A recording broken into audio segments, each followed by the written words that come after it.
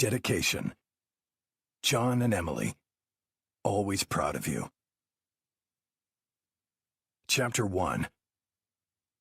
Adam Glossner had to work hard to conceal his smile, sitting on the edge of his 3-year-old son's tiny bed. The little boy giggled as he squeezed the doll again. A shaky, recorded voice said, "Aw, geez, come on, Rick." Brooke, Glossner's 6-year-old daughter, snickered from the other bed. Glossner said, "Are you sure you've never watched Rick and Morty?" The little boy kept smiling and shook his head. "How did Grandpa know you'd like this Morty doll?" Jeremy shrugged his little shoulders and kept the huge grin on his face. From the other bed, Brooke said, "Grandpa is smart. He said that's why me and Jeremy are smart. It skips a generation." Glossner couldn't keep from laughing out loud at that.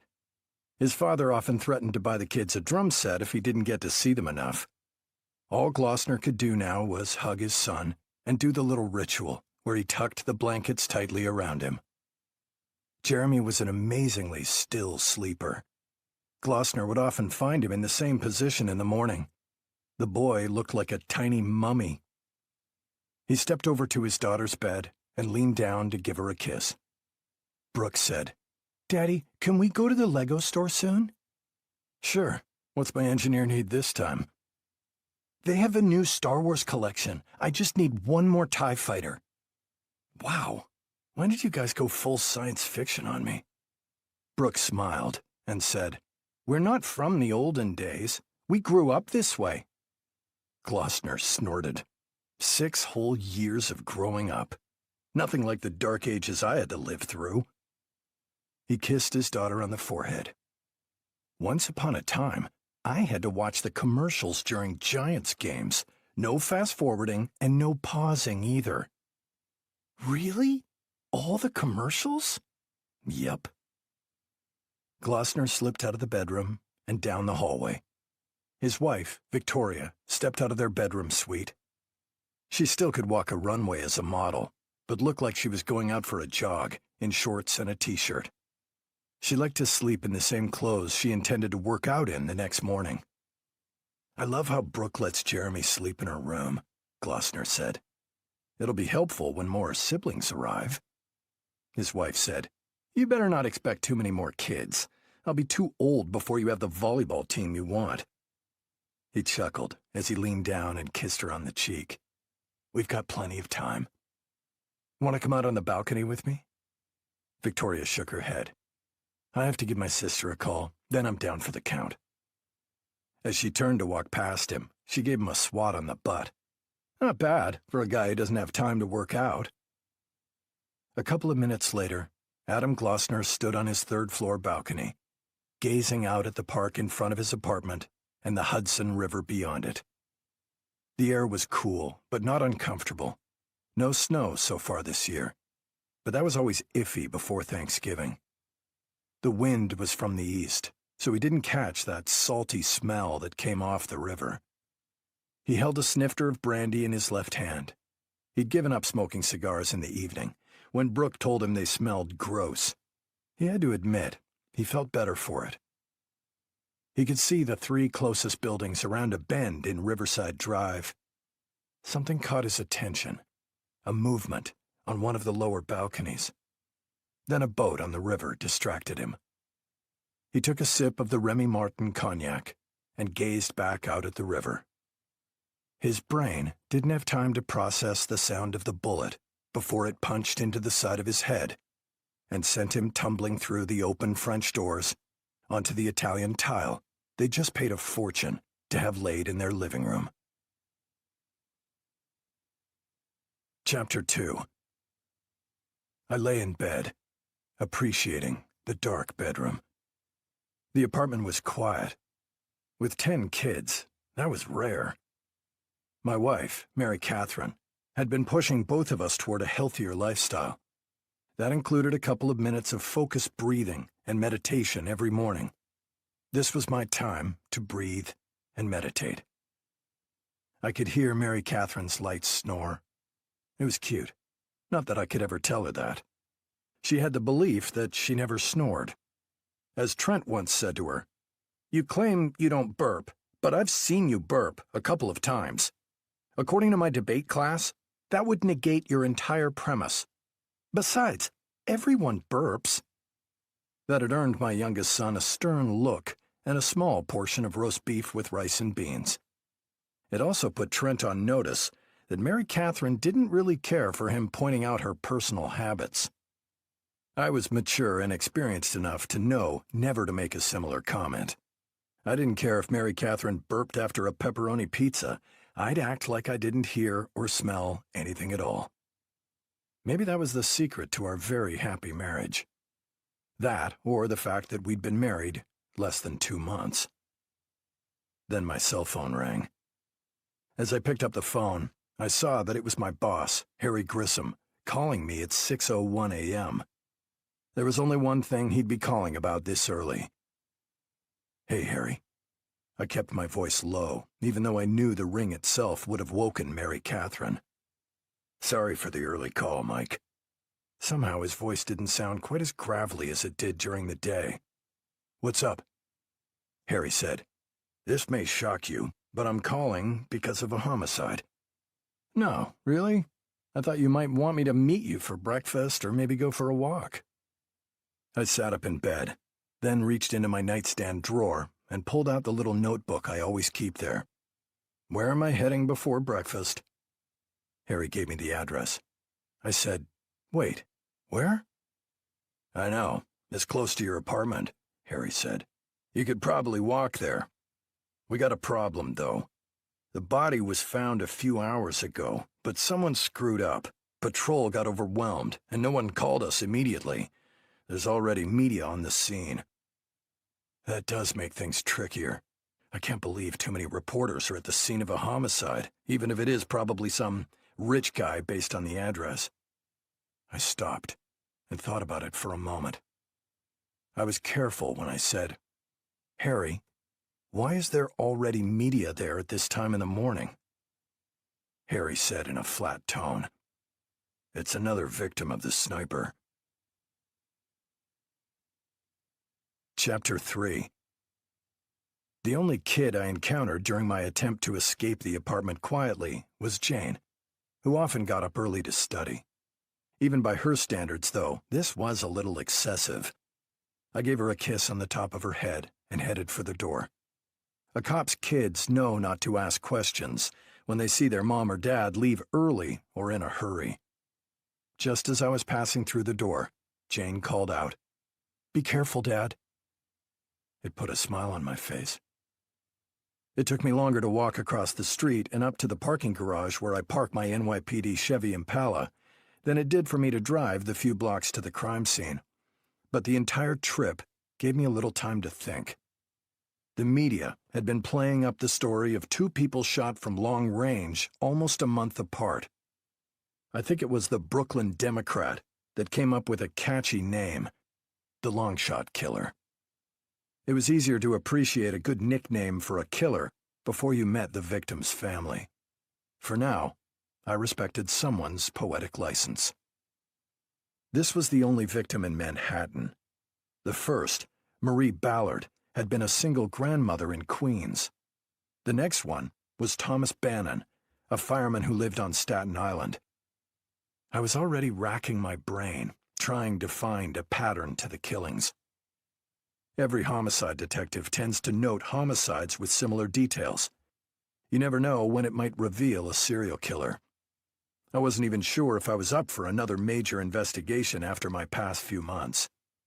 But I learned a long time ago that neither the NYPD nor the public cares one bit how tired I am or what kind of mood I'm in.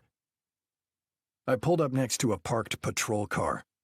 I recognized the patrol officer, but couldn't think of his name as he waved to me. After a dozen steps, I stopped for a moment. I sucked in a deep breath like a freediver attempting a 100-foot dive. Then I listened to the sounds of the city, just waking up. I never know how frantic my life might become as soon as I dive into a homicide investigation. I like to savor my last moments of relative calm. I noticed half a dozen reporters and 3 cameramen hovering near the entrance to the building. A young female patrol officer stood by the door, blocking the media people. One of the reporters stepped right up to the officer, trying to intimidate her. He said in a loud voice, "I live in the building. I demand you let me in." The young cop let a smile slide across her face. She said, "I'm sure you do, in your mind, but I expect it's more likely you live in a studio somewhere in Queens. I'm just basing that on what reporters at your shitty station are paid." I let out a laugh. Before I got any closer, I heard someone call my name. It was Lois Frang from the Brooklyn Democrat. She had a decent reputation among the cops for honest reporting and being a straight shooter. I knew she'd worked at one of the big newspapers years ago, but left under a cloud of some kind. She seemed to get a charge out of racing around the city, writing about some of the more lurid crimes. She also seemed to love working for the small Brooklyn newspaper, even if the little paper had more ads than articles. Lois said, "Must be big if they brought you in on this, Detective Bennett." "Come on, Lois. No one's bringing in anyone. It's a homicide in Upper Manhattan. If you'll recall, my assignment is to Manhattan North Homicide Unit. I'd get called no matter the circumstances." "Can you give me any insights?" Lois had pulled a small pad from her purse, which looked more like a duffel bag. "The best insight I can give you is that cannabis stocks might be a good investment." "Very funny. Anything about this homicide?" "Technically, we don't know it's a homicide yet. Until I get up there and look around, it's still a death investigation." "Cut the shit, Bennett. We all know he was shot at long range. Why do you think everyone's out here at this ungodly hour? We want to pick up details about the latest victim of the long shot killer." "Did you come up with that name, Lois?" She beamed for a moment. "Why, yes, I did." "Well played. Descriptive without being too campy. You could give lessons to the Daily News of the Post about variety and imagination when naming a killer." "Thanks, Bennett. It would be an even better story if you could give me a few details." I shrugged. "Don't know what to tell you, Lois." "We heard the victim was well known." I shrugged again. I honestly didn't know anything yet, except the victim's name, Adam Glossner. Chapter 4. The apartment was on the 3rd floor, so I took the stairs. When I stepped through the stairwell door on the 3rd floor, the scene was exactly as I had expected. Cops, medical examiner workers, and tenants all milled around the open door to an apartment. A few doors down, sitting in a chair that looked like it came from the apartment, was a distraught doorman. Several crime scene techs were getting their equipment ready, and a uniformed patrol sergeant kept non-essential workers and gawkers away from the door.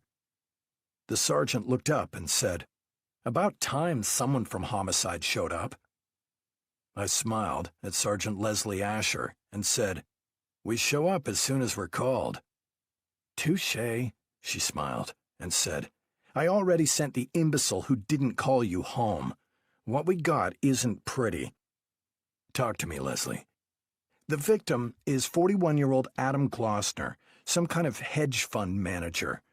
His wife found the body about 2 hours ago when she realized he wasn't in bed. She said he'd been headed out to the balcony when she went to bed around 9. It's a single bullet hole visible on the right side of his head. Looks like he sort of bounced off the French door frame and fell on the floor. The 2 kids are with the wife in one of the neighbors' apartments. There, you're up to date." I stepped into the apartment and let the videographer and photographer do their job before the crime scene techs moved in. The body was still on the floor where it had been found. Someone from the medical examiner's office was waiting outside to take Mr. Glossner. I paused and said a quick prayer for Adam Glossner's soul. My grandfather always tells me how important it is to take every life seriously. By extension, we must take every death seriously. This isn't a ritual I treat lightly, but I wish I didn't have to do it so often. I felt a pang of sorrow for the victim's children. I've seen too many kids grow up without parents due to homicides. A murder can have ripples in a family for generations. For a long moment, I stared down at the body and its blood that had seeped onto the gorgeous tile floor. The dark blood clashed with the white tile. It was my deepest hope that Gloucester's wife had been able to get the kids out of the apartment without them seeing the remains of their father. I could see exactly what Sergeant Asher had been talking about. It was clear Gloucester had been standing on the balcony when the bullet struck him. I could picture him spiraling through the door and onto the pristine tile. I looked out the open French doors. The apartment was on a bend in the road that allowed a view of the balcony from at least 5 different buildings. I tried to get an idea where the shot had come from. I was at a loss. My boss, Harry, had texted me that he already had cops canvassing the area. Maybe someone heard or saw something. I walked through the apartment by myself. I could see the family had built a life here. Young kids, good job, the American dream. I hoped the victim had had enough sense to appreciate his life and situation. I'd seen many a Wall Street financial manager work so hard, they forgot they had a life outside of Lower Manhattan. The other thing I realized, as I stared at the wound on the right side of Adam Gloucester's head, I was not used to homicides like this. I generally dealt with killers who get up close and personal, even with firearms. Most people feel more confident the closer they get. Clearly, that wasn't true of this killer. Chapter 5.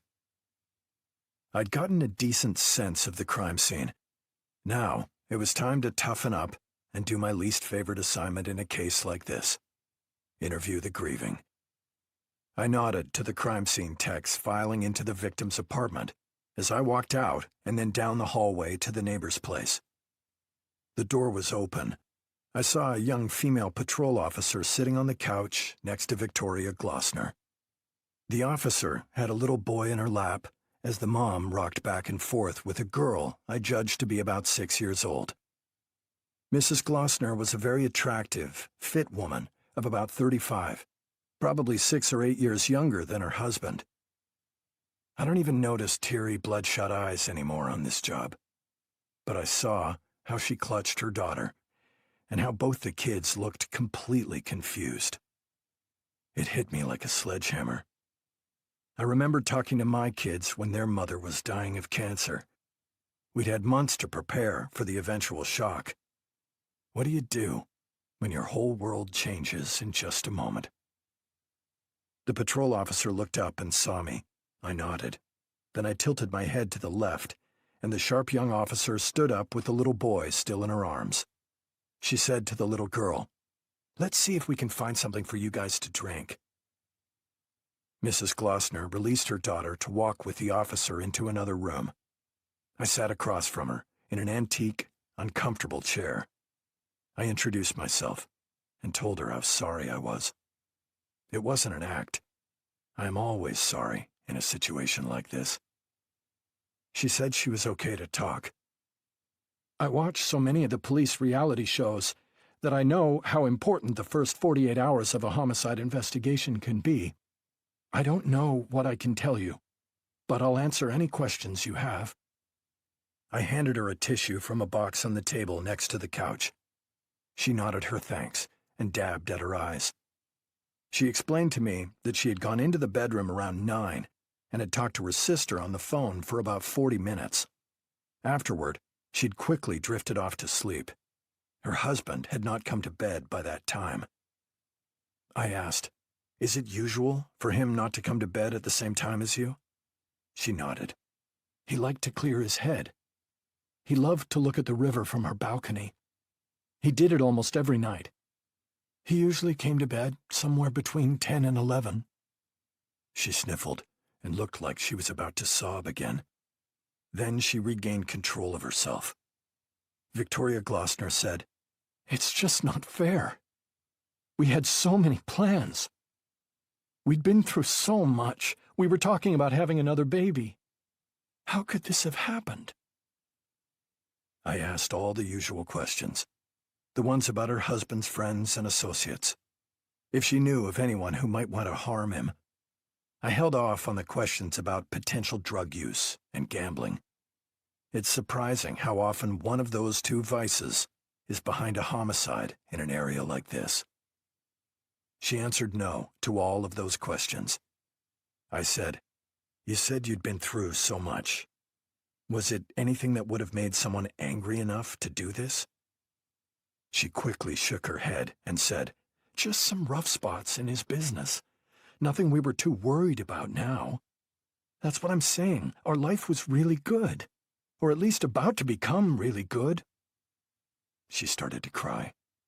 Then it turned into a flood of tears. I waited silently, wanting to expand on what sort of business problems Adam Glossner had been experiencing. Before I could speak again, a tall, well-dressed woman came to the door. When a patrol officer tried to stop her, she snapped, "I'm going in to get my daughter, and I don't care who doesn't like it." The officer looked at me, and I just nodded. As the new woman marched toward the couch, Victoria Glossner looked up and then moaned, "Oh, Mom, thank God." She jumped up and hugged her mother. Her mother said, "Get the kids and let's go to my apartment. We need to get you and them away from here." Victoria said, "I was just answering a few questions for this detective." Her mother didn't even bother to look in my direction. She said, "That can wait until later." Then she took her daughter by the hand and started calling for the kids.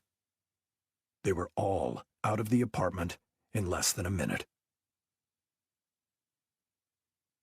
Chapter 6. Vanessa Wright, a new detective to our squad, brought me the neighborhood canvas summary. She wasn't quite my height of 6'3", but she stood well over 6 feet and could look me in the eye as she gave me the report.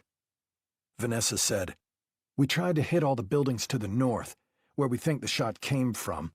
Now we'll swing south for a building or two. Does that sound thorough enough for you?" I said, "Vanessa, I know you haven't been in our unit for too long, but I'm not used to getting a professional report without some kind of prank." I saw her wide grin and beautiful straight teeth. I added, "Someone told you to prank me, didn't they?" "I won't say who, but it was suggested that I should tell you. Everyone went to get breakfast and would start again sometime around lunch. I knew better than to even joke about that." I smiled and nodded, letting her know I wasn't an officious prick. I like pranks, and have played plenty during my career. Instead, I asked her about the canvas they had just completed. Vanessa handed me a sheet of paper and said, "A couple of people thought they might have heard something, maybe a pop or a bang, sometime around 10:15 last night. One elderly man in a building to the north said he'd only talked to the boss, claimed he had important information." Even the neighbor next door to the Glossners hadn't heard or seen anything unusual. It wasn't until she heard a commotion in the hallway this morning that she even looked out and saw the police officers. She knew Mrs. Glossner and her children. That's why she took them in while everything was going on. As we came out the front door of the building, I saw Lois Frang still standing there. I had to admire that kind of persistence. She yelled out, "What do you got, Bennett?" I called back, "I have a slight sciatica problem and arthritis in my hip." "When am I going to get a straight answer out of you?" "When I've got something worth saying." Detective Vanessa Wright led me to a building nearby, to the third-floor apartment of Walter Cronin, the elderly man who'd claimed to have information. When he opened the door, he was clearly happy to see Vanessa again. Despite having asked to talk to the boss, he didn't care too much about me either way. I said, "I heard you have some information that might be useful, Mr. Cronin." I spoke a little louder than I normally do. I don't know why. I just assumed an elderly man would have poor hearing. "You bet I do." He motioned us all the way into his lovely apartment. The 86-year-old retired dentist had apparently had a very lucrative practice. After he made us sit on the sofa, he pulled out a notebook and said, I've been detailing the shenanigans going on with this building for years. The fees this place charges are outrageous. There's so much fraud going on, I don't know where to start. I held up my hands and said, "Excuse me, Mr. Cronin, but we're not here about fraud. We're in a homicide unit. A man across the street was shot from somewhere around here. The killer used a rifle." Yes, I know. I was just trying to give you some bonus information as well. Do you have any information at all about the shooting? Aside from hearing the shot before I fell asleep last night, I don't know anything. You're sure you heard a gunshot? You're too young to remember this, but we used to have a draft in this country. I did 2 years in the Army and heard plenty of gunfire. I know the sound of a high-powered rifle when I hear it. There are no car backfires anymore. There were no sonic booms. Just a single gunshot, not long before I fell asleep, probably around 10:15 or 10:30. Did you investigate the source of the gunshot? Why on earth would I do that? I don't have a gun. What happens if I find a man with a gun? I doubt you're the right man to look into the fraud of this building anyway. Investigate the gunshot. Mr. Cronin just shook his head as I finished up my notes.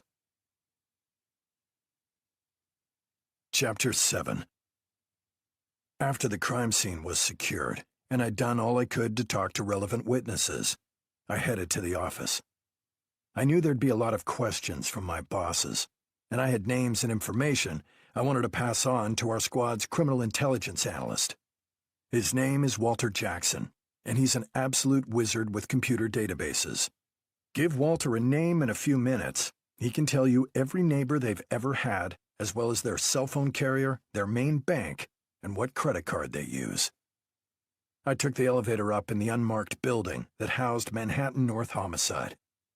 It had been my home within the NYPD for so long, I couldn't imagine reporting to a precinct or to one police plaza. It's always comforting to see my lieutenant, Harry Grissom, sitting in his office with the door open. He oversees 3 staff assistants, 2 criminal intelligence analysts, and 9 detectives, plus a rotating group of detectives trying to get broader experience. And he does it all without losing his temper, getting frustrated, or being petty. In short, Harry Grissom is an awesome boss. I gave Harry a quick rundown on what I'd learned. Harry stared at me across his desk without saying a word. It lasted maybe 5 seconds, but it felt like a week. This is why I never play in Harry's poker games. He seems like he'd be unbeatable. Absently smoothing his mustache, Harry asked in a quiet tone, "How did the wife seem?" The usual, distraught, near shock. She answered a few questions before her mother swooped in and told me I could talk to her later. Did she say anything useful? I did get an odd vibe. It's hard to describe. It's more about what she didn't say.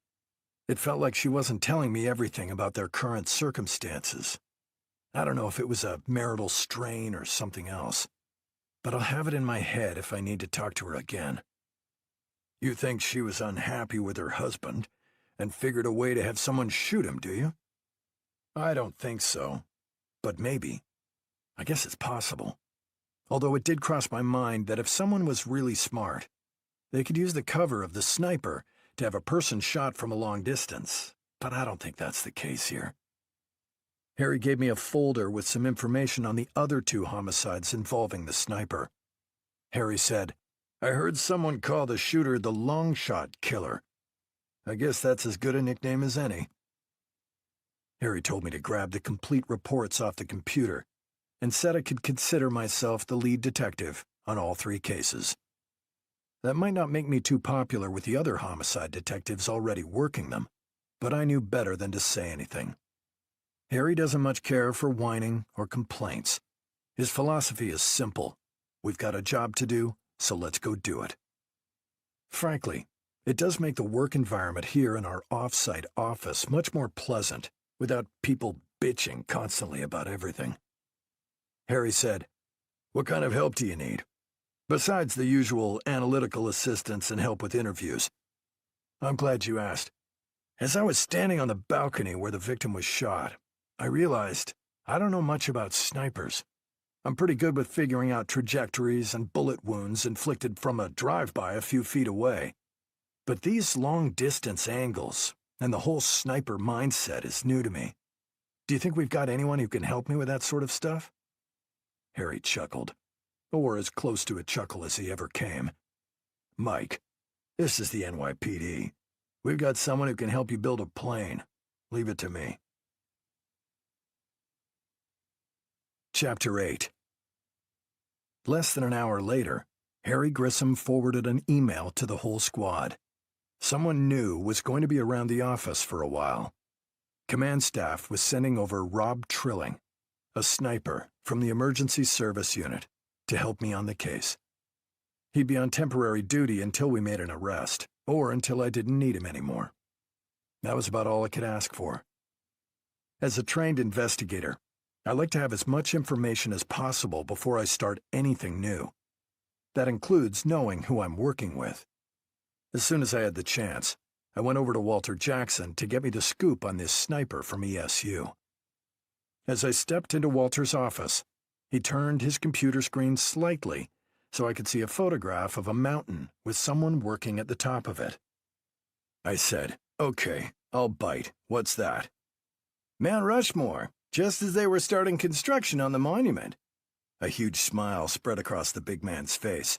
He had to add, "The beauty of the mountain was unprecedented." I groaned. Then I said, "Aren't your daughters making you put $1 into a jar for every pun you make?" "Not anymore. I made them another bet. I told them if they could keep a straight face and not groan or laugh at my latest pun, I'd keep doing the pun jar payments." "So I take it they lost that bet?" I asked. "Since you're going to tell me anyway, what was the pun?"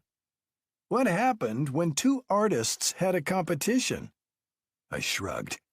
"It ended in a draw." I gave him a look, not a groan, and said, "Okay, I'll admit that was pretty good." I could envision his little girls giggling at that one. But the real reason I stepped in here was not to hear more of your puns. I need some information. "On your new partner?"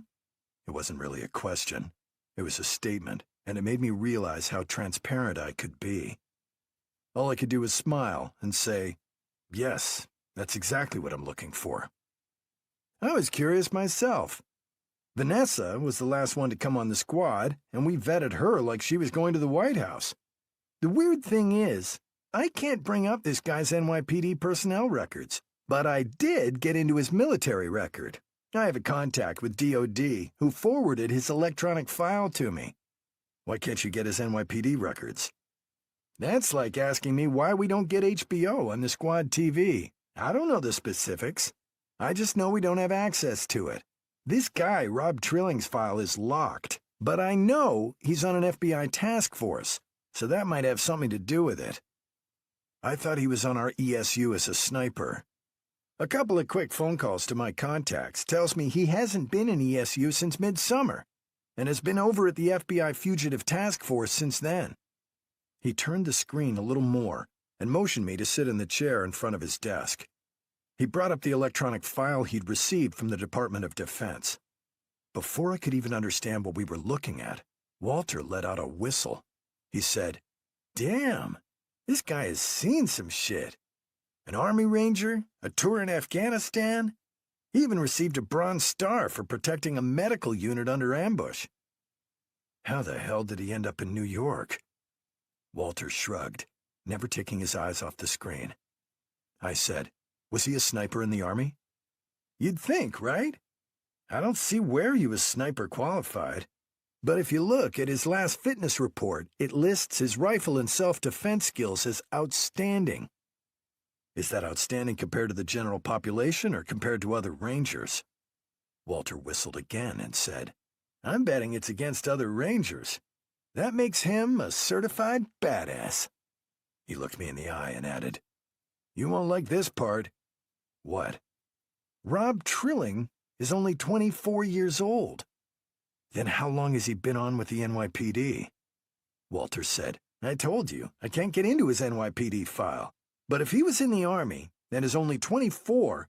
He can't have been on with us for very long." A voice just outside Walter's office said, "A little over 19 months. My head snapped toward the door, where I saw a dark-haired young man dressed in a nice button-down with a blue tie that looked like the one I'd worn to my prom. The man said, "Hi, I'm Rob Trilling." Chapter 9. I turned and stared at the young man standing just outside Walter Jackson's door. It wasn't just that Rob Trilling had surprised us in the middle of discussing his service record. It was that he did look incredibly young. He looked like he could have been one of my kids. Age-wise, he actually could have been. It was quite a blow to an active cop who tries not to think of himself as getting older. It was Walter who saved me. While I just sat there with my mouth open, Walter slid out from behind his desk and extended his hand.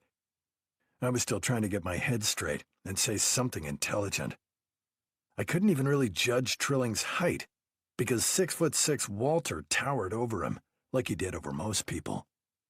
Finally, I stood and introduced myself. "Nice to meet you, sir." "Please call me Mike." Trilling nodded, but didn't say anything else. I said, "We'll be working together."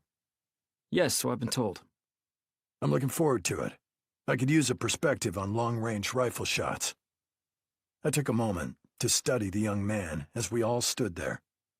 I guess I'd expected him to say something in response, but he just stood there quietly. Walter suggested I introduce the new guy to the lieutenant and the other detectives on the squad. It didn't take long to walk him around the office. I noticed he had extremely good manners and didn't say a whole lot. He used sir and ma'am a lot, but generally waited for people to ask him questions before he said anything. When all the introductions were done, I led Rob Trilling to our conference room. I shut the door so we would have some privacy. I brought over a folder with reports giving a broad outline of all 3 cases and what had been determined so far about where the shots had originated. I tried to put Trilling at ease and said, "Can I get you some coffee?" "No, thank you, sir." "Call me Mike." Trilling just nodded again. He wasn't at attention, but it was close. There are a lot of former military members who continue their public service as officers with the NYPD, but it's usually not this easy to spot them. They typically slip into a more relaxed, civilian mode. This guy seemed like he was still a ranger. "Why don't you tell me about yourself?" "Not much to tell. I was in the Army, and now I'm with the NYPD. That sums things up pretty well." "Are you from this area, originally? I can't place your accent." "I'm from just outside Bozeman, Montana." "How on earth did you end up in New York City?" The young man just shrugged and didn't say anything. I stood there in awkward silence with this 24-year-old former Army Ranger. After almost a minute of dead air, I had to say something. I said, "Look, I moved us in here so we could have some privacy. I'm getting the sense that you don't like the idea of working on this case with me. Talk to me, cop to cop. Nothing either of us says will leave this room. What's going on?" It took almost a full 10 seconds before Trilling looked me in the eye and said, "It feels like I've been assigned here so you can keep an eye on me. I don't need a babysitter." "No one said you did." That's the problem with the NYPD. No one says anything. They move you around or send you someplace new, but no one ever explains why they do it. "I'm not sure I follow." The military lets you do your job. If you screw up, they tell you. Here, it seems like they dance around issues, and it doesn't help with accomplishing the mission. "What do you think our mission is?" To protect people. I couldn't argue with that. Chapter 10. I sat at my desk after Rob Trilling had left. I was at a loss. My initial meeting with my new partner had been a little tense and awkward. Altogether less than spectacular. Less than encouraging, even. Veteran cops have a natural inclination to want to help younger cops along. pass on some advice, maybe a few decent quotes. Makes you feel like you've done your part. Rob Trilling was not making me feel that way. He'd seemed happy to scoot out of the office and grab the gear he needed from the FBI task force. I'd told him we'd start early the next morning. I hadn't given him a time on purpose. I wanted to see what his idea of early would be, what kind of work ethic the young man had. But he'd left me with a number of questions that made me uncomfortable, but I had to get answered. You can't be with one agency for as long as I have been and not have a list of contacts that could fill up 3 phones. I wasted no time jumping on my phone. I was able to reach exactly who I was looking for. Sergeant Elaine Eubanks was an old friend who is now working as some kind of liaison to the federal agencies and a task force coordinator. It was a desk job after she'd been ambushed by young men claiming to fight fascism. They'd fired 16 shots at her and hit her 3 times. The 3 bullets had put Elaine in the hospital for more than 2 months. She'd fought her way back on the job. The shitheads had taken a generous plea offer and were now in jail upstate. Elaine sounded like her usual cheerful self when she answered the phone. "Bennett, you old dog, how's it hanging?" I couldn't hide my smile, hearing her sound like her old self again. Elaine made me fill her in on the family. She's one of the few people who can remember the names of all 10 of my kids. I remembered how Elaine once told my daughter Bridget that the next time a particular boy started to pester her, she should punch him right in the nose. No boy is going to admit that a girl clocked him hard in the face, Elaine said. But she'd left out one detail. She'd forgotten to tell Bridget not to do it in front of a teacher. Bridget may have scared away a bully, but she spent a week in detention for it. Secretly, I was still proud of her. After we made it through the family roundup, I was finally able to ask Elaine, "How are you feeling now?" "Not bad. Few aches and pains. One of the bullets damaged my bladder, and I feel like I have to pee all the time. I guess it's better than the alternative." I set her up for one of Cop's oldest jokes. What's the one thing you never want to hear anyone say again? "It comes with the job." I swear to God, I will punch the next asshole who thinks being shot is part of a cop's job description. Every cop hears that every time they're punched in the face or stabbed or shot. Then Elaine said, "So what prompted this call out of the blue?" "I got assigned a new partner named Rob Trilling. Most recently, he was over at the FBI Fugitive Task Force." "The really young guy? I remember him. Good looking, too." "That's him. I was just wondering if you had any insight into why he's been shuttled around, even though he's been on the force less than 2 years." "The FBI says he's a real go-getter. They like him." He made it sound like he had been sent here as a punishment. I noted the long silence on the other end of the phone. Finally, Elaine said, "I know they pulled him from emergency service a couple of months ago and sent him to the FBI.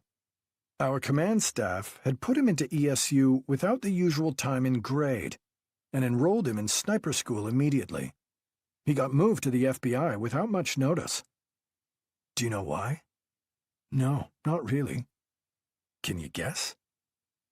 Elaine had a slightly harsher tone when she said, "You're the devil, Michael Bennett. I'm trying to be a professional. And I'm trying to make sure I'm not being saddled with a problem partner who could get me killed." She started slowly. "Okay, this is only conjecture. Command staff must be worried about him for some reason. Either some kind of complaint or a weak allegation against him. It's easy to shuttle someone off to a simple task force. Looking for fugitives. What could go wrong?" There was a pause before Elaine said, "Why the hell is he working in homicide?" I explained the case and his expertise. She said, "That makes sense. He'd be the right guy to talk to. I can tell you, all his assessments are very good. But you know how people around one police plaza get nervous and overreact about every little thing. I really did know. Chapter 11. I missed dinner, but somehow managed to make it home before everyone was asleep. When you have 10 kids, it takes a while to greet everyone properly. I finally found myself alone in the kitchen with Mary Catherine. The fertility treatments had become a little less jarring to her physically. She looked good and seemed to have a pretty reasonable handle on the household. I felt bad that I hadn't been more help. Some people might say it's crazy to try for an 11th kid. I understand that. But with 10 adopted kids from my first marriage, I also understood Mary Catherine's desire to have a baby. I filled her in on my first conversation with my new partner. I tried to paint a realistic picture. She picked up that I was concerned the meeting had been tense. Mary Catherine said, "Invite him to dinner. That way you get to see a different side of him, and he gets to meet your wonderful family, including your beautiful new wife." I chuckled. Having someone over for dinner seems to be the Irish answer to every problem. Because it tends to solve every problem. No one can be upset over a good brisket with onions and carrots. Let's give it a little more time. I'm not ready to give up an evening to this guy just yet. Then I did a little math and realized I'd only said hello to 9 children. I looked at Mary Catherine and said, "Where's Jane?" Juliana said she's at the library working on something super secret. Sounds like her. From the dining room table, where she was drawing with crayons, Chrissy yelled, "I bet she has a boyfriend!"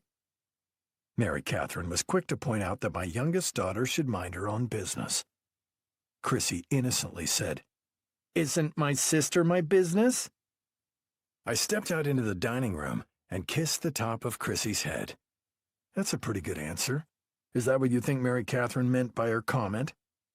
Chrissy shook her head and said, "Nope." I glanced into the kitchen to see Mary Catherine smiling. We are definitely on the same sheet of music when it comes to raising these kids. I went back to the kitchen and nibbled on the kids' leftovers. I guess that's a dad thing, no matter how gross everyone thinks it is. There were no more immediate problems on the horizon with the kids, so I decided to venture into a slightly more controversial topic. "When is the next appointment with the fertility doctor?" I asked. Now I knew to keep my voice a little lower. "Day after tomorrow, and we may get some concrete information one way or the other." "Have you given any more thought about when we should bring it up with the kids?" Mary Catherine looked at me and shrugged. Trying to find the right time with at least a quorum of the kids has been hard. I think I'd rather wait till we have some real news. No reason to get them excited or upset by spilling the beans too early. What do you mean upset? None of them would be upset by a new baby in the house. Mary Catherine gave me a look like I was an 8-year-old trying to use physics for the first time. It's hard to tell how people might react to big news like a new baby. I'm thinking specifically of Chrissy and maybe Shauna, because they're the youngest. Chrissy's used to being treated like the baby of the family. I don't know how she'd react to being replaced in that role. We've raised those kids right. I guarantee they'll support any new addition. I hope you're right. I agree that we've raised them to support one another and the family as a whole. But you know that doesn't mean there aren't some squabbles every once in a while.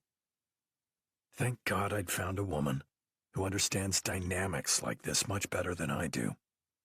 Tough family discussions like these make me realize the relative safety of work once in a while. Chapter 12. I had a quick goodbye with the kids and Mary Catherine as I rushed out the door before 7 the next morning. I wanted to set an example for my new partner, so I arrived at work at about 6:50.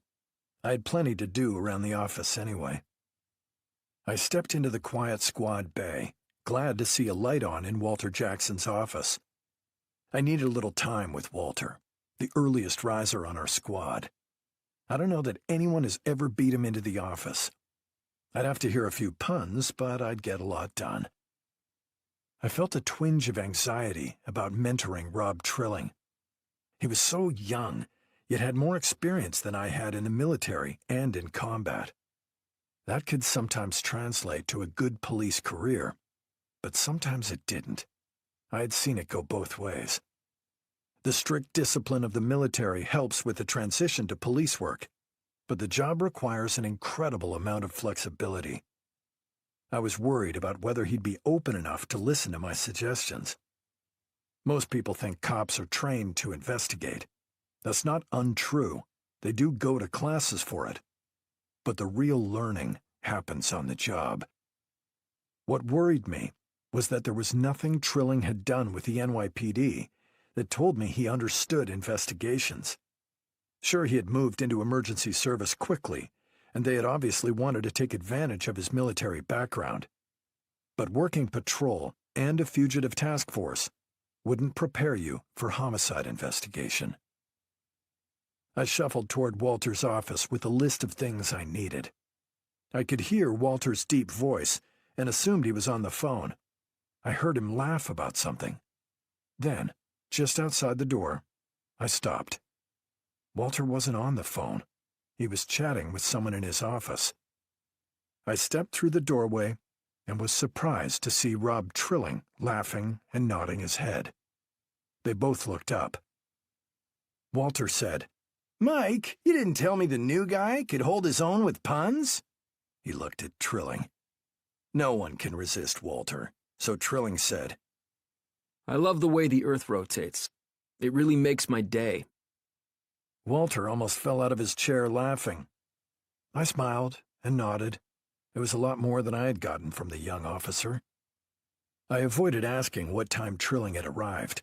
He'd obviously gotten here before me, and I didn't want him to think I really was keeping tabs on him.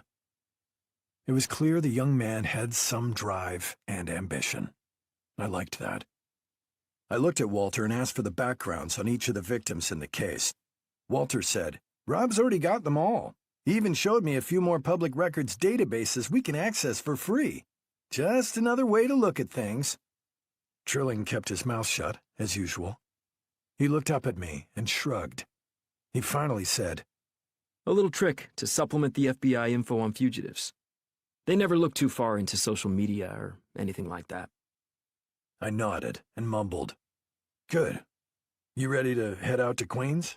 We got to look at the site of the first shooting. We're also going to have to come up with a list of potential snipers who live in the greater New York City area. There can't be all that many." Military snipers are relatively rare.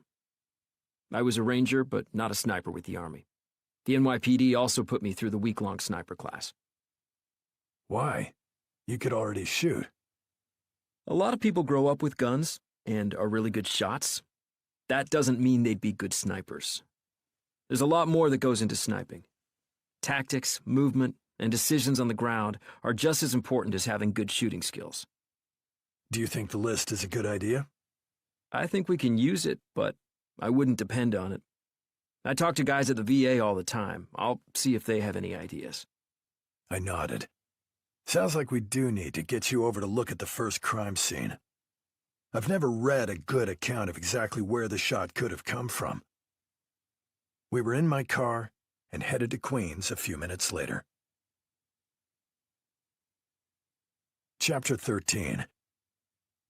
It was still pretty early, so we stopped at a little cafe on Kisena Boulevard in Queens, not far from the address where the first victim of the sniper was killed. I was hoping to use a little quiet time to get to know Trilling better, and maybe smooth over our rough start. We sat outside at a tiny table with our coffees and breakfast sandwiches. I sprang for both of us, hoping it might loosen up the young former Army Ranger. After 5 minutes of sitting there silently, sipping coffee, and watching people stroll by on the wide sidewalk, I realized Trilling wasn't going to say anything unless I started the conversation. He seemed quite content to keep his mouth shut unless compelled otherwise. Normally, I'd consider that a great characteristic in a relatively new cop. In this case, I needed to try and reach him. Out of the blue, I said, "Where do your folks live?" It was as if he had to gather his thoughts, even on a simple question. It took a full 5 seconds before he said, My mom still lives just outside Bozeman. I don't have any contact with my dad. I would have liked to explore that more, but his tone made it clear that was all he was going to say about it. Instead, we were interrupted by a young, pudgy guy walking by, wearing the uniform from one of the local grocery stores. His name tag said, Chip. Chip stopped near our table, looked right at me, and said, "What's coffee run these days? About $5? I just nodded. Chip said, "And you probably have at least 10 cups a week, right? That's $50 a week. That's about $2,500 a year. Think about it. In the last 20 years of coffee drinking, you would have saved enough to buy a decent boat." Trilling looked at the man. Do you drink coffee, Chip? Chip seemed psyched to say, "Not at all." Without missing a beat, Trilling asked, Where do you store your boat? That flustered Chip, who decided he was in over his head. He kept walking down the street. I smiled and filed the interaction away, realizing there was a lot to this young man that I hadn't seen yet. It was about 8:30 in the morning by the time we pulled up in front of a nice single-family home with a small front yard and a beautiful garden in a raised patch by the front door. The place was tidy, but could have probably used a new coat of paint and maybe someone to pressure clean the walkway and front door. I'd been a little disappointed by the lack of details about the victim, Marie Ballard, in the reports from the homicide detective. But I knew that her 2 adult children and 1 grandchild still lived at the address. Trilling and I stood on the sidewalk for a moment as I let him soak in the neighborhood. I was about to tell him where they'd found the victim's body, but he beat me to it. Trilling said, I looked through the crime scene photos. She had been gardening and was found at 5 p.m. in that raised bed just under the bedroom window. That means... He looked up and down the street. Most likely the shot came from that direction. We took a couple of steps into the front yard when the door opened and a muscular young black man stepped out onto the porch with a baseball bat in his right hand. He slapped it into his left hand to show us it was heavy and he meant business. Chapter 14. I wasn't happy to see a man using a baseball bat in such a menacing way, but I wasn't panicked either. The young man was about Trilling's age, but a little bulkier.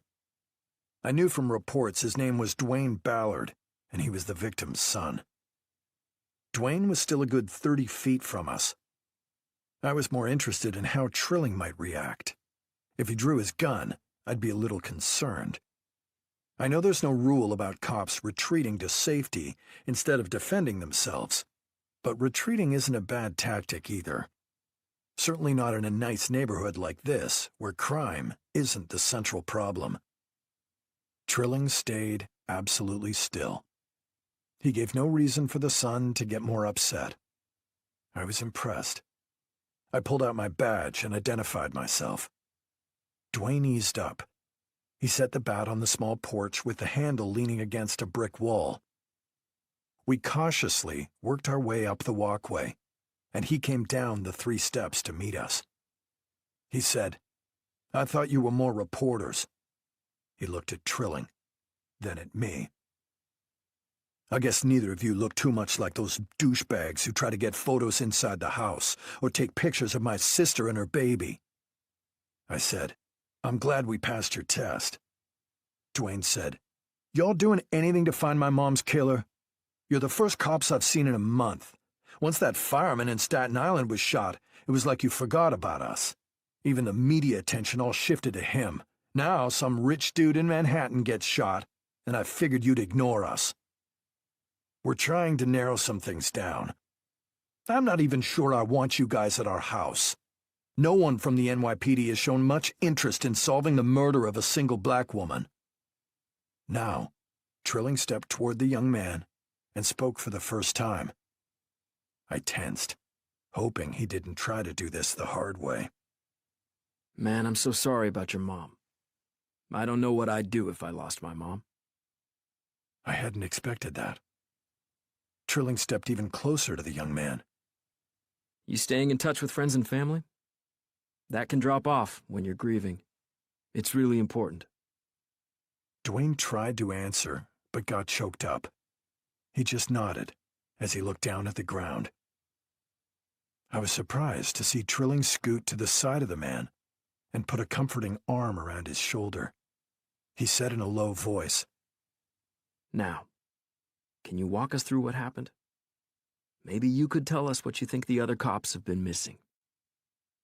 Dwayne started slowly. He sniffled and wiped his nose on his arm.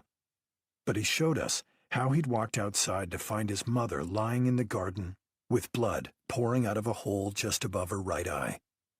He hadn't heard any shots or seen anything suspicious.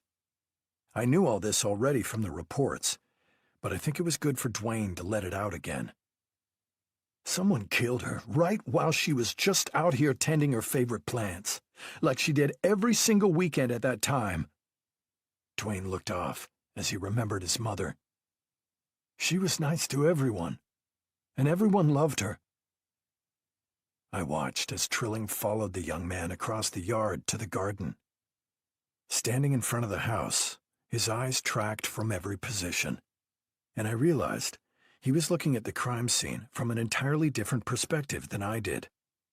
I didn't know what this young officer knew about investigations, but it sure looked like he understood long-range shots. I still didn't know how he'd ended up with the NYPD, but I was suddenly grateful we had people with his expertise in our ranks. Officers with this kind of specialized experience are what make the NYPD so effective. Trilling said to Dwayne, Give us a few minutes to walk down the street and we'll come back and talk to you. I'm sorry we disrupted your morning. Dwayne nodded and stuck out his hand for Trilling to shake. Trilling shook, then started walking away from the house, and I had to quick-step to catch up to him. Now I felt like the trainee as I trailed behind Trilling. We finally slowed down about 4 houses away from the victim's house. Trilling looked at the corner of one house and the thick bushes all around it. The sniper fired from right there, under the bushes. I looked and didn't see anything specific. Okay, you're gonna have to explain that one to me. Because that's where I would have shot from. This house is empty. I hadn't even noticed. There's a clear view to the victim's house, but no one would see the shooter. He could have been lying under those bushes for hours, and a single shot fired is very difficult to locate just by the sound. Trilling's head swiveled in every direction. Really, there's nowhere else the sniper could have shot from. I looked up and down the street and decided to take Trilling's word for it. Chapter 15.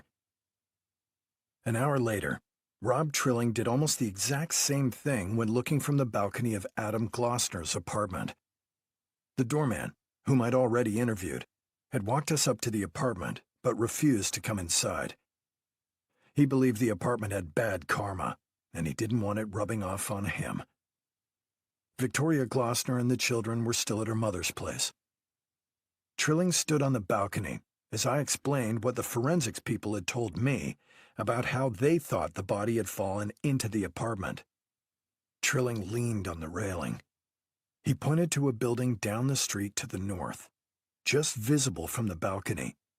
The little curve in the road gave the other building a perfect view of this balcony.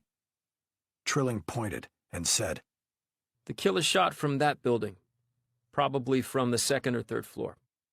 Again, you're going to have to walk me through your reasoning, I said. I interviewed an elderly man in that building who thought he heard a gunshot the night Glossner was murdered. He couldn't tell me much else.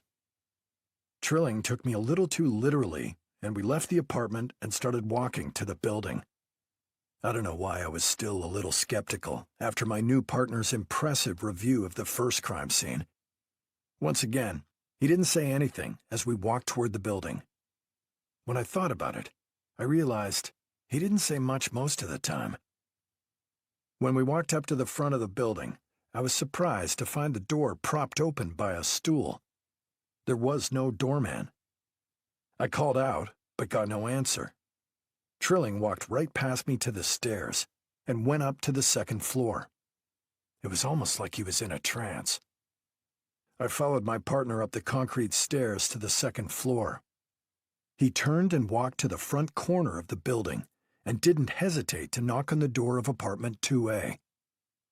When we got no answer, Trilling tried the door handle and found it unlocked. Before I could even object, he'd opened the door and stepped inside. The place was completely empty, not even any furniture. Trilling walked through the apartment to the balcony. The sliding glass door was open an inch. He grasped the door high up on the frame in case there was any forensic material we could get from the door handle, and slid it back. As soon as he stepped onto the balcony and looked toward Adam Glossner's apartment, Trilling said, "This is definitely where the shot was taken." I stepped out onto the balcony behind him, but couldn't picture exactly what he was talking about. I could see the building where the Glossners lived, but I didn't understand how Trilling was so certain the shot had come from here. Then we heard a sharp voice from behind us, in the apartment. I turned to see a heavy-set, middle-aged man holding a bucket. It had to be the super. In a thick Russian accent, he said, "The realtor has to show the apartment. You can't just walk in." I badged him and identified myself. The Russian superintendent said, "That badge don't give you no right to walk in any apartment you want." "We tried to find someone when we entered the building. Your front door was propped open." "Don't give me no excuses. I hate the cops. You guys don't do nothing." Trilling turned to the man and said, "This is a crime scene. You're going to step out of this apartment and wait until we're done processing the scene. Your shitty security allowed someone to enter in here and shoot someone in the building down the street. That's on you. So you can take your attitude and shove it up your ass. We've got a job to do." I knew I was smiling as I stared at my new partner, but I couldn't help it. We didn't wait long for the crime scene unit, but unfortunately, they didn't find much to help us. They couldn't find any fingerprints on the doors. They took some DNA swabs, but weren't hopeful. I turned to Trilling and said, "Let's start putting together a list of potential snipers and see if any tips came in from the hotline." Trilling said, "I have an appointment." That was all he said, and then he was gone. Chapter 16. It had taken a meeting of the minds from our squad to come up with a decent investigative plan for the long-shot killer. Even our lieutenant was using the nickname. My idea of putting together a list of snipers in the greater New York City area wasn't realistic. But I did still think that if we coupled that idea with tips coming in on a phone line, we might get lucky and connect an unknown sniper to the killings. We'd already gotten a lead involving a guy who lived up in Newburgh, but had been traveling back and forth to the city. The tip said he was a former Navy SEAL.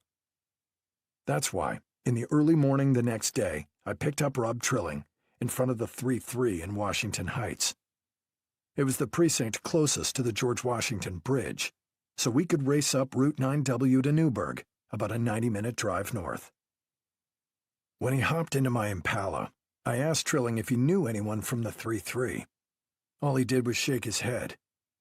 It wasn't a surprise he didn't know anyone at the precinct.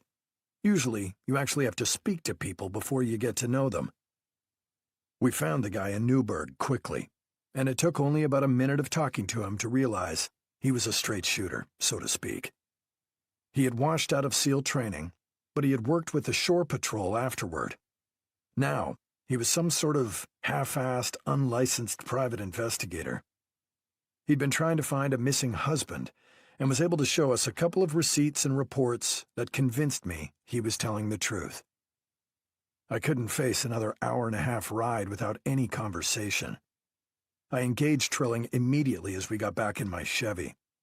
I said, "Those SEALs can really shoot well, don't you think?" Trilling did think about it for a moment. The silence stretched close to 10 seconds. Then he said, They're good with a lot of different weapons. Only a few SEALs are sniper certified. Most of them are trained to move and shoot. How well do Rangers stack up against SEALs or other special forces with long-distance shooting? It doesn't really work like that. Every unit and situation has different dynamics.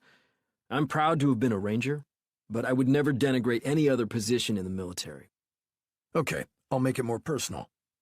How well can you shoot from a long distance? Maybe that would give me a baseline, and I could figure out something about our killer. That must have made sense to Trilling. I saw him smile. I realized it was probably the first time I'd seen it. The young officer said, We're about 20 minutes from West Point, and it's hardly out of the way on our drive back down to the city. One of my old platoon leaders has a 6-month assignment to the academy. He could get us on one of their rifle ranges, and I could show you. Maybe it'll give you some insights as to what goes into a shot like that. I like that idea. And I also like the opportunity to see the military academy at West Point up close. Trilling made a call, then turned to me and said, Captain Hawk said to drop on by, and he'd work out the details.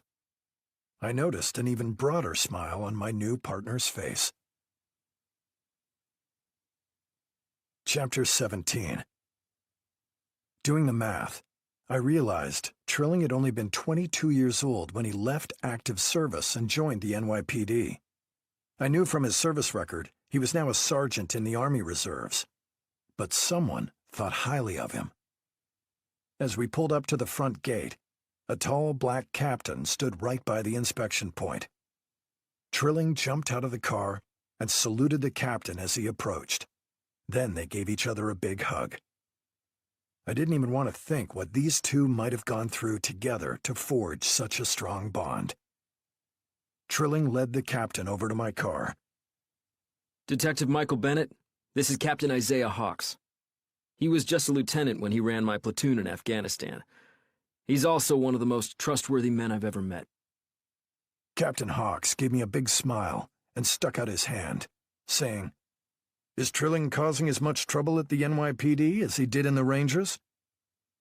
Trilling certainly hadn't learned interpersonal skills from the friendly captain. I just grinned and said, He's been a great resource on this sniper case we've been working.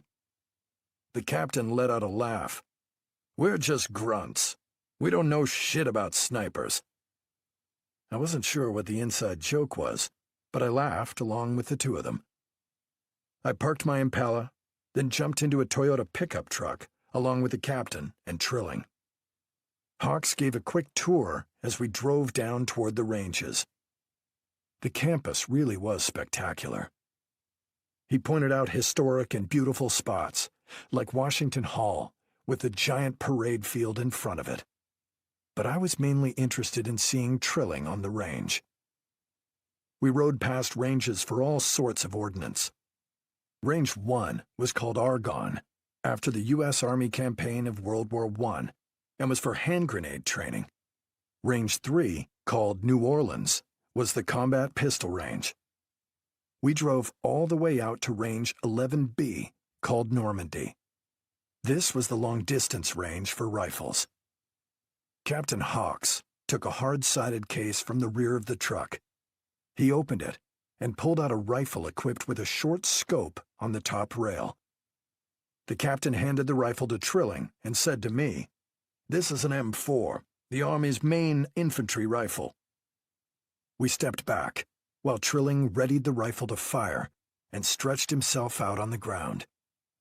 He moved with authority and speed. This was clearly a weapon he was comfortable with. I was starting to suspect that Trilling might be more comfortable with rifles than people.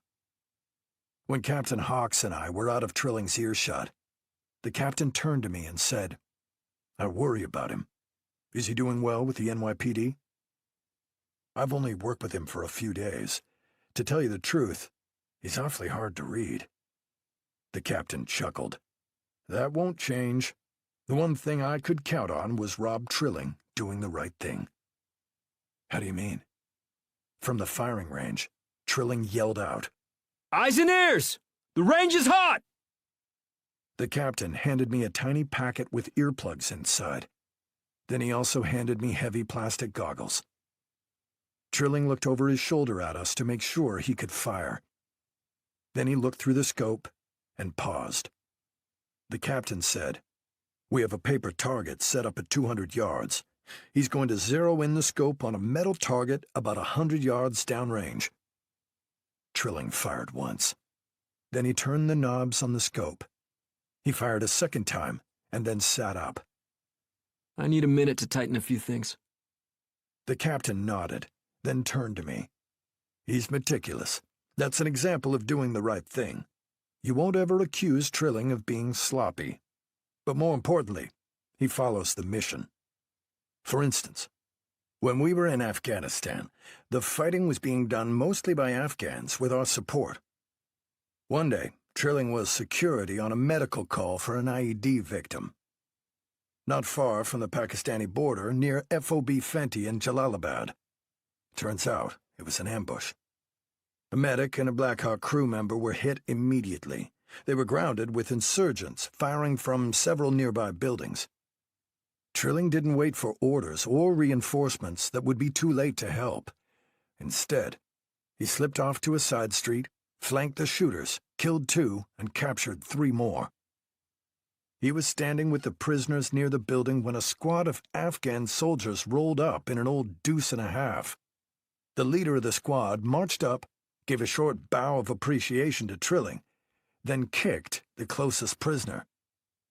Trilling knocked the Afghan squad leader off his feet, stood between him and the prisoners, knocked out 2 other soldiers with some kind of martial arts moves, then held the rest at gunpoint until U.S. troops arrived and flew everyone out. Once Trilling knows his mission, nothing will stop him. I was almost in shock at the story. Then Trilling yelled again. Line is hot! He fired once more. I could hear the ping of the bullet, hitting a metal target downrange. Then he shifted slightly in his prone position and fired a steady stream of 12 shots. He stood up, showed the captain that he'd removed the magazine from the rifle and that the chamber was empty. He said, "Let's take a look." As we strolled downrange, the captain explained that the range wasn't in official use, so there was no one on hand to run the target back. Remember, this was just a scoped rifle, not a true sniper rifle. It didn't matter. All the bullet holes were basically in the center, printed on the paper target. I got the idea and looked at Trilling in a new light. Chapter 18. I felt I might understand my new partner a little better now. It took some serious concentration to have the sort of shooting skills Rob Trilling possessed. I had to look past his reserved nature and quiet demeanor. It was almost unsettling. But on the ride back from West Point, he was a little more animated and interested in talking. Maybe it's because I'd let him take me into the world he knew so well. Before we were even halfway back to the city, Walter Jackson called with a new tip that had come in. One he thought was pretty good. Walter had done the background himself. It was for a Marine veteran named Anton Hobbs, who'd had several violent outbursts and been referred to mental health officials 3 different times by NYPD officers responding to his apartment in Harlem. The tipster said the guy was sullen and surly. I had a feeling that one of Anton's nervous neighbors had made the call. Of course, that was just a guess, but a guess backed up by years of experience dealing in this kind of thing. Walter had retrieved a fitness report on Anton from his contact at the Department of Defense. The report said that the former Marine had excellent rifle skills, even if he wasn't officially a sniper. I wasn't sure what that meant in relation to my criminal investigation, but Anton was someone we could talk to. It was also another chance to evaluate how Rob Trilling dealt with the general public. One of the single most important skills a New York police officer could develop. He'd certainly impressed me so far, but I knew firsthand that not everyone had those skills. We went to the address Walter had given us, an apartment in a 6-story building. Anton's mother answered the door and told us he'd moved out a few months ago to his own apartment a few blocks away. She said her son visited her frequently at this address. That narrowed down who had called in the tip on the former Marine. The middle-aged woman held me by the forearm and said, "My baby's not in trouble, is he? He gave so much to this country, and he's not gotten a lot back." That was a lot of pressure.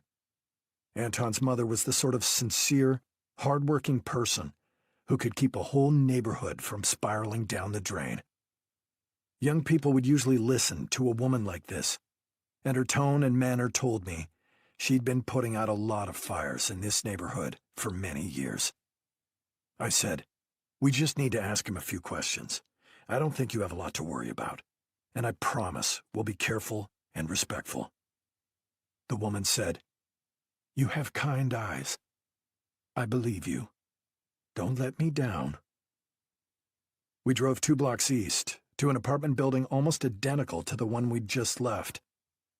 Maybe it was a little more run down. As we stepped out of the car, I had an uneasy feeling. This really could be the guy. It's easy to get complacent in this job, but I've learned to listen to my gut feelings. I took a good look at the building, and this time I noticed several apartments with plywood instead of windows. There were some broken bottles along the sidewalk. No one was looking out for kids around here.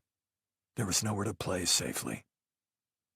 Walking up to the 3rd-floor apartment, I saw that the floor of the stairwell was covered with trash. Empty Gatorade bottles, ice cream wrappers, old soggy magazines, and fast food containers from every possible chain.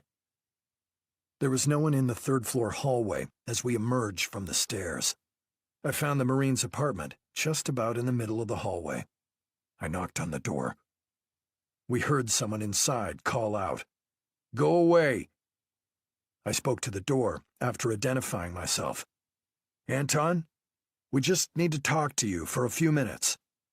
From behind the door, Anton said, "Am I under arrest?" "No, sir." "You have a search warrant?" "No, sir." "Then I stand by my earlier comment. Go away, right now." I was at a loss. We needed to talk to this man, but he was right. We had no legal paperwork on him. I noticed Trilling writing something on his business card. Then he leaned down and slid it under the door. Trilling motioned me away from the door, and we then stood down the hallway silently. I didn't even ask Trilling what he had written on his card. About 45 seconds later, the door opened, and a tall black man pointed at Trilling. He said, "You the one who slid the card under the door?" Trilling nodded. Anton said, "You can come in. Tell your buddy he has to wait." Chapter 19. I reached out and held Rob Trilling's arm for a moment. I said in a low voice, "I'm not sure I want you alone in a room with that guy." I'll stay alert and keep him in front of me at all times. We need to talk to him, and this is the fastest, most efficient way to do it. "I'm gonna wait right here. Make sure he doesn't lock the door. If I hear anything out of the ordinary, I'm coming through fast." I hope so. Anton waited at his open door, not even trying to hear what we were saying. He kept glancing up and down the hallway. I wasn't sure what to make of that. Finally, I just nodded, and Trilling stepped into the former Marine's apartment. The door closed behind him. Aside from being nervous about Trilling inside the apartment, I didn't mind waiting in the hallway. Although the wait was a little longer than I'd expected, I nodded hello to residents who hurried past me nervously. One young lady muttered something about the police. It didn't sound like a compliment. After a little while, a small boy popped out of the apartment I was standing next to. He looked at me and said, "Why are the police here?" "Why do you think I'm the police?" "You're white, and you're not collecting rent?" I had to laugh at that. I said, "I'm waiting for my friend, who's just talking to someone in another apartment." "He talking to Anton?" "As a matter of fact, he is." "That won't take long. Anton don't say much. Neither does my friend. The door to the Marine's apartment opened, and I was surprised to see Trilling chatting amiably with Anton. The man who'd wanted to be left alone now laughed at something Trilling said, then slapped him on the back like they were old friends. Trilling and the Marine shook hands, and Anton shot me one last suspicious look before he shut the door. We took the stairs back to the ground floor. Trilling said, He's not our man. He had a plane ticket showing he was out of town during the Staten Island shooting, and he was at a group therapy session the night before yesterday when Glossner was shot in Manhattan. I'll follow up with his therapist to get the details, but I could tell this guy hasn't shot anyone in New York. I asked, what did you write on your business card that convinced him to open the door? Just my Ranger background and the date I deployed. I also wrote down that I understood. That's what most people want to know. Can you step into their shoes and understand their circumstances?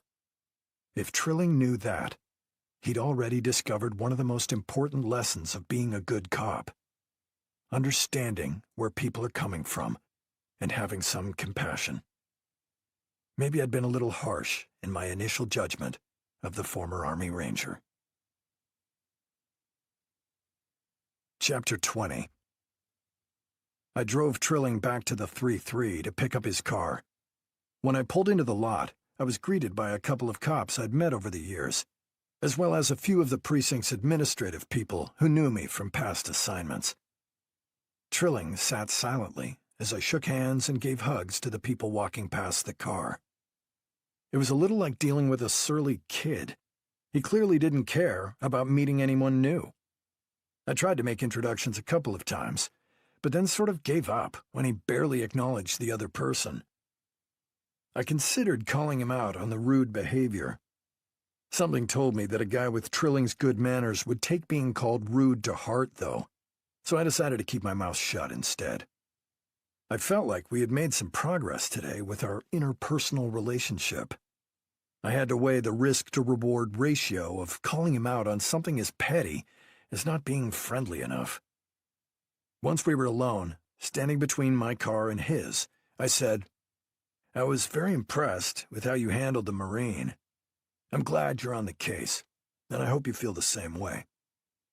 As usual, I had to wait for some kind of response. Unlike what I've seen before with a lot of young cops, Trilling didn't spend any time getting puffed up with the praise and bragging about how he handled the situation. Trilling just smiled, nodded his head, and mumbled, Thanks. I was starting to appreciate my new partner, quirks and all. I glanced over at the Ford Taurus he was driving. Is that an NYPD car? Trilling shook his head.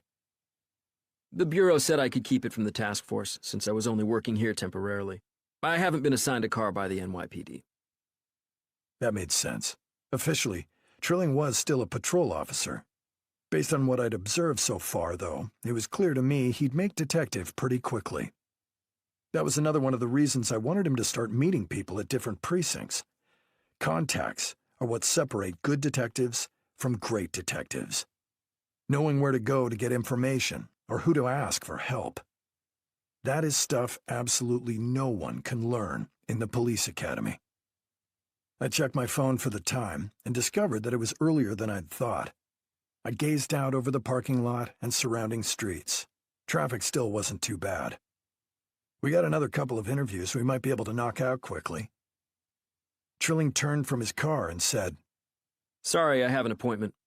That was all he said before he climbed into his Ford Taurus and pulled out of the lot. I was still standing there, just staring at the rear of his car as it disappeared down the street. It wasn't often you saw a junior officer blow off a senior detective with a line like that, especially twice in 2 days. I couldn't make too big a deal about it. There were a couple of interviews to knock out, but I was also supposed to meet Mary Catherine in 2 hours at the fertility clinic. I'd planned to give Trilling a present by cutting him loose a little early. Apparently, it wasn't early enough. I decided to swing by my apartment and act as chauffeur to my wife. Chapter 21. The appointment at the fertility clinic was uneventful. I listened But beyond that they were still monitoring all aspects of Mary Catherine's treatments, I didn't really understand everything that was going on. The important thing was that Mary Catherine did. She had already scolded me for asking too many questions and making our appointments go longer. That's why I held my questions until after we were free of the confines of the upscale clinic in Midtown Manhattan. After the appointment, Mary Catherine and I decided to sneak in a quick private dinner, since my grandfather, Seamus, was looking after the younger kids tonight. The Bennett clan is definitely an Upper West Side kind of family. Between our apartment, Holy Name School, and all of the kids' extracurricular activities, it felt like we were rarely east of Columbus Avenue. Tonight, we ventured a few blocks north of 72nd on 2nd Avenue on the Upper East Side to a place called Up Thai. I liked the ambiance of the narrow little restaurant. It looked more like a popular bar than anything else. I saw several plates of appetizers strung out among the young couples and professionals crammed in at the bar. Mary Catherine and I were in a corner at a tiny table just for two. It was a nice change from needing a giant table just for 13. I said, "Is this what quiet feels like?" She giggled, then said, "Is this what conversation is like?" I smiled. It did feel like we spent a lot of time at home, either giving orders or shouting for someone's attention. Mary Catherine said, "What should we do about Fiona's struggles with algebra? Maybe a tutor?" "I'd recommend we discuss it tomorrow, when we're not on a date." "That's a fine idea." She smiled and said, "How's your new partner?" "He's still odd, and I definitely don't want to discuss him, either now or tomorrow." I gave her a grin, to let her know I was kidding. Sort of. Mary Catherine replied with a spectacular smile herself. "You're right, Michael. This one time, I'll admit to being incorrect." "Wrong? Ha, don't push it. I'll only admit to incorrect, or maybe poor timing." I reached across and took her hand on top of the table. We started to chat about everything. The kids, our life, our future. There really was no way to compartmentalize our lives when we shared so much. We both sat appreciating the moment. I gazed across the small table at my wife's beautiful face. Her light hair, which was varying shades of strawberry blonde, framed her cheeks and brought out the blue in her eyes. Mary Catherine said, "We Irish have a saying about love." I cut in, "Don't the Irish have a saying for everything?" "As a matter of fact, we do. The first one is, never interrupt someone when they're trying to be romantic." She gave me what she liked to call her Irish glare. It felt more like a loan shark's threat. When Mary Catherine was certain I'd learned my lesson, she continued, "Love is like a friendship caught on fire." I just sat and thought about that. It captured us perfectly. Mary Catherine said, "And a baby would only make the flames grow." I guess Mary Catherine had no lingering doubts whatsoever about having a baby. There was no hesitation at all. Chapter 22. Rob Trilling didn't like leaving his new partner so abruptly to handle his personal business. But he hated to miss appointments, and he'd barely made the one today. At least now, he was on his own time, and not responsible for anyone but himself. It hadn't taken long for Trilling to learn that a cop, like a member of the military, rarely had time when he or she was completely off duty. Trilling had considered going home and getting some rest, but he knew that was a foolish idea. He was lucky to doze off for an hour a night without taking some kind of medication, and the fact that he required stronger and stronger medication was starting to scare him. Lying awake in bed wasn't the way to relieve his anxiety, but he could definitely feel the lack of sleep catching up to him. Trilling hesitated at a curb. Maybe he was paranoid, but he didn't really want anyone to know where he was going or what he was doing. That's why he figured it was safer to park farther away and walk to the building he needed to reach. It was just getting dark, and he could feel a stab of hunger in his stomach. He tried to eat at places he trusted. He didn't know Midtown that well, and decided he could find something healthy to eat at home later. It was tough to stay healthy and stay on a budget in New York City. No matter how many times his mom had warned him it would be almost impossible to live comfortably in the city, he was still surprised at the prices. A hamburger in this neighborhood could cost as much as a hardcover book. Trilling considered that his only serious vice: collecting books. His mom let him store half a dozen boxes at her house in Bozeman, Montana. He had another 100 or so books stashed around his apartment. He started walking the 4 blocks to the bar he was looking for. The walk gave him a chance to think, to clear his head, something he was able to do in Montana easily. New York City had proved to be a little more of a challenge when he wanted some space and perspective. He found that was a problem with a lot of New Yorkers. They had no perspective. They just assumed the rest of the country was good with whatever they thought was right. After living here for almost 2 years, he kinda understood both sides of that problem. When Trilling first moved to New York, all he'd thought about was his time in the military. Now, it felt like most of his time was spent contemplating the politics and landscape of the New York City Police Department. He was starting to warm up to his new partner, Mike Bennett. The detective was intimidating, even if he didn't mean to be. The guy was an absolute legend in the department. He'd caught some of the most high-profile killers the city had ever seen. It wasn't Bennett he was so concerned about, though. It was the police department itself. This latest move to pull him off the FBI Fugitive Task Force had thrown Rob for a loop. He didn't mind being assigned somewhere else temporarily, but there was one fugitive case he did not intend to give up. A real dickwad named Lou Pershing had gotten under his skin. Pershing was wanted for drug trafficking, but Trilling's interest came from interviewing the fugitive's former girlfriend, an attractive young lady who now wore a glass eye because Pershing had punched her so hard during an argument he'd popped her real eye. Back in Montana, a guy who did something like that would have been beaten by the other citizens. Trilling had decided, after meeting Pershing's poor girlfriend, that he was going to bring this man to face a judge no matter what. Pershing had been arrested several times over the years, but age and some effort on his part had changed his appearance drastically. All Trilling had to go on was a blurry photograph that the girlfriend had provided, and reports that Pershing had a tattoo on his right biceps of a Muslim being hung. Maybe it had something to do with his employment as a contractor in Iraq and Afghanistan. Trilling found the little bar he was looking for. To say it was a hole in the wall was an insult to holes everywhere. It literally looked like some sort of storage area in the corner of a building. There were no markings over the door, and only a little sign on the wall that simply said, "Mug and Bottle."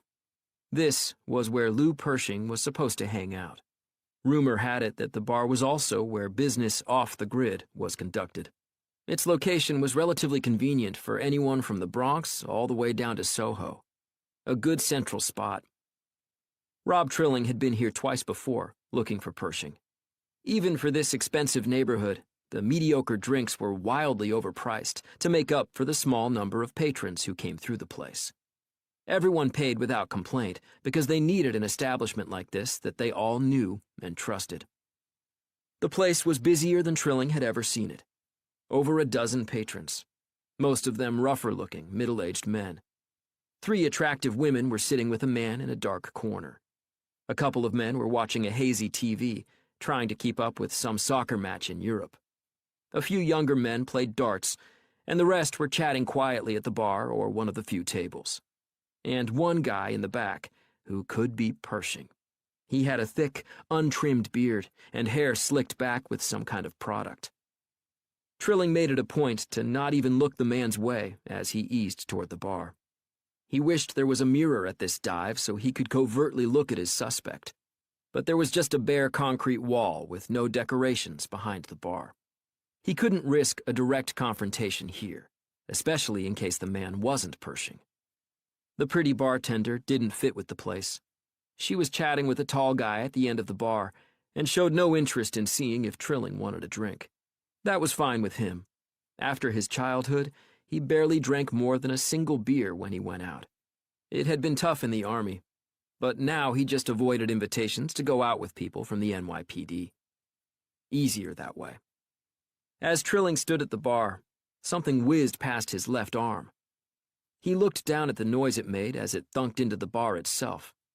He had to squint to make sure what he was really looking at. A dart was buried deep in the mahogany. It definitely had been intentional. Chapter 23. Rob Trilling stared at the dart that someone had thrown dangerously close to his arm. It was a cheap green plastic dart with a brass head. The attractive bartender glanced at the dart and then at him, but didn't say a word. Trilling worked hard to maintain his composure and not snap his head around. That would give too much satisfaction to whoever had thrown it. He turned his head slightly and looked instead at a framed poster leaning against the wall. In the reflective glass of the frame, he caught a glimpse of two young men laughing at their handiwork. They were both about his age, with a little more muscle and weight than him. He knew guys like these in the military. A lot of time at the gym, the rest of the time bothering people. Trilling turned his head slowly and smiled at the two men. They were both still smirking. He firmly gripped the end of the plastic dart with his fingertips and jerked it from the wood. He stood there, watching the men in the poster frame while he held on to their dart. He wondered if it would interfere with their game to be missing one of their darts. Then he heard a voice behind him say, "Little help?" Trilling glanced over his shoulder at the two men. He didn't say a word. The taller of the two, a guy with shaggy hair and a half-assed goatee, said, "That dart don't do you much good unless you're going to clean your fingernails with it. How about tossing it back to us?" Trilling didn't hesitate to wing the dart as hard as he could at the table in front of the two men. The man with the shaggy hair and goatee was leaning on the table, and the dart landed pretty close to between his hands. That wasn't what Trilling had intended, but he'd let it ride. That was as good a throw as he was going to make. He risked a quick glance to the back of the bar to make sure the man who might be pershing was still sitting alone. He was. The shaggy dart player stood up straight, showing that he was a good 6'2". "Think that's funny?" Trilling smiled and let out a laugh as he said, "Yeah, kind of funny. How'd you like it if I shoved that dart up your ass?" Trilling kept his broad smile. "Your mom tried to do that last night. Can't you think of anything new?" He let the man rush him. It was almost like when he used to wrestle with his brother. The man was slow and cumbersome. With the smallest of movements, Trilling stepped aside and grabbed the man's right arm. Facing the nicest part of the lounge, the mahogany bar, Trilling guided the man's head directly into the wooden bar top. The resulting thud was the only sound from the encounter. Trilling felt the man's legs go weak and shoved him so that he landed on a stool in a dazed lump. Now, he gave a hard stare at the man who'd been playing darts with the groggy one. The second man lifted his hands and backed away to show that he wanted nothing to do with this. Trilling scanned the bar one more time to make sure his potential fugitive hadn't walked out. Clearly, no one here cared if there was a fight going on or if a semi-conscious man was sitting on a stool. Only a few people even looked up. Trilling's eyes darted to the rear of the bar. The table where his suspect had been sitting was empty. Chapter 24. It was a nice surprise when Mary Catherine and I got home to find that all the kids had already eaten and were just finishing up the dishes. I'd like to think my grandfather had something to do with it, but I knew Ricky would have done the cooking, while Seamus was sitting at the end of our long dining table, teaching the twins which hands would win in poker. My grandfather may look like a kindly old priest, and he is, but he sowed a lot of oats before taking his late-in-life vows. I was still feeling great after a wonderful meal with my wife, my resilient and understanding wife, the one who wanted to have a meeting to discuss the possibility of bringing a new baby into the family. God, I hope she was right about a family meeting. I spent a few minutes chatting with my grandfather, which drew the attention of a couple more of the kids. Seamus said, "What an easy task it is to babysit these angels." I cocked my head. "Okay, that doesn't sound like you. What's wrong?" "Nothing, my boy." "I can make someone squeal on you if I have to." "Are you always a cop?" "Cop, parent, not that different. Now spill." My grandfather leaned in a little closer. "Bridget may have caught me finishing off your Cabernet." "Not the last bottle of the 2019 Camus?" "That's just it, boyo. I didn't realize it was the last bottle until it was gone, and I couldn't find any more." He gave me a smile like a kid who'd been caught in a fib. I just laughed. No one could get angry at an elderly priest who was still mischievous. When Mary Catherine and I decided we were ready for the family meeting, 6 of the kids were already in the dining room. The 2 oldest, Juliana and Brian, who were both starting to find their way in the world as young adults, but still living at home for the moment, thank goodness. Eddie and Trent, our younger boys, and Bridget and Fiona, the twins.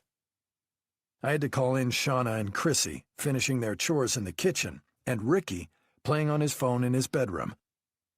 I started counting heads and got to 9, but before I could ask where Jane was, the front door burst open and she rushed in, apologizing for missing dinner. Mary Catherine said, "Where were you? Holy Name has been closed for hours."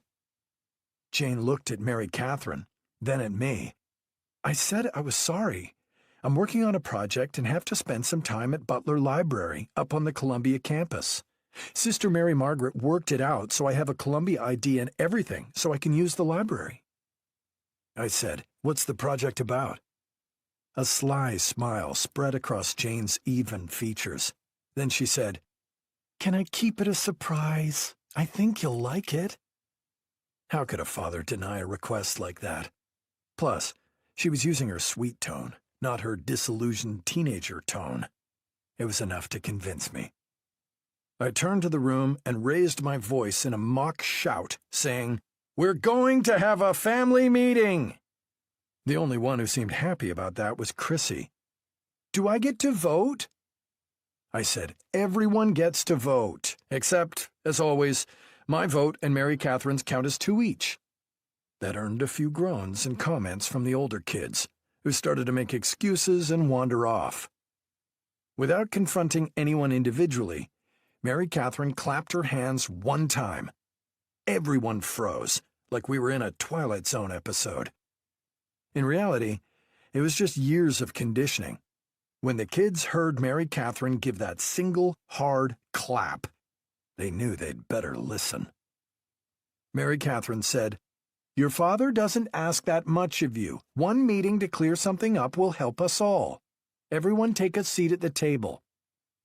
I stood there dumbfounded as, without another word, each child sat down around our long dining room table. Mary Catherine hadn't raised her voice. She hadn't even issued a threat. That was power. There's no way I could have done that. I took a breath and started telling the kids about our appointments with the fertility clinic, what the doctors had told us, and that we hoped Mary Catherine might soon be pregnant. I finished by saying, "We were hoping to get your honest reactions to this news." There was dead silence. My heart sank. Then Brian started to clap. The others all joined in. Shauna and Eddie added a couple of shouts and hoots. It was a shower of applause. Juliana was the first to speak. She looked at Mary Catherine and said, "I was worried you were sick. I knew you were going to a doctor, and you seemed so tired. This is great news." I let out my breath. Juliana was the oldest, and remembered the early days of Maeve's, my first wife's, cancer diagnosis. I should have been more aware of that. That opened the floodgates. The twins jumped up from each side and hugged Mary Catherine. Suddenly our dining room echoed with raised voices and squeals of surprise. Then, I noticed one kid wasn't joining in. At the middle of one side of the table, sitting quietly and looking like she was about to cry, was my youngest, Chrissy, the baby of the family. I said loud enough to make everyone calm down. "Chrissy, tell me the truth. How do you feel about this?" I was anxious about her reply. One unhappy kid could sour this whole endeavor. Chrissy's head snapped up like she hadn't been paying attention. She said, I... She started to cry and tried to wipe her eyes on the sleeves of her blouse. I felt disappointment lurch through me. Mary Catherine's smile fell right off her face. Then, through her tears, Chrissy wailed, "I'm so happy I can't stop crying. I'll finally have a little brother or sister. This is the best day of my life." I was correct. We had raised these kids the right way. Next thing I knew, we were in a giant hug around Mary Catherine. Chapter 25. Rob Trilling didn't want to make it obvious that he'd been watching the man in the corner. He knew the guy hadn't gone out the front door, so he must have slipped out the back. Trilling didn't burst through the back door and race into the alley looking for him. Instead, he eased away from the semi-conscious man on the stool and casually strolled toward the rear door. Out of sight of the bar patrons, though, Trilling picked up the pace, sprinting down the alley and onto the street. He'd like to say it was his keen instincts that led him to turn a corner and catch sight of the man he thought might be Lou Pershing, but that wasn't true. It was just luck. The same way luck could determine who survived the battlefield. The suspect walked with a determined pace, but Trilling had no problem staying half a block back. He had to remind himself he was on his own and couldn't call in help. All he had to do was see the disgusting tattoo on the man's right biceps, and he'd have his best fugitive arrest. Trilling followed the man onto the 6 train, but almost lost him when he got out of the subway at 116th Street. East Harlem was an unfamiliar neighborhood for Trilling. The crowds in Midtown made it easy to blend in, but here there wasn't nearly as much foot traffic, and he found it much more difficult to stay unnoticed. Trilling watched as the suspect met a wiry Latino man. The Latino man introduced the suspect to a young woman. She looked really young, dressed in knee-high boots and a skirt too short for the cool temperatures. No matter what happened, Trilling decided he couldn't ignore this. He watched as the Latino man walked away, and the suspect and woman continued north to a questionable-looking building that resembled an old-time SRO, single-room occupancy. Trilling had heard places like this were all over the city 30 years ago, but rare now. The 9-story building looked run down and had no style. Trash blown from the street gathered around a few dead bushes at the entrance. Trilling raced half a block, just as the suspect and the young woman entered an elevator. He flew up the stairs, jumping out of the stairwell at each floor to see if the elevator had stopped there. He kept pushing himself to the next floor, all the way to 9. Trilling burst through the stairwell door in time to see the suspect step into a room 20 feet away from the elevator. He took a breath and sprinted to the closing door. He blocked it from locking. There was no turning back now. The man turned as Trilling pushed completely into the room. Instantly, Trilling realized how formidable the suspect was up close. He stood a little over 6 feet and had to have 40 pounds of muscle on Trilling. "What the hell?" the man said in a gravelly voice, reaching down with his right hand and grabbing a pistol from his belt line. He had it out and aimed at Trilling's nose in an instant. Trilling didn't think he had ever seen someone draw a pistol so quickly. There was at least 6 feet between them now, and Trilling knew he couldn't act without taking a .380 slug in the face. He stayed in place and raised his hands slightly. Then he looked past the suspect to the frightened girl in the corner of the room. He said, in an even voice, You okay, miss? The young woman was obviously flustered, but managed to nod. She wore a stylish knit cap, and her light brown hair framed a pretty face. Trilling knew he needed the suspect to move closer to him if he had any chance of disarming him. The man was smarter than that, and didn't move. He said, "You got 3 seconds to tell me who you are and what you want. Otherwise, you'll shoot me?" "We got a genius on our hands." He still didn't move any closer. The man said, "Who the hell are you?" "My ID is in my front pocket. Do you want me to reach for it, or do you want to take it? I don't want to risk you getting nervous with that gun." He could see the man weighing the pros and cons of each option. Trilling had no intention of telling the man who he was. He just needed him to get about 3 feet closer. Chapter 26.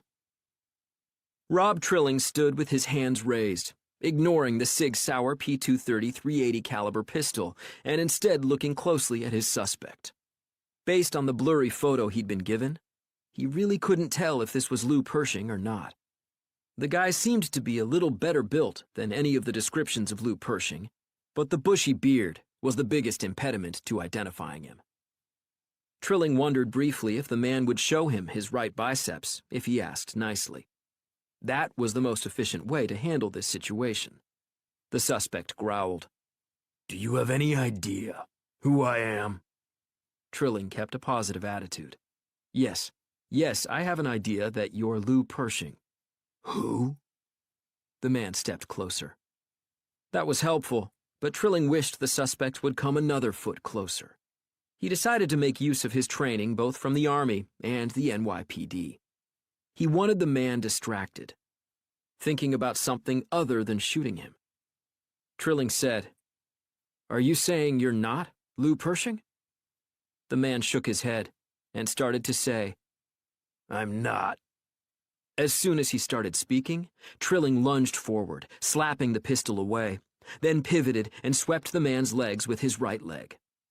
The bigger man seemed to levitate for a moment, then hit the floor with a tremendous thud. By chance, the man's arm swung past Trilling's face. A metal snap on the cuff of the jacket caught Trilling under his eye, causing a moment of pain. But it was outweighed by the satisfaction Trilling felt as he casually leaned across the man and snatched the pistol, disarming him. He dropped the magazine, pulled the slide of the pistol, and ejected a single hollow-point .380 bullet. It made almost no sound when it hit the thin carpet. Trilling looked up at the girl again and said, "It's okay. I'm not going to hurt you or anyone else. I just need to check something with this man." The girl nervously nodded. Her right hand trembled. He looked back down at the man on the floor. He said in a casual tone, "I need to get a look at your right arm. Slip off your jacket?" The man looked up at him and grunted, "I ain't taking off nothing." Trilling shrugged and said, "Suit yourself."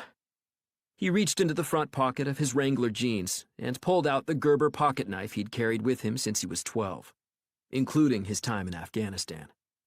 He flicked the 3-inch blade open with his right thumb. The suspect's eyes were wide with terror. He didn't say anything. A slight mewling sound creeped out of his throat. Trilling wasted no time stabbing the knife near the man's right shoulder. With 2 quick movements, he severed the sleeve without leaving a scratch on the man's arm.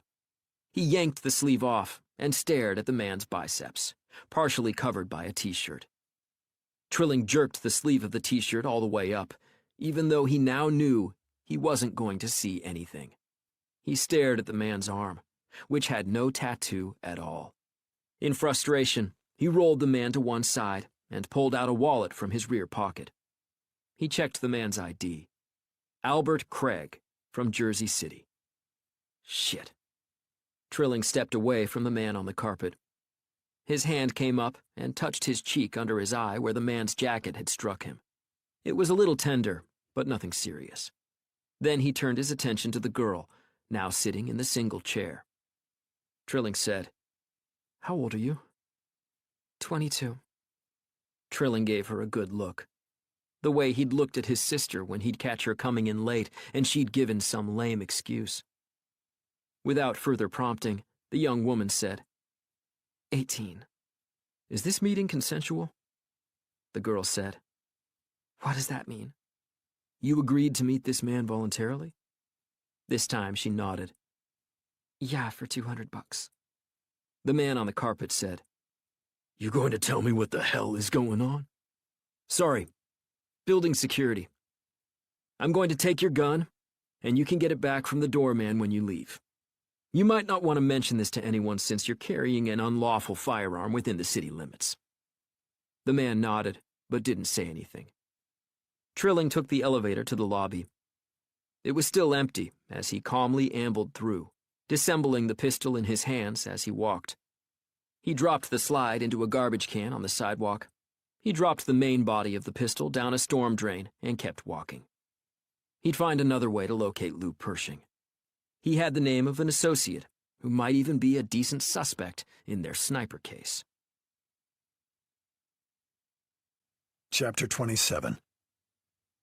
I got into the office early again. As soon as I walked through the door, I realized it still wasn't quite early enough. The first thing I heard was Walter Jackson's deep voice, and then a chuckle. I knew exactly who was in there talking to him this morning. I stepped into Walter's open doorway and said to him and Rob Trilling, I hope you two are doing something constructive this early in the morning.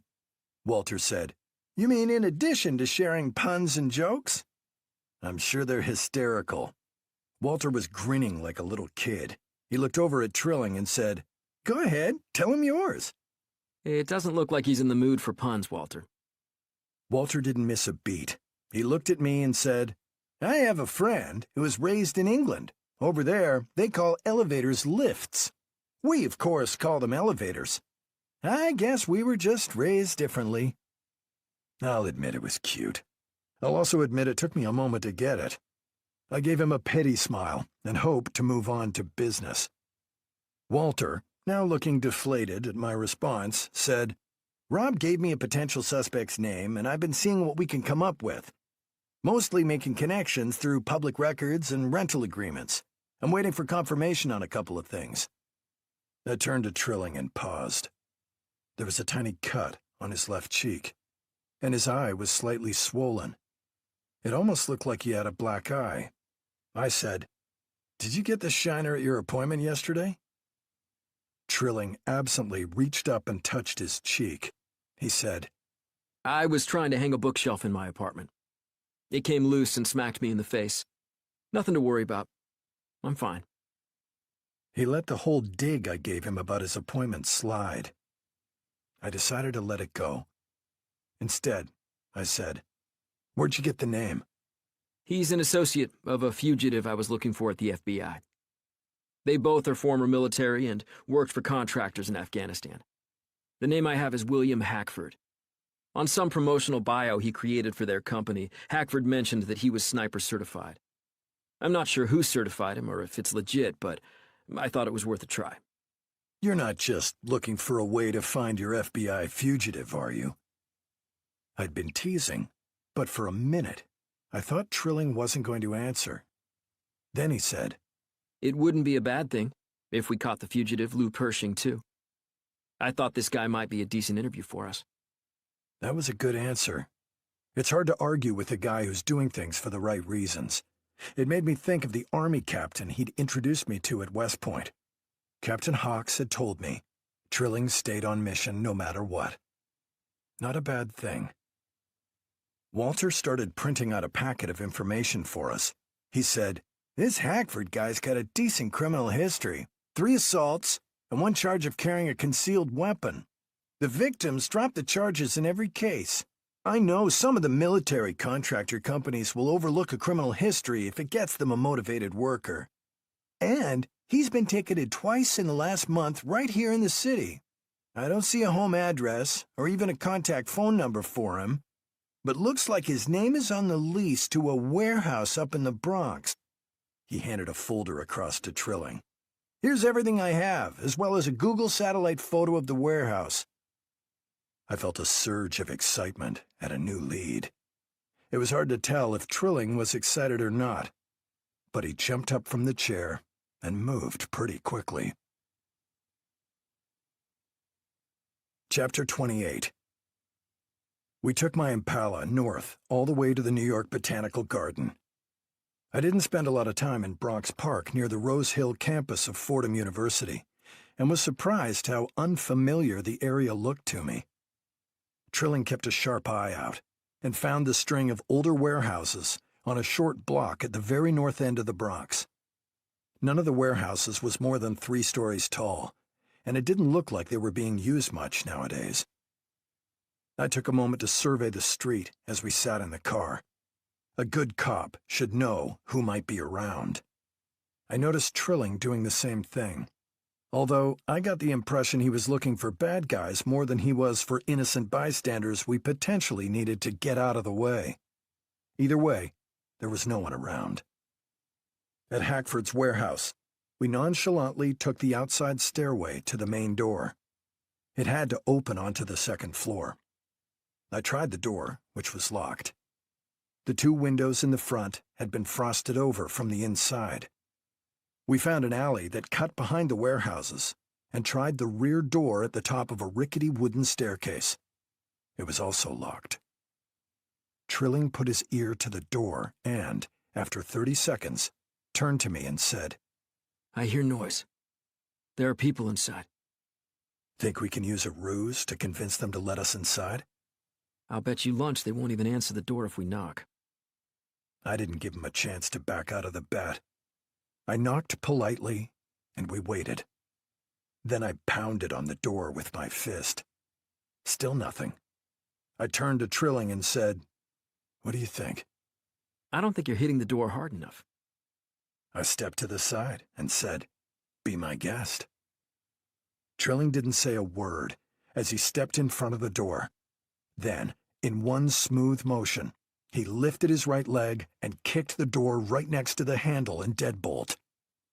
The door flew open, smashing into a wall behind it. Trilling slipped inside before I could say anything.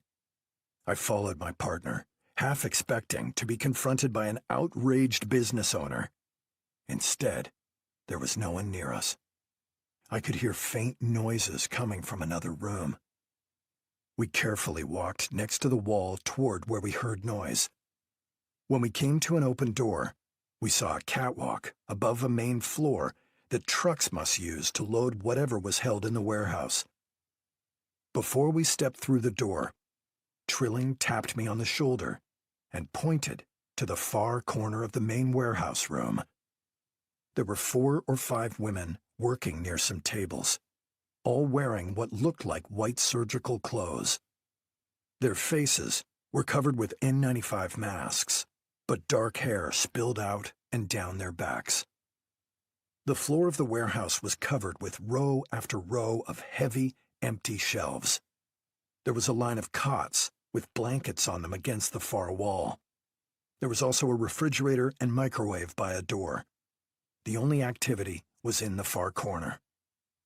I ducked back behind the wall and leaned in close to Trilling. I don't see William Hackford. I don't even see any men in that group. But you see the drug operation, right? I see what looks like 5 women processing drugs. But if I got on the stand and said that without going down to check, a defense attorney would rip me in half. That's after we were arrested ourselves for B&E, after explaining how we entered without authority. Trilling nodded, then said, They got a lot of room here for not much activity. You think they plan to expand? I think the whole idea of this warehouse is that they don't have to worry about noise or anyone paying attention to what's going on here. Trilling looked over my shoulder. He nudged me to step out onto the walkway. We crept along together, gathering a better view of the operation with every step. Then I heard a gunshot. Chapter 29. I'd like to claim it was my police training or my lightning-fast reflexes that saved me from getting shot. The truth is, my new partner, whom I didn't completely trust yet, grabbed me by the arm and jerked me flat onto the catwalk. I was panting as we hit the wooden walkway. Now I was lying on my belly alongside Rob Trilling. The young former ranger showed no stress or anxiety. He could have been playing a game with his buddies. I said, "What the hell? That asshole didn't even offer a warning. Whatever they're doing in the corner is a big deal." I could just see the far corner of the warehouse floor. The women who'd been working at the tables were now all cowering in the makeshift kitchen. I couldn't see the shooter on the floor of the warehouse, at least not without exposing my head. I turned back to Trilling as I fumbled for my phone to call for help. Trilling was still as calm as if he were waiting in line. He said, "I'm going to flank him." He was up and moving before I could tell him to sit still and wait for backup. I scooted back from the edge of the catwalk with my phone in hand. I took a couple of breaths to slow down my heartbeat and tried to remember some training that might save my life. When the dispatcher picked up, I kept my voice low so as not to attract the shooter. In a harsh whisper, I identified myself by name and ID number. "We are in a warehouse in the Bronx and taking fire from an unknown assailant." It took me a moment to recall the address, and I barked it out in my hushed voice. The dispatcher was really sharp, and I heard her already clearing the air to call out, "Officer needs assistance." Then another bullet ripped through the walkway, about 3 inches from my face. I sprang to my feet but couldn't see the shooter below me. I knew I had to move. Every footstep felt like a signal of where to aim. I slid to a stop behind some crates piled on the catwalk. I hoped that whatever was in them was enough to stop a bullet. At least now, I could see the entire floor of the warehouse. I finally caught a glimpse of the shooter as he darted from underneath the catwalk and lost himself in some shelving in the middle of the floor. Then I noticed Trilling, 2 rows away from the shooter. He looked up at me, and I pointed past him and held up 2 fingers to tell him where the shooter was. I saw Trilling crouch down, trying to look under the shelves to locate the shooter. Then Trilling stood up and put his back to the shelving unit next to him. He started to push. He squatted lower and braced his back against the lowest shelf as he pushed with his legs. It took me a moment to realize what he intended. I didn't think it was a good idea. The wall of shelves he was pushing tipped dangerously away from Trilling. Then the whole thing tumbled into the next wall of shelves, which immediately started knocking the shelves into the next row. The noise was unbelievable. It sounded like a freight train had flipped in my living room. I raced to the first ladder coming down from the catwalk to the warehouse floor. I landed and scanned the area in front of me. There was dust in the air, as thick as fog. As I ran toward the toppled shelves, Trilling stepped out of the rubble, holding a man in an arm bar. Trilling casually said, "Can you collect his pistol? It's about 20 feet down the aisle." Chapter 30. Trilling and I turned the prisoner and the pistol over to detectives from the local precinct. The narcotics guys couldn't believe they had just made a seizure of 16 kilograms of heroin right at the edge of the Bronx. For as much noise and damage as we'd caused inside the warehouse, it had had no effect whatsoever outside the 4 walls. No one heard the gunshots or the deafening sound of the shelves crashing or had seen anything unusual. That was exactly why William Hackford had rented this place. There was no one around to see or hear anything. God knows how much heroin had run through this place in the 8 months Hackford had leased it. I looked over at Trilling, who was trying to comfort the 5 women who'd been working with the heroin. They were all Pakistani and had been smuggled into the U.S. by associates of Hackford. The women looked amazed that a police officer could be so friendly. I'd learned that 3 of them spoke broken English, and 2 could understand basic phrases. They all seemed to be in their 20s. I noticed they all had pronounced forearms, which I assumed had something to do with the work they had been completing every day for the last 8 months. Our suspect was already off the premises. When Trilling brought him out of the rubble of the shelves, I'd handcuffed the man. Then I said, "NYPD, you're under arrest." I read him his rights immediately and then told him, "You get extra credit if you cooperate with us right now." The smirk he gave was all I needed. I'd never talk to this asshole again. I didn't care if he had evidence that would bring down the Gambino crime family. That one look told me he assumed he'd be getting out quickly, that someone was going to come up with a boatload of money to get him out on bond, then out of the country. At least that's how I took it. Some Homeland Security agents showed up for the women. Trilling intercepted them and said, None of these women are under arrest. They were here under duress. A tall black agent, about 40, nodded and said, "That's how I understood it when we got the call." So you won't treat them like prisoners? Technically, they're not free to go, so they are prisoners. That seemed to get to Trilling. He looked at me and wiped his face with his bare hand. Trilling said, Where will you house them? "What are you, writing a book?" The agent turned to his partner and said, "How long till the van gets here?" Trilling looked like he was getting desperate. Do they get to see a judge? "They sure do. Depends on the roster, but probably not tomorrow. Maybe the next morning, first thing, at the annex near the federal building, where they hold immigration hearings. The hearings are open to the public." Trilling rushed back to the women and explained what was going on and that everything would be okay.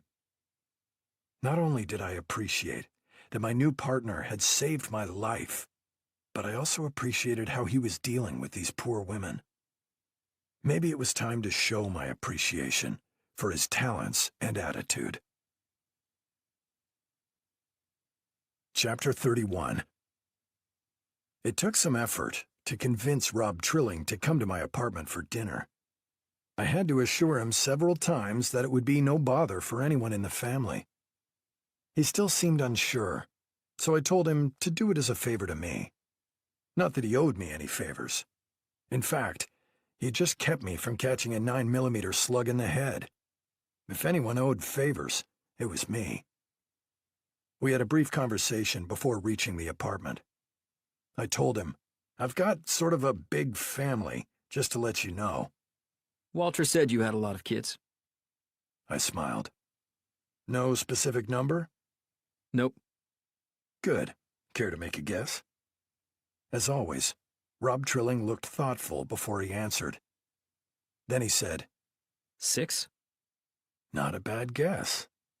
I didn't commit to anything besides that. I don't often get the chance, but I love to surprise people with the sheer size of my immediate family. On the way to the apartment, Trilling insisted we stop so he could buy flowers for Mary Catherine and a bottle of wine. He took my suggestion and picked up a bottle of Vera Vera Catapult Shiraz. Seamus loved the Australian wine, and it wouldn't break Trilling financially. Once in the elevator to our apartment, Trilling turned to me with a very serious look on his face. I'm sorry, I have to ask. "Ask what?" How do you live in a building like this? Does your family come from a lot of money? I laughed out loud at that. The quick story is that my first wife, who died of cancer, inherited the apartment from an elderly man she used to take care of, who had no other family. He loved her like she was a daughter. He even set up a trust to pay the taxes. Trust me, that's crucial. My entire NYPD salary might not cover the taxes on this place.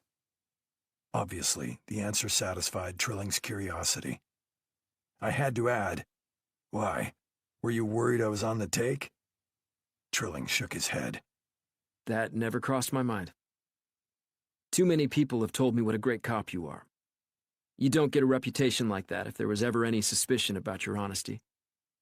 It was the closest he'd ever come to giving me a compliment, so I took it with a satisfied smile. When I finally opened the door to our apartment, the shock on Trilling's face was priceless. Mary Catherine stood with 9 of the kids, looking like they were in a receiving line for a wedding. Only Jane was missing. I assumed off working on her secret project. My grandfather, wearing his tab-collar priest shirt, stood next to Mary Catherine, grinning. Trilling introduced himself first to the crowd, then more formally to Mary Catherine. He just stared at everyone for a moment, trying to take it all in. For her part, Mary Catherine almost swooned at the beautiful flowers and wine that my handsome young partner presented to her. Trilling made it a point to shake hands with each of the children. I noticed Juliana lingered and chatted for a moment. She clearly approved of my new partner. Maybe I hadn't realized Trilling wasn't that much older than her. It's tough to think of your kids becoming adults right before your eyes. Juliana had been doing an internship at Holy Name for a sociology class she was taking at City College. It just felt like she was still at the family school. Then, Trilling found himself face to face with my grandfather. Seamus made a show out of sizing up Trilling. The young officer fixed his gaze on my grandfather's collar. Seamus grinned at the attention. He said, "Are you a man of faith, Rob?" Yes, sir. I even attended the First Methodist grade school in Bozeman. So, you're not a Catholic? No, sir. Trilling paused, and finally worked up the nerve to ask, I'm a little confused. I mean, if you're Mike's grandfather, how can you be a Catholic priest? I waited for the answer, hoping Seamus didn't lay it on too thick. I was still cultivating this shy young man. Maybe bringing him here to the entire brood was a mistake. My family is a lot to take in. My grandfather smiled, clapped Trilling on the shoulder, and said, "I entered the priesthood quite late in life." May I ask what you did first? I owned a bar. Really? Seamus put on a serious face, placed his right hand in the air, and said, "Swear to God." Both men started to laugh at that. Chapter 32. We waited for Jane, who burst through the door just as Ricky's pot roast was ready to come out of the oven. Ricky has a talent for mixing cheap red wine, onion soup mix, and Campbell's mushroom soup in a way that would make even vegans want to dig into the meat. It's phenomenal. Rob Trilling seemed comfortable at the table, though that might have been because Juliana made it a point to sit right next to him. I noticed them speaking quietly whenever they had a chance. My grandfather opened with a prayer, as usual. "Dear God in heaven, thank you for the many blessings you've given us, and for our special guest tonight. Although not a Catholic, he assures me he is a man of faith." The old priest had an impish grin. Trilling smiled at the comment as well. Maybe he wasn't as stiff-necked as I'd thought. Mary Catherine asked him a series of casual questions that any CIA interrogator would have envied. I think as soon as she saw Juliana sitting next to him, she wanted to find out everything she could about Rob Trilling. Mary Catherine was a master. She kept it flowing and never got him overwhelmed. I learned more about the young man in 3 minutes than I had in the days we'd been working together. After the initial round of questions, Mary Catherine moved into follow-ups. How on earth did you end up in New York City from Bozeman, Montana? I spent my first 18 years in Montana. Then, after 4 years in the Army, I was looking for a change. Plus, my sister and her kids don't live too far away. They're about an hour or two from here, up in Putnam County in a little town called Ludingtonville. He gave the group a charming smile and said, I used to think Bozeman was a big city. Mary Catherine asked, "What do you do when you're not slaving away for the NYPD?" That's another reason I moved here.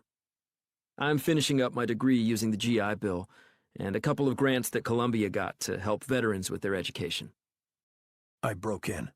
"You're taking classes at Columbia University?" So far, just one class a semester. Except last spring, when I took 2. Jane said, "I just came from Butler Library at Columbia." She leaned forward, as if in a courtroom. "How does a Columbia student get a black eye?" I liked how she sounded like a prosecutor about to spring a trap. Trilling took a moment, as usual. I was trying to put one of my heavier textbooks on a high shelf, and it slipped out of my hand and hit me in the face.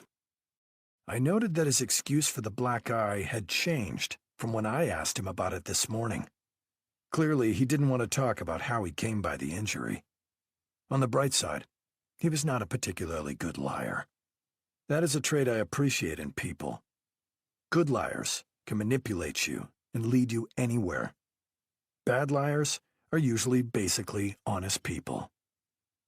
Trilling turned to Ricky and said, This is the best pot roast I've ever had in my life. And our beef in Montana was as fresh as it could be. Ricky beamed at the recognition from an outsider. My grandfather said, "How do you like working for the NYPD?"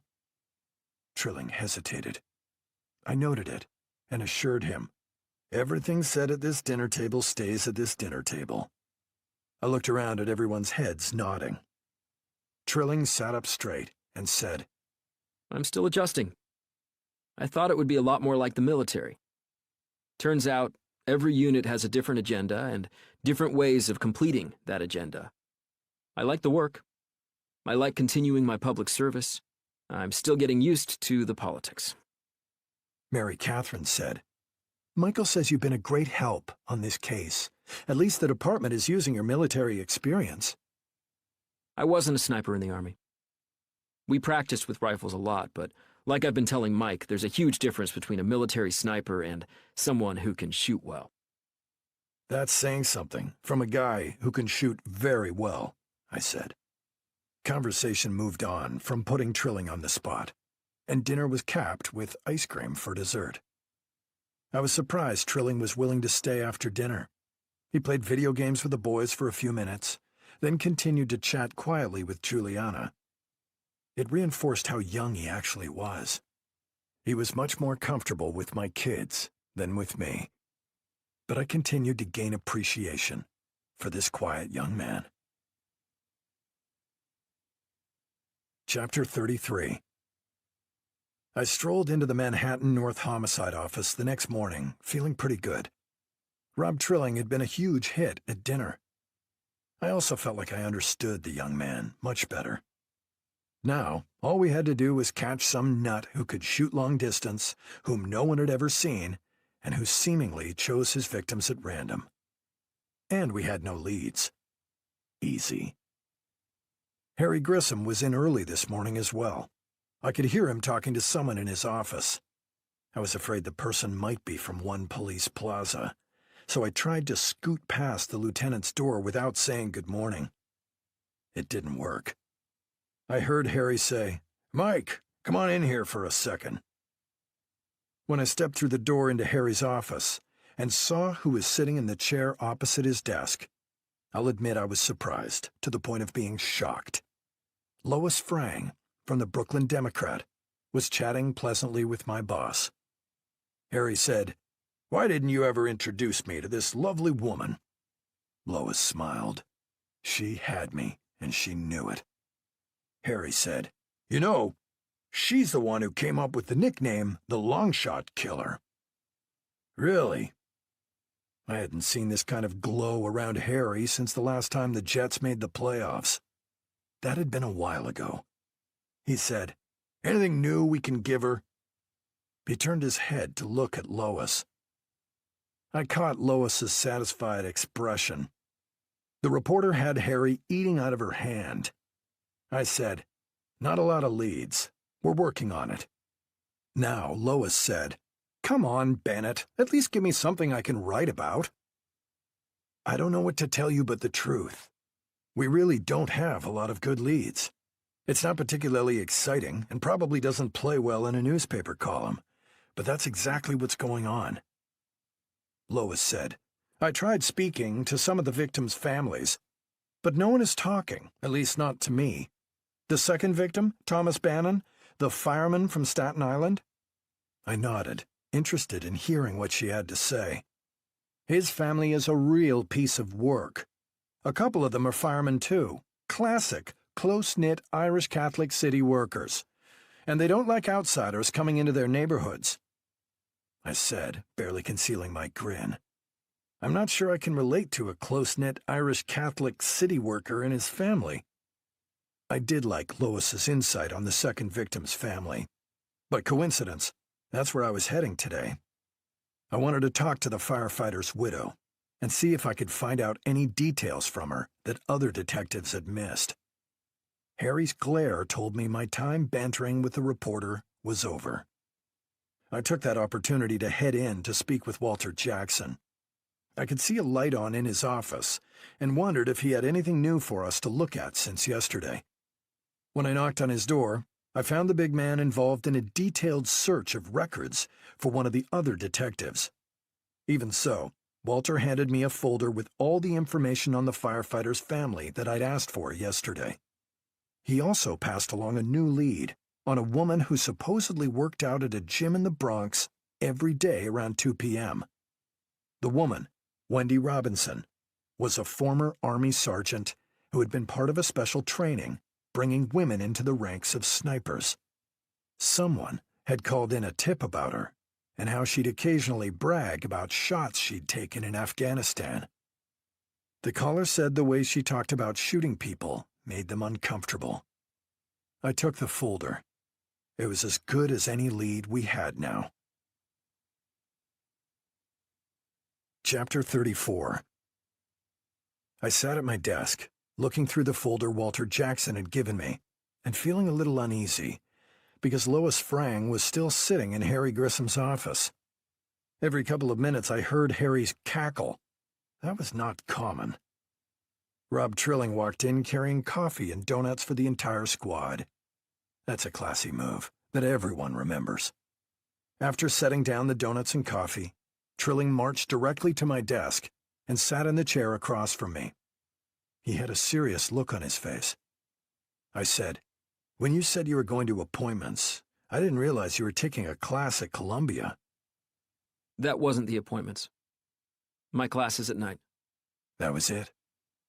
He offered no further explanation about his appointments and why he left in the middle of the day. I decided it was something I'd deal with if it became more of a problem.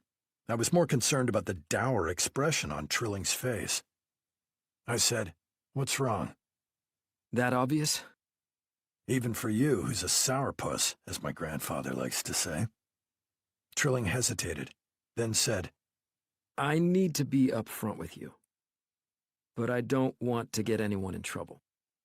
I said slowly, "I'm listening." Juliana texted me this morning and asked if I wanted to hang out sometime in the next week or two. It took a moment to digest what he'd just said. My voice was louder than I'd intended when I blurted out, "My Juliana?" Trilling nodded. "What did you tell her?" Nothing.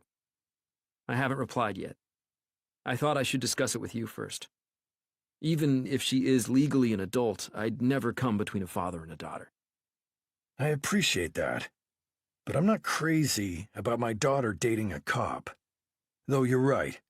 I try not to dictate to her or Brian what they have to do. They're both old enough and smart enough to make their own decisions.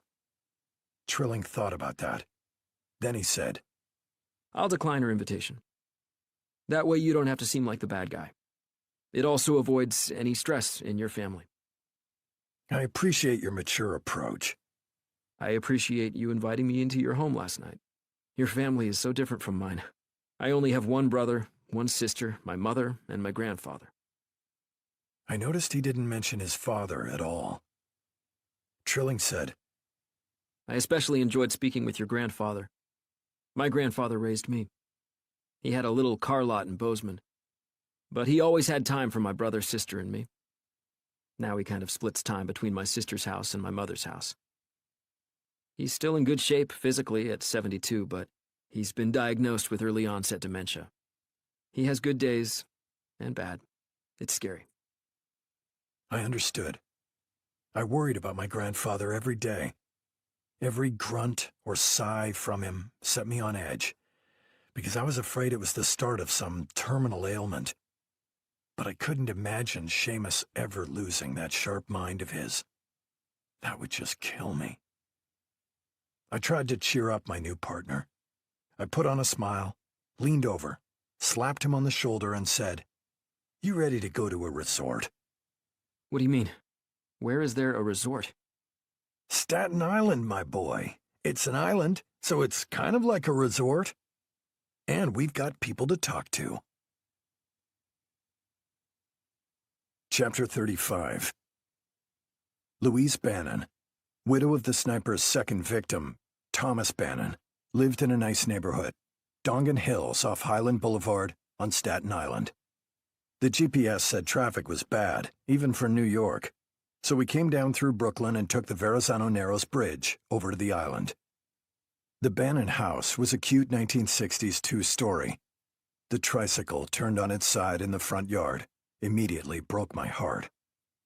Even with the sun shining and the temperatures comfortable, I felt gloomy when Rob Trilling and I walked up to the house. As I knocked on the wooden door, I noticed that someone spent a lot of time on the porch. There were stacks of magazines next to a comfortable rocker and a little heater tucked in the corner. A woman in her late 30s with frizzy brown hair came to the door. A cute toddler and a little girl about 5 years old stood behind the woman, staring out at us. I held up my badge and identified myself and Trilling. Louise Bannon didn't say anything for a few seconds, then finally said, "Do you have news on Tommy's killer?" "No, ma'am. We're working the case and just wanted to talk with you about any details we might have missed." "You're not even the original detectives. I haven't heard shit in 3 weeks." She opened the door and shook her head, muttering something about the NYPD. I knew this wasn't the time to make apologies or excuses. Everything would be forgiven if we could find a killer. To do that, we had to ask questions, and I needed her to be open to answering questions, so I kept my yap shut. After the rough start, we chatted with Louise to get background on her husband. I didn't really learn anything new. He'd been with the FDNY for 21 years. He had numerous commendations and was well thought of generally. The whole family had connections to the fire department and Staten Island. Thomas Bannon's brother was a paramedic, and their father had retired as a captain. Even Louise Bannon's family was tied to the department. 3 of her 4 brothers were with the FDNY. The 4th worked at a machine shop just a few blocks away from the Bannon house. After the usual questions, I came in a little hotter with, "Did your husband have anyone who could be angry with him? Anyone who felt he did them wrong?" "Tommy was a good guy. Everyone liked him. He didn't have any vices, did he? I mean, ones that might draw some attention. I'm not trying to insult your husband's memory, just hoping to find some lead that will catch this shooter." "But the way you asked that question tells me you are willing to smear Tommy's reputation." Now she set the toddler on the floor and told him to go play with his sister. Louise looked at me and said, "Vices? We all have vices. I don't see what this has to do with your investigation. Tommy was a good guy," she repeated. Then her phone rang. She pulled it from the outer pocket of the loose cardigan sweater she was wearing. I heard her mumble answers to a couple of questions, then say, "No, the cops are here right now. They're starting to piss me off." When she looked up at me after ending the call, it was clear she had no use for the police. Louise Bannon said, "Do you have any questions that will catch my husband's killer?" She folded her arms and started to tap her right foot.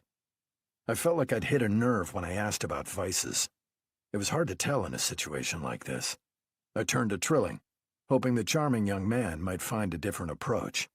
Trilling said, Mrs. Bannon, you read about this latest case in the paper, right? She nodded. Did your husband or you know either of the other victims? The first one or this latest one? She shook her head. Trilling hit her with a series of decent questions. He was trying to find a connection between her husband and anyone else on the case. I liked the way he was thinking. It was the first time I had seen his natural investigative sense. I heard 2 cars screech to a stop in front of the house, then heavy footsteps on the porch. The front door burst open. 4 men, all in their 30s and all of a decent size, rushed into the room. I looked up and said, "You must be Louise's brothers." The tallest one, still in his FDNY uniform, growled. "And if you upset our sister," Louise said, "they're asking about Tommy's vices, making it sound like it was his fault he got shot." One of the brothers was dressed in a mechanic's uniform, with grease smeared across the front and the name Liam on an embroidered name tag. I stared at the man, who looked like he was unpleasant in the best of times. "You're not a firefighter like your brothers?" "Eat shit." "Oh, I get it. You're too eloquent for the FDNY. Maybe I should have left the juvenile comments for another time."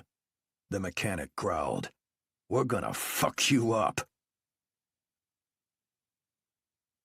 Chapter 36. I'd never had anything like this happen at a victim's home. I certainly didn't want this interview to turn ugly. That didn't change the fact that I was standing in the living room of Louise Bannon's house, facing her 4 brothers, who looked like they were ready to make a physical statement. The tallest brother, the one in uniform, turned his hips. He looked like he knew how to punch. The 2 other brothers, presumably the other firefighters now off duty, were heavier and built more like wrestlers. They squared off against Rob Trilling. The brother in the mechanic's uniform cracked his knuckles as he stared at me. I said in an even voice, "Don't let this get out of hand, fellas." The brother in uniform said, "Why not? If the NYPD takes as long to investigate this as it has my brother-in-law's murder, I'll be an old man before anyone comes for me. Maybe it's time you arrogant cops feel a little of the pain the rest of us put up with." I stole a quick glance over at Trilling. He didn't look concerned. Then again, he never did. One of the brothers facing him said, "I kicked a cop's ass a few years ago." Trilling smiled and said, Oh, I doubt that. It took a moment for that dig to sink in. The tubby, off-duty firefighter dropped lower, like a defensive lineman, ready to knock down a quarterback. The 2 brothers facing me took their cue. The tall one in uniform threw a wild roundhouse swing at my head. I juked to the side and then planted a good left directly in his solar plexus. It was the best punch I'd thrown in years. All the air went out of him as he sunk down to his knees, trying to catch his breath. Both of the brothers facing Trilling lunged at him at the same time. Trilling seemed to barely move. He guided one brother into the other, then stepped to the side. It took them both a moment to clear their heads. Then, incredibly, they lunged at him exactly the same way. This time, Trilling let one pass him completely, then struck the other brother in the head with his elbow. When the first brother turned to charge him again, Trilling delivered a perfect sidekick, right in his lower ribs. The brother bounced off a floral couch that had seen better days and tumbled onto the hardwood floor. The mechanic charged me with his head down. All I did was bring my knee up as hard as I could, and I caught him right in the face. He stumbled and fell on the floor with a whimper. Now, both Trilling and I backed toward the door. Louise Bannon stood in an archway, staring at her 4 brothers sprawled across her living room. She cut her eyes to me and said, "I guess they went a little overboard." I said, "What should we do about it? They assaulted us." The tall brother had started to catch his breath and come up off his knees. He was clearly the smartest of the group. I suspected he was probably the oldest brother and the spokesperson. He said, "We're frustrated. We don't hear nothing about Tommy's murder. Then 2 cops we don't know just show up out of the blue and start interrogating our sister about his life? Maybe we did get a little carried away." I thought about it for a moment. I didn't like the idea of hitting these guys with an assault charge. At the very least, a couple of them would lose their jobs. I had everyone's attention as they stared at me. I said, "If we go by old-school rules, I can let this slide." The mechanic, using his bare hands to try and stop the blood pouring out of his nose, said, "What kind of old-school rules?" "If no one has to go to the hospital, no one has to go to jail." We backed out of the house and walked down the pavers to the street. Trilling said, I'm impressed. I knew you were smart, but I didn't know you could tussle like that. "I can do it. I just don't like to." Trilling glanced back at the house, then said, Real nice folks, you New Yorkers. I chuckled at that. Then I said, "Ready to head up to the Bronx?" for what I hope is a calmer interview? I'll meet you at the office at 1. I have to run to an appointment right now. Sorry. All I could do was stare at him. Just when I'd thought I had Rob Trilling figured out, I realized I was wrong. Chapter 37. True to his word, Rob Trilling walked into the office at 1 p.m., just as I finished my Lenwich turkey and provolone sub. I was still annoyed about our morning workout session with the Staten Island firefighters. I asked, "Did you eat?" Not hungry. A few minutes later, we were both in my Chevy Impala, heading north to the Bronx to interview Wendy Robinson. The tipster had said that Robinson worked out daily at a hybrid boxing-wrestling gym. The Bronx had evolved over the years. There was a time when people were uneasy going to the Bronx. But in recent years, local activists had brought in a number of grants and set up programs for kids. People who don't live in disadvantaged areas often have a hard time grasping the connection. But as a cop, I know how valuable youth programs can be to deterring crime. We drove through Knightsbridge Heights, looking for the gym. We had to stop for a few minutes in front of the community center, while some news crews interviewed a tall, good-looking Latino man. He was dressed in a nicely cut suit and seemed familiar. Trilling shook his head and muttered something. I said, "What's wrong with you?" Trilling pointed at the man speaking to reporters. You know who that is? I took another look and shook my head. That's Gus Cuerva. I looked for his brother Antonio on a homicide warrant out of Baltimore. Antonio is supposed to be hiding in the city somewhere. The whole family is a bunch of dirtbags. They organize the gangs up here in the Bronx, and then put on the front of trying to help the neighborhood. The whole time they're squeezing businesses for protection money. They haven't helped the neighborhood, they've ruined it. Guys like that make me sick to my stomach. I rolled down my window to see if I could catch what Cuervo was saying. He was talking about programs for kids, bringing qualified teachers to the area. I didn't hear anything I could disagree with. And just like that, the impromptu news conference was over. I noticed Trilling's eyes track Cuerva as he stepped away from the microphones. It was one of the first times I'd seen actual emotion in Trilling's face. Maybe the captain I'd met at West Point was right. Trilling did have passion. I drove past the community center slowly and let Trilling stare at his nemesis as Cuervo walked and spoke with several reporters trotting along with him. I said to Trilling, "We can't fix everything." Then what's the point? I had to think about that for a few seconds. I felt like I was back in my philosophy classes at Manhattan College. Finally, I said, "The point is to do the best we can with what we have. There's another side to the law and order equation. People have to work with us. People have to want things to get better." That's why things always stay the same. Bullies bully, thieves steal, and no one's willing to do much about it. Chapter 38. It took longer than I'd expected to find the gym where Wendy Robinson worked out. The reason we couldn't find it was because the gym had absolutely no advertising. There weren't the usual bay windows where you could look in and see people getting fit. There was no sign on the door or on the side of the building. We had parked and were walking down the side street when I saw a homeless man sitting on the steps of a closed business. I thought I could take a moment to show Rob Trilling one of the tricks of being a detective in New York City. Make use of all available information. Homeless people generally spend their time outside. Usually, that's in one neighborhood. That makes homeless people experts on who comes and goes and who belongs in certain neighborhoods. It was hard to tell how old the man sitting on the steps was, somewhere between 45 and 65. His gray hair was cut short, but his beard traveled the length of his chest almost to his belly button. Trilling whispered to me, He's holding a leash. Make sure there's not a dog that could surprise us. I appreciated Trilling's sense for detail. He wasn't wrong. But somehow, I didn't see a German shepherd jumping out from behind the steps at us. Still, we approached carefully. I smiled and gave a wave to the man as we approached. I said in sort of a loud voice, "Hello, how are you today?" The man nodded and said, "Pretty fair today." That's not the way it always is."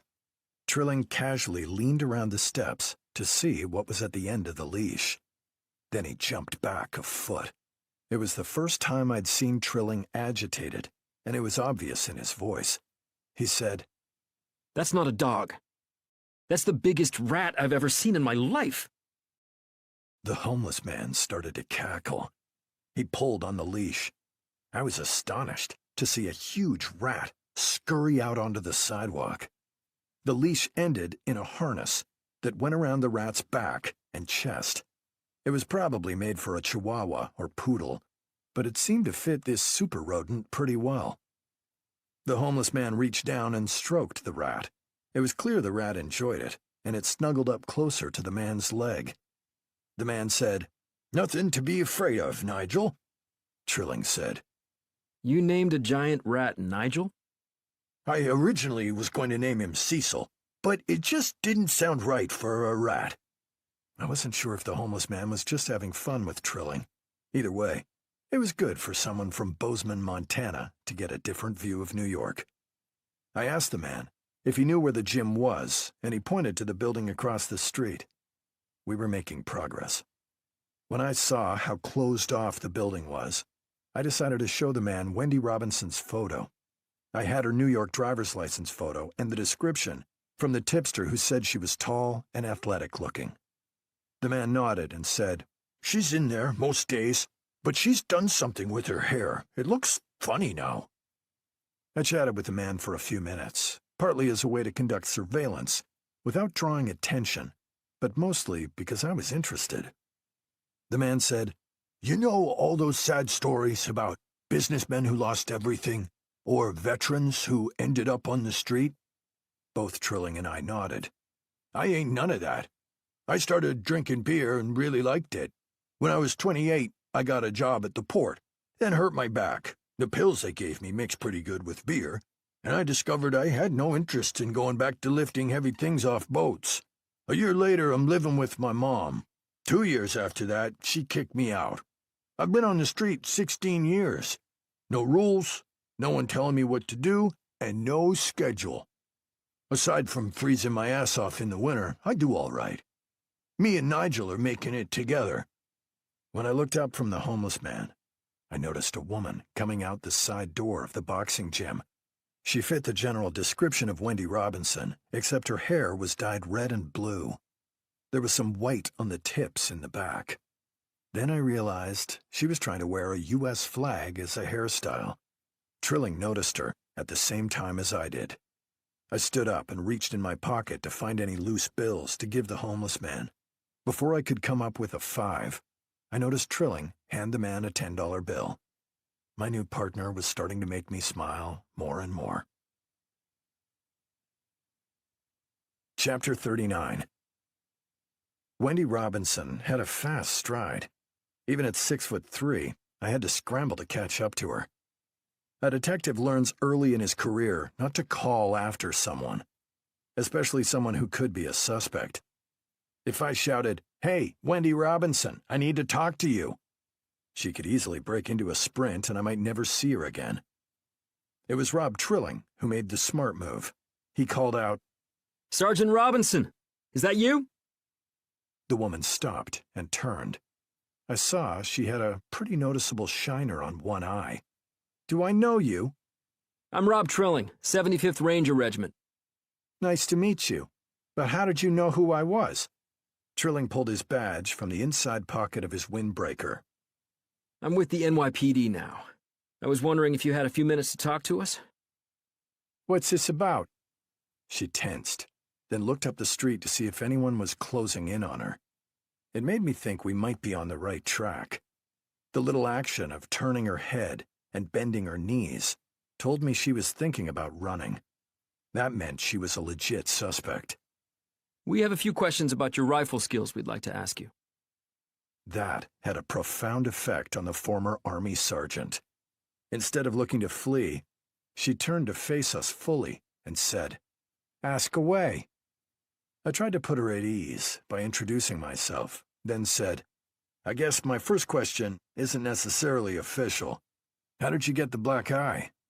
A smile spread across her face, You don't work out at a boxing gym without taking a few knocks once in a while.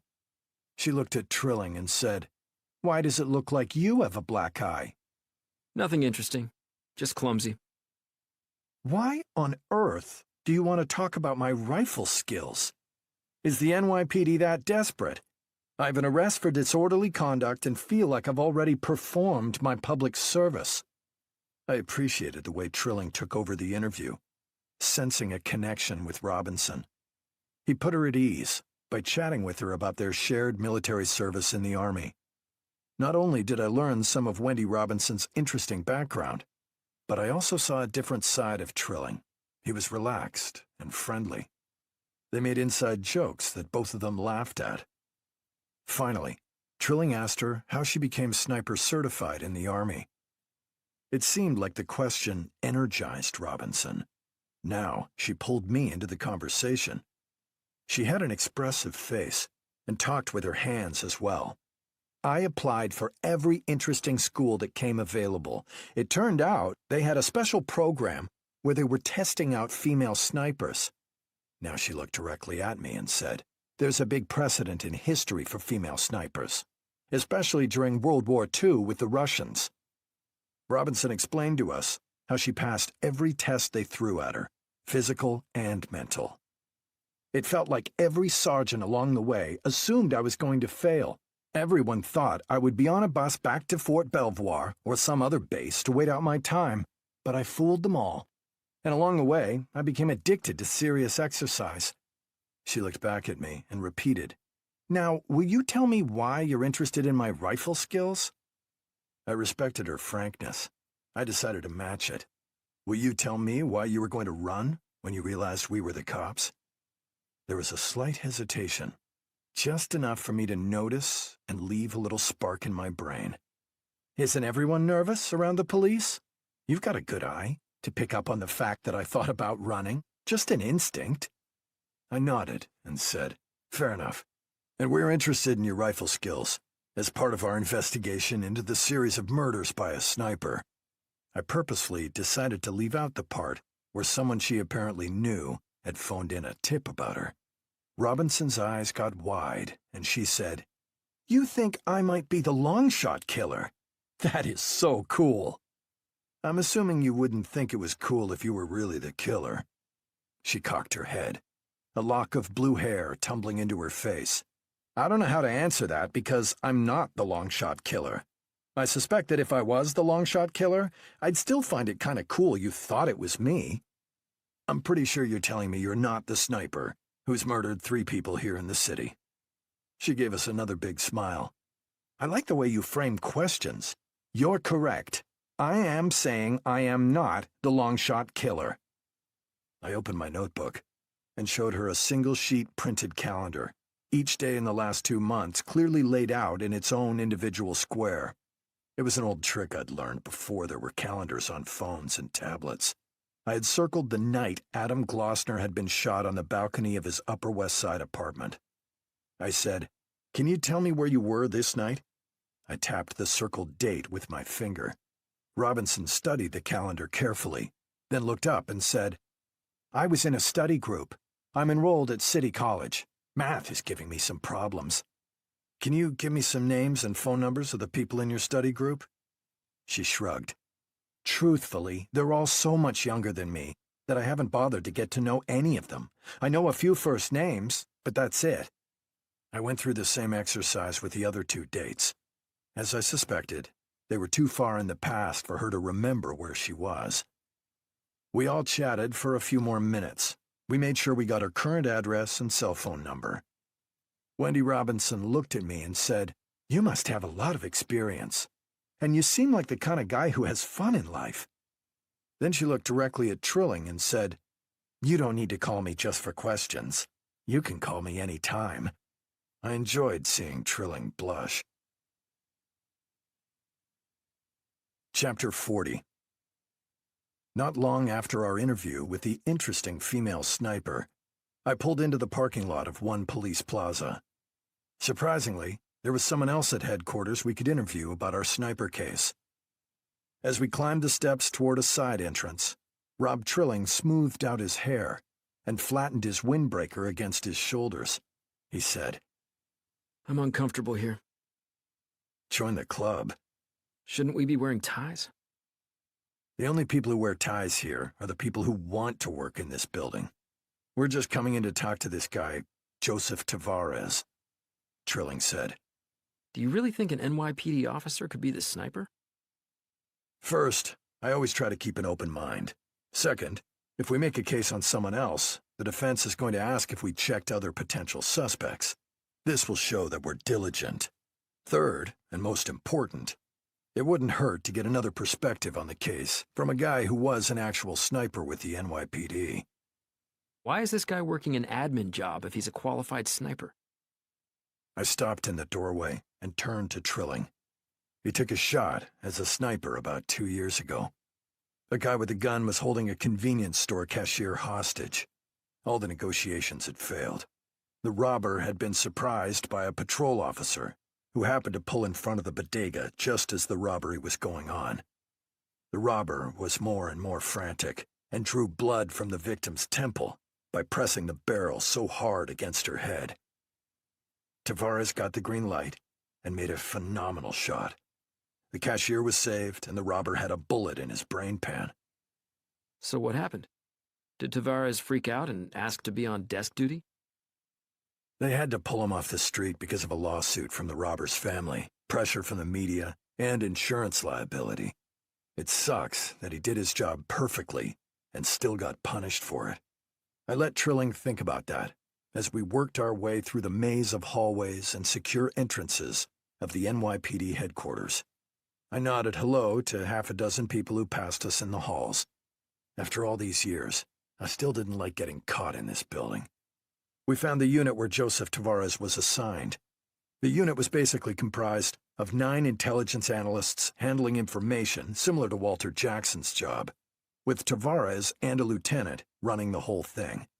As I understood it, Tavares' job was to review intelligence reports to see if there were crimes that needed to be investigated or referred to other agencies. Not a job I'd care for at all. When we walked through the door, I saw the pool of analysts working in cubicles and a man with dark hair, wearing civilian clothes, working at a desk over to the side. He looked up and noticed us, stood from his desk, and walked over to us. The man said, "You're Michael Bennett. Have we met? Are you kidding me? I'd know you anywhere. If not from the newspapers, from some of the NYPD news briefs. I'd recognize you before I'd recognize the commissioner." He stuck out his hand and said, "Joe Tavares, nice to meet you. You're just who I wanted to talk to." Chapter 41. The first thing I noticed about Joseph Tavares was how similar he seemed to Rob Trilling, not only in his demeanor but also in his appearance. He was 10 years older, but had the same lean frame and short dark hair as Trilling. I introduced Trilling. Tavares said, "I know your name too. You're on ESU, right? You came on after I was reassigned." Trilling nodded. Yes, sir. I'm not assigned to the unit at the moment. I'm working with Detective Bennett for the time being. "Don't sweat it. There are worse assignments." The two of them chatted comfortably for a few minutes, until Tavares looked at me and said, "I know you didn't come by here just to keep me company. Is there something I can help you with?" I let Trilling explain what we were working on. Tavares said, "The long-shot killer? You guys are working on the most interesting case I've seen in a long time. I've been following it closely in the media and in homicide reports. You know, the exciting part of police work." I decided to handle this sensitive part of the interview. "We have to eliminate potential suspects. You were a sniper in the Army, and according to Trilling, military snipers are rare. You were also a sniper with the department, so I've got to ask you where you were on a couple of dates." Tavares just eyed us silently. Clearly, he didn't expect to be considered a suspect. Even the way I'd worded it, by telling him we were eliminating suspects, didn't ease the insult. He was a guy who'd spent his whole life in public service, and it looked like the only reward he'd gotten was a shitty job at headquarters, and now someone suggesting he was a potential killer. I gave him some time. Tavares said, I'll talk to you, even though we both know it's never a good idea to talk to the cops. This is bullshit. No one is accusing you of anything. You know all the hoops we have to jump through. I'm just trying to be thorough. Then I did the calendar trick with him. He said he'd been off duty for the most recent murder, at home with his wife. He gave us her phone number. You can call Cindy right now to make sure I don't try to coordinate my story with hers. Joe still had a touch of annoyance in his voice. I'll give you her office number, too. She works over at the FBI as an analyst. Kinda what I'm doing here. In fact, I know I have a similar schedule to FBI intake analysts because I got a buddy of mine from the service a job over there, and we have almost identical schedules. I work 10 hours a day, 2 evening shifts, and 2 day shifts a week. I said, was your buddy a sniper in the military too? Looking for another suspect? No, just curious. His name is Darnell Nash. He was my spotter in Iraq. He might not have been a certified sniper, but he's really good with a rifle. He lost a foot to an IED. Sorry to hear that. Trilling asked, Why is your buddy an analyst if he has military experience? Clearly he must have a college degree or the FBI wouldn't have hired him. An FBI analyst's job is not too bad. Trilling and Tavares started to talk about different veterans groups and causes they were involved in. I respect the bond military people feel toward one another. As soon as we said our goodbyes and were heading to another unit in the headquarters building, I made a quick call to Cindy Tavares to verify what her husband had told me about his alibi. She backed it up and even provided a few details about what they'd had for dinner and watched on TV. Chapter 42. I tried to advise Rob Trilling about the importance of making contacts everywhere he went. That included headquarters. There's no way a detective can know all the things that are needed in big cases. Between electronic surveillance, witnesses, forensics, and so forth, it's just too much for any one person. That's why it's important for a good detective to know who to call if he or she has questions. Trilling was so quiet and reserved. I worried that establishing that kind of network might end up being one of the hardest aspects of the job for him. I turned to go up to the 4th floor and meet Rebecca Swope, one of the sharpest analysts at headquarters. She also had a direct connection to every college and school in New York. We needed to verify a few things. As we started up the stairs, I heard someone coming down from the 3rd floor. As we turned for the next flight, I saw the wide figure of my old friend, Greg Stout. Greg was a little overweight, but liked to tell everyone that he felt it was important his body match his surname. And he was known for being a resourceful and determined investigator. That, coupled with his writing abilities, had moved him up through the ranks to sergeant in charge of major investigations. He also had a joke for every possible occasion. As soon as he saw me, Greg broke into a wide smile and said, "Mikey boy, what brings you to the King's Castle? Someone figure out your degree in philosophy is bogus?" "My biggest fear, but that's not the issue today. How's that big, beautiful family of yours?" "Oh, good. And yours?" He shrugged. I knew not to ask any more questions. Stout was frustrated by his 20-something slacker son, who believed every wacky conspiracy he read on the internet. Stout changed the subject. "Seriously, why are you here? We want to escape, and you come here willingly?" "Need some expertise, and I'm headed up to see Becky Swope. If she can't figure something out, no one can." He turned his attention to Trilling and said, "Who's this?" "He's working on the Longshot killer case with me. Greg, this is Rob Trilling. Rob, this is Sergeant Greg Stout." He patted his belly and said, "No jokes. I'm the only one allowed to make jokes around here." Then he took another look at Trilling and said, "God damn, how old are you? You even made an arrest yet? I mean, for anything?" Trilling stayed silent. In fact, he did a pretty good job of ignoring Stout altogether, even though it was just the 3 of us in the stairwell. Greg looked at me and said, "Seems a little touchy. Maybe he needs to learn some manners." Now, Trilling spoke very evenly. Where I'm from, manners are something we use every day. With everyone. My grandpa told me to ignore loudmouths. That was it. Trilling didn't have anything else to say. He continued to ignore the sergeant, but looked at me like he was waiting to see what I was going to say. Obviously, Trilling followed his grandfather's advice, and he was pretty efficient, too. I said, "Lay off, Greg." "What's the matter? Rookie can't defend himself?" When that didn't get Trilling's attention, Greg Stout reached out and flicked Trilling's ear. Trilling moved so smoothly I barely noticed as he swept the sergeant's legs out from under him, then held his arm to ease Stout's drop to the metal landing in the stairwell. Trilling calmly looked at me and said, "I'll meet you up on the 4th floor." Then he started taking the stairs casually, one at a time. I helped my friend to his feet. He wasn't hurt. Trilling had made sure he wouldn't be. Greg Stout said, "He really is a little touchy, isn't he? I was just joking around."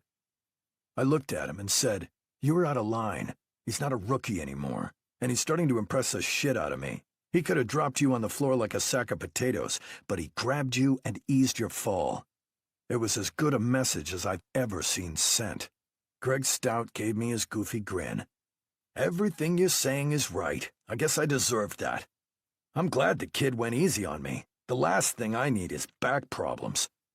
I said goodbye and started up the stairs to catch my partner. Chapter 43.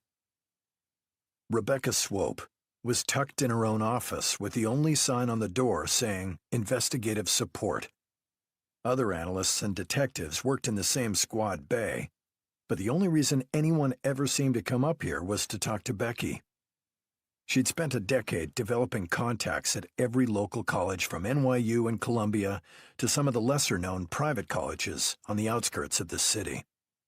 There was no registrar she couldn't call and get a straight answer from about something. The trick was to catch her when she wasn't overwhelmed by other detectives looking for similar information. I stood in her doorway for a moment as she worked on her computer.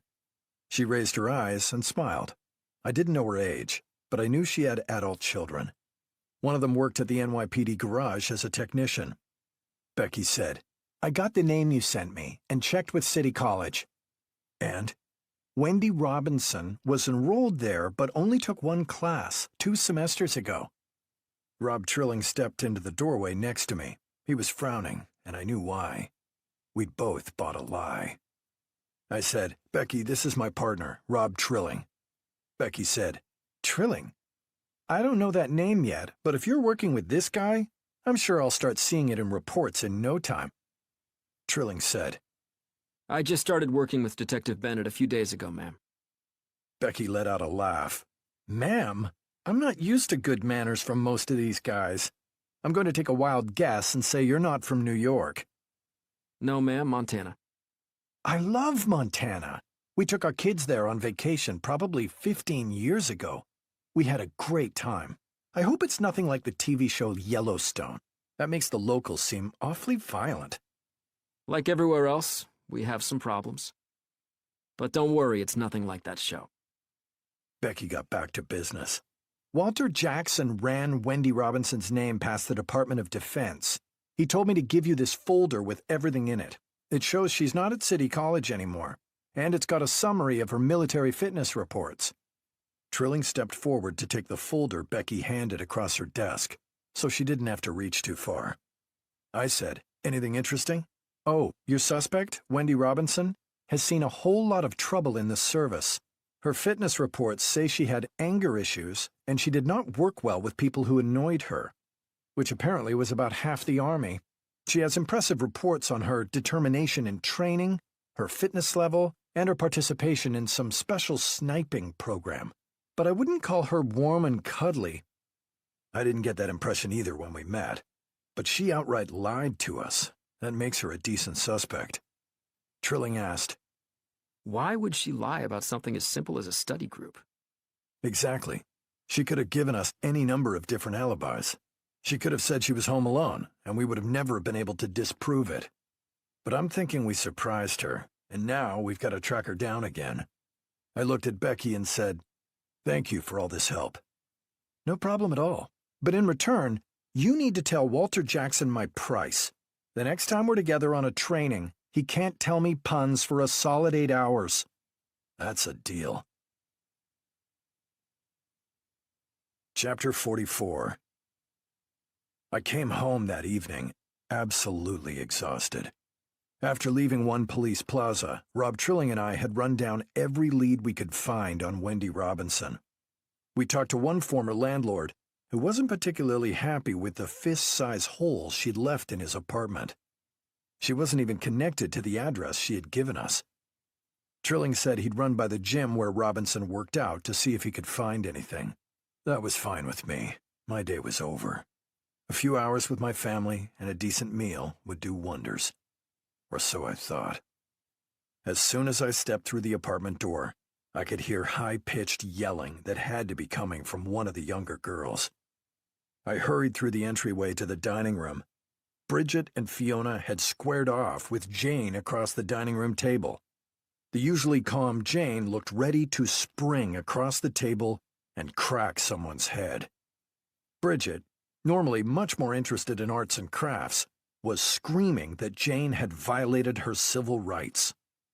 I could already tell this was a story I was not particularly interested in hearing, but I was a dad. That left no room for me to just walk away. I said in a loud voice, "Everyone to a neutral corner!" That at least got the girls' attention and stopped the screaming. They all turned and stared at me like I'd interrupted a debate. Then I asked, "Where's Mary Catherine?" Jane spoke first. She took Ricky and Shauna to the Museum of Natural History so they could do some kind of report. That made sense. There's no way these girls would ever get into a fight like this with Mary Catherine around. I made everyone take a seat. As usual, the twins, Bridget and Fiona, sat right next to each other. Across the table, like opposing counsel, Jane sat by herself. I said, "Does someone want to tell me what this is all about?" Jane took a breath and said in a reasonably calm voice, "I think it's best if we handle this ourselves." Somehow I doubt that. Plus, I'm not sure if my medical insurance can cover what you guys might do to each other. I gave Fiona a hard look. It's wrong to say, but she is always the first to crack in any situation like this. A lot of people talk about knowing which parent to ask permission for different things. The flip side of that coin is that most parents know which kid to question when there's an argument. In this case, my basketball star Fiona was the weak link. She cracked even faster than I'd expected. She blurted out, "Bridget and I were just fooling around. Jane's the one who freaked out when we took her little notebook. She pulled my hair." Fiona pointed to a few strands of hair on the table. It didn't seem that serious, but it backed up her comment. I didn't even have to turn my head toward Jane before she started on her defense. "Dad, I told you, I have a big project. It's driving these two nuts that I won't tell them what it's about, so they grabbed my notebook. I'm sorry we were so disruptive when you came through the door." Wow, that's a good explanation. I looked at the two younger girls. Is what Jane said accurate? Both the girls nodded their heads. It was satisfying to see my girls tell the truth, especially after I was already feeling bad about having bought a lie from Wendy Robinson and wasted my afternoon. Then we heard the front door open. Bridget said in a low voice, "Please don't tell Mary Catherine." The other two girls were nodding their heads vigorously. Was I the pushover? Was my new wife the disciplinarian in our family? This was something I'd have to think about. I looked at Jane. "I appreciate your honesty. The only thing I'll ask is that you guys find a less aggressive way to work out problems. Also, I need you to keep your phone on all the time when you're out of the house, Jane." "Dad, when I'm in Columbia's library, they're really strict about us keeping our phones off and not using them." "They're probably strict about turning the volume down, but you can answer texts." Mary Catherine came in and gave me a hug and a kiss as Ricky and Shauna raced by with a quick, "Hey, Dad." But my wife's Irish sixth sense took only a second to read the temperature of the room. She said, "What's wrong?" I smiled and said, "Not a thing, now that you're home." I noticed the three girls' smiles as I covered for them. I didn't like to lie, but this one seemed like a good cause. Chapter 45. I was at my desk the next morning before 7. 1 minute later, I was bothering Walter Jackson. I'd given him Wendy Robinson's name and told him we couldn't find her anywhere. That was usually enough for our super analyst to come up with a few addresses no one would think of. Before I could say a word, Walter asked me, "Do you know why the man who invented the Ferris wheel never met the man who invented the merry-go-round?" I just shook my head. As usual, Walter couldn't contain his wide grin. He said, "They traveled in different circles." I chuckled and tried to be polite as I asked about Wendy Robinson's information. Walter handed me a sheet of paper with a few more addresses. He said, "The address up in Brewster is her mother. I think that might be a good place to start." I lost track of time as I went through notes and answered phone messages. Trilling still hadn't shown up when I broke out of my tunnel vision. I dialed his phone but got no answer. A few minutes later, he sent a text. I'm at an appointment. Then I have to run by my apartment. I'll meet you at the office. Trilling's lateness was the sort of thing that an administrator like Harry Grissom should handle. But I didn't want to get my new partner in trouble. I just wanted to find out what the hell was going on with him. On the other hand, it was closing in on noon, and I wanted to get on the road and talk to Wendy Robinson's mother in Brewster. It would take about an hour to get up to the little town near the Connecticut border. I decided it was time for bold action. I found Trilling's home address in Queens and headed over there to catch him when he came home. According to his text, he was headed there before the office. This way we could save some time. It wasn't hard to find his apartment building after I came over the Queensboro Bridge. It was a 2-story building just off Northern Boulevard. I slipped into a spot on the street nearby. About 20 minutes later, Trilling pulled up in his FBI-issued Ford Taurus. He didn't seem shocked to see me. All I said was, "We need to talk." Trilling nodded. He said, Wait here. I'll be right back. A couple of minutes later, he was back on the sidewalk with 2 Miller Lights and a bag from a local deli. Sorry. Apartment's a mess. I'll share my roast beef sandwich with you if you don't tell anyone about having a beer in the middle of the day. I took the beer and half a sandwich.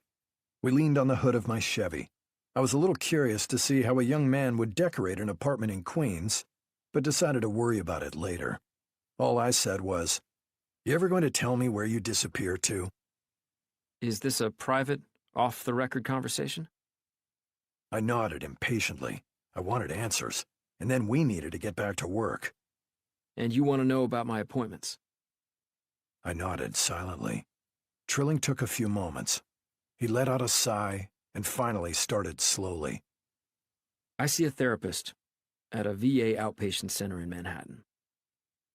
I've been having a few problems adjusting to civilian life, and my therapist is concerned I have a form of PTSD.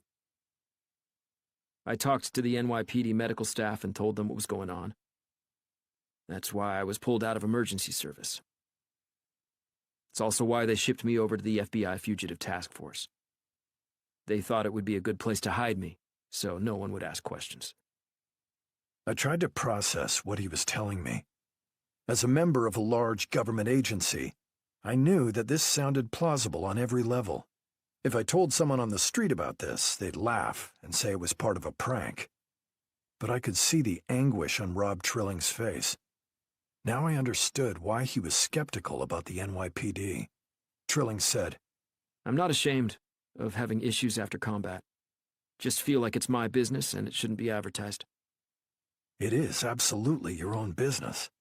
Sorry I ambushed you at your own apartment. Just needed some answers. Why didn't you tell me sooner?" I don't know. You just seem to have it all together. Great reputation, beautiful wife and family. Maybe I didn't think you'd be able to understand.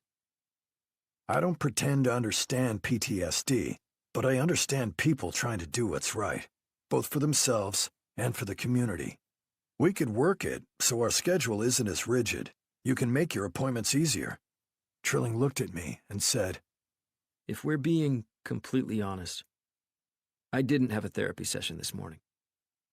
"Are you comfortable telling me where you were?" Immigration court.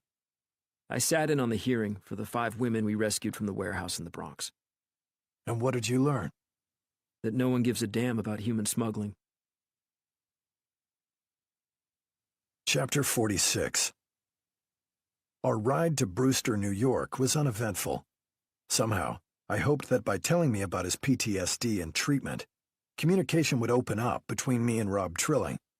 But I was starting to realize that Trilling's natural state was quiet and thoughtful. It didn't do much for a ride through the Putnam County landscape. Calling the area rural was like saying Shaquille O'Neal is tall. This was what we city dwellers would call the middle of nowhere. It looked sort of like the area where I imagined Ted Kaczynski had once lived. Quiet, isolated, and, to a New Yorker like me, a little on the creepy side. The mailbox on the main road had the name Robinson handwritten on it, and the address matched what Walter Jackson had given me. Wendy Robinson's mom, Bev Robinson, had lived at this address for more than 30 years. A long driveway seemed to wind up the heavily wooded lot. I thought a driveway like that would have led to a mansion. Instead, what stood at the end was a modest one-story middle-class house, landscaped with manicured ornamental bushes and well-trimmed grass. It was the sort of place you'd expect a teacher or a mechanic to live in. Trilling asked, What do we do if Wendy is here? We question her. I mean, tactically, one of us should stay by the car. He was right. I try not to argue with anyone who's right. Trilling stood at the rear of the car as I walked up the short path, onto the porch, and knocked on the front door. As I waited, I looked down and saw the doormat. It said, "All who enter this house are loved." A woman in her 60s with short gray hair answered the door with a smile. I could tell right away that she was Wendy Robinson's mom by her eyes. They were almost exactly the same. I introduced myself and showed her my ID. Trilling stood by until I gave him a signal. Mrs. Robinson didn't ask the usual, "What's this about?" She knew what this was about. From this small but important detail, I could tell the cops had been here about Wendy before. Mrs. Robinson invited us inside, and I motioned for Trilling. I waited at the front door for him. As he stepped onto the porch and saw the welcome mat, he smiled and asked, Are we sure this is the right place? It was true. Wendy Robinson had warmed to us, but hadn't exactly given off love everyone vibes. I said, "Kids don't always follow their parents' traits." Trilling said, Thank God. Otherwise I'd be in prison too. I did a double take at this revelation from my partner, but he didn't elaborate. Mrs. Robinson called out from the kitchen, telling us to make our way to the living room. She put on a pot of coffee for us without even asking. That was old-school polite. The interior of the house was exactly as I'd expected, neat and orderly to a fault. It took us a moment to settle onto the couch with a low coffee table in front of us. Mrs. Robinson came in and said, "What has my Wendy done now?" I had told Trilling I wanted him to start the interview. When he said, Mrs. Robinson. she interrupted and said, "Call me Bev." Trilling gave her a charming smile, shook his head, and said, I'm sorry, ma'am. I'm afraid I can't.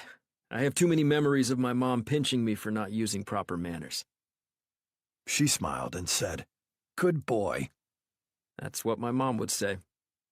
He paused for a moment, then said, Why do you assume we're here about Wendy? "I have 4 daughters, each exceptional in their own way, but only one of them draws the attention of the police. She can be a wild one. She joined the army to avoid a battery charge. You're not the first police who've made the trek up my driveway to talk to me about my daughter.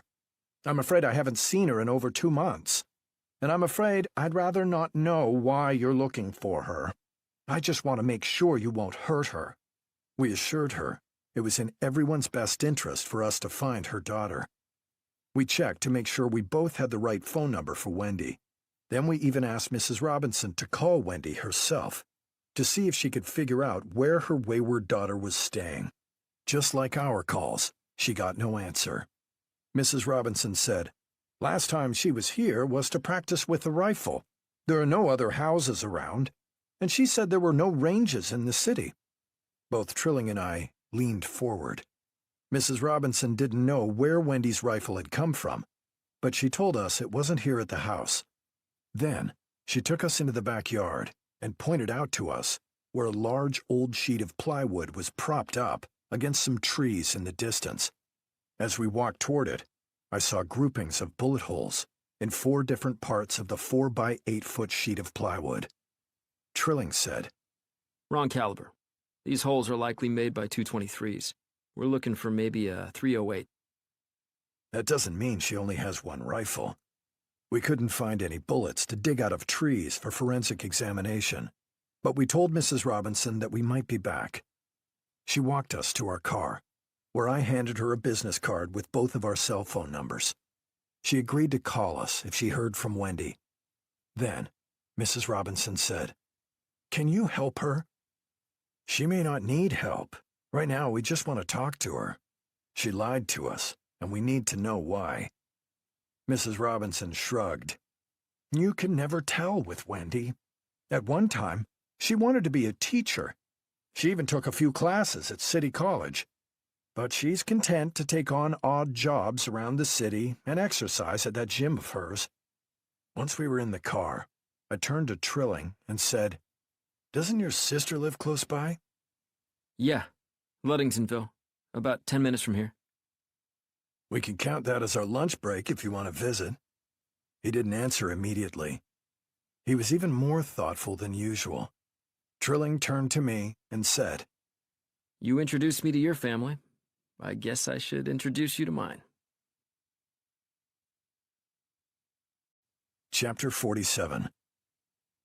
Rob Trilling's sister lived in the middle of the tiny town of Ludingtonville, in a nice 2-story house that was kept in good order. A Dodge Ram 1500 pickup truck with Montana plates sat in the driveway. Trilling casually said, My mom and grandpa have been here visiting for a few months. They're helping my sister with the kids because my brother-in-law is a long-haul trucker. He said that his mom, who was named Mona, and his grandfather, Chet, would be there watching his sister's toddler, an infant, while she worked as a bookkeeper at an auto parts store in the next town. A woman I took to be Mona Trilling opened the door as we walked up the driveway. I don't know why it surprised me to realize that she was only a couple of years older than me. She had black hair and wide, dark eyes. She hugged Trilling like she hadn't seen him in years, instead of only 6 days ago, which he had just told me was when he last came up to visit. Trilling's grandfather, Chet, came to the door behind Mona. He was a distinguished-looking older man, just under 6 feet tall, with neatly trimmed gray hair and clear, dark eyes. Chet asked, "Who's this, Rob?" Trilling said, This is my partner, Michael Bennett, Pops. "Partner in the Army?" No, Pops, I work for the police now. The old man smiled and nodded. They welcomed us into the living room. I chatted with Mona Trilling about the differences between New York and Montana. She told me how happy she was that 2 of her kids had ended up living near each other, so that she could visit both of them at the same time. I gathered that Trilling's older brother was running the grandfather's car dealership back in Bozeman. I said, "It's nice that you and your father can drive across the country together to visit your children." "Oh, Pops isn't my father. He's my former father-in-law." "From what I hear, you take really good care of him. I just assumed he was your dad." "No, but we're close. After my husband left, Pop stepped up and really helped with the kids. I don't know how much Rob has told you, but his father was not a good man. Anyway, Pops has always been very kind to me, and I intend to stick with him through the troubles I know are coming. Right now, it's just a little memory glitch. We've been told it'll get much worse, and he'll start to act erratically. That'll be tough on Rob. He loves his grandfather." I just sat there silently. That hit me hard. I couldn't imagine my grandfather, Seamus, having those issues, even though he was almost 10 years older than Pops. I listened to the banter between Trilling and his grandfather. In short snippets, you couldn't tell there were any problems at all. They joked with each other. The elderly man brought up incidents from years before with perfect clarity, and it all made me a little sad. Learning that Mona looked after an ex-in-law, I started to understand my new partner a little better. Apparently, everything I'd seen on the job where he cared so deeply was no act. He had learned lessons about looking after other people, and I could see exactly where he'd picked up those traits. Trilling and his grandfather went to the rear bedrooms to check on the napping children. As soon as they were out of the room, Mona Trilling turned to me and said, "Is my boy doing all right in the big city? Everything I've seen says he's caught on to life in New York pretty well. You have no idea how I worried about him the whole time he was deployed. When he told me he was leaving active duty, I felt such relief. I didn't know what to do. Then he goes and joins the New York City Police Department, and I start to worry all over again. He's got a good head on his shoulders, and he knows how to take care of himself. I wouldn't worry too much. Do you know if he's dating at all? I don't want him to be lonely. He brought a young woman by in September for a visit. They were coming back from some week-long VA retreat in Albany. Her name was Darcy, and I think she worked for the VA. She seemed like a nice young lady, but I never heard anything more about her. And Rob is so private. I hate to ask him direct questions about his dating life. I thought about my own daughter, texting Rob Trilling to ask him out. I looked at Mona and said, "I think Rob will be okay. We're working a lot of hours right now while we're on one case. Like every job, we have busy times and slow times. He'll have time to figure out what he wants to do and who he wants to date." That seemed to satisfy his mother. Just then, Trilling stepped from the hallway, holding an infant, while his grandfather held the hand of a toddler. Chet looked right at me and asked, "Who's this?" My heart broke a little bit for the whole family.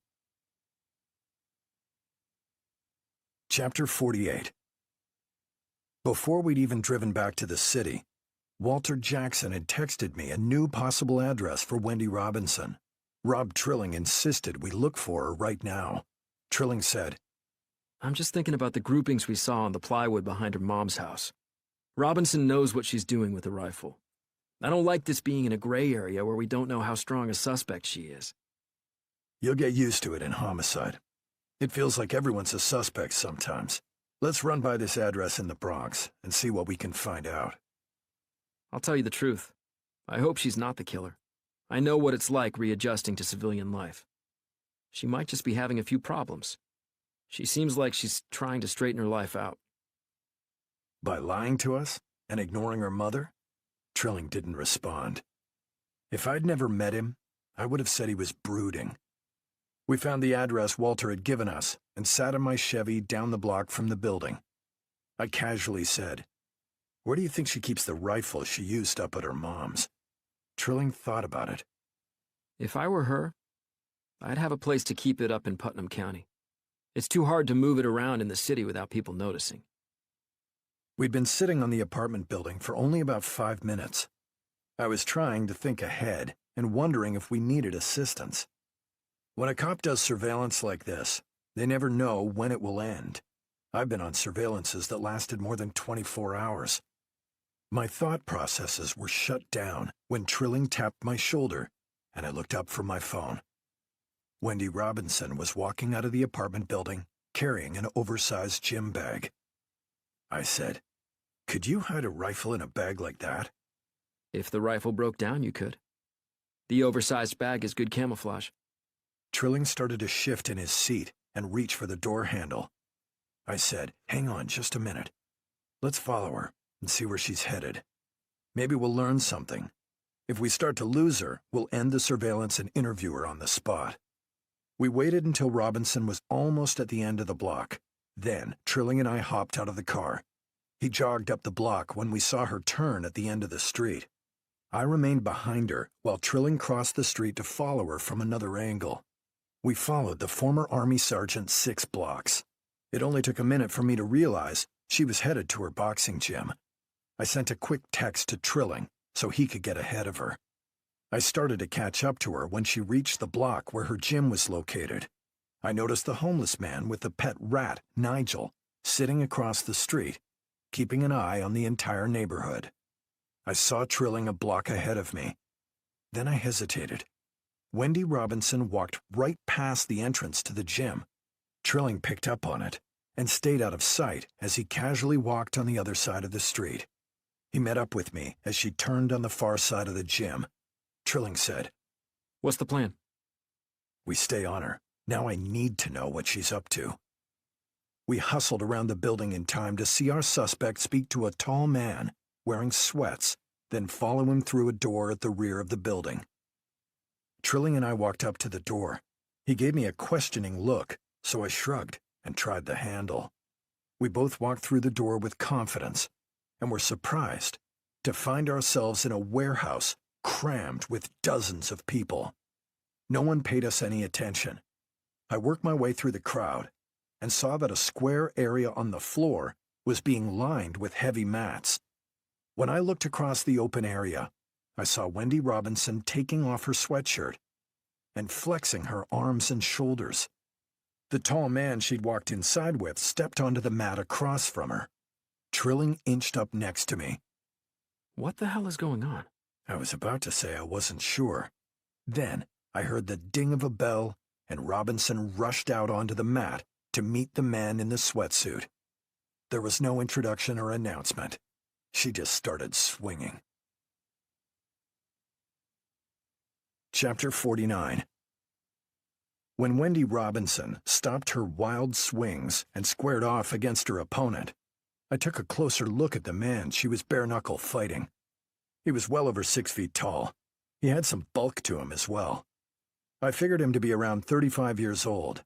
He had a long, droopy mustache that reminded me of Harry Grissom's impressive facial hair.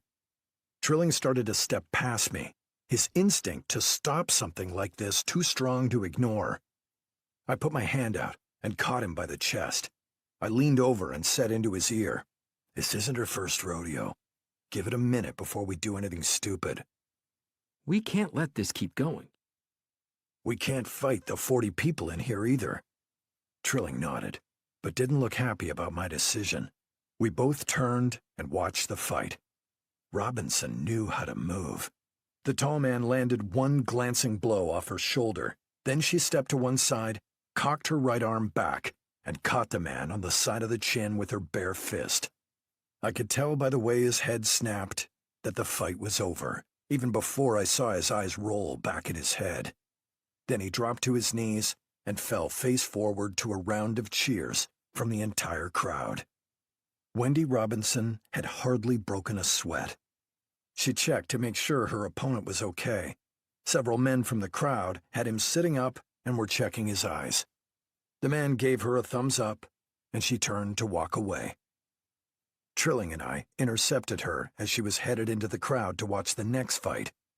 As soon as Robinson noticed us, she turned on the ball of her foot and tried to cut through the crowd to the rear door. Trilling raced ahead and was waiting at the door. Once I reached the door, we all stepped outside into the relatively quiet alley behind the gym warehouse. The place was a perfect camouflage for these illegal fights. Even from inside the gym, you couldn't tell there was a rear warehouse section of the building. We stood on either side of Wendy Robinson as I said, "You haven't been enrolled at City College for almost 2 years. You lied to us." She smiled. "I lie to everyone. I have to, just to stay sane. My mom wants to know my every move. The VA wants to make sure I stay on my meds. And cops asking questions just makes things worse. I didn't want to tell you I was involved with these guys. You'd shut them down." I said, "So, it's like the movie. First rule is not to talk about it." "What movie?" "Fight Club." She just gave me a vacant look. "Our first rule is to make sure no one gets hurt. It just adds a level of realism to our training, and the owner of the gym makes a little extra from people coming to watch the fights. The VA would never sanction this sort of therapy for PTSD. I swear to God, it's the only way to deal with living here." I said, "Now that I know your alibi is bullshit, I need to know where you were the night Adam Glossner was shot on his balcony." That was the date we knew she had lied about. She made a sour face and said, "Come on, guys. You can't figure it out. I was right here. I'm here 2 or 3 nights a week. Your detective abilities don't seem that sharp to me. I looked at Trilling, and he nodded as he went back inside to verify her story. He'd find the manager easily enough. I looked back at Robinson. We visited your mom. She seems very nice. She's the best. Except she expects everyone to live their lives the same way she has. I don't want to end up in a little town with a house full of kids running around. Where's the rifle you used at her house? Another smile slid across her face. So you're saying I shouldn't confide any criminal activities to my mother? She showed you my little range, didn't she? To be fair, she didn't know why we wanted to talk to you. The rifle belongs to one of my buddies, who lives near my mom. I just wanted to feel a rifle against my shoulder for an hour or so. It's too expensive to shoot anymore. Ammo costs a fortune. I liked it a lot better when the government provided me with bullets. She gave me a sly smile. She wasn't worried about a homicide charge. After a while, Trilling came back out. Robinson's story checks out. The manager even showed me some video. He says she's a regular and never causes any trouble. Robinson did a little curtsy. That's me, just a good little girl. She pointed at the building. I guess you could say this whole thing is my anti-anxiety drug.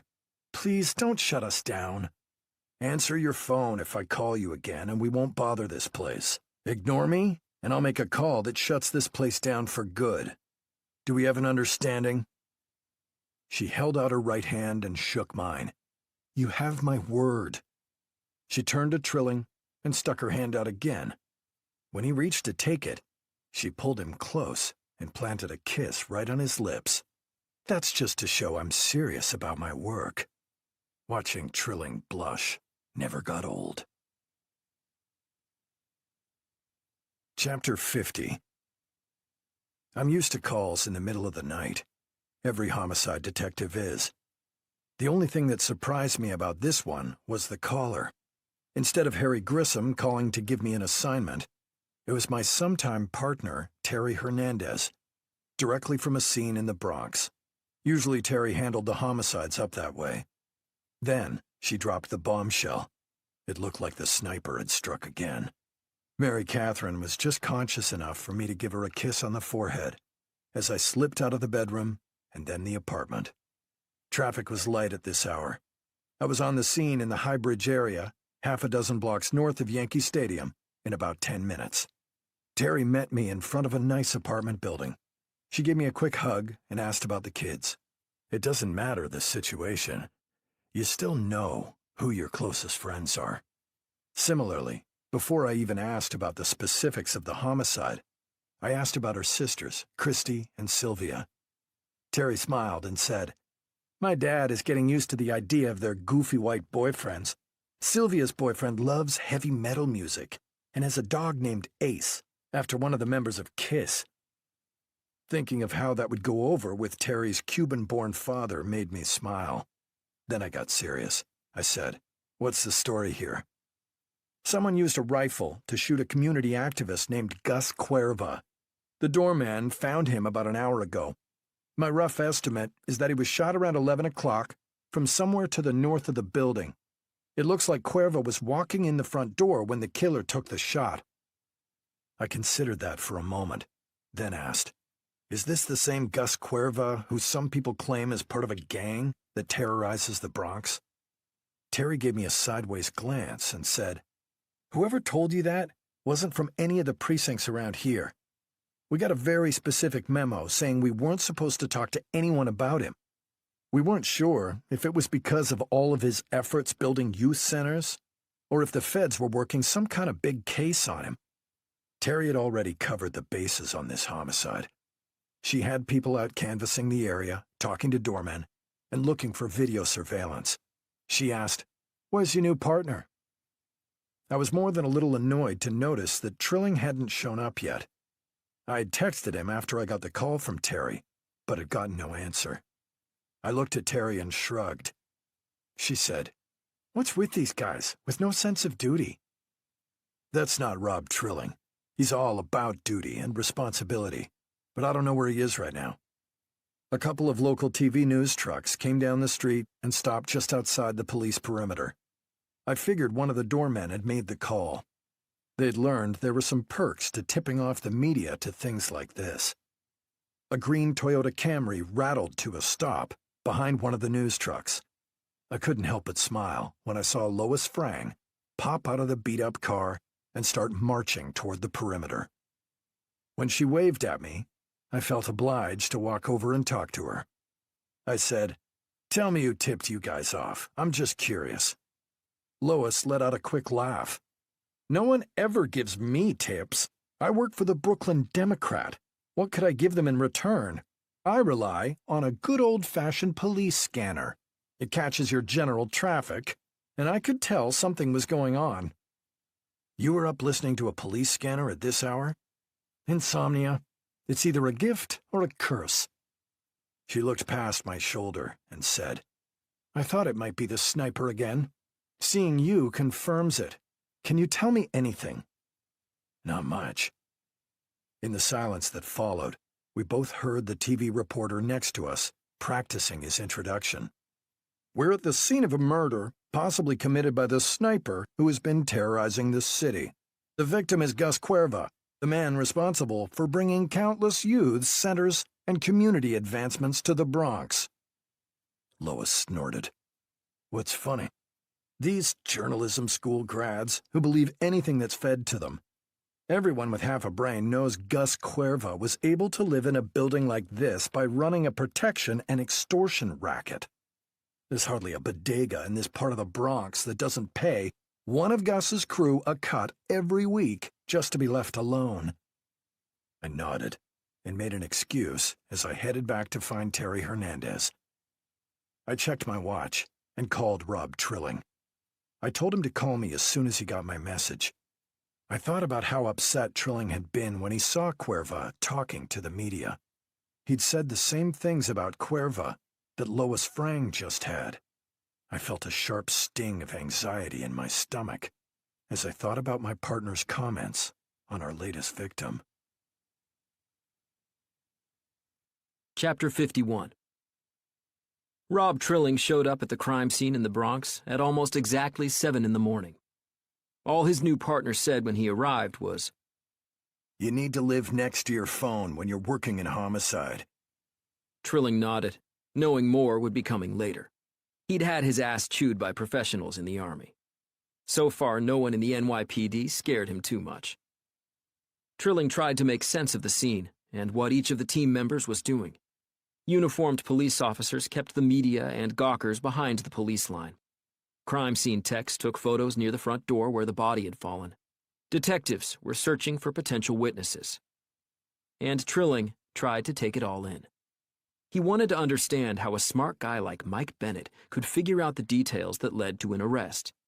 He knew that was always the key to any mission. Details. Trilling stepped over to Bennett and asked, "When did the ME take Cuerva's body?" Bennett stopped what he was doing, turned to face Trilling, and said, "How did you know the victim was Gus Cuerva?" "It's on the news. I heard it on my way over here."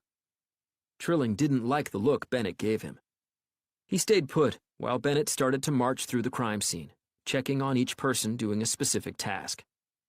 Trilling wanted to be close to Bennett so he could learn how this shit was done properly. He caught up to Bennett and started to follow him around as he talked to a couple of potential witnesses, including Cuerva's girlfriend. The former Miss Columbia had been asleep in their apartment. Apparently, the doorman had an excused absence for a couple of hours, then came through the rear door, so he didn't notice the dead man by the front door. As soon as he'd found the body, he called 911. After the initial round of tasks was completed, Bennett turned to Trilling and said, "Let's go sit in my car for a few minutes. It's quiet, and I need to think." His Chevy was parked almost in front of the building. Its close proximity to the crime scene discouraged anyone from walking up and talking to him when he was sitting inside. Trilling could understand why he needed to get away from everyone's questions for just a few minutes. Once they were settled in the car's front seats, Bennett turned to him and said, "We have something we didn't have before." "What's that?" The canvas turned up a coffee shop employee. who saw someone walk by with what they thought was a musical instrument case. At least we have a description now. White male, about 6 feet tall, with short dark hair. The description that fits maybe 500,000 people in the greater New York area. I even fit that description. Trilling noticed Bennett didn't say anything. You gonna be okay working on the homicide of a guy like Gus Cuerva? You told me you thought he'd ruined the neighborhood and was just putting on a show for the media. Suddenly, Trilling felt like someone was tightening a vice on his chest. He'd never had anyone question his integrity before. In the service, if you completed your mission, no one harassed you. It almost sounds like you're trying to accuse me of something. Go ahead and ask me anything you want. I just did. Can you work the case? Trilling nodded. Where were you that you didn't answer your phone? Trilling was silent. He stared at Bennett for a moment, then said, "Do I need an alibi? Sure you want to ride around town with me?" Making smart-ass cracks right now doesn't help anything. I texted and called you and got no answer. Where were you? Trilling didn't need someone looking at him the way Bennett was right now, grilling him over a missed phone call. All he could say was, "I was at home, sound asleep. No fancy excuses. I screwed up, and I know it." Bennett sat silently, looking out the windshield. For a guy who got to sleep last night, you look like shit. Trilling nodded. He knew he had bags under his bloodshot eyes. He could tell Bennett was exhausted, maybe too tired to pick up on some details of the crime and the shooter. Trilling said, "I'm here now. Let me take some of the burden off you. What do you need done right now?" Bennett took a deep breath. He was thinking hard about something.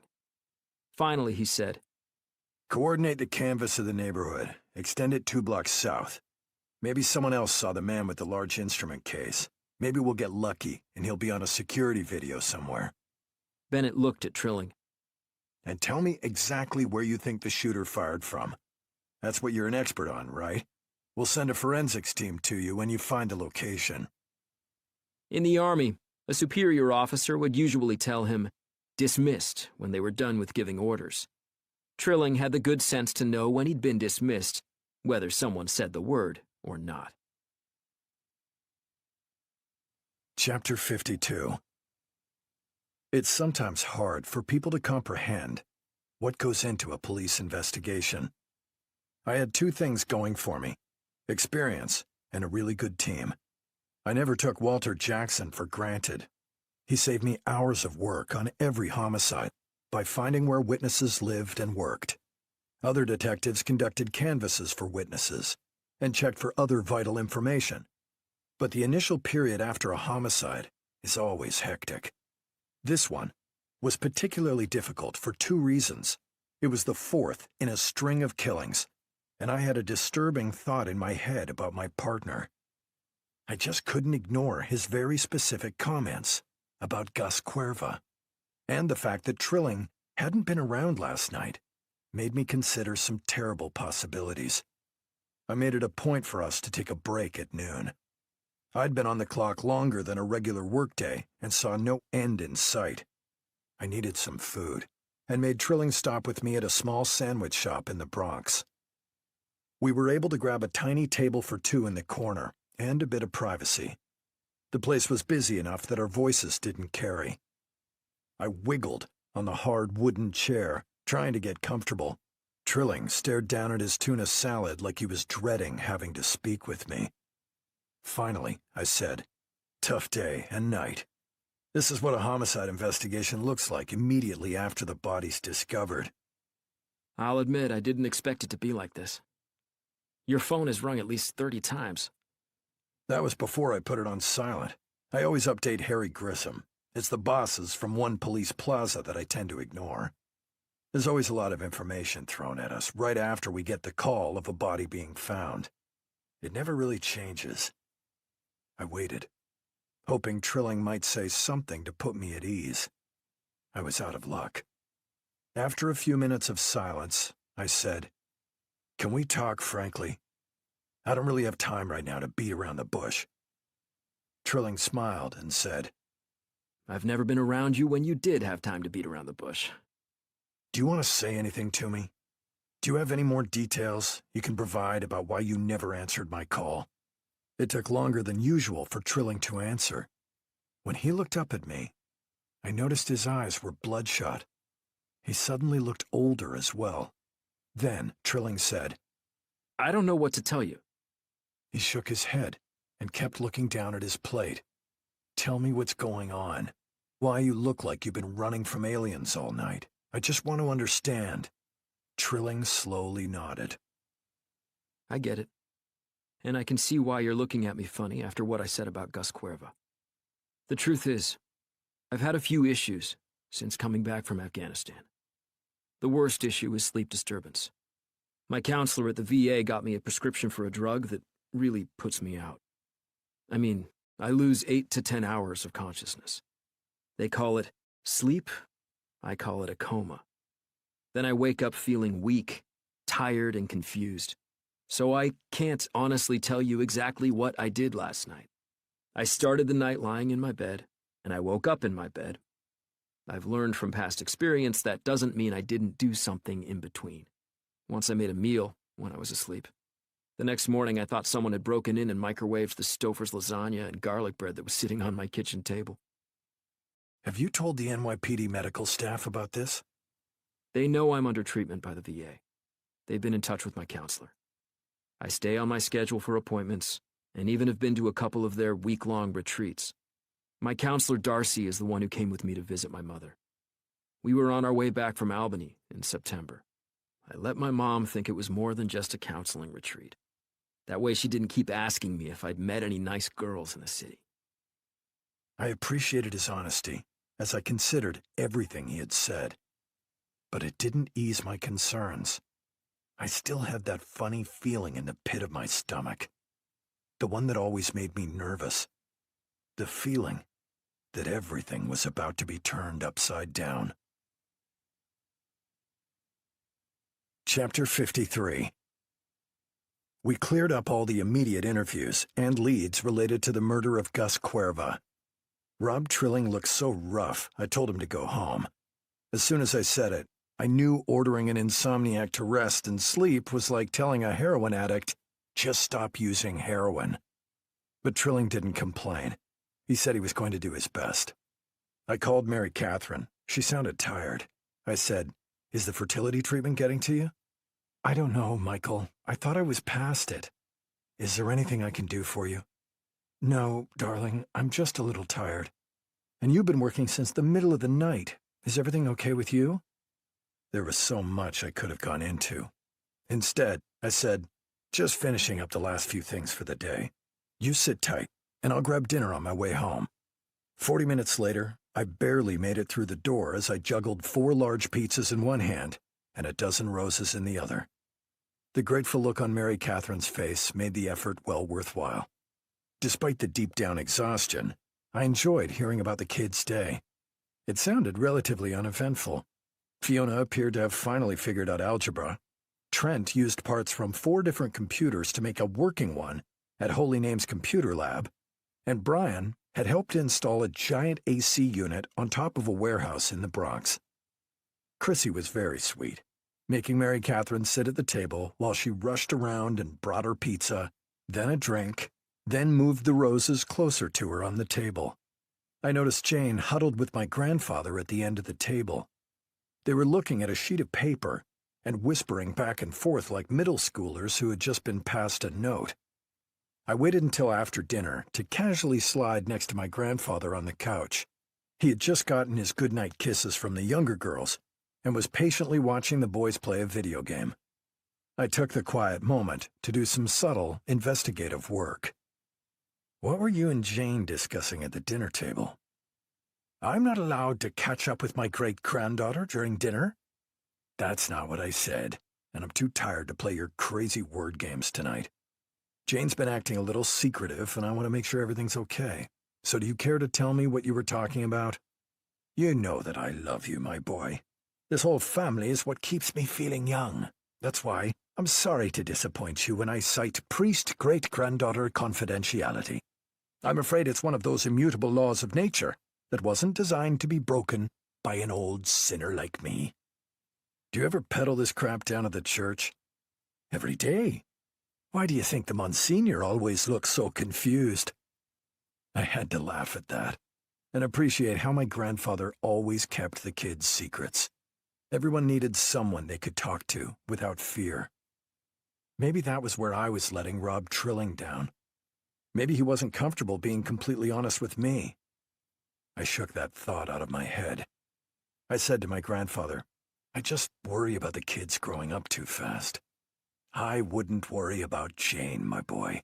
She's more likely to be the city's youngest mayor than she is to do something stupid. Some people would say running for mayor is stupid. My grandfather smiled. That's because only stupid people usually run for mayor. Jane will break that trend. Chapter 54. I'd been careful once I got into the office. The morning had been a blur. I had some serious anxiety about my new partner, but I couldn't just start suggesting he could be responsible for a series of murders. Life just doesn't work that way.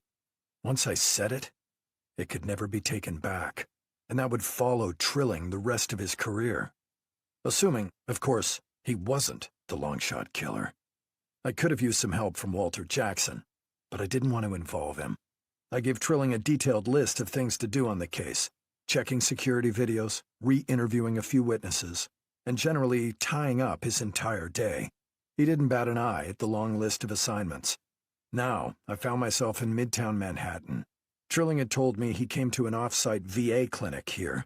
That wasn't too hard to track down. I recalled that he and his mother had both told me that his counselor's first name was Darcy, a name just uncommon enough for me to think I could find her.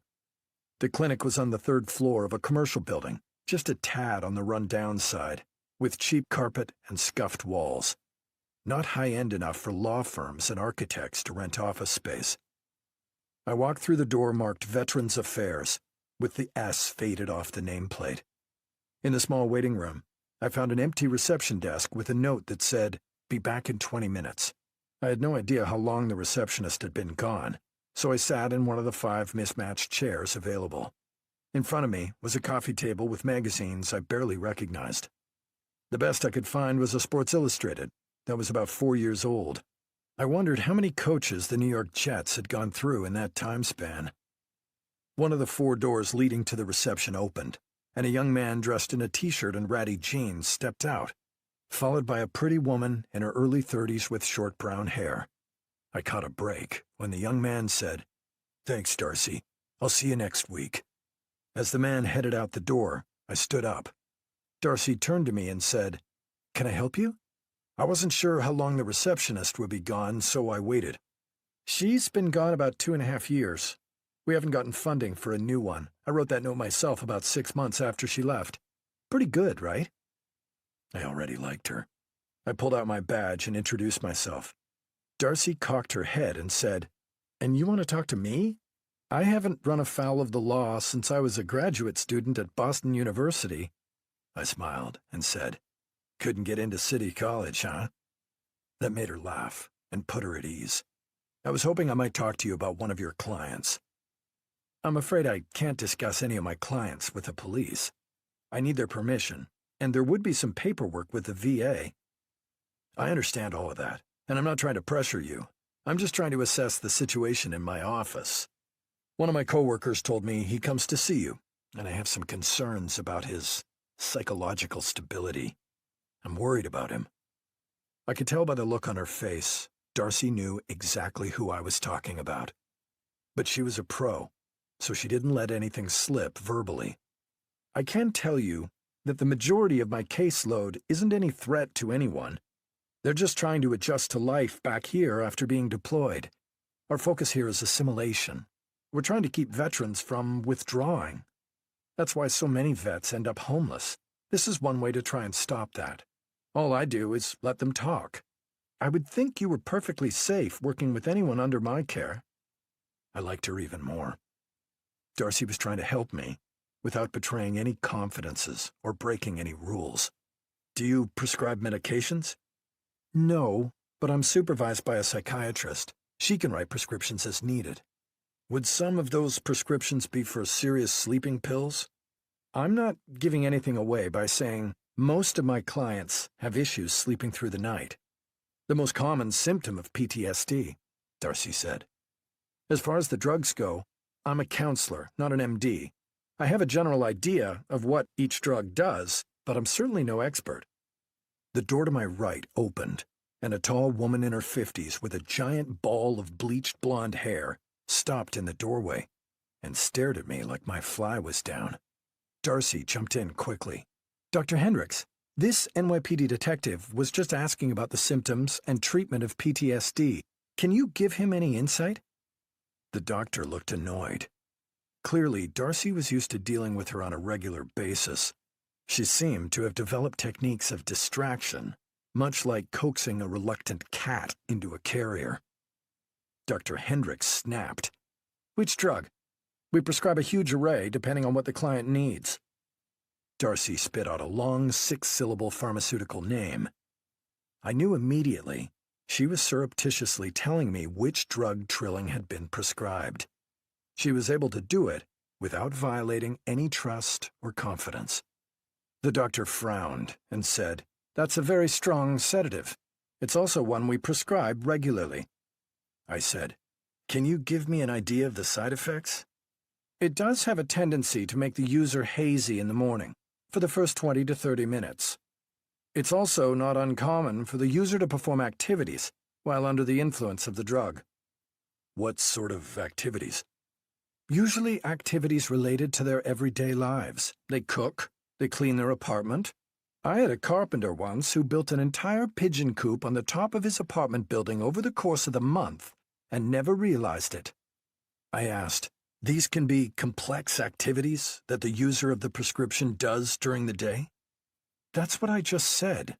She looked at Darcy. "Several of your clients take it, even the young cop. The one who sits and doesn't talk. That one worries me, with his sullen attitude." Darcy all but cringed. She recovered quickly and said, "I know who you mean." It was her way of shutting up the psychiatrist. Dr. Hendricks asked, "You have a case involving the drug?" I just nodded, trying not to give anything away. The statement from the psychiatrist alarmed me. Her description of the powerful side effects and their potential impact on Trilling's behavior sent a chill through my body. I started to formulate a hypothetical question that might shed more light on my concerns, but I was cut off. The doctor looked past me toward the exit. "I'm sorry, I have some errands to run. Doesn't the NYPD have someone on staff who can answer these questions?" She didn't wait for an answer. She marched past us and out the door without another word.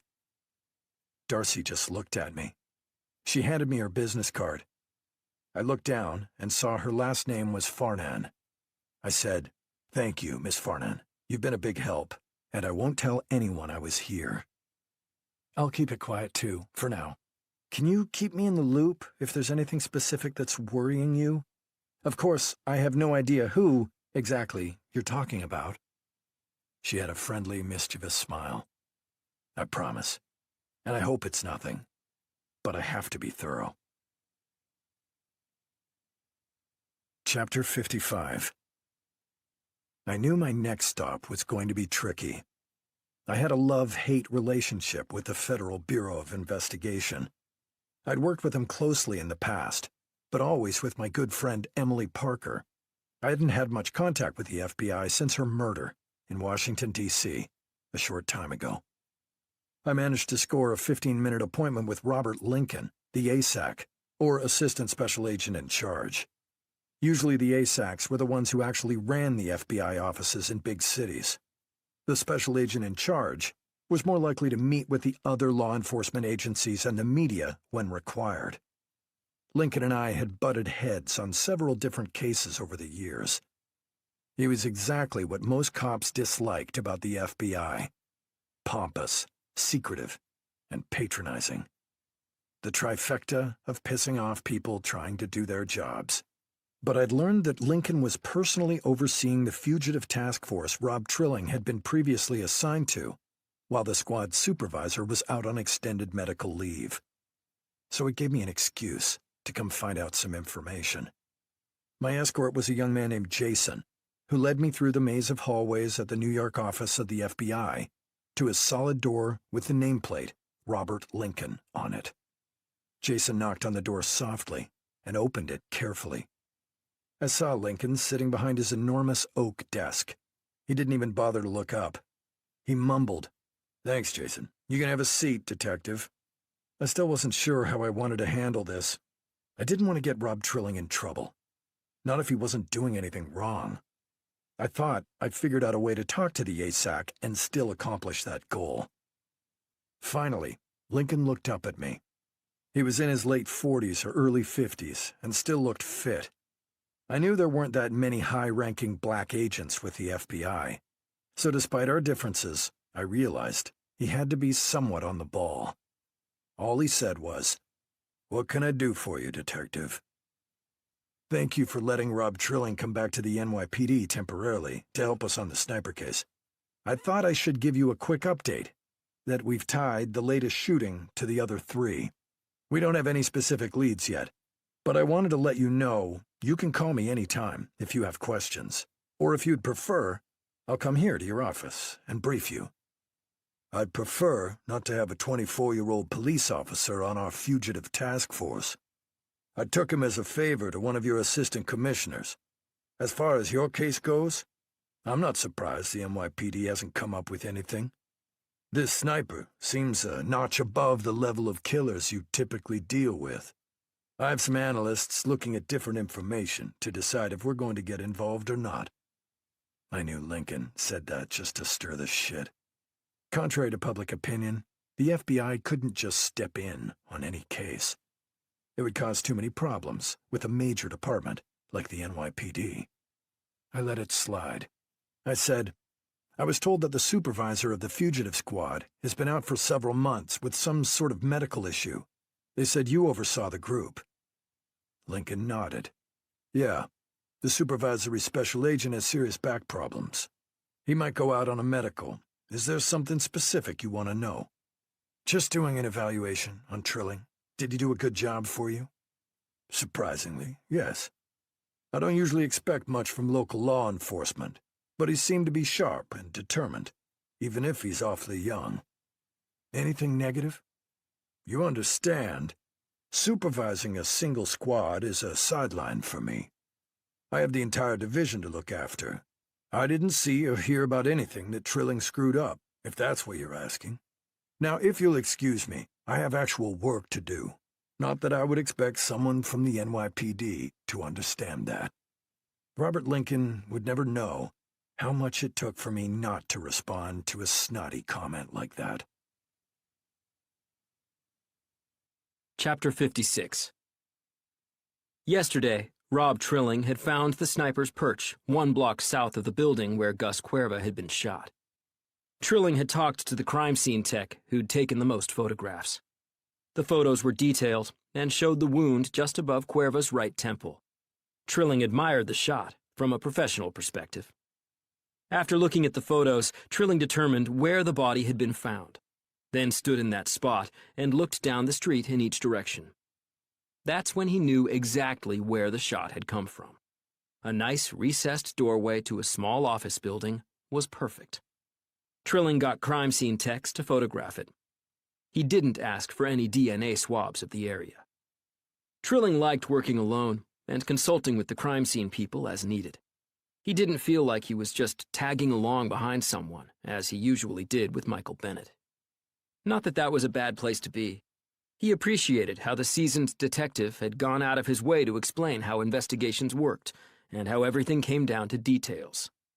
There were no shortcuts in a homicide investigation. Today, Trilling checked security footage from the shops and buildings around the crime scene. He'd just finished looking at the 5th security recording. He was able to find a short clip of a man carrying a long case right after the shooting. The man walked past a camera in an electronics store.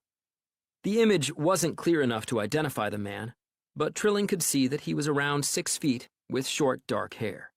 He didn't appear overweight or really skinny. Pretty similar to the description given by the coffee shop employee.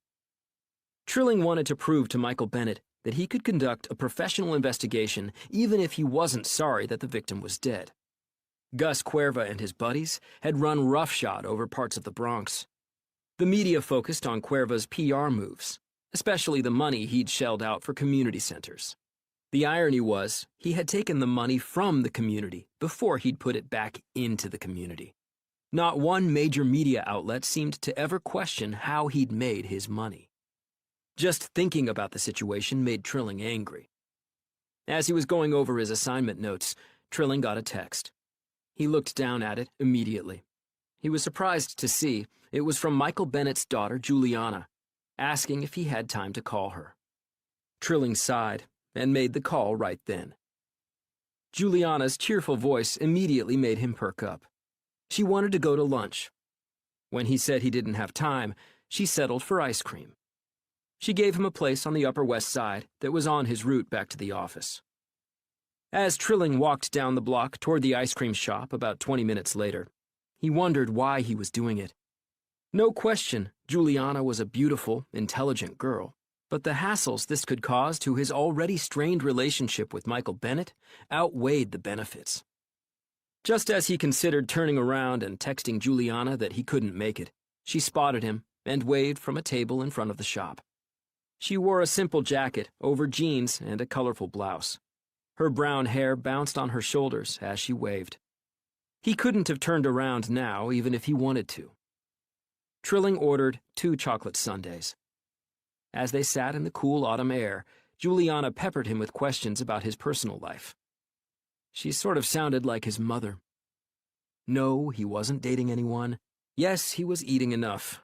Yes, he was taking a break from work when he needed to. At least, that's what he told her. Then Juliana asked, "How is it, working with my dad?" "Educational. He'd be a good teacher." "I guess he would be. I never thought of it like that. But he does handle 10 kids pretty well. That's not something everyone can do." "It looks like he's done a great job with your family. I can barely keep my own schedule straight, let alone keeping track of 10 other people's schedules, too." Mary Catherine gives him a lot of help. She's been part of our lives for a long time now. My youngest sister, Chrissy, even developed her own little Irish accent for a while, not long after Mary Catherine joined the family. Juliana paused and turned serious as she said, "How's the case going?" Trilling just shrugged. He was tired of telling people they had no leads. A giant smile spread on Juliana's face. She was almost bouncing in the seat when she said, "Do you want to surprise him and come to our apartment for dinner again tonight?" Looking into Juliana's warm brown eyes, it was hard for him to make a rational decision. After a full 10 seconds, Trilling said, "I don't think that would be a good idea right now." Juliana didn't ask for any explanation. Trilling had a hard time reading the look on her beautiful face. He couldn't tell if she was angry, hurt, or okay with his answer. Trilling's experience with women was limited. This was another puzzle he'd have to learn how to solve. Chapter 57. I headed out of the FBI building, still smarting from Robert Lincoln's comments about the NYPD. I passed a squad bay marked Intelligence Analysts and decided to take a risk. I remembered the analyst at One Police Plaza, Joe Tavares, telling me that his wife, Cindy, worked a similar job here at the FBI. I slipped into the room, and a woman at the first desk looked up and saw my law enforcement visitor's badge. She asked if she could help me. I was hoping to see Cindy Tavares. I don't have an appointment. I just wanted to say hello. The woman led me to an inner office that held 6 more analysts. Cindy stood up and greeted me as I approached her desk. She said, "Detective Bennett, I thought I recognized you from all the newspaper articles over the years. Glad to meet you in person." She had a warm smile. "Just wanted to make sure no one was upset we were verifying Joe's alibi. I told him we were just trying to eliminate anyone with his kind of skills."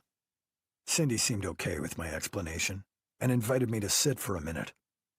As we were chatting, a younger man walked by, and Cindy said, "Darnell, this is Michael Bennett with the NYPD. He knows Joe." She looked at me and said, "Detective Bennett, this is Darnell Nash. He was Joe's spotter in this service." I shook the young man's hand. Joe said he had a friend who worked over here. Nash said, "I would have followed him on to the NYPD if I hadn't gotten a little careless and stepped on an IED. He lifted his left pant leg to display a titanium prosthetic. Then he said, "If it wasn't for Joe and Cindy, I never would have landed this job. I thank God every day for them. You got a lot more analysts in one place than us. The NYPD tends to scatter them among the squads. The FBI does too. I'm still new to this, and they thought it would be best if I worked down here in intake until I was up to speed on everything. Cindy makes sure I don't get in too much trouble. Plus, I like the 410 schedule. Do you ever work joint cases with the FBI?" I hesitated, then said, "Occasionally. I used to work with an agent named Emily Parker." Nash said, "I'm sorry. I heard about her murder. It shocked all of us to the core. I didn't know her personally, but I've heard great things about her. She was great. She made working with the feds easy.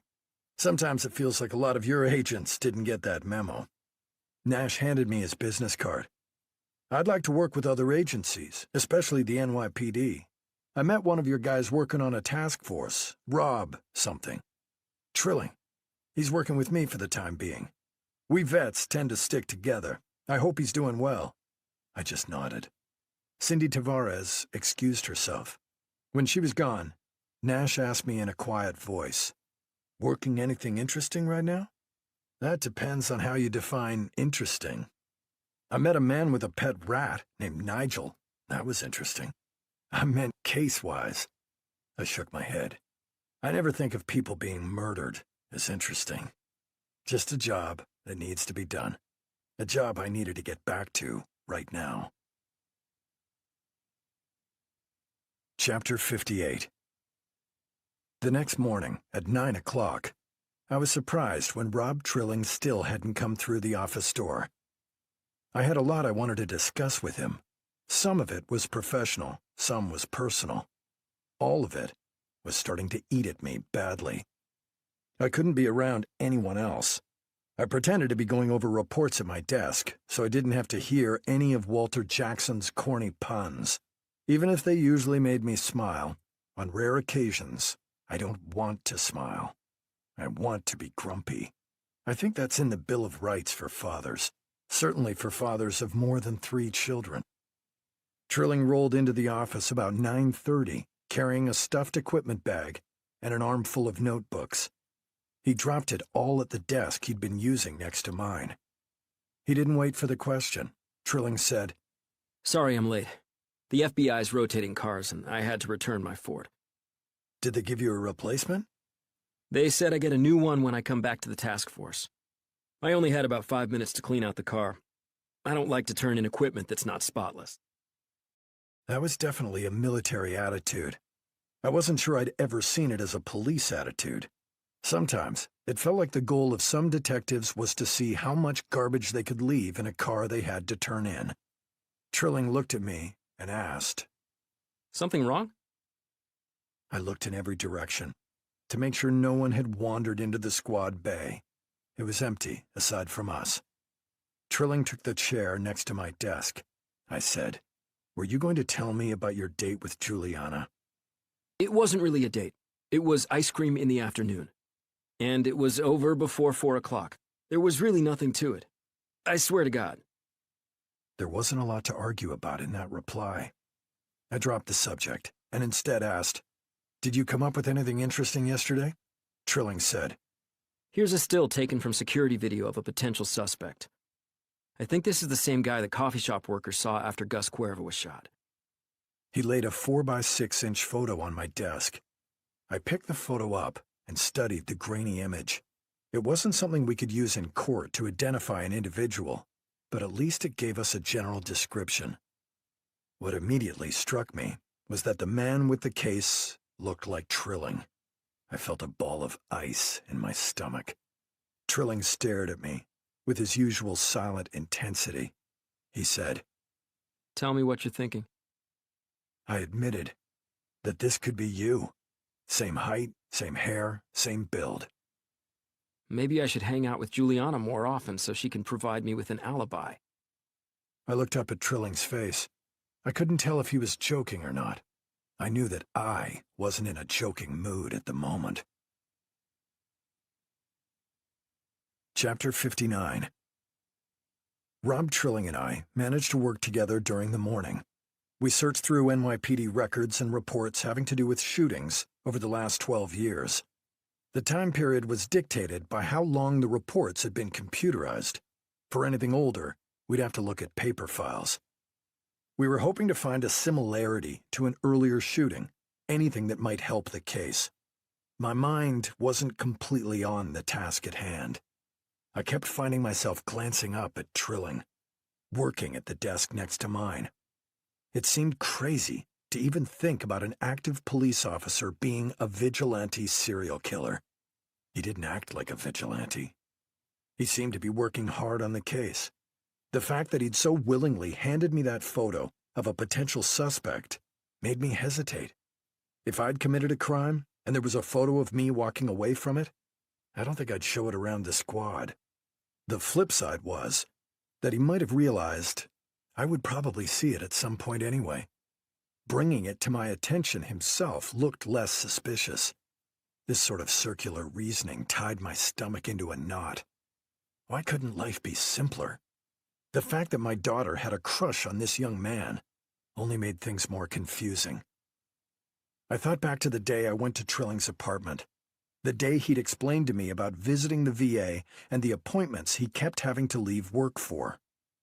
He had been careful not to let me into his apartment. At the time, it had struck me as a little odd. Now, it was just one more piece of the puzzle that made me anxious. What was my next move?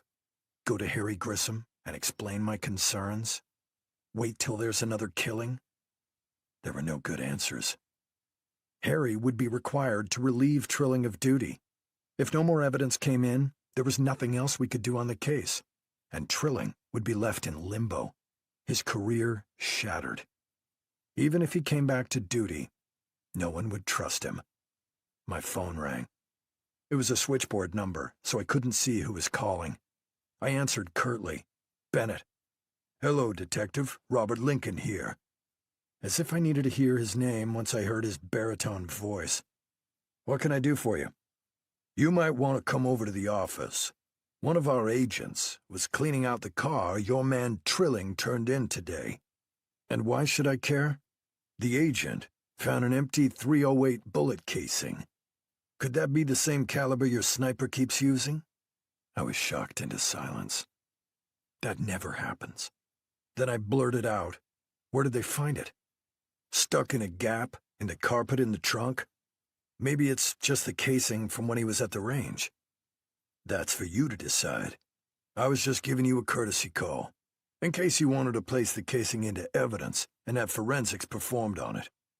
Seems like an odd coincidence that an officer working on a case like yours would have a casing like that.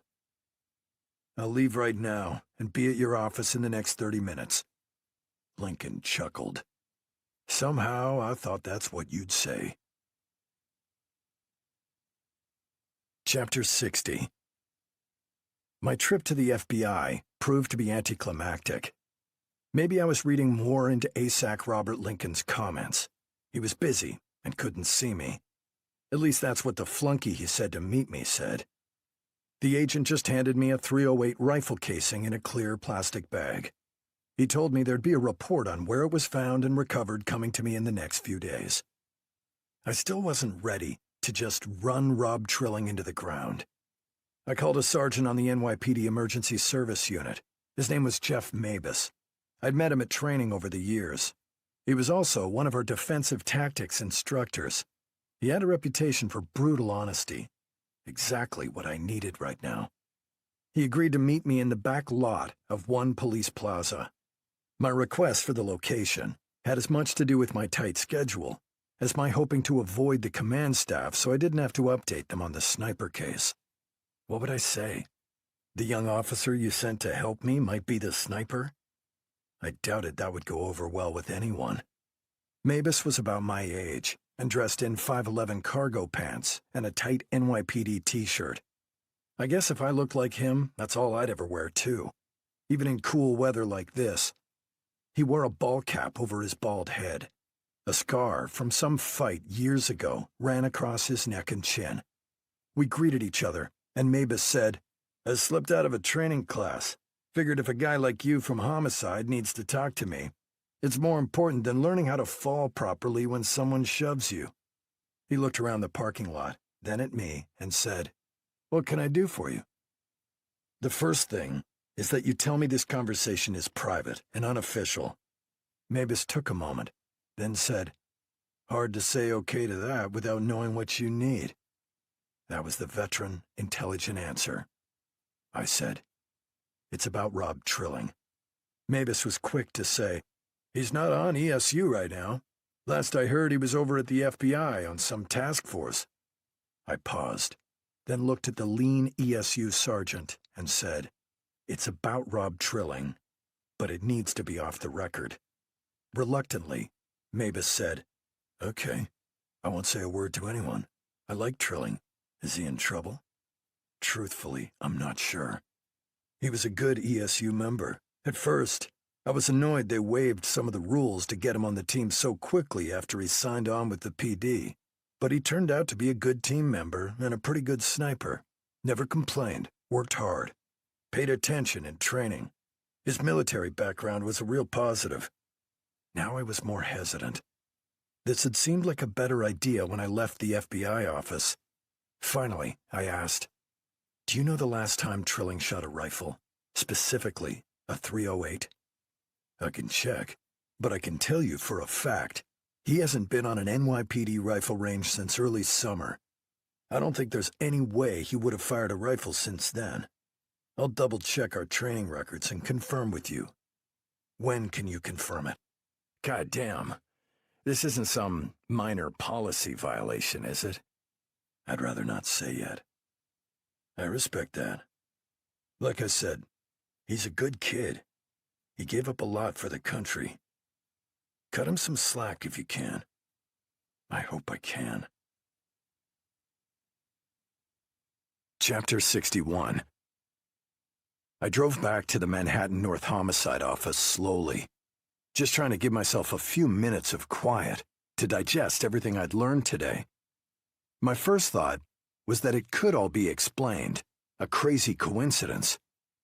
Somewhere in my brain, I wondered how a sniper who'd been so precise and careful could leave such an obvious piece of evidence for someone to find. The answer was simple. He made a mistake. Everyone makes mistakes, even the sharpest former military man. The only people who don't make mistakes are in the movies. It didn't make things any easier, and I felt a little sick thinking about it. But at least I could wrap my head around it. Before I even found a parking spot outside our building, Jeff Mabus texted me to confirm that Rob Trilling hadn't officially fired a .308 caliber rifle in 7 months, well before the time he had the FBI car. Shit. The squad bay was fairly empty. Trilling was out on assignment. I noticed Harry Grissom sitting in his office.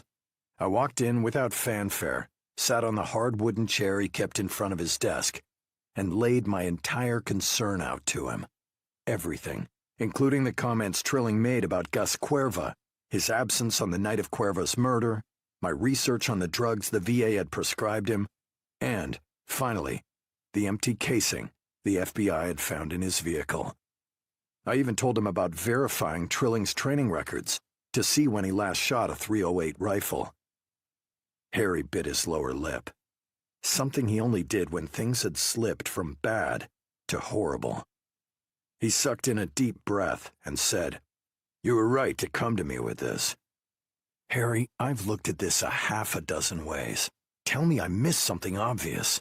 Something that might clear this whole thing up. I keep asking, why Trilling?" "Because life works out that way sometimes. But we gotta notify the right people, and we've gotta do it right now, no delays." "But if it's not true, the gossip will cripple Trilling's career." "And the answer is to let a potential killer run around the city?" Questions like that were hard to answer. No, we couldn't let a potential killer go free. I sat there silently, considering everything that was about to happen. I knew the NYPD could move swiftly when they wanted to. They'd want to get in front of this before there were any accusations of a cover-up. Harry leveled his eyes at me. He said, "If you had this much on someone you didn't know, would they be considered a good suspect?" "Yes." "You like this kid. It's kind of tough to call a war hero a kid, but yes, he seems like a good person. And you don't want him to be the killer." "No." "Tough shit. You're a homicide detective. You go where the evidence and witnesses lead you." Harry picked up his phone. Then he looked at me and said, "Stand by. Whatever we do, we're going to need your input." Chapter 62. The bad news from headquarters arrived in the form of Detective Sergeant Dennis Wu. The Internal Affairs Sergeant had been on the force about 10 years, and no one would ever think he was a veteran cop. He wore glasses that made him look like a banker or stockbroker, his usual Brooks Brothers dark suit, and a colorful tie chosen to distract people he was interviewing.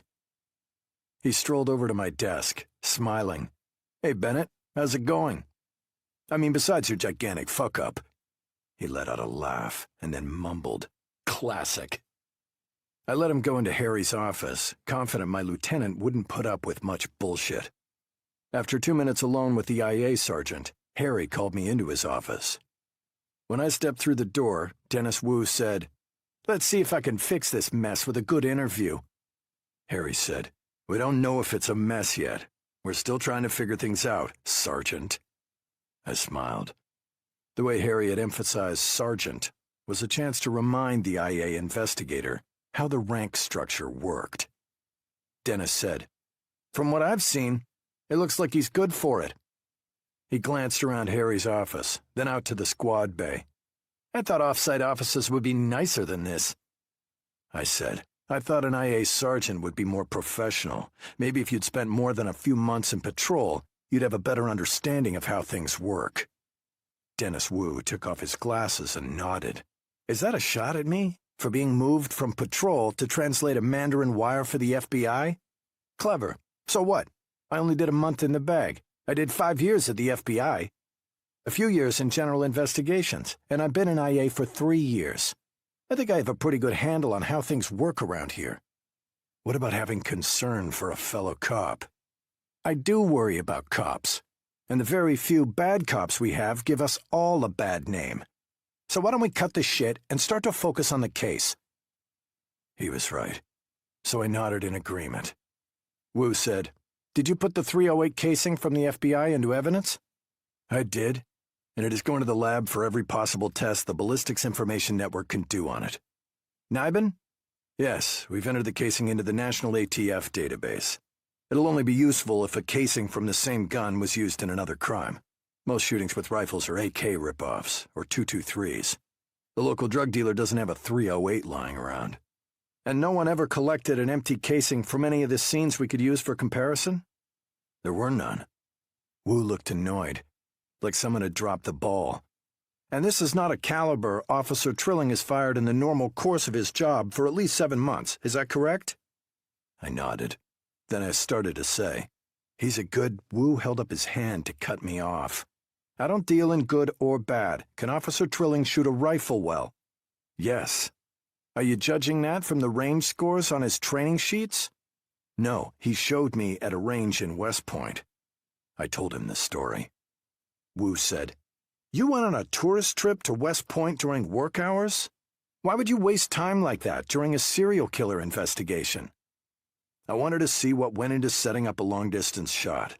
Trilling knew someone at the academy. We had access to a convenient long-distance range. I didn't consider it a waste of time. I consider talking to you a waste of time." Wu smiled. "That statement makes me question your judgment about what is or is not pertinent to this investigation. Do we need to replace you with a competent detective?" Harry Grissom stepped in at that point. "I make those decisions, Sergeant. Don't make threats to officers under my command. Not now, and not in the future." especially to a senior detective who's done more in the last year than you've done in your whole career." All Wu said was, "Duly noted, Lieutenant." Dennis Wu made a few notes in a leather-bound pad. He gathered his thoughts and basically acted like Harry and I weren't in the cramped office with him. Then he looked directly at me and said, "I'm going to need you in the interview for your knowledge of the sniper case. Will you be able to help, or is this too personal?" That stung a little bit. It sounded a lot like what I'd said to Trilling after Gus Cuervo was shot. Then I thought of Juliana. What was her relationship with Trilling? I looked at Wu and nodded. I didn't trust myself to speak. Wu said, "Command staff wants this done today. No delays, no excuses. We're not NASA. We go on time." He looked at Harry. Harry knew what the look meant and said, "I texted Trilling to come back to the office. He should be here any minute." I was still standing by the door inside Harry's office. Wu sat in the spare chair. We just stared at each other for a moment. Then I gave the IA sergeant a little smile. There's nothing more insulting than a smile during a disrespect contest. Harry didn't even know he was breaking up anything when he said, "Trilling just walked in." Wu asked Harry if we could use his office for the interview. Harry said, "I think I should be here." Wu shook his head. "We might need you to take action if things go bad. It's best if you wait in the squad bay." I thought it was best if Harry was in the other room to block inquiries from command staff. My stomach tightened when I saw Trilling walk toward Harry. Trilling was actually smiling for a change. That made it worse. Harry said, "This is Sergeant Wu from Internal Affairs." The smile dropped off Trilling's face. He looked over at me like a kid who'd just gotten dress shoes for Christmas. He suddenly realized that I really did suspect he was the sniper.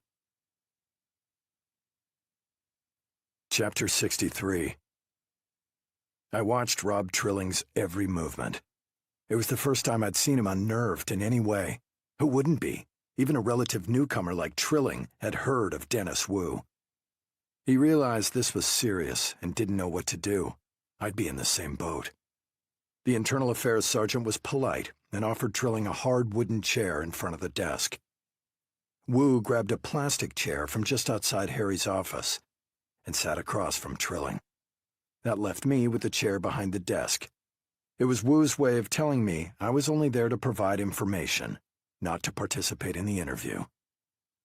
As soon as he closed the door, Wu turned to Trilling and said, "You have the right to remain silent."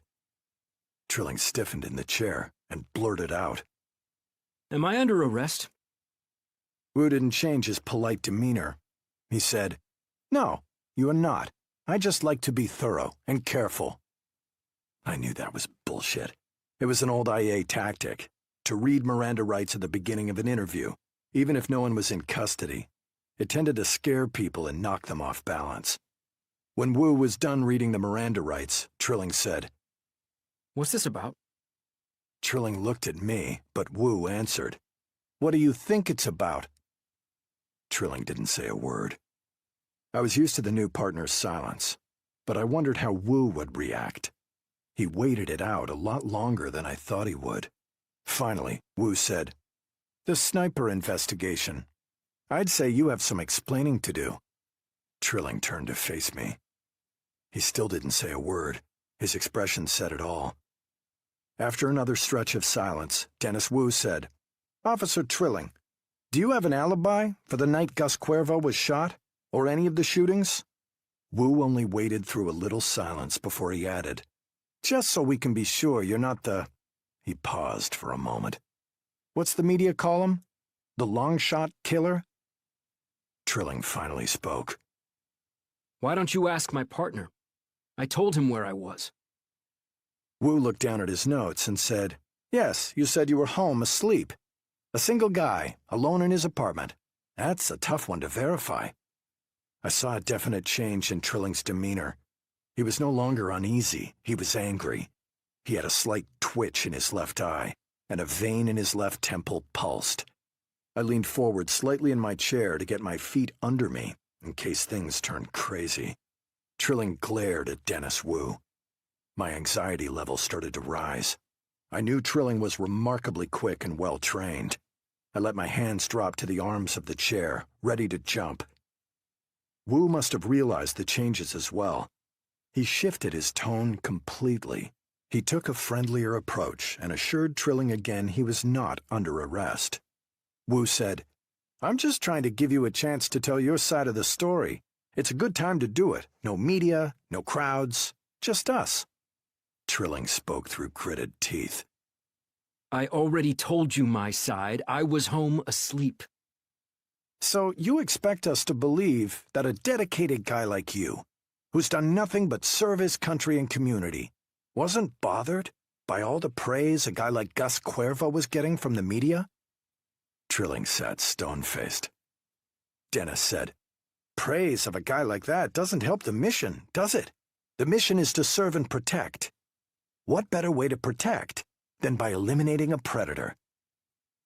Trilling started to answer. Then he stopped himself. He calmly said, I need to speak to an attorney. His right hand dropped and rested behind him. I tensed, worried that he was going for his pistol. When he moved his hand, I realized he had taken his pistol and holster off his belt.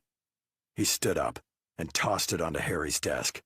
Then Trilling plucked the ID badge from his inside jacket pocket and pulled his police credentials from inside the jacket. They all hit the desk next to the pistol. Trilling paused, like he was waiting for someone to tell him he couldn't leave. When no one said anything, he turned on his heel and marched out of the office, through the squad bay and out the door.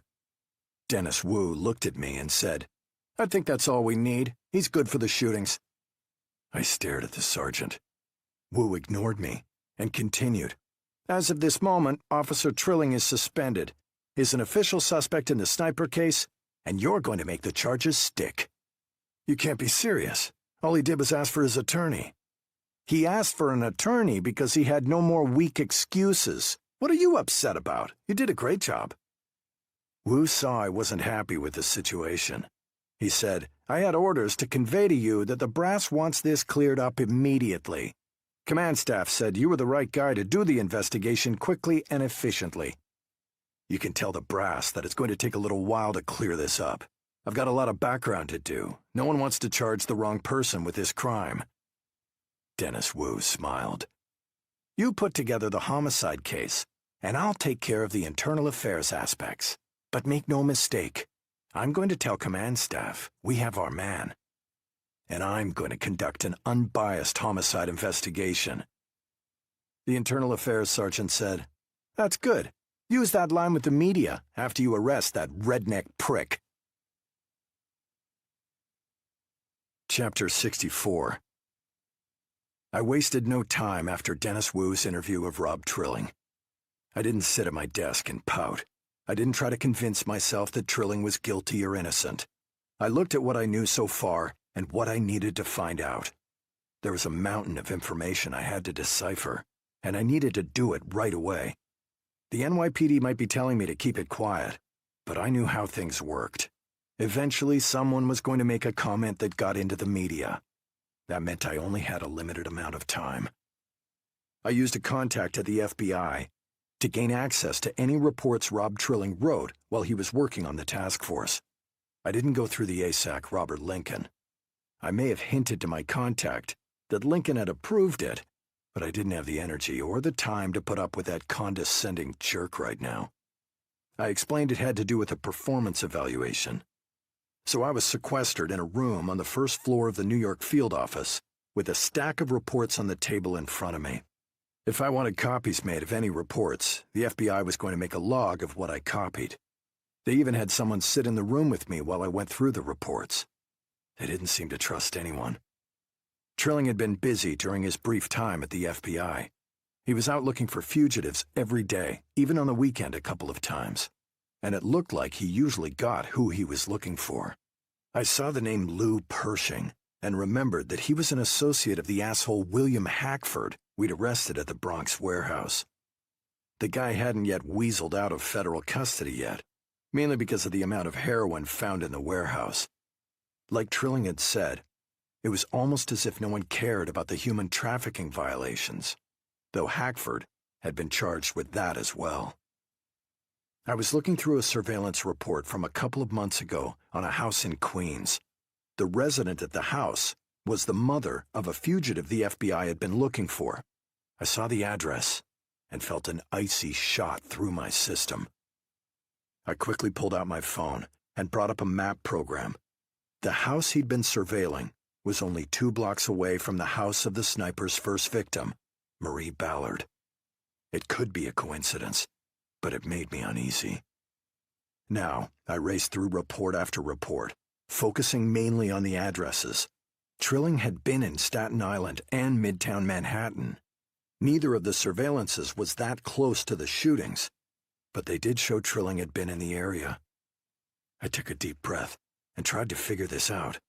Of course, on a task force like this, he'd always be riding all over the city, looking for fugitives. But I kept going back to the address in Queens. I tried again to get into the head of the shooter. I'd been trying since the case was first assigned to me. Why were these victims targeted? What was different about them? Was it completely random? I had copies made of the most relevant reports. The young woman who was assigned to sit with me looked like she wouldn't care if I told her the case involved the kidnapping of the president. She just filled in the number of each report I had copied and had me sign the bottom of the log. I needed to bounce a few things off Walter Jackson before he left for the day. Chapter 65. Walter waited for me at the office after I texted him. He liked coming in early, so he could be home at a decent hour to spend time with his daughters. I know what it's like to fight for time with your family. I hated taking him away from that. But if ever there was a case that was important to me, it was this one. As soon as I walked in the door, Walter said, "I don't need to be home early today. I already gave my wife a present." I was confused, but managed to ask, "What did you give her?" "A little model of Mount Everest." He paused, and when the smile came over his face, I realized what he was doing. "She asked me if it was to scale. I told her, no, it's just to look at." His belly laugh lifted my spirits. I grinned, then quickly got Walter up to speed. I said, "I can't believe the victims are just random choices. But looking at them, I can't find a pattern. It's driving me crazy." Walter opened a folder on his computer. I could see it held newspaper and internet articles. Some had been scanned, so I could see the headlines. Others were just electronic files in small fonts. Walter said, "You know, I always keep every media report about a case someone on the squad is working. It helps me keep an open mind about cases. I find that occasionally reporters will see something or interview someone that we didn't. They may not know the significance of what they saw. Maybe you'd want to look through these files." "Have you seen anything that would be of interest?" "I haven't had time to do anything but save the articles. But they're from a wide range of media, from straight-up newspaper reports, like the articles Lois Frang has been writing for the Brooklyn Democrat, to business journalism covering Adam Glossner's company. There's a lot in there right now." I had Walter email the files to me so I could look through them. Walter said, "By the headlines, the media is portraying each of the victims as a hero in their own right. A single mother, a firefighter, a family man, and a community activist. The question is, how accurate are those portrayals? You know how the media can twist things to their own narrative. And no one likes to talk badly about crime victims or the dead. Hell, even if someone like O.J. Simpson died, some sports reporter would be talking about what a great running back he was. And leave out the double murder and armed robbery. It's just a way to get readers interested," Walter added. "Look at Gus Cuerva. The media is about to anoint him a saint. But no one's talked about how he extorted businesses and is a suspect in 4 different homicides." I thanked Walter for his information and for giving me the chance to just run ideas by him. He had a good head on his shoulders, and sometimes that's all you need to see something more clearly. I had to find time to read Walter's media reports.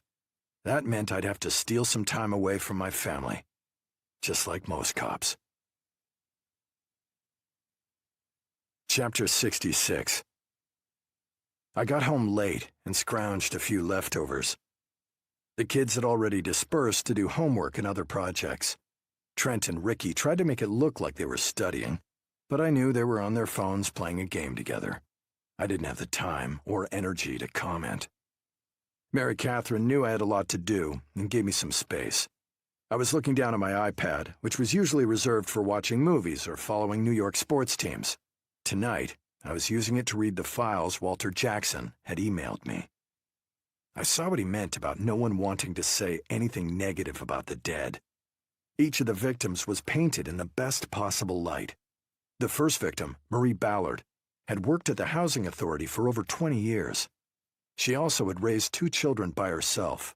Dwayne Ballard, the young man we spoke to the day Trilling and I went to the house, and his younger sister. As far as I could tell, she'd done a good job raising the kids. The firefighter, Thomas Bannon, had coached Little League Baseball on his days off. The New York Post shared 4 different photographs of Adam Glossner with his wife and kids. Anyone would be moved by those family photos. Most of the articles about Gus Cuerva were glowing. Only Lois Frang at the Brooklyn Democrat was brave enough to mention that Cuerva had done prison time for strong-arm robbery and had beaten his first wife so many times she fled and stayed at various women's shelters until she could move out of state. The last thing I read was an older article from a financial journal. It talked about the company Glossner had run, Holbrook Financial. There was a photograph of Glossner at a conference table with 6 other professionals, but nothing about his family. Mainly, the article talked about a fine the company had recently paid due to a complaint from the Securities and Exchange Commission. There wasn't much else I picked up from the article, other than the attorney's name at the SEC, Chloe Lewis. Then someone said, "Hey, Dad, can I talk to you?" I looked up from my iPad to see Juliana standing next to me. "Of course, you can always talk to me." She slid onto the seat beside me. Her eyes looked a little bloodshot. "What's wrong, sweetheart? Did you and Rob have a fight?" "Why do you ask me that?" "I was texting with him, and his last message said he couldn't talk to me for now, until you and him got something straight." She wiped her eyes with her finger. "Was it a fight about me?" "No, sweetheart. It has nothing to do with you. But it could be a pretty big deal. Maybe try not to have any contact with Rob until we resolve it." "Can you tell me what it's about?" "I wish I could. But it has to do with work, and I'm not allowed to discuss it." That may have been the truth, but the look on my daughter's face made me feel like shit for saying it. I didn't like how threads of this case were getting entwined in every part of my life. Maybe I'd get some clarity tomorrow. I try to keep my work and home lives separate. This whole situation with Trilling blurred that line. I couldn't focus with the kids that night and slept in fits. All I kept thinking about was whether Rob Trilling could be the long-shot killer. Chapter 67. Rob Trilling didn't exactly wake up. He just sort of transitioned from lying in his bed, unable to fall asleep, to standing up and moving around. Even if he didn't have sleep issues, he wouldn't be able to get any rest now anyway. His whole world felt like it was crashing in around him. He had no idea how seriously the NYPD was looking at him. His ex-partner, Michael Bennett, was probably working the case right now. Trilling needed some friendly human contact, some lively conversation. He wasn't going to find that in his apartment, at least not with his current roommates. He got dressed quickly and slipped out the door. The cool early morning air invigorated him. The feeling wore off before he reached the sidewalk. Without even thinking about it, Trilling hopped on the subway. He was hoping to catch Darcy Farnan at the VA Offsite Counseling Center in Midtown. There were only 5 people on his train as it rolled toward 42nd Street. Sitting by himself in the back of a subway car wasn't any way to get his mind off his troubles. 2 men stepped onto the train at the next stop. They were both in their mid-20s, trying to look cool. Light shirts in the cool weather to show they were tough. Maybe it would be okay on the subway, but the wind in the city would cut right through them. Trilling went back to feeling sorry for himself. A few minutes into the ride, raised voices caught Trilling's attention. When he looked up from the rear of the car, he saw the two men without jackets were standing over a pudgy guy who'd been typing on his phone. One of the men looked down and said, "Nice phone you got there." The other man said, "Give it here. I want to take a closer look at it." The seated man was older, maybe 40, with wire-rimmed glasses and a heavy parka like he was in Wisconsin. This was the shit that drove Trilling crazy. That bullies like this would just take things away from people because there was no one to stop them. A bullet in the head might stop them. Maybe a good thrashing on the subway would too. Trilling sat up straight and watched the confrontation for a moment more. The man meekly handed his phone to one of the bullies. The bullies just turned and went back to their seats with it, satisfied with their effort. Trilling stood up and held the overhead rail. He tested its strength to see if he could pull himself up and kick if he had to. He realized it was a little theatrical and decided that his heart wasn't in the effort anyway. He watched silently as the bullies got off at the next stop with the man's phone. 3 stops later, Trilling left the subway car. He didn't even give a look of concern to the man whose phone had been taken. Instead, as soon as he came up onto the street level, Trilling called Darcy Farnan at the VA. But he got no answer. Trilling wasn't sure what he'd say to her anyway. That all he was trying to do was help the people of New York? That his meds and lack of sleep had caused too many problems for him, and he needed more serious therapy? Maybe it was just as well Darcy didn't answer. Chapter 68. I'd already been to the office and was out running down leads when my cell phone rang. I was surprised to see that the caller was Lois Frang. I debated picking it up. I really had nothing I wanted to tell her about. But I also knew that she'd met Harry Grissom for breakfast once already this week. If I didn't answer, she might call Harry. I decided to make it a quick conversation. "Hello, Lois. What can I do for you on this beautiful morning?" "Wow, that's the best greeting I've ever got from someone at the NYPD. Part of our new directives. Spread sunshine, then worry about solving crimes. Between you and Harry Grissom, I'd say you guys are working overtime on the sunshine part. Was there something specific you needed today, Lois?" "I'm trying to follow up on some rumors that I heard." My stomach tightened. Had a rumor about Rob Trilling already slipped out of the NYPD? I didn't even want to think about that. Lois said, "It's about the second victim in the long-shot killer case, the fireman named Thomas Bannon. I thought about talking to his family, but I'd heard they're a closed-mouthed bunch. You know how Irish Catholics can be." "I know all too well." "Do you know Bannon's family?" "We've met." I flexed my hand, which had been sore since I'd punched one of the brothers who'd assaulted us at Louise Bannon's home. I added, "What's the rumor?" "That Bannon was a pervert. That he'd been caught downloading child pornography on an FDNY computer." "You're not going to run a story like that, are you? It doesn't do any good for anyone." "I'm not sure where I'm going with it, but I was hoping you might verify the rumor." "I've never heard anything about that." Even as I said it, I realized I wanted to check this rumor out. It might also explain why Bannon's in-laws and widow got so bent out of shape when I just asked a few simple questions. Lois said, "I need to hear it verified from a reliable source. Any ideas who might talk?" "I thought you and Harry Grissom had breakfast yesterday. He's a pretty reliable source." "We had breakfast today, too." "Did he say anything about the case?" "Zilch." I chuckled. "He's a puzzle, that one. And I'll figure him out one day. But now I'm looking for someone to quote, even anonymously." "That doesn't sound like it's directly related to our case. You couldn't get Harry to comment?" "As I understand it, you and Harry have been friends for 20 years. Have you ever known him to talk about a case or police work with someone other than another cop?" "Good point. I rarely see Harry talk to anyone about anything. You should consider yourself privileged." "He's a lovely man, but now I feel like you're trying to distract me." "Not really. I've honestly never heard that rumor, and I'm up to my eyeballs with other things to worry about." All I got was a quick thanks as she hung up.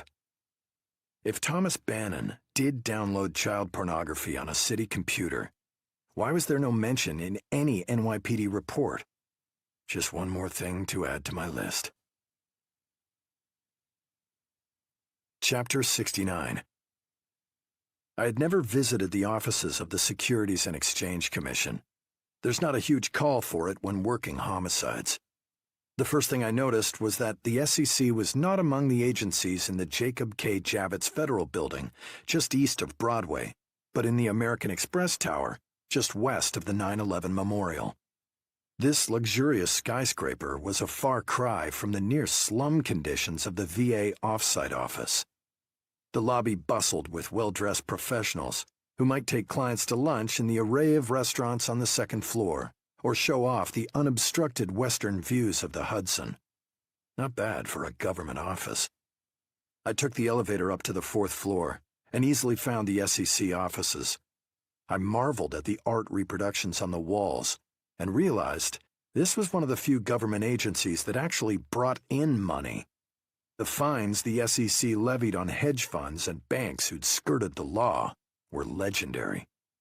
The polite receptionist took my name and then led me down a hallway. I'd called ahead for an appointment and was surprised I could get in so quickly. The receptionist tapped lightly on a solid wooden door, then opened it for me. I stepped into the wide office with a view to the north. A young woman behind a giant desk was on the phone but waved me into a chair. I took a moment to look around the office and saw the attorney's personal touches. A full-sized movie poster of Marvel's Avengers Endgame dominated one wall. Degrees from NYU, including a law degree, hung on the wall directly behind her. As soon as she hung up the phone, the woman stood to shake my hand. "Chloe Lewis, nice to meet you." She had a warm smile that put me at ease. After we chatted for a few moments, Chloe Lewis said, "What exactly can I do for you, Detective?" I explained that I was investigating the murder of Adam Glossner. I asked her about the article I'd read concerning his company paying huge fines. The attorney shook her head. "I can't believe they let him get away with just paying fines. Not to speak ill of the dead, but Glossner personally raided several accounts, and if everything had gone right, no one would have ever caught him. He also hid interests in 2 different companies that he pushed to clients. I referred the case to the FBI. I assumed they'd go after him, not settle without even an indictment." It was an old story. Not just with the FBI, but with most law enforcement agencies. With limited resources and manpower, if a case could be resolved quickly, that was usually the route taken. Chloe Lewis said, "I guess I just expected more from the FBI. They're nothing like how they're portrayed in movies and on TV. They let Glossner write a few checks, and that was it. I hope he developed an ulcer at the very least." She cringed, then looked at me and said, "I'm sorry, is that wrong? I mean, with him being dead?" "Did you kill him?" "No, of course not." "Then I wouldn't worry about it." I liked her relieved giggle. The attorney went through a few other issues on the case. I wasn't really listening toward the end. All I could think about was that 2 victims, Adam Glossner and Gus Cuerva, may have both had criminal backgrounds. And I needed to look into the rumor Lois Frang had brought up to me about the firefighter. It was the only thing I had at the moment. Chapter 70. I took a moment before I walked into the fire station on Staten Island. After my last encounter with the local firefighters, I wanted to think this through. Despite everything, I would have felt more comfortable if Trilling were with me. Having him around was sort of like having your own superhero walking the streets of New York. My pistol was on my right hip. To be on the safe side, I also had slipped a collapsible ASP baton into my front pocket and a slim container of pepper spray into my jacket pocket. I didn't think I'd have to use them, but I liked to be prepared. The fire station where Thomas Bannon had worked was not far from his family's house. I'd been in dozens of firehouses over the years, and truthfully, aside from a few structural differences, they all looked and felt about the same to me. Big, cavernous buildings to hold the fire engines, echoes from every corner. Millions of dollars in equipment stacked along the walls or in cabinets. and a few easygoing firefighters cooking or doing chores. This station was no different. The first two firefighters I saw were engrossed in polishing some equipment. They looked up at me, but soon returned to what might have been a power saw. I continued into the administration area, where I found 4 firefighters sitting in comfortable chairs, in a semicircle, facing the captain, a tall, fit woman in her mid-40s who was leaning on a counter. It almost looked like they were holding an encounter group. I waited at the rear of the room until the captain looked up and saw me. I was in an all-weather jacket with no visible police insignia, but the captain was sharp. She said, "Can I help you, detective?" I walked closer to the group, men and women in their 20s and 30s, including one man who had to be over 6 feet tall. All eyes were on me, and I felt a definite hostile vibe. I had an idea how she knew I was a cop. In my most polite voice, I said, "I was wondering if I could talk with you in private, Captain." "That's not necessary. We have an open-door policy in this station. Anything you say to me, I'll say to them. In fact, since we're all gathered here, this is the perfect place to talk." She was a cool customer. Clearly the Bannons had talked about their scuffle with me and Trilling at the Bannon residence. I decided I had to plow ahead. If I went through official FDNY channels, it could take time. I was starting to feel like I had a real break in this case. I wasn't going to ruin my momentum. I cleared my throat and said, The captain cut me off. "We know who you are. We also know what you're doing here. Louise Bannon already told us about your run-in with her brothers. We also know the nasty rumors that have been floating around about Thomas Bannon. Am I pretty close to why you're here?" All I could do was nod, slowly. The captain said, "But he's dead, so the rumors don't mean anything and have nothing to do with why he was murdered.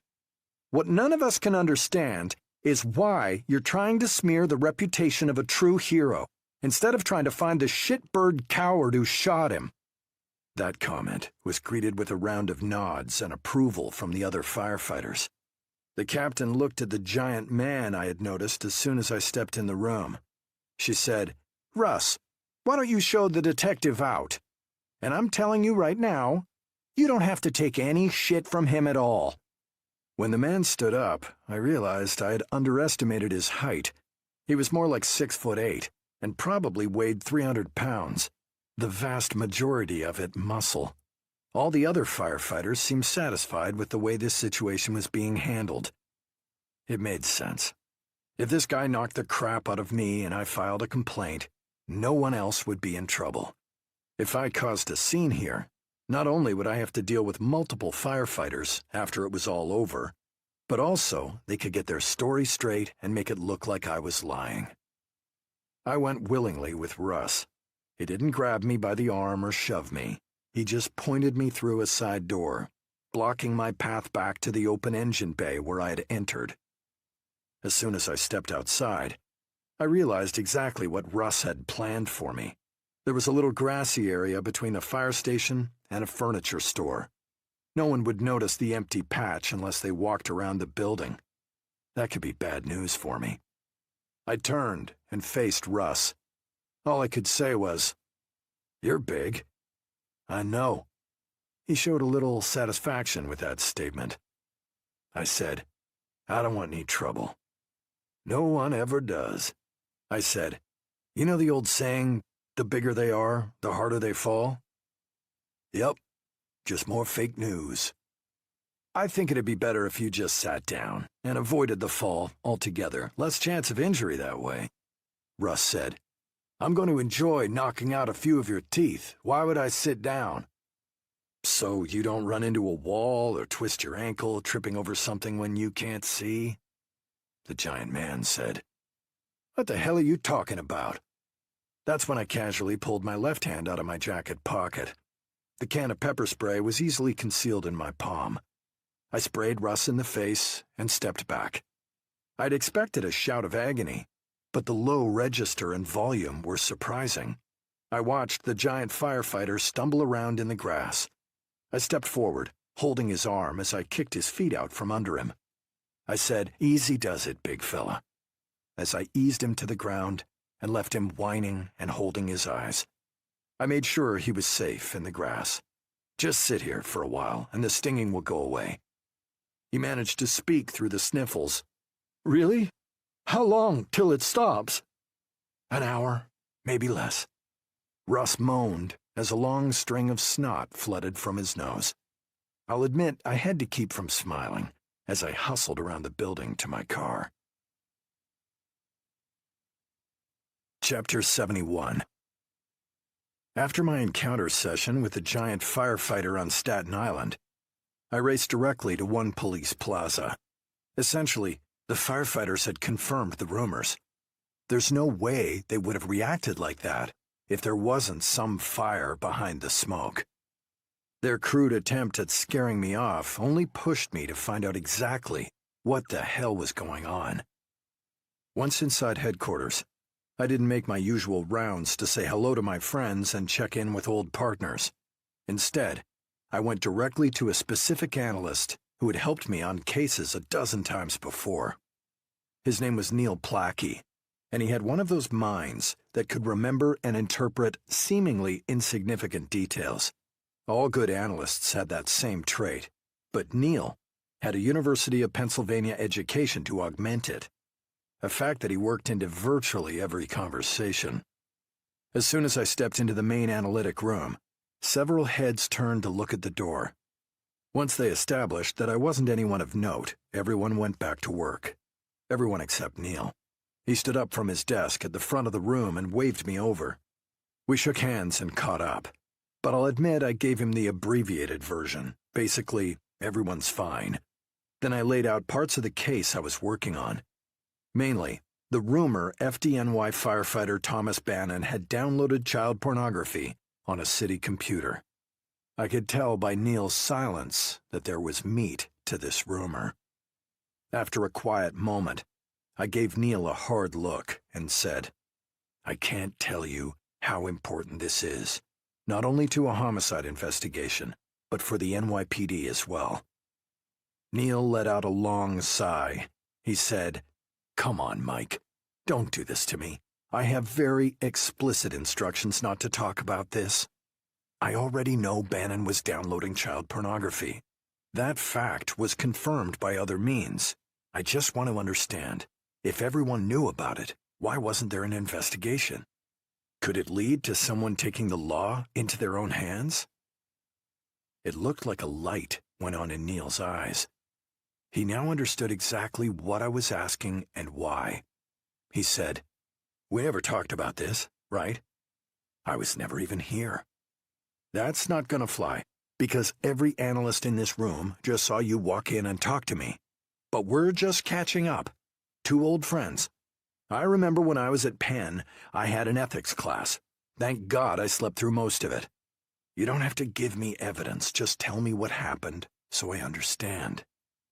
Okay, we did receive a complaint that Thomas Bannon had downloaded child pornography. Apparently an administrator who was at the fire station observed it. To avoid a conflict of interest, the NYPD referred it to the FBI. All I know is there was some issue with the chain of custody of the evidence, and they cut a quick deal for no prosecution if Bannon retired immediately. His paperwork was in when he was shot. That's all I know. While I have you in the right frame of mind, let me ask you about the first victim of the sniper. She worked for the housing authority.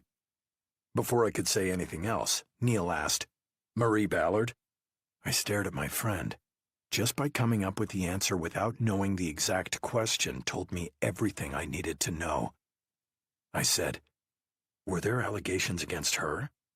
We got a referral from the Housing Authority Inspector General. She'd used over $100,000 in city money to pay personal expenses. This was over the course of at least 9 years. And nobody caught it until recently? Neil just shrugged. We referred that one to the FBI as well. That's how I knew her name so quickly. I heard that the mayor had called the FBI directly to keep it quiet. She was on a repayment plan to keep from going to trial. Neil was now speaking in a very low tone, almost like we were in church. but he was smart enough to know he had pointed me in a new direction in the case. I'd finally found a link between all 4 victims. They had each committed crimes for which they weren't being prosecuted. And Rob Trilling would have had access to all those reports while he was at the FBI. Chapter 72. Rob Trilling had to do something to get his mind off his worries. He didn't think it was right to go visit his family up in Putnam County. They shouldn't have to be around someone who felt as low as he did. He didn't even want to think what his negative vibes might do to his niece and nephew. He needed to get out and do something useful. Maybe volunteer for a few hours. Usually food banks and soup kitchens posted when they needed people, but Trilling decided to help the community in another way. He looked down at his phone. There was a text from Juliana Bennett asking if he was okay. He messaged her back saying, "As good as can be expected. Hope to be able to talk to you about it soon." He didn't risk saying anything else. The last thing he wanted to do was hurt a young woman who'd been nothing but nice to him. Trilling didn't have any idea what her father was saying about him. It didn't matter. He intended to keep on doing the right thing. He slipped out of the apartment with the idea to look for his fugitive, Lou Pershing. Trilling had searched internet forums having to do with mercenaries and off-the-grid nut jobs, even if they called themselves military consultants. Although there was a lot of extraneous crap on the internet, Trilling was able to find a few mentions of Pershing.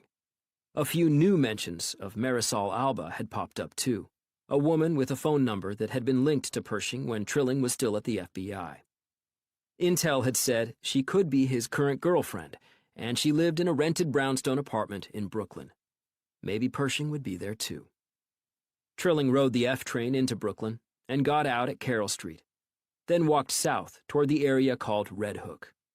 He liked not worrying about a car and where to park, though he didn't particularly care for walking. Not that he minded the exercise, it just felt boring to him. He found himself looking at the address about 40 minutes after he got off the train. There was a vacant house a few doors down and across the street. Trilling found a comfortable place on the porch to sit where no one could see him from the street, and he could watch the house where he thought Lou Pershing might be living. He appreciated parents walking children home from school and joggers hustling along the sidewalks under the canopy of trees. Somehow this didn't feel like the kind of place a guy like Lou Pershing would live. Not long after nightfall, Trilling noticed a single light in the upstairs of the house. The way it moved told him it was a flashlight. That looked like someone trying to keep a low profile. Maybe Pershing and his girlfriend had turned off the electricity so people would think they'd moved away. Having scouted the area, Trilling was able to walk unseen across the street and down to Pershing's building. He slipped into the building's entryway. It took only a little effort with his pocket knife to slide the single lock from the doorframe. He creeped through the ground floor and made his way upstairs without making any noise. He stopped at the top of the staircase, near where he'd seen the light, and lowered to a crouch to listen for sounds within the apartment. His plan was simple: grab Pershing and leave him tied up in front of the nearest precinct. He didn't care about getting credit for an arrest. He just wanted to get an asshole like Pershing off the street before he hurt anyone. Trilling realized he was in the weeds on this one. But if he was already going insane, one more crazy act wouldn't mean much. He stood up and heard his knee pop. When he stepped around the corner, he froze. The point of a knife pressed against his throat. Chapter 73. It was after dark by the time I arrived at my apartment on the Upper West Side. I had been so busy all day that I'd lost track of life in general. I'd skipped lunch, I hadn't checked in at home like I usually do. I jumped from interview to interview. And as soon as I walked through the door, it all hit me at once. I thought I might collapse. But something wasn't right. Some vibe in the apartment felt off. I stepped through the foyer and still didn't see anyone. I heard some movement in the living room, but no one had come to greet me. That was unusual. One of the big advantages of having 10 kids is that there is always someone interested in meeting you at the door. When I came through the dining room and into the living room, I had to stop and take in the scene. Mary Catherine sat on the couch, propped up on a mountain of pillows. Her feet rested on an ottoman. A TV table was positioned in front of her. All the kids, and I mean every one of them, turned and faced me, grinning like they were posing for a photograph. I couldn't keep a smile from spreading over my face. What's this all about? Chrissy stepped forward. We decided it was International Mary Catherine Day. We want to show her how much we love her and how happy we are about trying to have a baby. I was speechless. A tear ran down Mary Catherine's left cheek. We really had raised these kids the right way. I said, Ricky, does this mean you're making something extra special for dinner? My son shook his head. Then he looked across at Chrissy and said, Jane and I are the official servers, but Chrissy and Shauna are making dinner. The four of them broke off from the group and headed into the kitchen. Bridget and Fiona took my hands and led me to the couch next to Mary Catherine. They set me up pretty much the same way, only without the ottoman. They used a chair to put my feet up. After a couple of minutes, Ricky and Jane walked out with plates. Each plate was covered by a bowl, and they made a show of revealing the meal to us. Hot dogs on buns with mustard, plus a handful of potato chips and a pickle. Jane whispered to me, Chrissy counts the pickle as your vegetable serving. I said, It looks delicious. Chrissy came out of the kitchen still grinning and said, They're even your favorite kind of hot dogs. Nathan's. Chrissy looked crestfallen. She said, No, all beef ballpark Franks. I love those too. Then Shauna said, We even have the perfect movie for everyone to watch. You don't have to move or anything. Jane said, We picked the movie through a democratic process. Trent moaned, A really long democratic process. Jane gave her brother a dismissive look, then added, We each listed 5 movies. Then we picked 3 out of that whole group. We kept voting until we came up with The Princess Bride. Mary Catherine beamed. Brilliant. It was exactly what I needed. It got me out of my head and only thinking about what was most important in life. My family. Chapter 74. Rob Trilling stood as still as possible. He was afraid to even swallow. He could feel the knife tip dig into the skin of his throat. The idea of his blood spilling onto the floor kept him from doing anything stupid. At least anything more stupid than breaking into a building to find a fugitive while he was suspended from the police force. Trilling felt a slight tremor in the blade. Whoever held the knife was nervous too. He hoped they weren't nervous enough to make a mistake. In the dim light, he couldn't tell who was standing against the wall with the knife to his throat. Then, a woman's voice said, "Who are you?" She had a slight accent. "I'm Rob. Who are you?" "What do you want here?" Trilling decided he had nothing to lose. He said, "I'm looking for Lou Pershing." "Why?" He was going to say, to arrest him, but at the last moment said, "To turn him over to the authorities." "You're a bounty hunter?" "I guess." He felt the knife move away from his throat. Trilling sucked in a deep lungful of air. Then the flashlight turned on, and he saw an attractive woman with long, dark hair that needed to be washed. She held a butcher knife with an 8-inch blade. Trilling said, "Are you Marisol?" She nodded. "No power?" "I have power, but I didn't want to risk Lou thinking I was home. He's been gone a few days, and I'm just trying to get out without him seeing me. I was going to go to Los Angeles, but I can't come up with the money." When Marisol turned, Trilling noticed bruises around her neck and swelling around her left eye. He felt anger welling up inside him. How could men act like this? Trilling made a split-second decision. "I know a place you can go where you'll be safe. Pack a small suitcase, just the stuff you really need. I'm wearing everything I really need. Can you actually get me out of here? 45 minutes later, Trilling and Marisol stood in front of a women's center in Manhattan.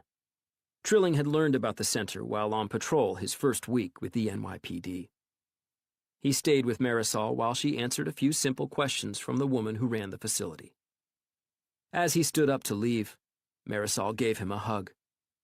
She whispered, "Thank you," into his ear. The director said, "I wish every cop paid attention like you do, Officer Trilling. I'm glad you know to bring women here." "One last thing," Trilling said to Marisol. "Do you by chance have a recent picture of him? The one I have is blurry, and I could really use a better one." Marisol fumbled for her cell phone. It took her a minute. "I may have deleted them all." But then she stopped, turned her phone for Trilling to see, finally, a clear image of the man he was determined to find. "Thanks." He left the center, feeling like his head had cleared a little bit. He hoped to find Pershing soon, if for no other reason than to stop him from terrorizing his girlfriends. Chapter 75. I was in the office early again, despite the great evening with my family, where Mary Catherine and I were pampered like a rich lady's French poodles. I still had an anchor in my stomach when I thought about Rob Trilling. As usual, the only other person in the office was Walter Jackson. I gathered my notes and went in to talk to Walter, the walking computer, whose ease in finding the smallest detail in a case matched his ability in coming up with puns. I stood in Walter's doorway, waiting for him to stop focusing on the computer screen. He looked up and grinned. "When I heard someone else in the office, I knew it had to be you. Are you holding up okay?" I shrugged and said, "I'm trying to treat this like any other case, be thorough and fair. That's what they used to drill into us at the academy." I tried to get a glimpse of his computer screen to see what Walter had been focusing on. "What was that you were reading?" "A story about glass coffins being all the rage, but I don't know. All I can say is, remains to be seen." He kept a neutral expression for almost 5 seconds, then his grin came back. That was also about the time his pun clicked in my brain. I smiled and nodded. It wasn't bad, but my mind was elsewhere. Walter picked up that I wasn't in the mood to joke around. He turned in his chair to fully face me. He said, "Tell me what you found out so far." I told him about the victims and their criminal pasts. I said, "It's not just the NYPD. The Securities and Exchange Commission also sent a referral to the FBI for Adam Glossner. That means whoever's getting the information is getting it from the FBI. And your boy Trilling had been working at the FBI since around the same time the sniper started shooting people." Walter paused and looked at me. "I like him personally, too. None of the rest of you ever come up with puns for me, but I can't dismiss him as a suspect because of my personal feelings." "Neither can I. Your theory is sound. He's got the skill, the opportunity, and possibly the motive. I didn't want to mention it, but he's wrapped a little tight. He could have a serious vigilante streak in him. Straight arrows like Trilling hate it when people beat the system. Maybe it pushed him over the edge. Call it whatever you like, PTSD, morally driven, or just plain crazy. Look at how pissed he was about the gang leader, Gus Cuerva, being treated like a saint. I think he's good for the shootings." I said, "I know. It's a simple theory to follow. Rob Trilling took exception to people getting away with crimes. I've seen it before, but not to this extreme." Walter said, "Why does a simple theory make you nervous?" "Because it is so simple. Someone from headquarters could run with it without any follow-up. I think we owe it to Trilling to take it a little more seriously. So, what do you do next? Wait for him to snap and maybe shoot a bunch of people at once?" That made me stop. All I could think was, holy shit, what if that really does happen? The thought scared me to my bones. I hung my head. I guess I've got to go over to the FBI again. That could be messy. Or at least unpleasant. Who can you call over there? That ASAC who has it in for you? I shook my head. I'm not sure. I used to call my friend Emily Parker. She always worked miracles. It hurt to even think about my dear friend. Walter mumbled. She was a smart woman. That was a big loss to us all. Instead of answering, all I could do was nod. I sat there silently, considering my options. Then I had an idea. Possibly a really good idea. I spun around and aimed for my desk as I thanked Walter. It was still too early in the morning to try this idea, but I knew what call I'd be making as soon as the clock struck 8. Chapter 76. The office was still mostly empty when I called Roberta Herring. Roberta and I had worked together in the Bronx decades ago, back when we were both rookie patrol officers. I tried to teach her patience, and she tried to teach me to use my gut feeling more. The irony is that she left the NYPD and worked her way up the ladder with the Department of Justice Office of the Inspector General. It was about the only agency with any oversight over the FBI. It also forced Roberta to be patient with every case. Investigations into wrongdoing at the FBI were never undertaken lightly and always took far too long. Roberta picked up on the second ring. I could almost feel the smile as she said, "Mike Bennett, calling me before 9 a.m. My guess is that you need help. Or you miss me so badly you couldn't wait until I was a little more settled behind my nice cushy desk." Both. We laughed together for a moment. We weren't only old friends, we were also good friends. We didn't need any pretext to call each other, and we didn't need excuses when we called to ask for help. Roberta had helped me through some of the most difficult times imaginable. Hell, Roberta had stood as godmother to my second youngest, Shauna. She had been just about the only choice. Often people just assume that because Shauna is black, we chose a black woman as her godmother. That never once played into our decision. We quickly caught up with each other's lives since I'd last seen her in Washington, D.C., where not long ago she'd helped me look into Emily Parker's murder. Then Roberta got right to the point. "What's this call really about, Mike?" I held nothing back. I told her about the case, Rob Trilling, how even my family loved him, every detail I could think of. I waited in silence, maybe longer than I thought I should. Then I realized from the sound of keystrokes that she was looking at her computer. I heard a couple of mm-hms and ahas. Roberta said, "I can see all these referrals you're talking about. None of them are restricted. None of the cases seem particularly high concept or unusual. We both know the city of New York experiences a great deal of fraud. We also know people from all walks of life download child pornography. I'd be surprised to find a serious hedge fund manager who didn't bend the law. So you can find cases that quickly on the computer. And that means anyone in the New York field office could do the same." I felt disappointment. I couldn't quite place it at first, but I now realized just how much I didn't want this theory to be possible. Trilling had gone off the rails. I couldn't ignore it. Walter's concern about Trilling snapping popped into my head. Then Roberta said, "What I'm missing is the psychological makeup and assessment of, what's his name, Rob Trilling?" I gotta say, Roberta, he seemed like a really decent young man.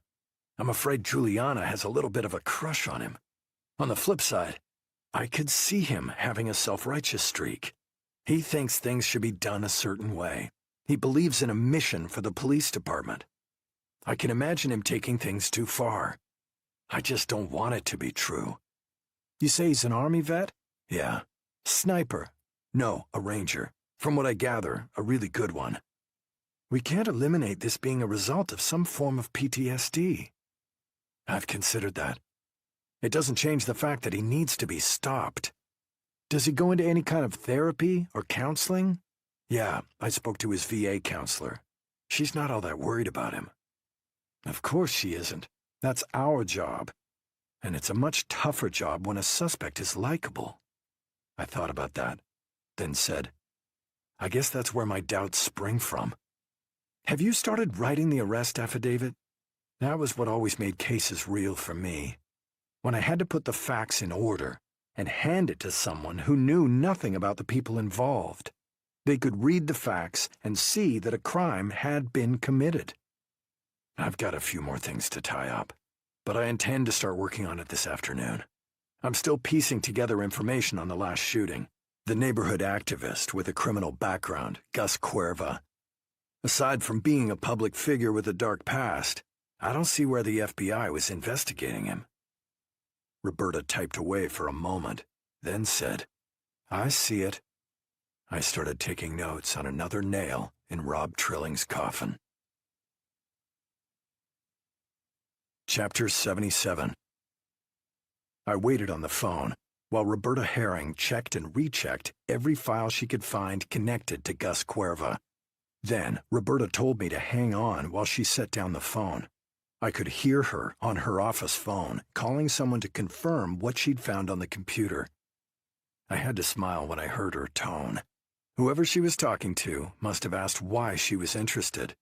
Roberta said, "I'm interested in everything the FBI does. It's my job." "I'm not sure what you don't understand about that." There was a pause, and then she said, "Thank you for your assistance." Hearing Roberta Herring dress down someone like that, especially someone in the FBI, made me smile. She'd been a great partner when we worked together in the Bronx.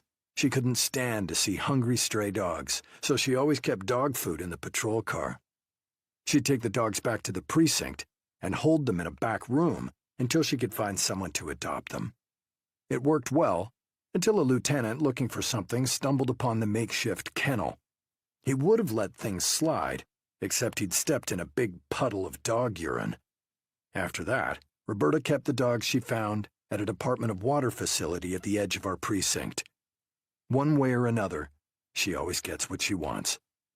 She came back on the line, apologized for the wait, and said, "There was an official investigation by the FBI into Gus Cuerva's activities.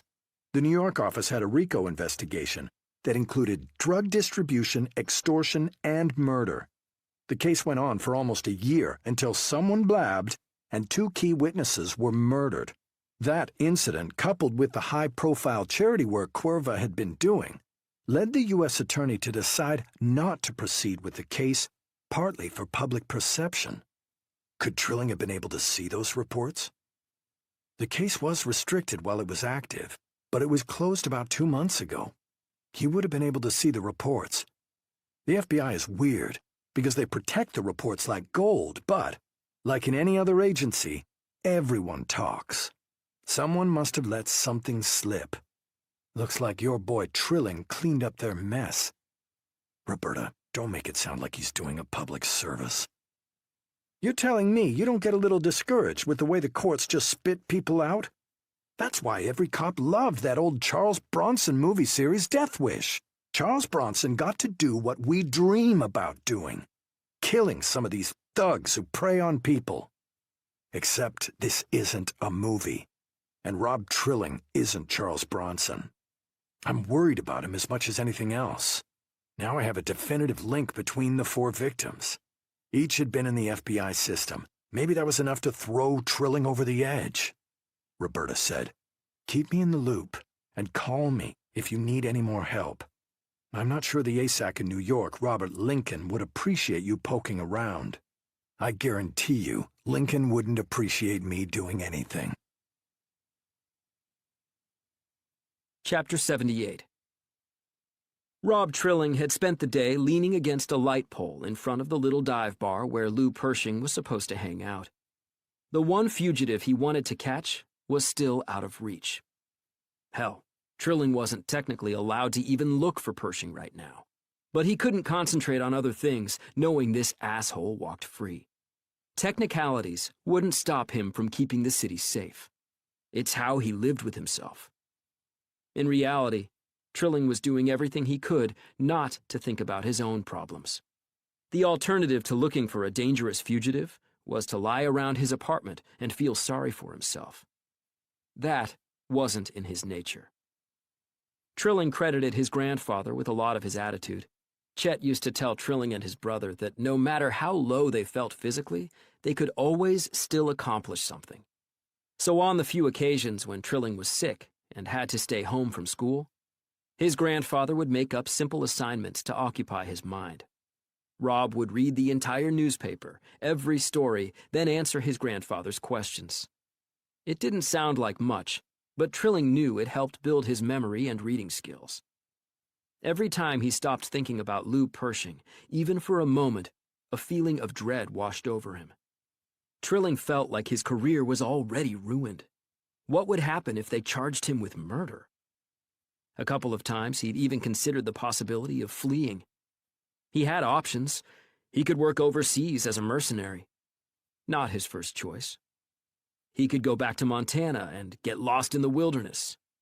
The idea of not seeing his family again depressed him. So, here he was, doing the best he could. Just then, his phone rang. Trilling looked down and saw that it was Darcy Farnan from the VA. He answered it quickly. Darcy said, "Rob, I saw you called yesterday. Is everything okay?" "No, not by a long shot. I'm on my lunch hour now, and it's the only free time I have all day. Are you anywhere near Midtown?" Trilling glanced up at the dive bar's doors, making his decision instantly. "Yes, I'm in Midtown now." Darcy hesitated, then said, "Rob, there's something I need to tell you." Trilling didn't like how she'd said that. A quick flash of nerves ran through him. He said, "Why don't you wait till we see each other in person?" "That's probably for the best." Trilling asked, "Where would you like to meet?" Then he glanced up and froze in place. He couldn't believe what he was seeing. Lou Pershing, in the flesh, walking out of the bar. How had Trilling not noticed him go in? Darcy was still talking when Trilling ended the call and stuffed his phone into his front pocket. He fell in behind Pershing, who didn't seem to have a care in the world. Trilling hoped to change that very soon. Chapter 79. I'd hoped to get a little more unofficial background on Rob Trilling's NYPD career, so I'd put in a call to Yvette Morris, a respected patrol officer who'd worked with him in the Bronx. When I got a call back, she told me that she was in training at One Police Plaza today, so I agreed to meet her for coffee in Lower Manhattan.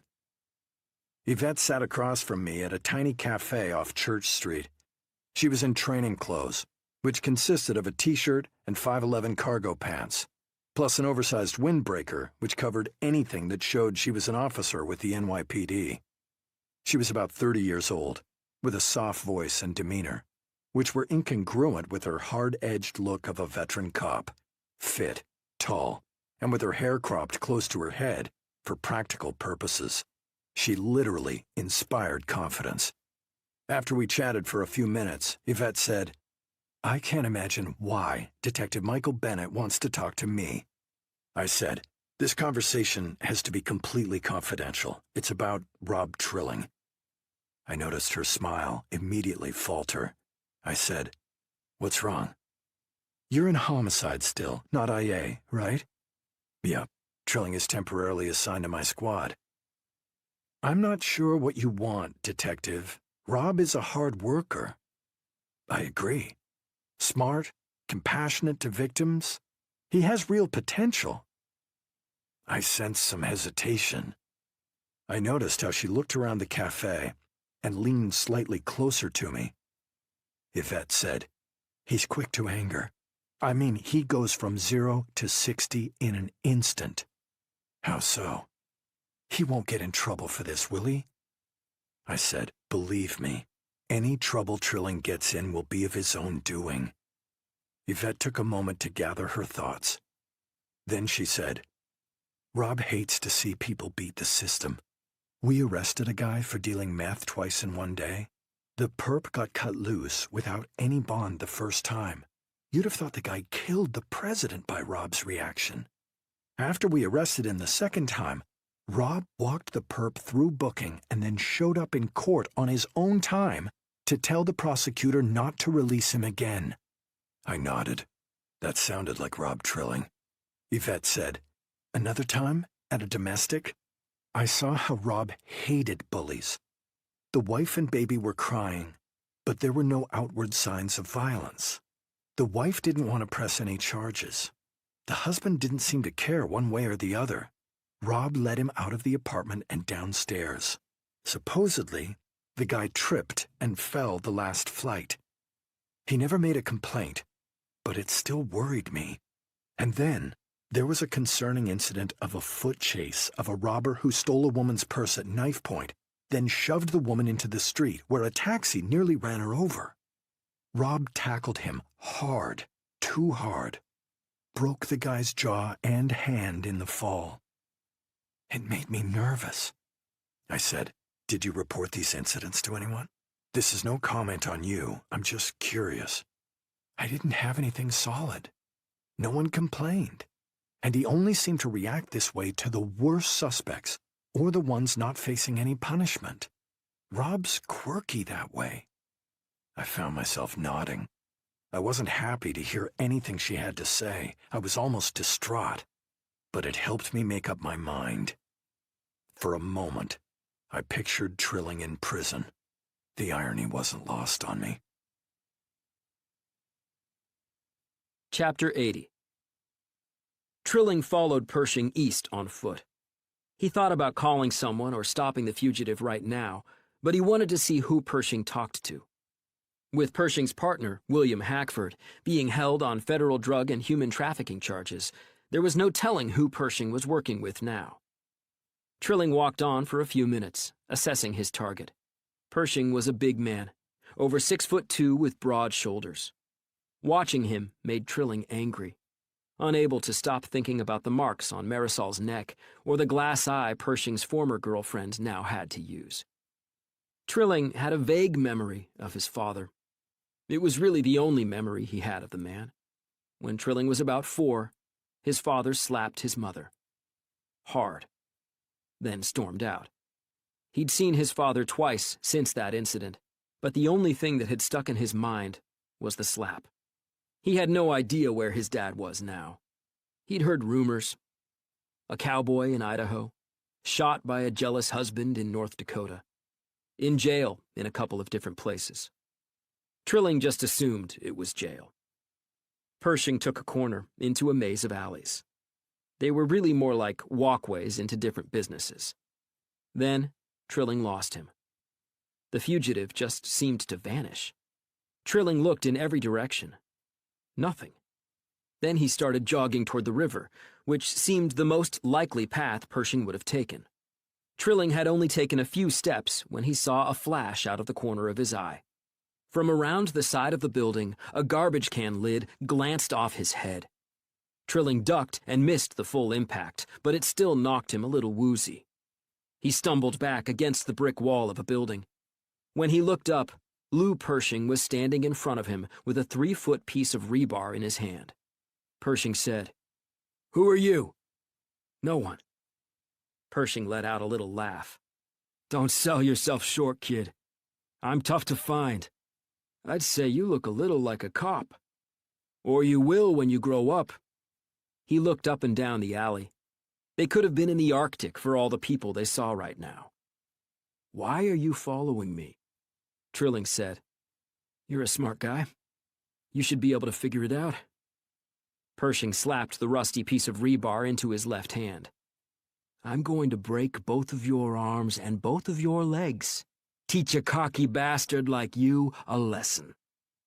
"I may be cocky, but I knew my dad. I didn't like him. He was a piece of shit who beat his wife, just like you, but at least I'm not a bastard." Trilling canted his body. He'd taken on larger men in his life. Pershing swung the rebar. Trilling dodged it, then delivered an uppercut. It landed perfectly. Trilling felt a crunch as the punch to Pershing's jaw drove his teeth into his head. Blood spurted from Pershing's upper lip. Pershing stumbled backward, swinging the rebar wildly. It brushed against Trilling's front, the rough end of the steel rebar tearing open his shirt and breaking the skin of his chest. They both paused for a moment as each man warily watched the other. Trilling noticed Pershing was panting. Pershing said, "Let's cut a deal." Trilling wasn't about to negotiate with scum like this. He raised his left fist. When Pershing tried to block it, Trilling threw a front kick, catching Pershing in the gut. Trilling heard the air rush out of Pershing and knew he had the advantage. He threw a second kick to almost the same spot. The blow knocked the remaining air out of Pershing and made him drop the rebar. It clanged on the shoddy asphalt in the alley. Trilling swung his right hand in a big arc, catching Pershing in the face again. The larger man stumbled back to the wall, but somehow he stayed upright. Trilling unloaded with half a dozen more punches until Pershing slid to the ground. He fell on top of Pershing, still throwing punches, then stopped mid-punch. What now? He felt like a dog who'd finally caught the car he'd been chasing. Trilling considered delivering the fugitive to the FBI. That wouldn't work. Too much explaining. Then he came up with a plan. A plan he didn't like, but that made sense. He stepped away from Pershing. The fugitive was barely conscious, with blood from his nose and cut lips running down his face. Trilling reached for his phone. There was only one person to call. Chapter 81. I wasn't far from downtown when my phone rang with the piano solo from Layla, the ringtone my kids had installed for me a while back. I was shocked to see Rob Trilling's name on the screen. I thought about not answering the call. I wouldn't take a call from a suspect in any other homicide investigation. I decided to risk it. I kept it simple. "Hello?" "I'm in an alley. I need you to come here right now." Trilling gave me a couple of cross streets. Then there was silence on the line. I said, "I'm a few minutes away. I'll be right there." I don't know why I agreed to meet him in person, but something told me it was important. Maybe he'd say or do something that would help me with the case. Traffic wasn't overwhelming, and it was all right turns. I wondered if I should call Harry Grissom and let him know what was going on. He'd be worried I was talking to Trilling, but at least someone would know where I was. If there was a problem later, a dispute, at least I'd have a boss who knew what was going on. Then I thought about Trilling. The tone of his voice hadn't made me think it would be a trap, or that he was trying to trick me somehow. I double-parked my Impala and gave a quick wave to an electronics store owner who shouted at me. I raced into the alley and realized it was actually a maze of alleys. I called out, "Rob! Rob!" I heard him call back. "Over here." I hustled toward the sound of his voice. I found Trilling sitting next to a big man who was bleeding from a couple of different spots. The man was conscious but not moving too much. I stared at the scene, and when I didn't get an explanation, I said, "What's this?" Trilling said, "I told you I'd been looking for the fugitive who was partners with the guy who shot at us in the Bronx."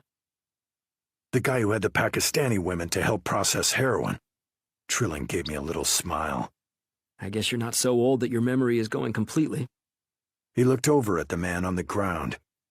"This jackoff is Lou Pershing. He's supposedly the brains of their operation. He's also wanted for heroin distribution and some weapons charges out of Boston." I stared at the bloody man, then at Trilling. This was not normal. The sick feeling grew in my stomach. I'd been so focused on trying to find a way to exonerate Trilling that I'd missed his real motivations. He had an intense hate for lawbreakers. By the looks of Pershing, we were lucky we didn't have another homicide on our hands. Trilling said, "This is your caller now. You've got a major federal fugitive in custody." "I can't just stroll into a precinct with this mope." Trilling let out a laugh. "Like anyone in the NYPD is going to turn away the famous Michael Bennett. Or are you too busy trying to pin some more murders on me?" "Rob, listen." Trilling didn't want to hear it. He just turned and walked away. Chapter 82. I turned Rob Trilling's fugitive, Lou Pershing, over to a patrol sergeant I knew named Chris Zulli. He was thrilled to claim the arrest. I was still uneasy about the whole event. Trilling was unpredictable, by my estimation. I had to write an affidavit on everything I'd learned about the sniper case, then see what happened from there. My phone rang. It was Harry Grissom. I answered it. "Hey, what's up?" Harry jumped right into it. "There's been another shooting." "Shit," I said to Harry. "Give me the address and I'll head over there." "No, keep working on your affidavit and close out any leads you have. I'll supervise our own squad detectives on this and get you the important details." I blurted out, "I saw Trilling a few hours ago." "Doing what?" I explained it all to Harry. When I finished, Harry said, "That doesn't sound good." Harry had a gift for understatement. "Do you know anything about the new shooting, victim, witnesses?" Harry said the victim was named Scott Dozier. He's a 26-year-old white male who dropped out of Rutgers. He's got a couple of arrests at protests. One of those Antifa folks. He tried to light a patrol car on fire with 2 cops inside. "I remember that," Harry said. "Yesterday, a judge gave him 5 years probation. Today, the kid was shot outside his apartment on the Lower East Side." Shit. That did sound like something that would get under Trilling's skin. Harry asked, "What's wrong?" That's where I saw Trilling. I told Harry a few more details of what I'd found and what I was working on. My mind raced with the possibilities. I'd found a pattern between all 5 victims. Each had committed crimes but wasn't being prosecuted. At least we now had a potential motive. Any homicide detective would be excited about that. As I was about to hang up, Harry said, "One more thing." "What's that?" "Dennis Wu is already involved in the new shooting." "Why?" "He just showed up. I don't have control over internal affairs. Something tells me the guy wouldn't listen if someone told him not to get involved." My phone beeped. I looked to see who was calling, then said to Harry, "Wu is trying to reach me. I'll call you back in a little bit." I switched over to Wu's call. Before I could even speak, I heard Dennis Wu's voice say, "Bennett, have you heard about the latest shooting?" Harry was just filling me in. "Why aren't you at the scene? What are you, on vacation?" "I'm trying to finish the affidavit on Trilling. Isn't that what you and command staff want?" Wu said, "I got something you can add to the affidavit." "What's that?" "I came straight to Trilling's apartment after I heard about the shooting. The fat Armenian super said he saw him leave early this morning and he hasn't been back since. Sounds like our boy is on the prowl." Could be. I didn't know what else to say. Trilling actually had been on the prowl. That's how he'd found Lou Pershing. Wu said, "I'm going to enjoy arresting this prick. Hurry up on that affidavit." My mind pictured the buttoned-down IA sergeant trying to physically handle Rob Trilling. I doubted he and I together could do it. Chapter 83. It was early afternoon by the time I stepped through the doors of the FBI office in Manhattan. This time, instead of talking to ASAC Robert Lincoln, I linked up with the personnel director, Francesca Scott. All I needed to do was to look at Rob Trilling's timesheets to see if he had been working during any of the sniper murders. I wanted to see if there was any pattern with his work hours as they related to the shootings. I had a warrant in hand, but the director greeted me cheerfully with a big smile and said if I reviewed the file with her, I didn't need court orders. Francesca Scott's office was well located, in terms of reducing my risk of running into someone I didn't want to talk to, on the main floor at the front of the building. We chatted as she led me down a short hallway. She said, "You're kind of a celebrity, Detective Bennett. I've read your name in the papers a dozen times over the years. I didn't think you would do something as mundane as look at timesheets for an evaluation." I said, "Rob Trilling is working in our unit. They just wanted me to see what kind of hours he was working over here. You know, the usual."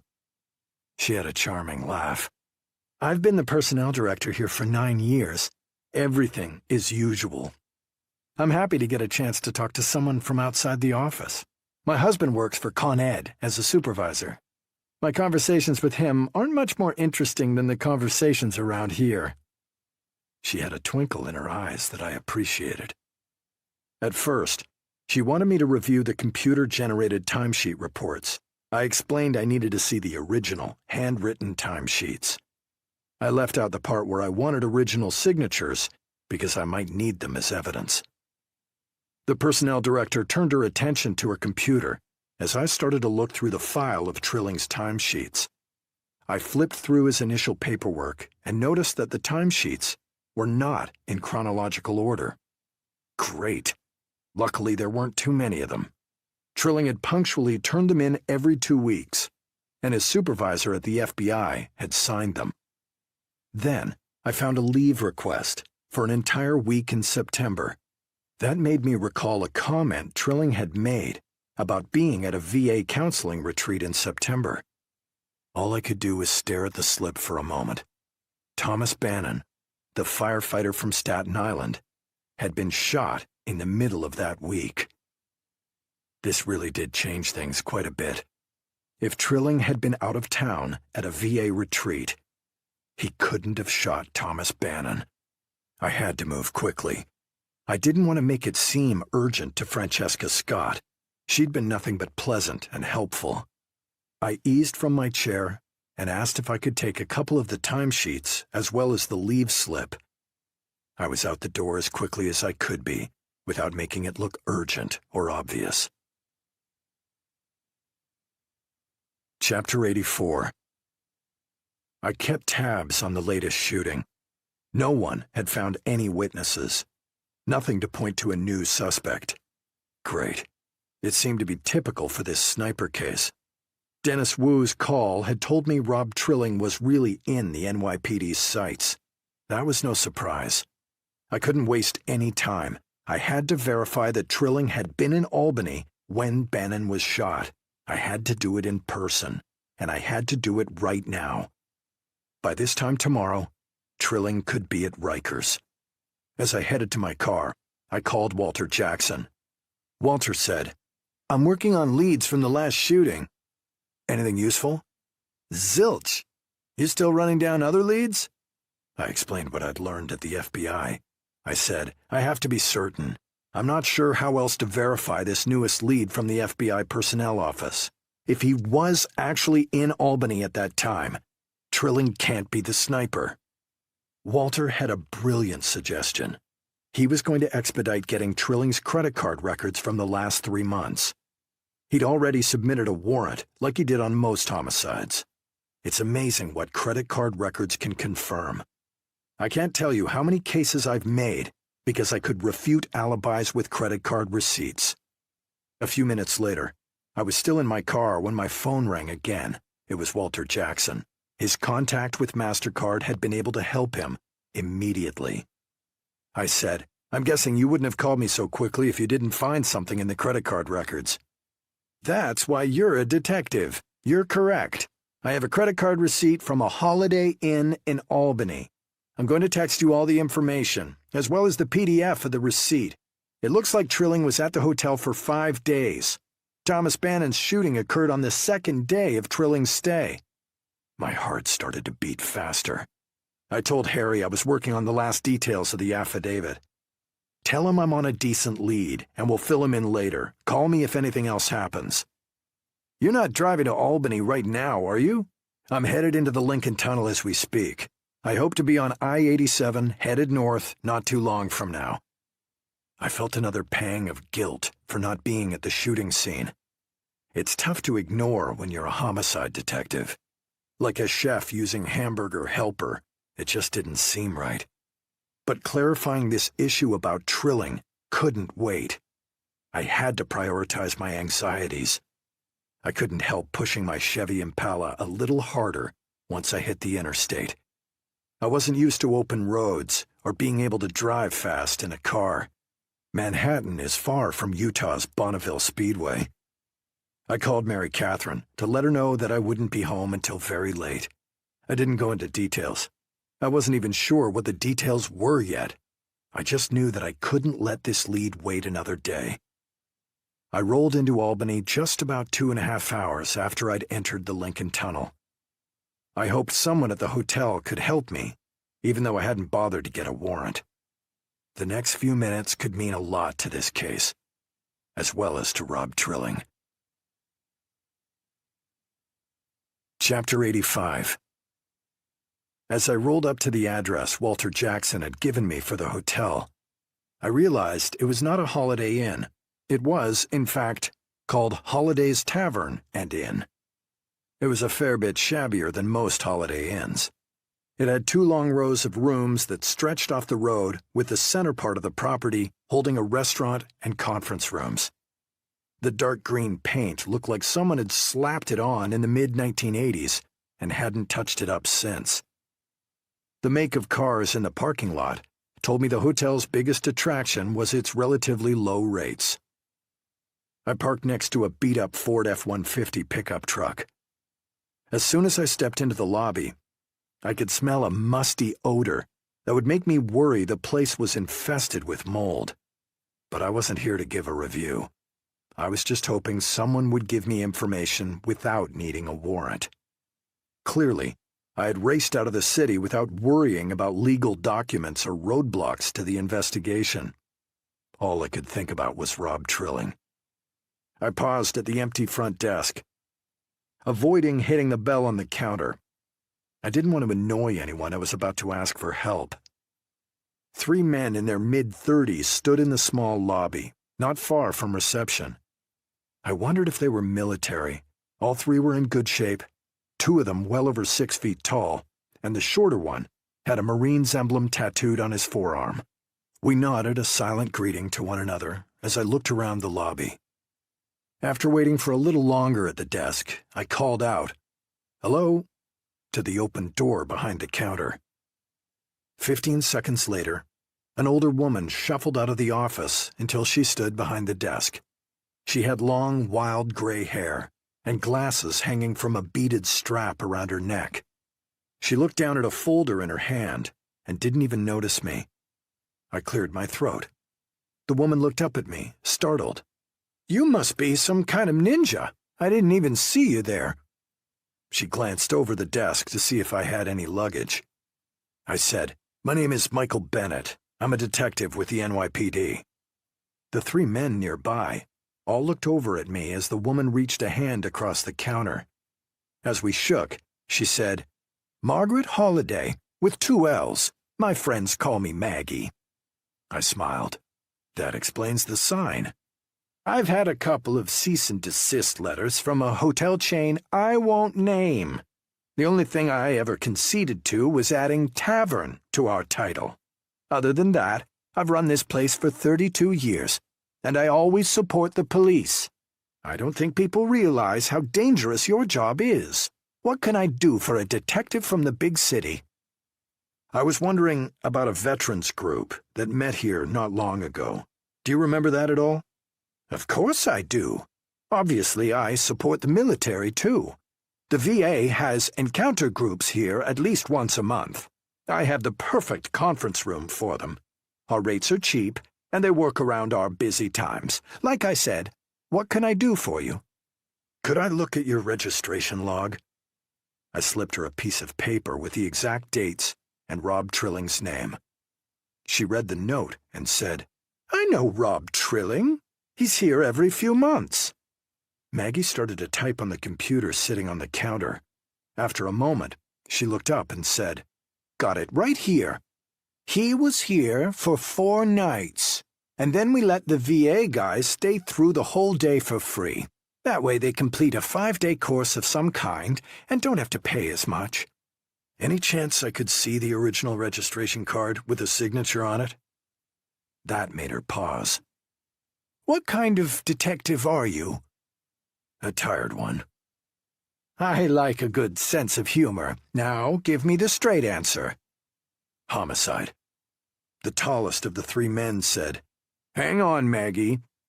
The hairs on the back of my neck tingled. I suddenly had a feeling that I was in for a repeat of my firefighter interviews. I couldn't understand why people wouldn't mind their own business. The man looked at me and said, "You got a warrant?" "I'm sorry. Who are you?" "David Klatt. I'm here with the VA, and we all know Rob Trilling." Now I purposely took a step away from the front desk and turned to face the three men fully. The other tall man in the group said, "Why are you looking at Rob's work here? He does a great job." "I'm not looking at anything to do with the VA." I tried to stay calm as the men circled me. Each one of them looked like they knew how to fight. Maggie, the clerk, hadn't left the front desk. She stared at the four of us, no one saying a word. I said, "Guys, if you're gonna kick my ass, let's take it outside." I needed to buy some time to think. I had a hard time reading the expressions on the three men's faces. Finally, Klatt said, "Kick your ass? Why would we do that? I'm an attorney. I asked about a warrant." The other tall man said, "I'm an accountant. I haven't been in a fight since basic training." I looked at the shorter Marine. He smiled. "I'm an unemployed house painter. I'll kick your ass if you want, but I'm mostly looking to get my faulty key replaced by Maggie." I turned to Maggie at the front desk. "You confirmed Rob Trilling was here at the time in question. If you could do me a favor and hold the signature card, I'll get a warrant and come back later." She gave me a cheerful smile. "Sure thing, Detective." I nodded to the three men. I had to get back to Manhattan and figure things out. Chapter 86. I got home from Albany late that evening, and my effort to be engaged with the kids quickly fell flat. My mind was racing with the hope that Rob Trilling was not our sniper. But the newest shooting still made me doubt my findings. I'd heard that when Dennis Wu found Trilling at his apartment building hours later, Trilling had refused to speak to the internal affairs sergeant. I didn't blame him. From his perspective, there was no upside. Dennis made no secret of the fact that he was trying to pin everything on Rob Trilling. It was still a bad look for Trilling, because without any other suspects, all the attention was focused on my former partner. The kids and Mary Catherine realized I'd had a long day when I dozed off in the chair in the living room. I sprang awake the next morning and tried to make amends by preparing a giant breakfast. No one would be at the VA until 9 o'clock anyway. I pulled out all the stops: pancakes, eggs, bacon, and ham, plus a whole wheat English muffin for Mary Catherine and a bowl of Lucky Charms for Chrissy. It didn't take long for all the kids to start wandering out to the dining room, nothing I couldn't handle. Their plates were already made. I realized if the whole homicide investigation thing didn't work out, I might have a second career as a short-order cook. A few hours later, I was waiting at the VA office when Darcy Farnan walked in. She did a double-take when she saw me in the lobby. She turned to a young man with long, stringy hair walking with her and said, "Can you give me a few minutes with this man, Peter?" The young man nodded, then turned back to his phone. Darcy gave me a quick nod with her head to get me to hustle into the office. As soon as the door was closed behind us, she said, "Please don't tell me anything has happened to Rob Trilling." "No, it might be just the opposite. I need to confirm something with you." "I'm sorry, but the same conditions apply as before. He has to give me permission to talk to you. I almost told him you'd been here, but he never met with me after we spoke." "I get it. I'm not trying to get you to violate any rules or ethics, but I think I can help him. And I already have a lot of the information I need." I gave her the briefest of thumbnails of what I was doing. I explained that Trilling was a suspect in some murders, but that I'd gone to Albany and it looked like he might have been out of town during one of the murders. Darcy smiled for just a moment. She brushed some hair out of her eyes. "Like I said, Detective, I'd need Rob's permission to confirm that he was at a VA retreat in Albany as both a facilitator and a participant. He would tell you that he was at the hotel the entire time with me and 9 other veterans. He would probably also tell you that I saw him every single day." She couldn't hide the smile. I said, "At some point, probably fairly soon, after Trilling gives you permission, I'll have to ask you about this again. After I get his permission, I'll tell you anything you want to know about the week, even the side trip he and I took to visit his family in Putnam County. I mean, if we really did that." This time, she gave me a wink. Chapter 87. I wanted to see if there was some way to confirm that Rob Trilling was at his apartment on the night Gus Cuervo was shot. Things were moving quickly now, and I decided to forego the surreptitious route and talk to Trilling directly. I had a few more questions to ask him. I drove directly to Trilling's apartment. The small, older building was just as I remembered from my previous visit. I didn't buzz him. I knew the apartment number and was able to enter the building when another tenant came out. I walked inside and up to the second floor.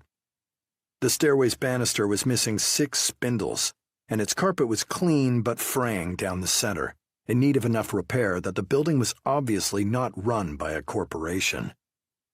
I checked apartment doors until I found Trilling's and knocked. I could hear someone moving around behind the wooden door. Maybe more than one person. I hadn't pried much into Trilling's personal life, but I sort of assumed he didn't have a girlfriend. At least that's the impression I'd gotten from my daughter Juliana. I waited about 15 seconds, then knocked again. I called out, "Rob, it's Mike Bennett. I gotta talk to you for just a minute." I heard some more rustling in the apartment. Now it sounded like there were half a dozen people in there. The door opened about 2 inches, and 3 separate safety chains caught it. I took a step to the side to look into the apartment. All I saw was a veil of long brown hair. Without thinking, I called out, "Juliana?" I couldn't see her face. She moved away from the door quickly. I took a step back from the door. Maybe, somewhere in the back of my head, I was considering kicking the door in. You never know how you'll react if you think your child is in some sort of dangerous situation. This time, I called out a little more forcefully, "Juliana!" I really couldn't tell if it was my daughter inside or not. But no one was speaking to me, and I was starting to get nervous. I rechecked the number on the door to make sure it was the right apartment. There was no mistake. This was Rob Trilling's place. This time I called out, "Rob, are you in there?" The brown hair appeared at the door again. This time I could see a little of the young woman's face. It wasn't Juliana. She said, "Rob not here." Her accent was thick, but I could understand her. "When will he be back?" "I say Rob not here." Her voice had risen in volume. I couldn't tell if she was angry or frustrated that I wasn't listening to her. I said, "Look, I really need to talk to Rob." There was a long silence. I reached for the door and grabbed its edge so she couldn't close it easily. Then I felt a sharp pain shoot through my hand. I jerked it away from the door. I had a gash across my index and middle fingers. Blood started to seep between my fingers and down the back of my hand. I mumbled, "What the?" A 4-inch blade popped out of the opening in the door. The hand tightly gripped the knife, pointing it right in front of my face. I could see her knuckles turn white from the pressure. This time, speaking slowly and concentrating on each word, the woman said, "I say Rob not here. Go away. Go away right now." I'm Mike Bent. The door slammed shut, and the deadbolt twisted into position. I went outside, wiping the blood from my hand with a paper bag I'd found in the hall. It didn't look like the wound needed stitches, but I didn't intend to put my hand on that door again. As I walked toward my car, a heavy-set man with the thickest mustache I'd ever seen looked over at me. He was cleaning out some buckets with a hose. I guessed he was the super Wu had spoken to. I went over to talk to him, and he confirmed that he'd run the building for nearly 16 years. I explained that I was Trilling's partner at the NYPD. "I love having a cop in the building, especially one like Rob. Very level-headed, that one." I didn't need Dennis Wu to tell me the super's nationality. I could tell by the super's accent he was Armenian. He could have been a commercial for hard-working Armenians in the U.S. He probably wore size 45 work pants to fit his belly. But he was friendly, and I decided not to waste the opportunity to talk to him. I said, "The girl in his apartment didn't sound like she spoke much English." She has not been there long. I never spoke to her. I seen her walk out one day and that was it. They're a little loud now and then. Sounds like a soccer team from the apartment underneath. But I said something, and Rob told me they would try to keep it down. I looked up and noticed several cameras around the building. Looks like you have a pretty good security system. The super smiled. He had a gold crown on one tooth. No one can come or go without my system recording it. Haven't had anything stolen in 3 years. That's got to be some kind of record here in New York. It didn't take any effort at all to convince him to show me his security system. The system was everything the super had said. 4 cameras on the building periphery, 2 cameras in the lobby, and 1 in each hallway and stairwell. Very impressive, I said. Can I test it out? What do you mean? Let me pick a day, and I'll count how many times I see trilling. The super was intrigued to have a law enforcement professional evaluate his system. He took a moment to show me how it worked, on a simple Windows operating system. Of course, I immediately went to the night Gus Cuervo was shot. The super stood over my shoulder. I scrolled through the video taken by the cameras in the lobby until I saw Trilling enter. The super pointed and said, There, you see him?" I nodded. The timestamp said 6:05 p.m. He would have just been coming from the office. Then I fast-forwarded through the lobby cameras, and I kept fast-forwarding, looking to see when he appeared again. I didn't see him until 7:05 the next morning. The super said, "You can't really tell much from that." "Let me see if I can find him on the other cameras." And that's what I did. I raced through the cameras in the stairwell and in the hallway by Trilling's apartment. He never came out of his apartment. I turned to the super and said, "How long do you keep these videos?" "All saved on the cloud. They always keep them for at least 1 year." I convinced him to let me burn a copy of The Single Day onto a DVD. I explained that it could be a good training tool about what to look for on surveillance videos. The super slapped me on the back as I was leaving. He said, "You seem like you would be a good partner to Rob. He's a good boy. I worry about the way people treat police. I worry about Rob." All I could say was, "I worry about him too." Chapter 88. It was still mid-morning when I left Trilling's apartment. The phone rang, and I saw it was Harry Grissom. I didn't know what bad news was waiting for me, so I hesitated to answer. That's a terrible place for your mind to be, especially if you're a cop working on a major case. Harry didn't even bother with the greeting. All he said was, "I just got an official notice of suspension on Trilling." Shit. I guess it means they intend to go after Trilling hard. It says that personnel interviewed him yesterday, did the admin, and read him his work rights, that sort of shit. What time yesterday? I was with him in the morning, and Wu couldn't find him later. There was a pause, and I knew Harry was studying the document on his computer screen. Finally, Harry said, "Looks like it started at 10:15 until 11:05. What time did the Antifa guy get shot? God damn, I must be getting old. Shooting happened at 10:50. Get over to personnel and figure this out." On my way. It felt like only a few minutes later I was walking through the doors of the NYPD personnel department at One Police Plaza. I heard someone call from the other room and found Sharon Baxter Tate sitting behind a wide, cluttered desk. She had a brilliant smile and ushered me to the seat in front of her desk. I explained that I wanted to talk to her about Rob Trilling. Seems like a nice young man. Sorry to see he was suspended. I never see the reason. I just have to inform them of their rights and what they can and can't do while suspended. I'm guessing he had some kind of personal issue. Maybe he drank too much? No, nothing like that. Moonlighting without permission? Nope. I really hadn't come here to answer her questions. Before she could ask another, I said, "I just want to verify when Trilling was here, and how you keep track of the time when you're interviewing someone." Sharon said, "I talked to him in the morning." "Can you be more specific?" She reached into her desk and pulled out a workers' rights form. See, there is a space for the start and ending times of the interviews. I look at that clock right behind you and write down whatever it says. Yesterday, I started the interview with Officer Trilling at exactly 10:15 and ended at 11:05.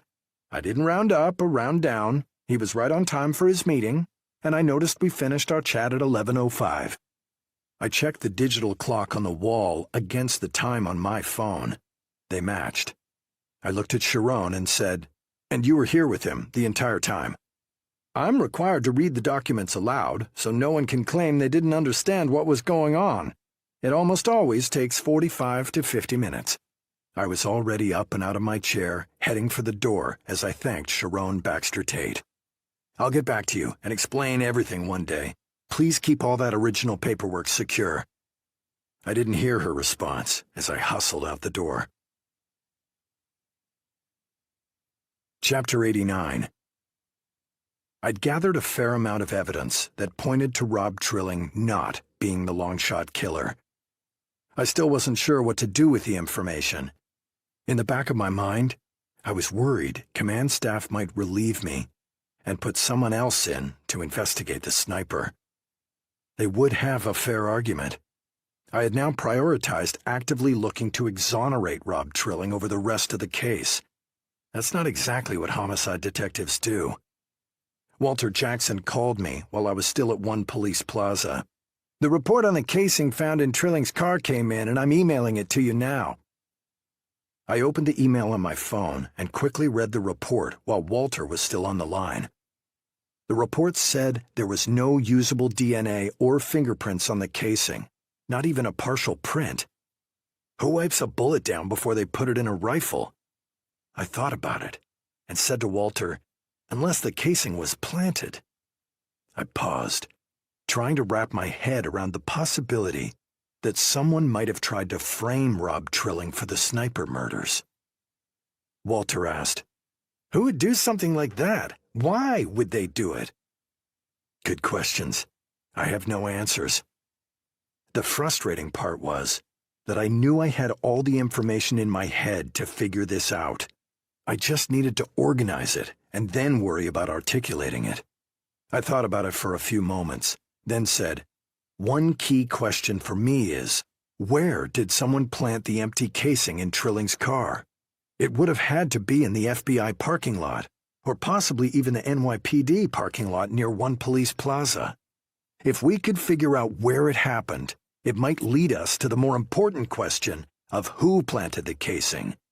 I added, maybe someone was trying to take the heat off themselves. That means we might have to consider another suspect who works in law enforcement. That means your original theory could still be true. The killer could be a straight arrow who doesn't like the fact that criminals are not punished.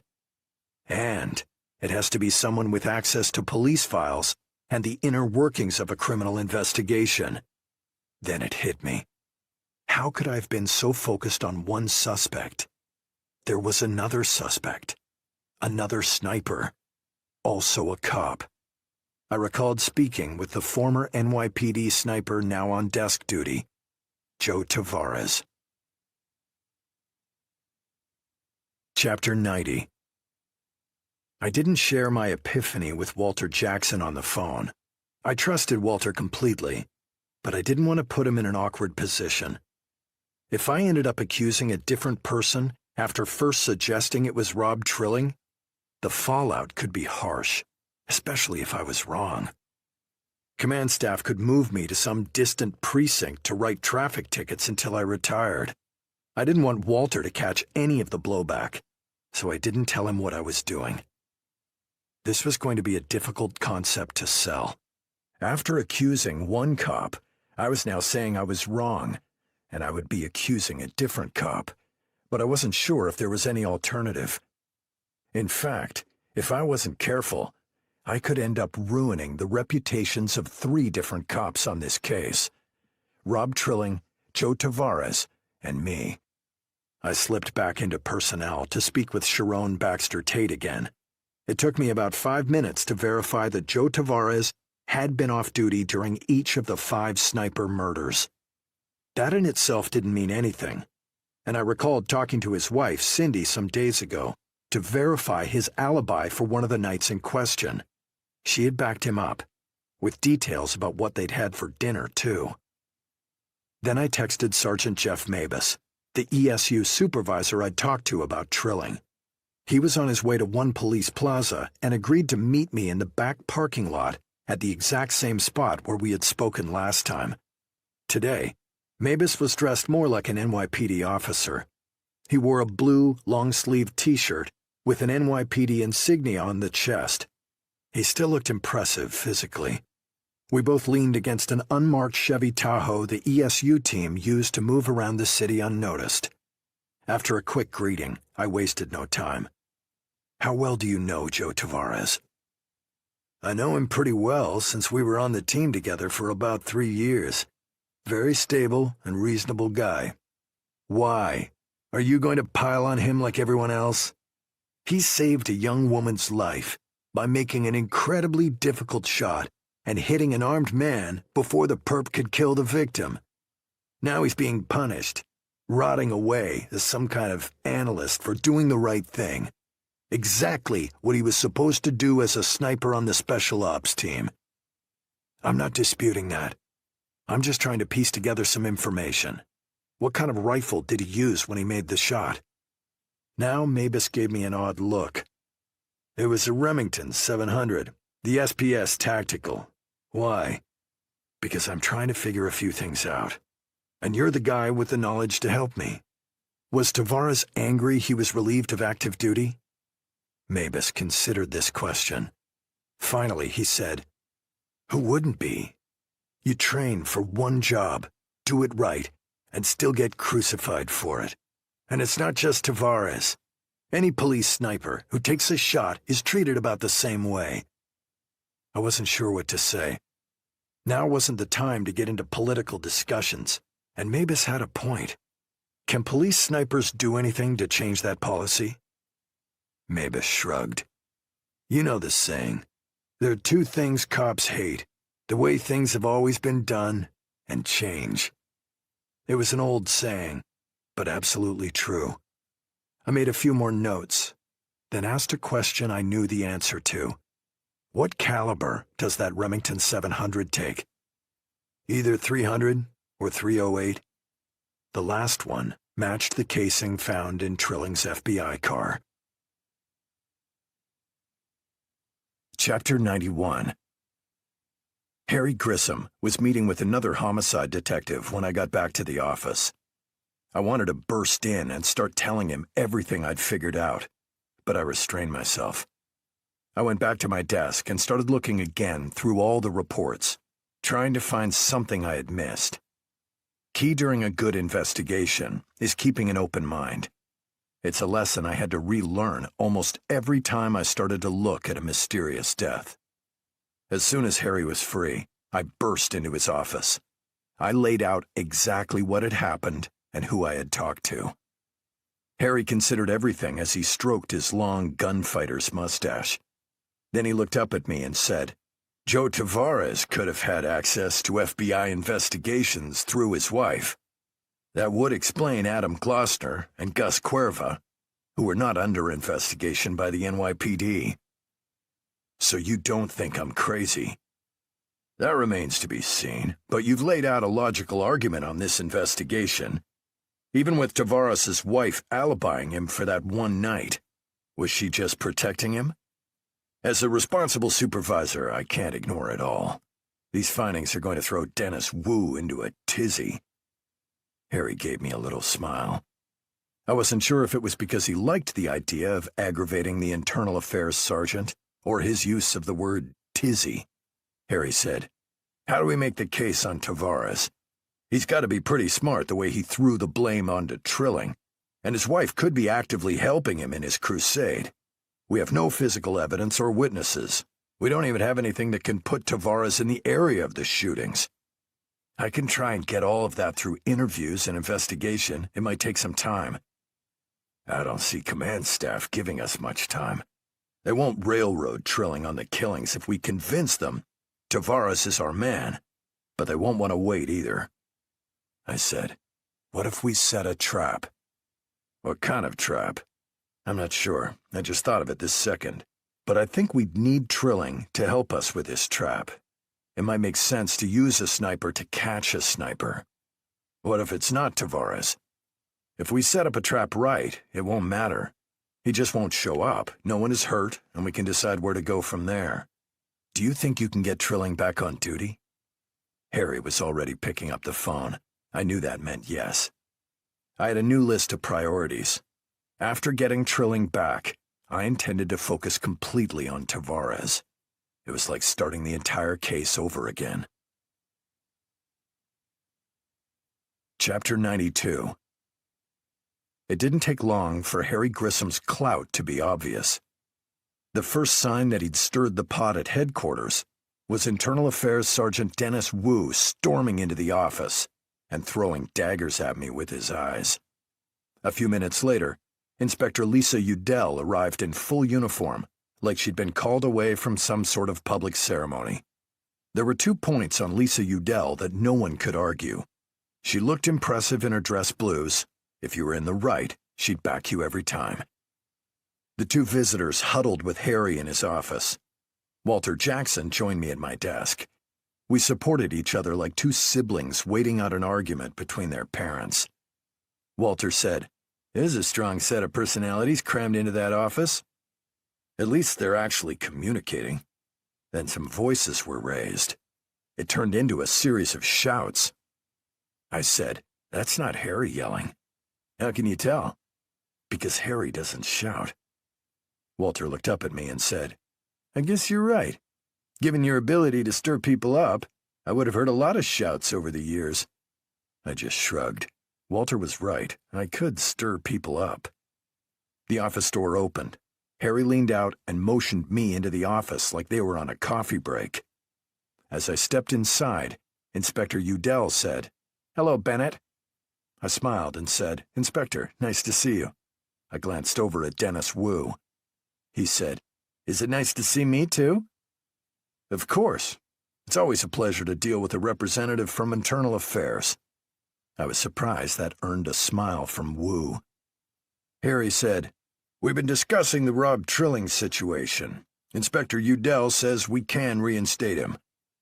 The inspector chimed in. "Should be easy. No one even realized he'd been suspended. There's no official notice yet." I couldn't help myself. I looked at Dennis Wu. He shook his head and said, "Sounds like another Bennett screw-up to me." Inspector Udell turned to face Wu. "Screw-up? Are you some kind of moron? Bennett followed the evidence that was available. He did what he thought was right. He investigated, then corrected a mistake." The inspector turned toward me. "Drove to Albany on a hunch. You can't teach that in the academy." She paused, then looked back at Wu. "Besides, as I understand it, you were at Trilling's apartment when he was sitting in personnel right inside one police plaza." The inspector shook her head in disbelief. Dennis Wu said, "Fine, he's fucking Columbo." He stared at me. "What's your plan?" "I need to talk to Trilling first. Make sure he'll still work with me. I wouldn't blame him if he told me to hit the road." Wu said, "Is that an option? Because I don't want to work with you." Inspector Udell said, "That can be arranged." Wu said, "You need IA on this. You know it. We gotta keep this quiet until this caper is over." Inspector Udell nodded. Then she looked at me and said, "What are you waiting for? Get your ass moving." Chapter 93. I found myself back at Rob Trilling's apartment building, feeling a little uncomfortable about the awkward conversation I was about to have. It can be tough to look someone in the eye and tell them you really believed they were a killer. And the way Trilling held his feelings inside didn't put me any more at ease. I stood in front of his building and rang the buzzer for Trilling's apartment. I looked at the 2 Band-Aids on my fingers. I wondered if the girl with the knife and the long brown hair was home, the one I'd thought was Juliana at first. I'd say it was none of my business, except my daughter is my business. That was an issue I might bring up later. For now, I was on an apology tour. Trilling's voice came through the intercom, and I asked if I could come upstairs. Trilling paused, then said, The apartment's a mess. I'll meet you out front in a minute. I walked over and waited by my car. A couple of minutes later, Trilling strolled out in jeans, a jacket, and cowboy boots. I said, I've never seen you wear boots before. Is that why you're here? To talk about my fashion choices? I got right to the point. No, I'm here to tell you you're no longer a suspect in the Longshot killer case, and you're no longer suspended. Finally, after almost a full minute, Trilling said, What happened? Have you found the real sniper? I think so. I explained everything about how I thought Joe Tavares could be the sniper, including my theory that someone had planted the .308 casing in Trilling's car. I even went into my trip to Albany. Trilling never interrupted me. When I finished, he said, Darcy Farnan confirmed the trip. Not exactly. She wouldn't say anything officially without your consent. But I can guarantee you she's on your side and wants things to work out. Trilling looked off into space. When he was done thinking, he turned to me and said, Darcy's the best. He paused, then added, You drove all the way to Albany? Yep. Trilling smiled. That's smart, and I appreciate it. You're cleared to come back, if you want to work on our squad again. Trilling just looked at me. He didn't say a word. I was starting to get used to that. I decided I could do the same thing. Then he just nodded and said, When can I start? Right now, if you're up to it. A woman with short dark hair walked past us. She gave us a quick look. Something about her seemed familiar to me. Trilling interrupted my train of thought. What's the plan for Tavares? The best I've got right now is that we send a memo or report through the analyst's room. We make sure it's forwarded to the FBI as well. In it, we'll talk about an unnamed cop who's cooperating so he can skate on a whole slew of charges. Then, we'll see if Tavares bites. Sounds risky. I said. I like the plan sounding risky rather than sounding crazy. No, it's crazy too. Chapter 94. I made it home in time for dinner. I needed a respite from the craziness of this investigation. Rob Trilling and I had discussed the case. His initial anger had given way to understanding. I think his outlook could have best been described as logical. He understood duty and honor. That meant he understood I had been duty-bound to investigate the possibility that he could have been the sniper. I'd considered asking him to come home with me for dinner again. I knew Juliana would have been thrilled. But I didn't know what the story was with the woman at Trilling's apartment, and it wasn't something I wanted to get into with him just yet. He and I both needed to focus on our incredibly dangerous plan to trap the sniper. It was so nice to listen to the chatter around the table. Trent leaned in from the far end of the table to say to me, I have some puns for your friend at work. Walter? Is that Mr. Jackson, the great big guy? That's him. I'm not sure I want to start the precedent of me telling him puns, but I'd definitely like to hear yours. What you got? I smiled at my son, who looked about to burst with excitement. Trent said, Hear about the butter rumor? Don't spread it. He got a couple of chuckles from the older kids, and Mary Catherine gave him a mercy laugh. The lack of a big reaction didn't dissuade him. I've got another. He looked around the table to make sure he had everyone's attention, a true showman.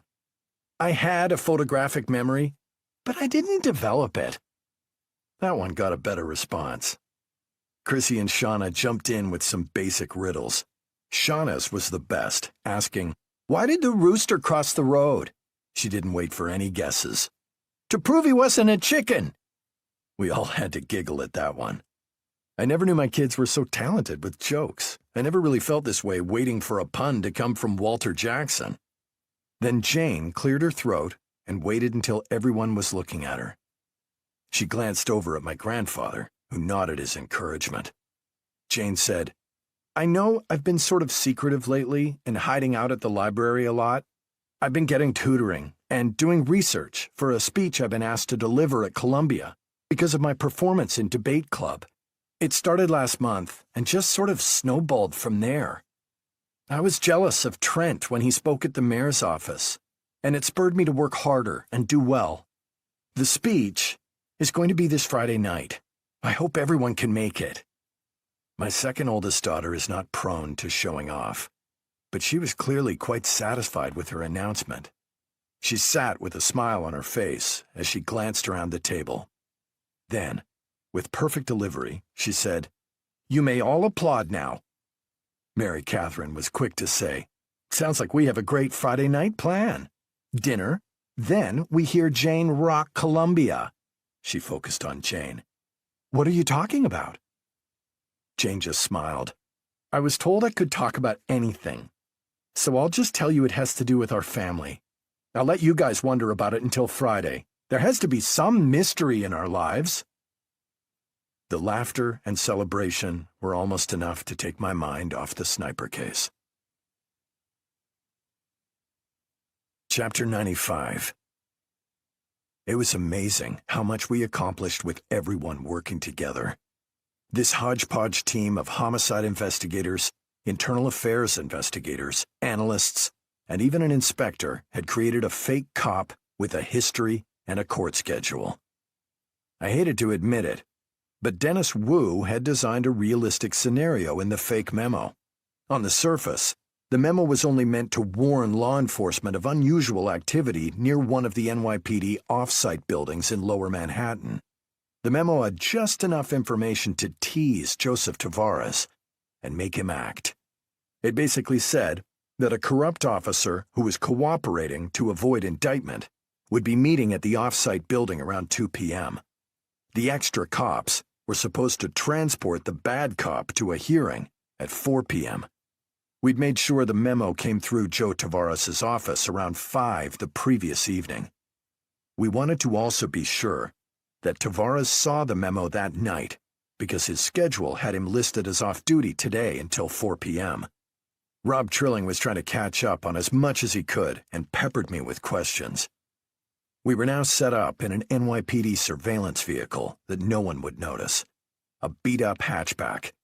From it, we could see the off-site building where the fake cop was supposed to enter and leave. We could also see some of the surrounding buildings. Trilling said, How many people do we have out here? "For a big case, this is an absolute skeleton crew. Terry Hernandez and a couple of the detectives from our squad are on the perimeter. We have a special team led by Jeff Mabus of 4 ESU members for the takedown. I think Dennis Wu is lurking somewhere. We're all on the same secure radio channel." Trilling said, Are we trying to limit the possibility of a leak by only using a few people? "You're starting to catch on. This is nothing like fugitive cases or patrol, is it? I never would have been able to put this together. After today you will. Where's the lieutenant on this surveillance? He's inside our trap building. He's going to move the curtains and turn some lights on and off to make sure the sniper sees someone in the building. We purposely didn't put a surveillance team on Tavares so he wouldn't get hinky." Get what? I grinned. It's a word old-school cops use to mean suspicious. One of the problems with surveillance is, if you're following someone with some experience, they often spot the tail. Words are a little like fashion. Their popularity rises and falls with different generations. That's pretty smart. Did your grandfather teach you that? Modern Theories of Society, Columbia University. He gave me a decent, smug smile, then cocked his head and said, I'm curious, do you also call marijuana Mary Jane? I laughed out loud at that one. Trilling sounded like one of my sons when they broke my balls. It was also possibly the first joke I'd ever heard him crack. I said, I'll try to work on my vocabulary. I'll admit, I cringe when I hear older people try to use street slang. I guess that's why I use out-of-date terms. Maybe he was becoming a New Yorker. Chapter 96. The surveillance started to drag on. I'd been on dozens of stakeouts like this, even ones where the suspect acted hinky. I'll admit, I might not have been worried, but I could feel my nerves. There was a lot that could go wrong with this plan. Even though I wasn't in command, everyone knew it was my idea. The whole thing was my case, and I'd already made one major error on it. Thank God I'd been able to figure it out and correct it. Trilling said, If Lieutenant Grissom is inside our fake office, where are the ESU guys? In an unmarked Chevy Tahoe a few blocks away. We're the main team watching the fake office. Trilling sat up in his seat quickly. He moved, trying to see a building across the street. I got something. I looked toward the older apartment building. What do you see? It's tough from this angle, but I think a man walked into that building via the front door, carrying a case of some kind. I didn't get a good look. I put it out over the radio and said we'd keep everyone updated. It's a good idea that everyone knows what others are seeing during a surveillance. Harry came on the radio. Everyone stays in place until we hear something more definite from Mike. I hit the transmit button when he was finished. It's the building to the south and west of you. Trilling thinks he saw a male walk through the front door with a case of some kind. We don't have a perfect angle from here. My heart was starting to beat faster. Now, Terry Hernandez came on the frequency. I'm looking right at the building now. I can see in the lobby through the front door. There's no one visible from here. Trilling said, Should I get out and walk past the building? Or maybe try to get inside? Let's give it a minute. I want you out of sight. As long as Harry is staying away from the windows, the sniper doesn't have a target. I'm sure the ESU guys are getting ready and can move anywhere we tell them to go. It was easy to advocate patience, but much harder to practice it. My first instinct was also to get out of the car and go to the building myself. But if Tavares had scoped out the area and was watching from somewhere else, we'd blow the whole surveillance. Trilling twisted in his seat. He almost shouted. Look, on the second floor. Looks like a community balcony. I followed his line of sight and saw that the narrow balcony had some plants. Then I saw something move. I only got a glimpse, but it did look like a man with a rifle. And from the front of the balcony, he was aiming directly down on our fake office. Just as I grabbed the radio from the console of the surveillance car, someone rapped on the driver's side window. It was enough to make me jump. When I turned, I almost said, "What the hell?" out loud. Leaning down, looking into the car, was our suspect, Joseph Tavares. Chapter 97. I stared at Joe Tavares with my mouth open. I had to blink my eyes a couple times, wondering if I was dreaming. What the hell? It really was Joe Tavares standing on the driver's side of our car. I turned quickly to Rob Trilling. Keep watching the balcony. See if you can confirm what the man has with him. It may not be a rifle. Tavares signaled for me to lower my window. I held up my hand and reached for the handheld radio we'd been using on surveillance. Hold. I gave it a moment for everyone to focus on their radios. Then I said, Terry, can you confirm what the man on the balcony is holding? Terry Hernandez came on the radio. Stand by. Joe Tavares crouched down so his head was even with mine. I finally said, Tavares, what the hell are you doing here? I came to help. Not as a sniper, just as a cop. I could only continue staring at him in disbelief. 1,000 thoughts rushed through my brain. Tavares said, I saw the memo.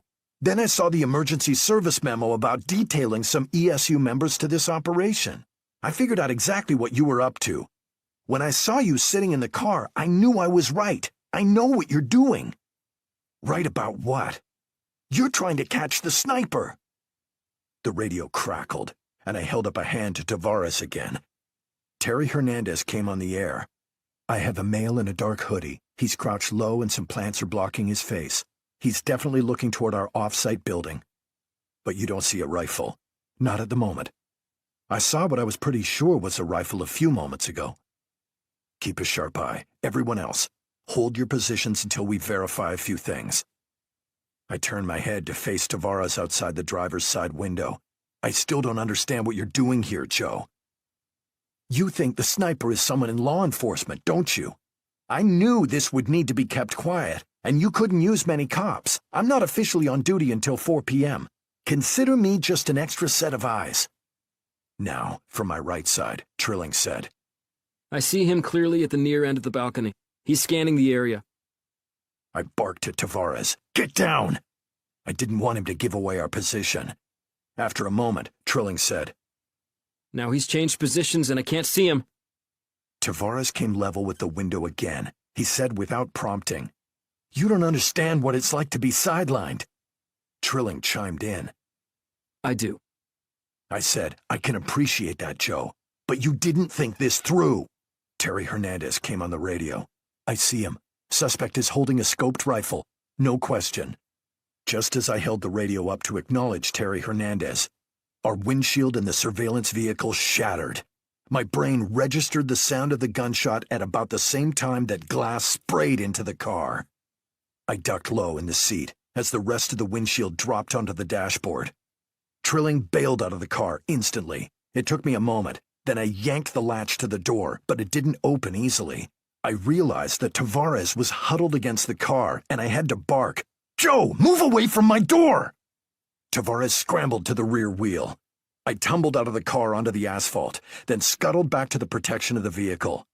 My hand hit something wet in the road. Blood. I looked up and saw the bullet had struck Tavares in the ear. I blurted out, Joe, you're hit! No shit. It's just my ear. I'm okay. He reached up and touched his ear gingerly. God damn! That was too close! I started to call out on the radio when I realized I'd left it in the car. Before I could open the door and reach for the radio, another shot rang out. I did what every cop under fire does.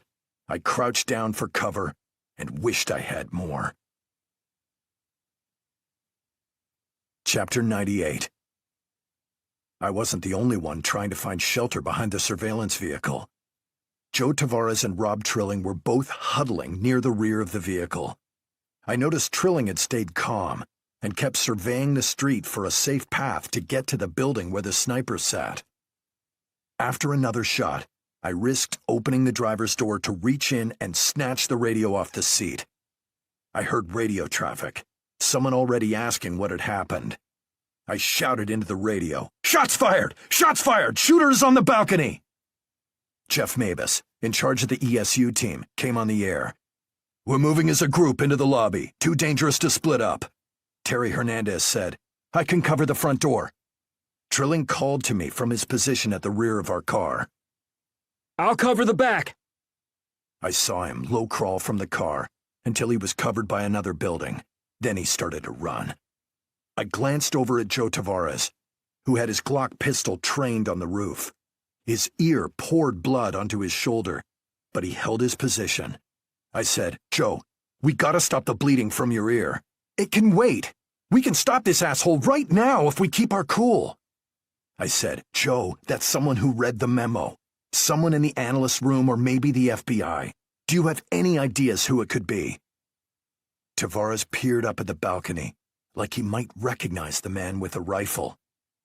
Then he snapped his fingers, leaning back slightly as he turned to me.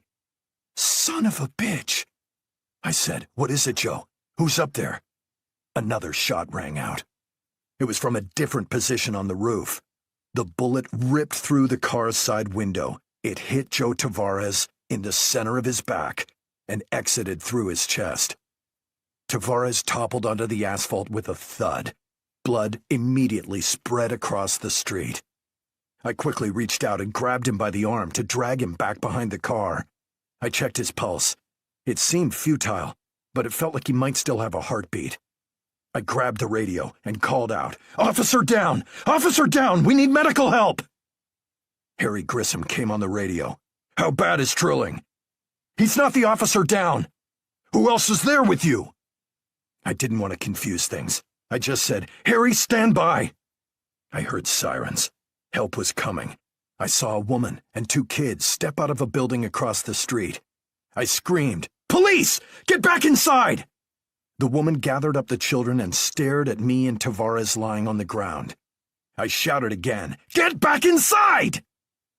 The woman turned quickly, fumbled with the door handle, then shooed the kids inside and followed them. I felt again for a pulse on Joe Tavares's throat. Nothing. He was definitely dead. I stayed low, just in case the sniper was still up there, looking for a new target. When I peeked over the rear panel of the car, I saw no movement on the balcony or the roof. The radio was quiet. After a minute, I saw Harry scurrying along the street toward me. He stayed low behind parked cars. I heard him on another radio channel, directing arriving cops, setting up a perimeter, and generally keeping things running. Harry slid in next to me and looked over at Tavares's body. Harry said, "That's Joe Tavares." "I know." "Then who the hell has been shooting?" "No idea." Harry checked Tavares again for any signs of life. When he was done, he just shook his head. Then he said, "Where's Trilling?" "Covering the back door of the shooter's building." Jeff Mabus came on the radio. "The balcony is clear at the end of the second-floor hallway. No one on the roof either. No sign of the shooter anywhere." Terry Hernandez said, "He didn't come out the front." I had to use my cell phone to call Trilling.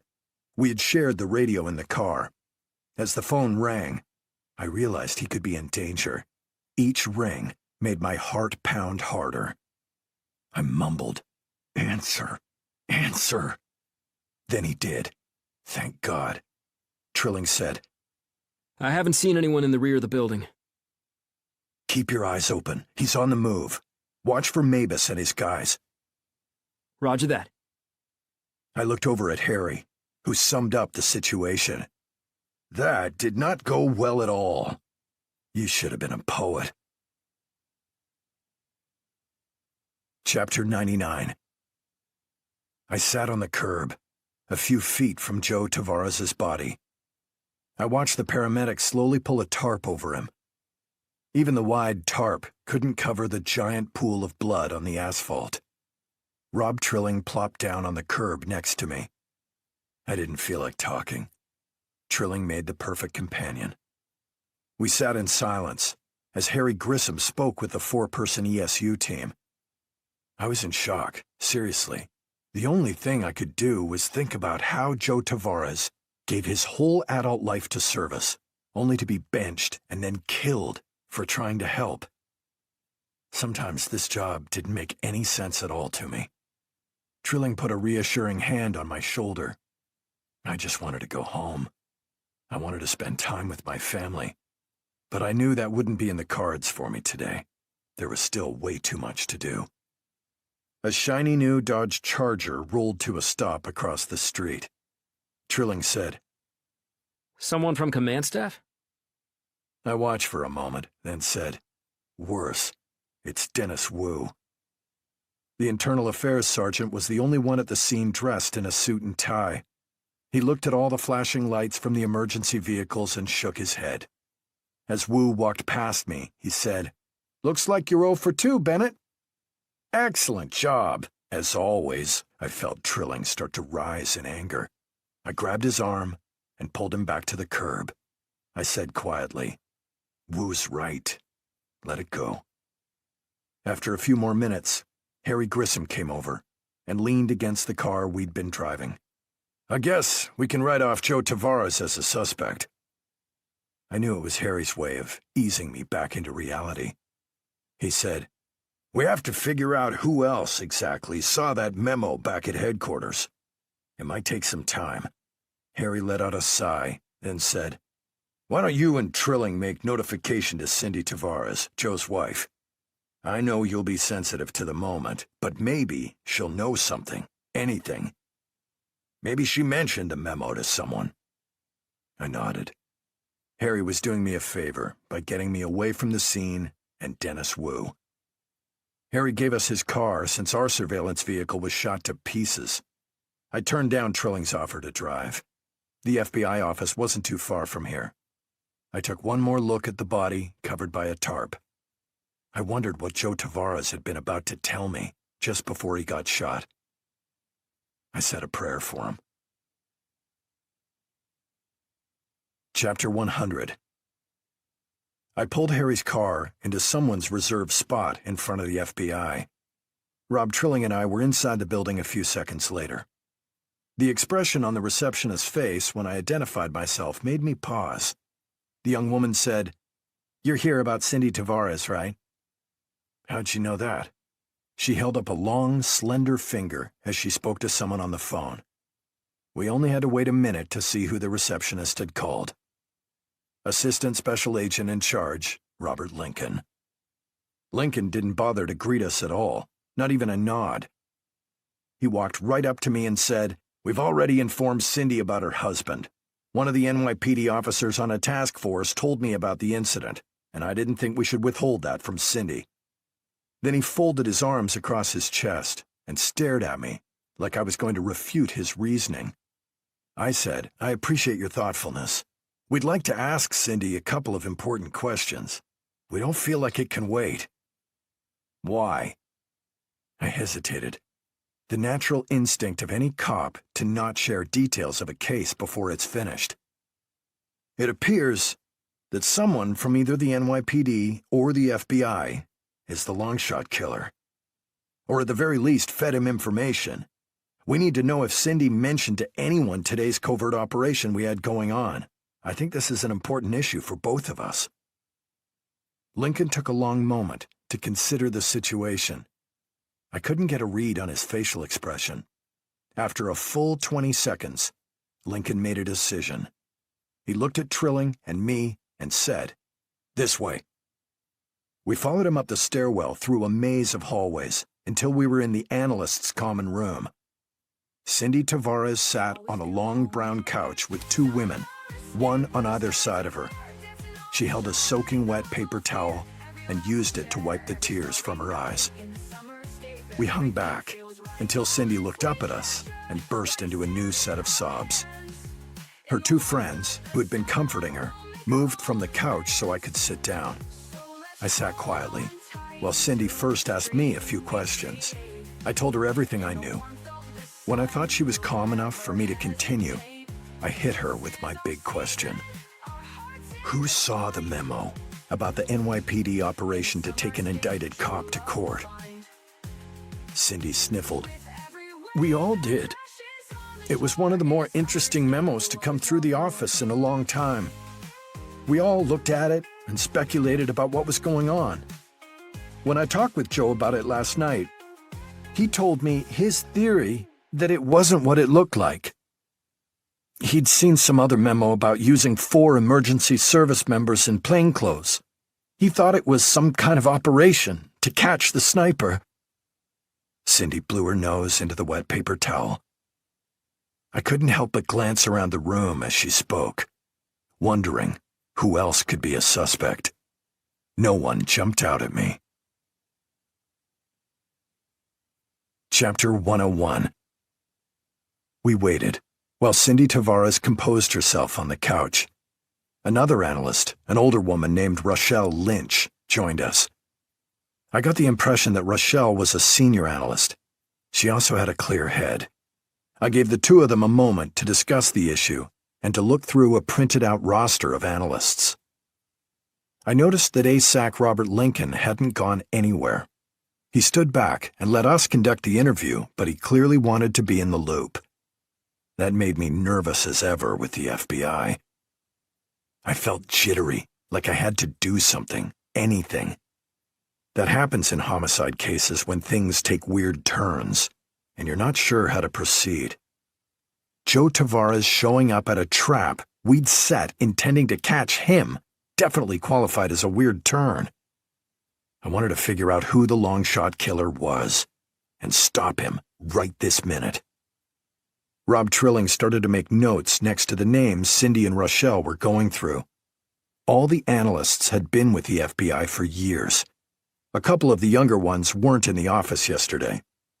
When they came to the name Darnell Nash, both women paused. I said, "That's the guy who served with Joe in the Army, right?" Before Cindy even nodded, everything clicked into place. I remember Joe telling me that Darnell may not have been a sniper in the service, but could shoot really well. I blurted out, "Is Nash here?" Rochelle Lynch answered, "He's in the building. I noticed he came in a couple of hours early, but that's not unusual. Sometimes analysts take care of personal business and make up for it with extra time. I sprang up from the couch and looked at Lincoln. Can you call Nash? Get him to come here without scaring him? Lincoln started to speak. Then something outside caught his eye. He did a double take, said, "Too late. He's definitely scared." He pointed out the window. I stepped forward and saw Darnell Nash getting into a white Ford Focus, then backing out of the parking spot. I spun and almost yelled to Trilling, "Nash is trying to run. Let's see if we can chase him down." Lincoln kept a calm tone as he said, "You'll never catch him if you parked out front. My car's the second from the door. Follow me." We didn't hesitate to fall in behind the FBI assistant special agent in charge. Chapter 102. I'd always assumed Robert Lincoln was a little older than me, but you couldn't tell by the way he moved.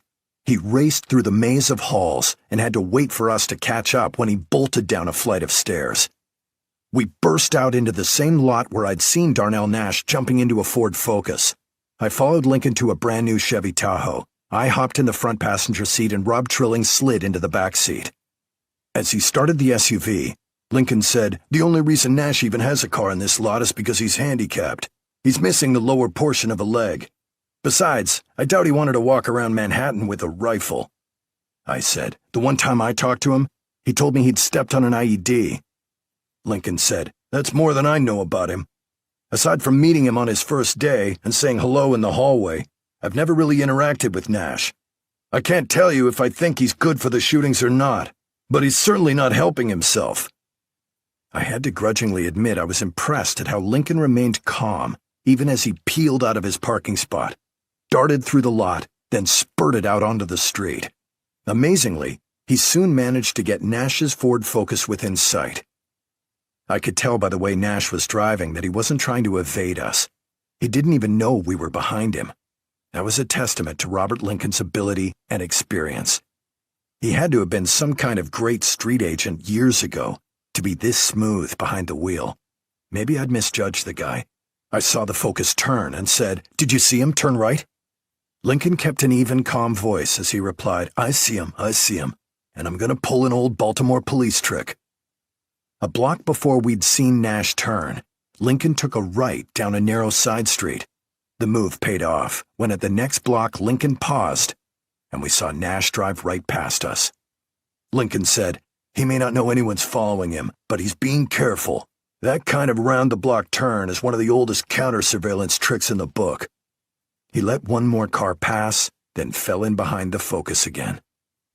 Lincoln stayed cool as he said, "Nash just signaled to turn left." He glanced over his shoulder and slid into the left lane. Then he suddenly jammed on his brakes and muttered, "Damn it! Busted!"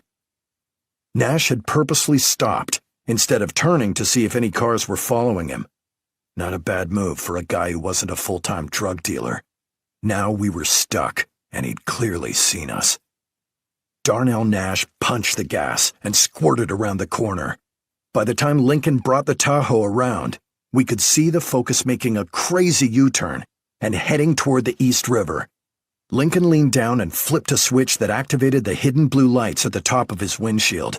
His siren started to blare from under the hood. We made the U-turn as easily as Nash. Confused drivers tried to move out of our way, but we were stuck in heavy traffic. Once we were moving east, Lincoln called back to Trilling. "There's a lockbox directly behind your seat.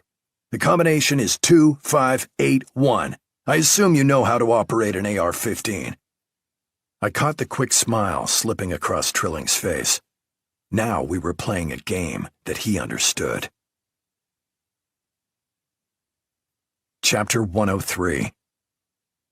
I absolutely hate high-speed chases. I'm not crazy about the FBI either. Now I found myself in a high-speed chase with an FBI agent. I don't like the feeling of being a passenger during a car chase. Despite what people see on police shows, high-speed chases are relatively rare, but wildly dangerous. It seems like someone always gets hurt, either the suspect fleeing, the cops chasing, or some innocent bystander. Darnell Nash took a left turn and then another right. Lincoln got on the radio and started calling for help.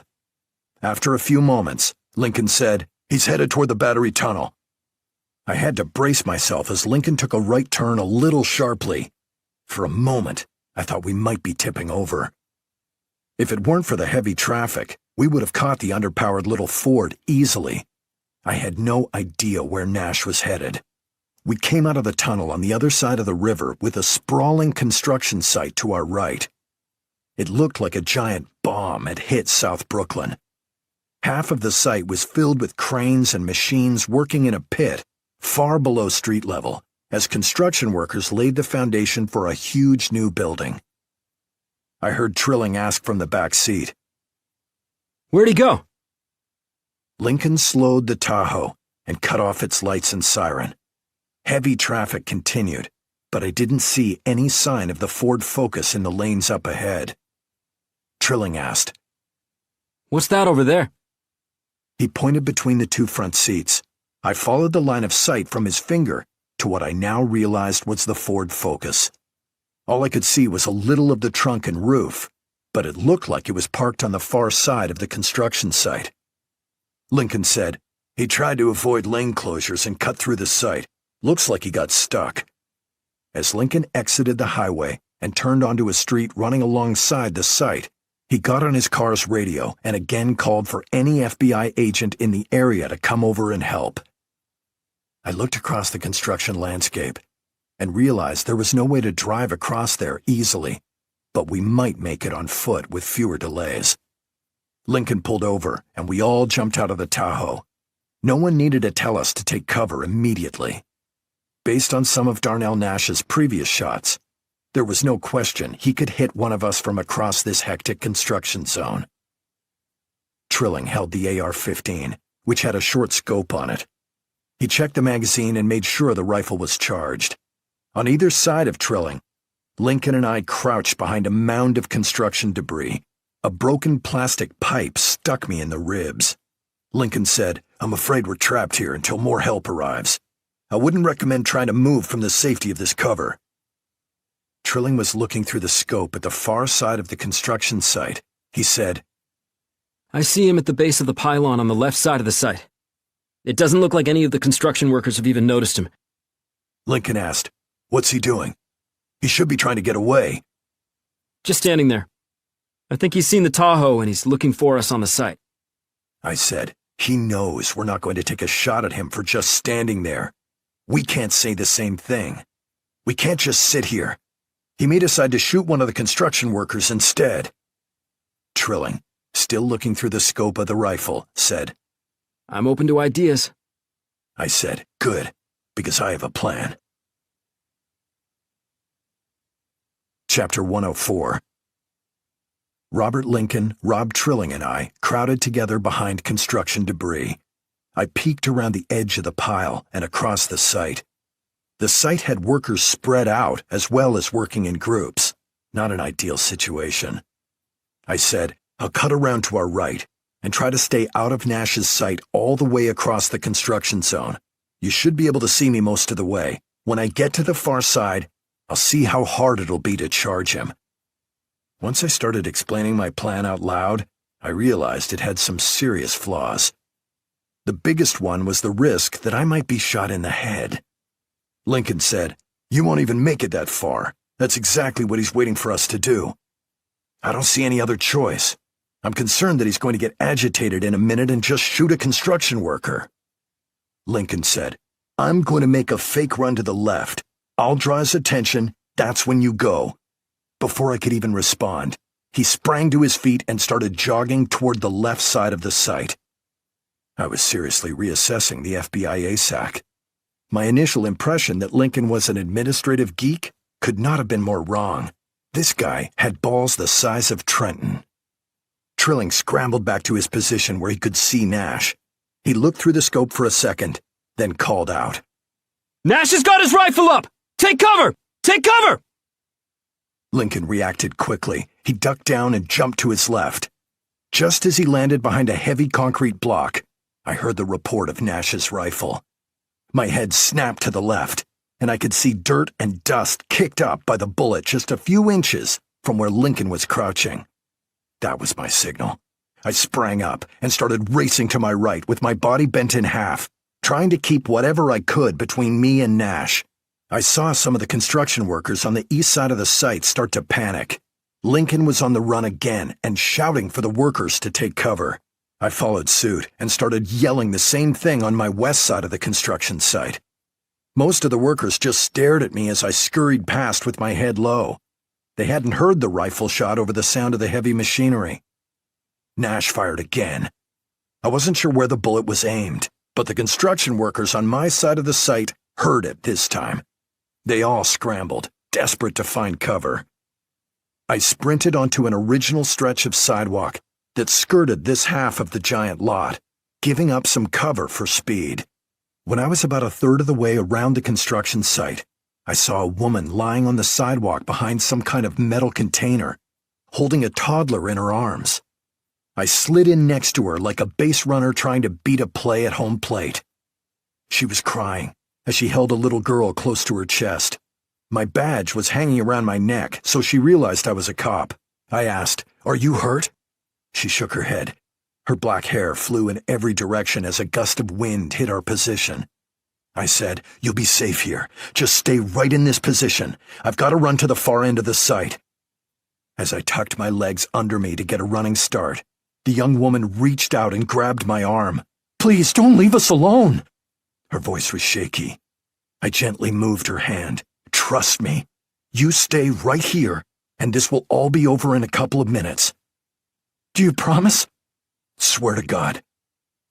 I did a quick peek over the top of the container. I didn't see anything except running construction workers. I stuck my head up a second time to get a better look. It was about then that Robert Lincoln jumped up on the other side of the site and waved his arms. I couldn't take my eyes off him. Then another shot rang out from the far end of the construction site. Lincoln went down. It looked like he'd been hit. I shook my head, wondering what had just happened.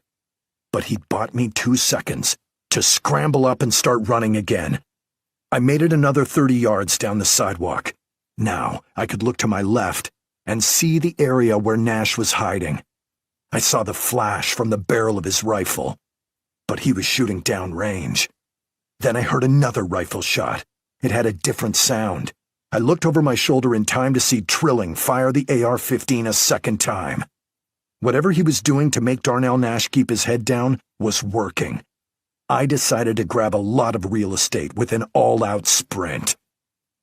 By now, most of the workers were either off-site or hiding in safe positions. That might make my job a little easier. I stopped behind a post a little wider than a telephone pole. It looked like the post was used to guide the big trucks as they backed into the site. As I took a second big gulp of air, a bullet struck the post just above my head. Instinctively, I dropped to the ground, not that it did me any good. The next shot hit the ground only an inch from my right leg. Dirt and debris flew up onto my chest and face. I didn't need a third shot to tell me this wasn't the place to take a break. I did a burpee back onto my feet like an Olympic athlete and continued to run hard to the end of the construction site. Now it was Trilling's turn to fire again. Chapter 105. I'd made it all the way to the far corner of the construction site when Rob Trilling fired again twice. Not quite a double tap, but 2 shots in quick succession. I saw them both impact into a pile of rubble in front of Darnell Nash. I could only see Nash intermittently. Occasionally, his head popped up or he moved back enough that I could see him behind the pile of debris. He was a little farther from me than what I'd originally thought, and it was all open space between us. As soon as I started moving in Nash's direction, all it would take would be a casual turn of his head, and I'd be in deep shit. Trilling took another shot, which made Nash duck down and cover his head. I realized it was time. I couldn't afford to hesitate. I just started running hard, and I mean hard. My long legs covered a lot of ground, but it didn't mean I wasn't terrified the whole time. I wondered whether I could cover the distance before I took a .308 round in the face. As I got closer, I could see around the beam that had blocked my view before. Nash had his rifle up, resting on a wooden truss. He was focusing through the rifle's scope and didn't notice me racing toward him until the last second. For the record, the last second is always the most important one in a situation like this. As soon as Nash noticed me, he turned to point his rifle, but I was already leaping off my feet and sailing through the air. My shoulder knocked the barrel of the rifle before he could point it at me. I hit him with the full force of my body weight. We slammed backward into a 55-gallon drum filled with something liquid. We hit the sealed barrel hard enough to make the liquid slosh inside. Now, we were in a close-quarter scrum. It felt like we were in a pit, even though we were just on the shale and gravel ground. Somehow, the rifle ended up between us, pointing almost straight up in the air. It was wedged between a couple of boards, and we both reached for it at about the same time.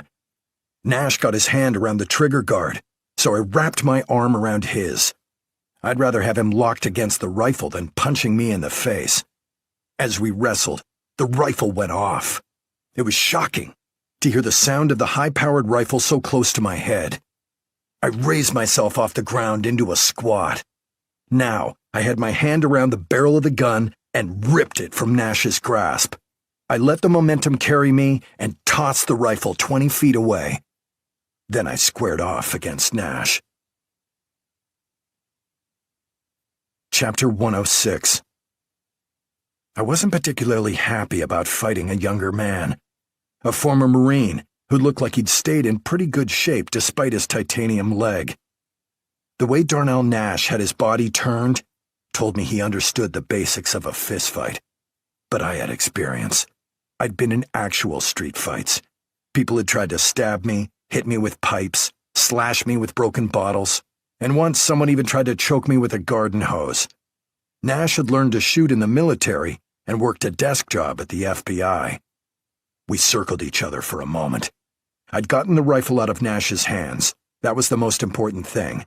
Now, it was more of a waiting game until someone came to help.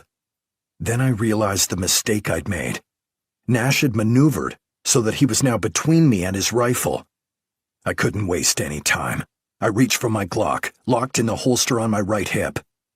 Before I even had the pistol fully clear of the holster, Nash lunged toward me and slapped it away. Somehow, I initially managed to hold on to the gun. Then, his punch to my solar plexus knocked me for a loop, and I let the pistol drop out of my hand. It hit several empty 55-gallon drums and disappeared between them. When I looked up, Nash was smiling. He knew he had the advantage now. I ducked a wild right hand and immediately threw a low kick, hoping to take out his knee. Nash lifted his leg, so I struck his lower leg, his prosthesis made of titanium. The shock that went through my system was incredible. It was like someone had hit me with a taser on the foot. I limped back a few feet and decided to take another tack. I said in a loud voice, "Is this what you want to do? Fight a cop doing his job?" That brought Nash up short. He just stared at me for a moment. Then he shook his head. "You're right. I don't want to fight you. I just want to get away. Considering all the help I've given the NYPD these last few months, I think you might let me go.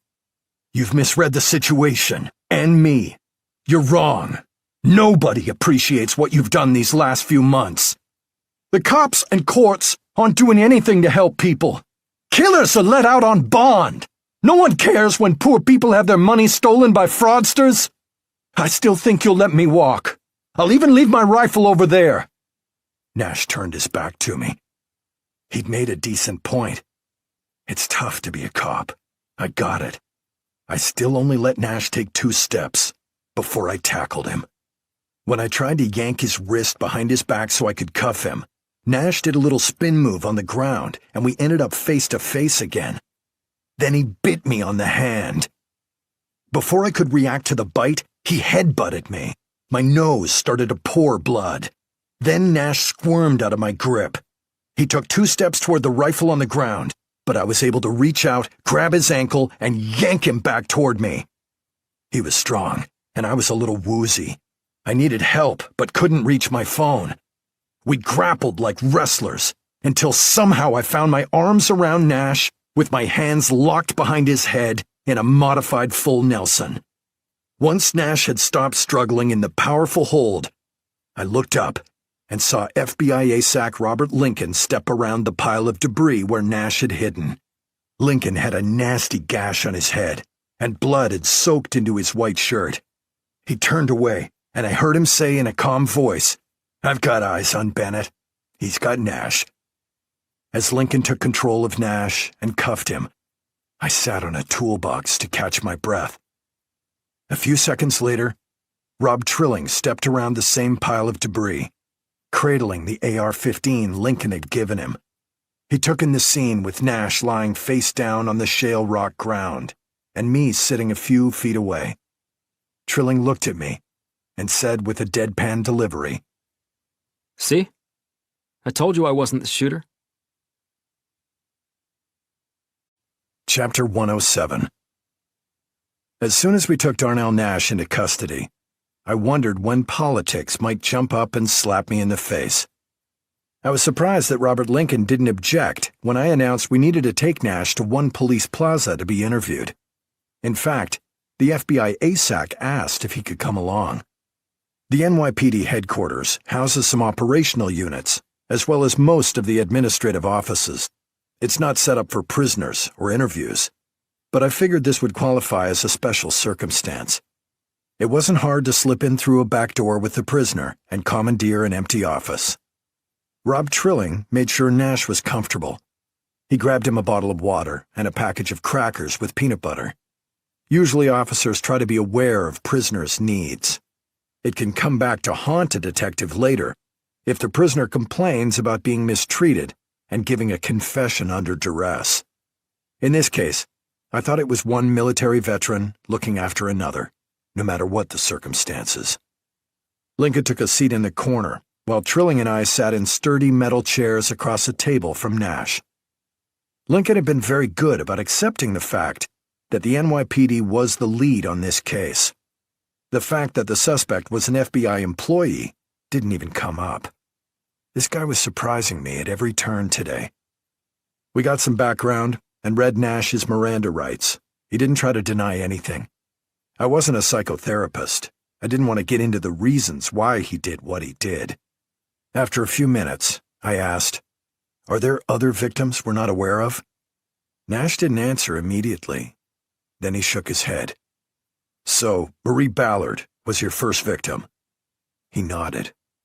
"And the Antifa activist, your last one?" That made Nash laugh. "There's no way I'd ever consider that scumbag a victim. He tried to murder 2 cops by burning them. Have you seen his rap sheet? Domestic violence, arson, theft. I'm sure his parents are proud." Nash looked directly at Trilling. "Sorry I shifted blame to you by planting that casing in your car. I knew why you'd been called back to the NYPD. I also realized your background would make you a tempting suspect. I hated doing it to a fellow vet. I apologize." Trilling didn't say anything. He gave Nash a little nod. Nash said, "I was so tired of not contributing. After the Marines, everything seemed sort of pointless. This gave me a sense of accomplishment. I know you all think I'm a nut, and you can't believe I'd do anything like this, but you'll see I was right. When we start letting people get away with crimes so easily, society goes to hell." Nash said, "I didn't realize that was Joe Tavares earlier today. Joe was like a brother to me. I saw movement by the car and realized I'd stepped into a trap. I was just trying to get away. I knew if I shot someone, it'd throw the whole operation into chaos, and I could slip away. It hasn't hit me yet that I shot my best friend." He looked down and shook his head. "I'll never be able to look Cindy in the eye again. Hell, the list of things I'll never do again is really long." He turned and glanced at Robert Lincoln behind him in the corner. Then he looked back at both of us. "Any chance you could leave me alone in here for a while? It'll save the taxpayers a lot of money and me a lot of embarrassment." I shook my head. After all the time I'd spent on this case and all the heartache I'd gone through, I couldn't believe I actually felt kinda sorry for this guy. He was rational enough to know he'd ruined his life along with so many others. I felt a little sad being in on the interview. I wished we could save a veteran like this. Smart, educated, and dedicated. Maybe a little too dedicated. It is times like this when I wish I had more answers. Chapter 108. Interviewing and arresting Darnell Nash, and everything that went with it, took us into the evening. When I got home, Mary Catherine and the kids had already huddled around the TV. They looked like a group of fans watching a sporting event, but they were actually watching a live NYPD news conference about the sniper investigation. No one even glanced away from the TV when I stepped into the apartment. Contrary to the scoldings I'd gotten as a kid, that I would ruin my eyes by sitting too close to a TV, my grandfather was positioned about 3 feet from the screen. The kids were grouped around him in rows, with Mary Catherine at the center of the back row. Naturally, she got to sit in the recliner, with everyone else either leaning on it or sitting on the floor. I made my way across the living room, then slipped through the kitchen to come into the living room behind the crowd. I eased up to the rear of the group without anyone noticing me. On the screen, the NYPD public information officer provided background on the case from a podium in front of a U.S. flag, a New York City flag, and a blue, green, and white NYPD flag. Behind the PIO was the usual NYPD brass. I saw a few faces who'd actually been involved in the case. Inspector Lisa Udell, again, looked impressive, standing next to the police commissioner. A little farther back, I noticed Harry Grissom wearing a fairly sharp suit and looking less grizzled than usual. Ricky, sitting next to my grandfather, said, "Where's Dad? It was his case. Why isn't he at the news conference?" That's when I said, in a good, clear voice, "Because I'd rather be here with you guys." It was true. Harry had asked me if I felt up to attending the news conference. I'd politely declined, citing the fact that I'd been in a gun battle today. The kids sprang off the floor and swarmed me like piranha around a bloody cow leg, or whatever happens down in the Amazon. Mary Catherine was particularly agile, coming out of the chair and spinning around to hug me. I wondered if there was any event in life that would ever equal the feeling I have when my whole family embraces me. I waved off questions about why I was home so we could watch the end of the news conference. Most everyone went back to their original places in front of the TV, except for my grandfather, Seamus. He stood next to me and wrapped a bony arm around my shoulders and gave me a squeeze. He said in a low voice, "This city needs to thank God it has someone like you around." A murmur of excitement rippled through the kids as Harry Grissom stepped to the microphone and gave a quick recap of the actual arrest. He left out a lot of detail, which I was glad to avoid discussing with my family. Most cops never want to let their kids know the kind of danger they face every day. Harry opened up questions from the media. There looked to be about 20 reporters and 7 or 8 cameramen, all wedged into an area in front of the podium. I smiled when the first person Harry called on turned out to be none other than Lois Frang of the Brooklyn Democrat. Suddenly, I realized why Harry looked so dapper and cleaned up. He had a new girlfriend.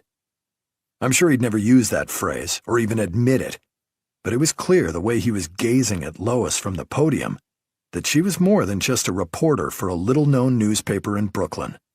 Lois asked, "This seems like quite the complex case.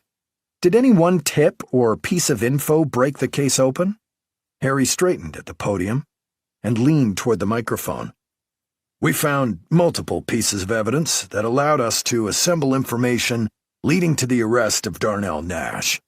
I'd like to acknowledge not only NYPD personnel, but also FBI personnel, who helped us narrow the focus of our investigation." That was the most politically correct statement I had ever heard Harry Grissom make. But it was true. The damn FBI had saved my bacon today, and I wouldn't be forgetting it anytime soon. Chapter 109. After the news conference, we all settled down to a modest feast of sloppy joes and a Greek salad. I could tell by the awkward pairing of cuisines that our resident chef, Ricky, had not prepared the meal. He was a little bit of a nut when it came to the dining experience. He always insisted that every side dish complement the main dish. But when you regularly feed 13 hungry people for dinner on an NYPD detective's salary, cheap meals like sloppy joes are essential. Brian hurried into the kitchen. A few seconds later, he walked out holding up a bottle of champagne. Not the ritziest and not the nastiest of champagnes. He had a broad grin on his face as he said, "Dad solving this case means we can finally pop the cork." It was Corbel, and it sounded like a fine idea to me, so I gave him a little nod. Brian was prepared, with a dish rag around the collar of the bottle. He pointed the bottle at an angle and worked the cork slowly. It still made the good popping sound. Brian managed to catch the cork in his hand and avoid spilling any of the champagne. My grandfather stood up and took plastic champagne flutes from a bag sitting on the dining room table. That's when I knew the entire incident had been pre-planned. The place got boisterous fast. The kids all politicked for some champagne. We settled on letting anyone over the age of 12 have a sip and anyone over 16 a small glass. I held 2 plastic glasses, each filled halfway. I turned to Mary Catherine and offered her one, but she held up her hand. I knew it had to do with her fertility treatment, so I gave it to my grandfather, who gladly threw it down with gusto. Now I could focus on my sloppy joe dinner. I couldn't believe how much better I felt listening to the chatter around the table. It made me wonder what it'd be like to be around the house full time. Retirement was just around the corner if I wanted it to be. It didn't help that Seamus sat next to me. About midway through dinner, he said, "You doing okay, boyo?" "I am now." "We haven't seen much of you lately." "It was a big case." "Technically, every homicide is a big case. Don't try and tell me that a family in the Bronx is any less grief-stricken than a family in Tribeca when a family member is murdered. You know I don't feel anything like that. I don't think I'd even talk to someone who thought that was true. This investigation was complicated. That's what made it a big case." "You've got a big family, too. They need you more than the police department does." I nodded, without responding. This was a recurring theme. What I think a lot of people have to deal with in life. Finding the right balance. After dinner, and a dessert of pound cake made by Chrissy and Shauna, with serious oversight by Juliana, we played a few hands of Go Fish, using 3 decks of cards. About an hour later, as soon as we were able to name Bridget the Go Fish champion, Mary Catherine gave me a subtle signal that it was bedtime. Chapter 110. It had been a remarkably long and stressful day. I knew Mary Catherine was constantly tired from her treatments, and wrapping up a big case was always draining. We said our goodnights to the wild mob that is our family, then headed to our bedroom. The sheets and the pillow under my head felt like heaven. I could still hear the kids talking in the hallway and around their bedrooms. The boys had a habit of shouting to one another from the bathroom to their bedroom. Still, there was something comforting and normal about the noise. Mary Catherine snuggled up close to me in bed. She said in a soft voice, "I don't know what's better, a family get-together or being so close to you in bed." "Definitely bed. None of those annoying kids around." She let out a gentle laugh and draped an arm across my chest. Mary Catherine said, "Also, I'm not loud or whiny, and I change my underwear every day." I snorted at the shot at Trent, Eddie, and Ricky, whose hygiene practices were still evolving, much like any adolescent boys.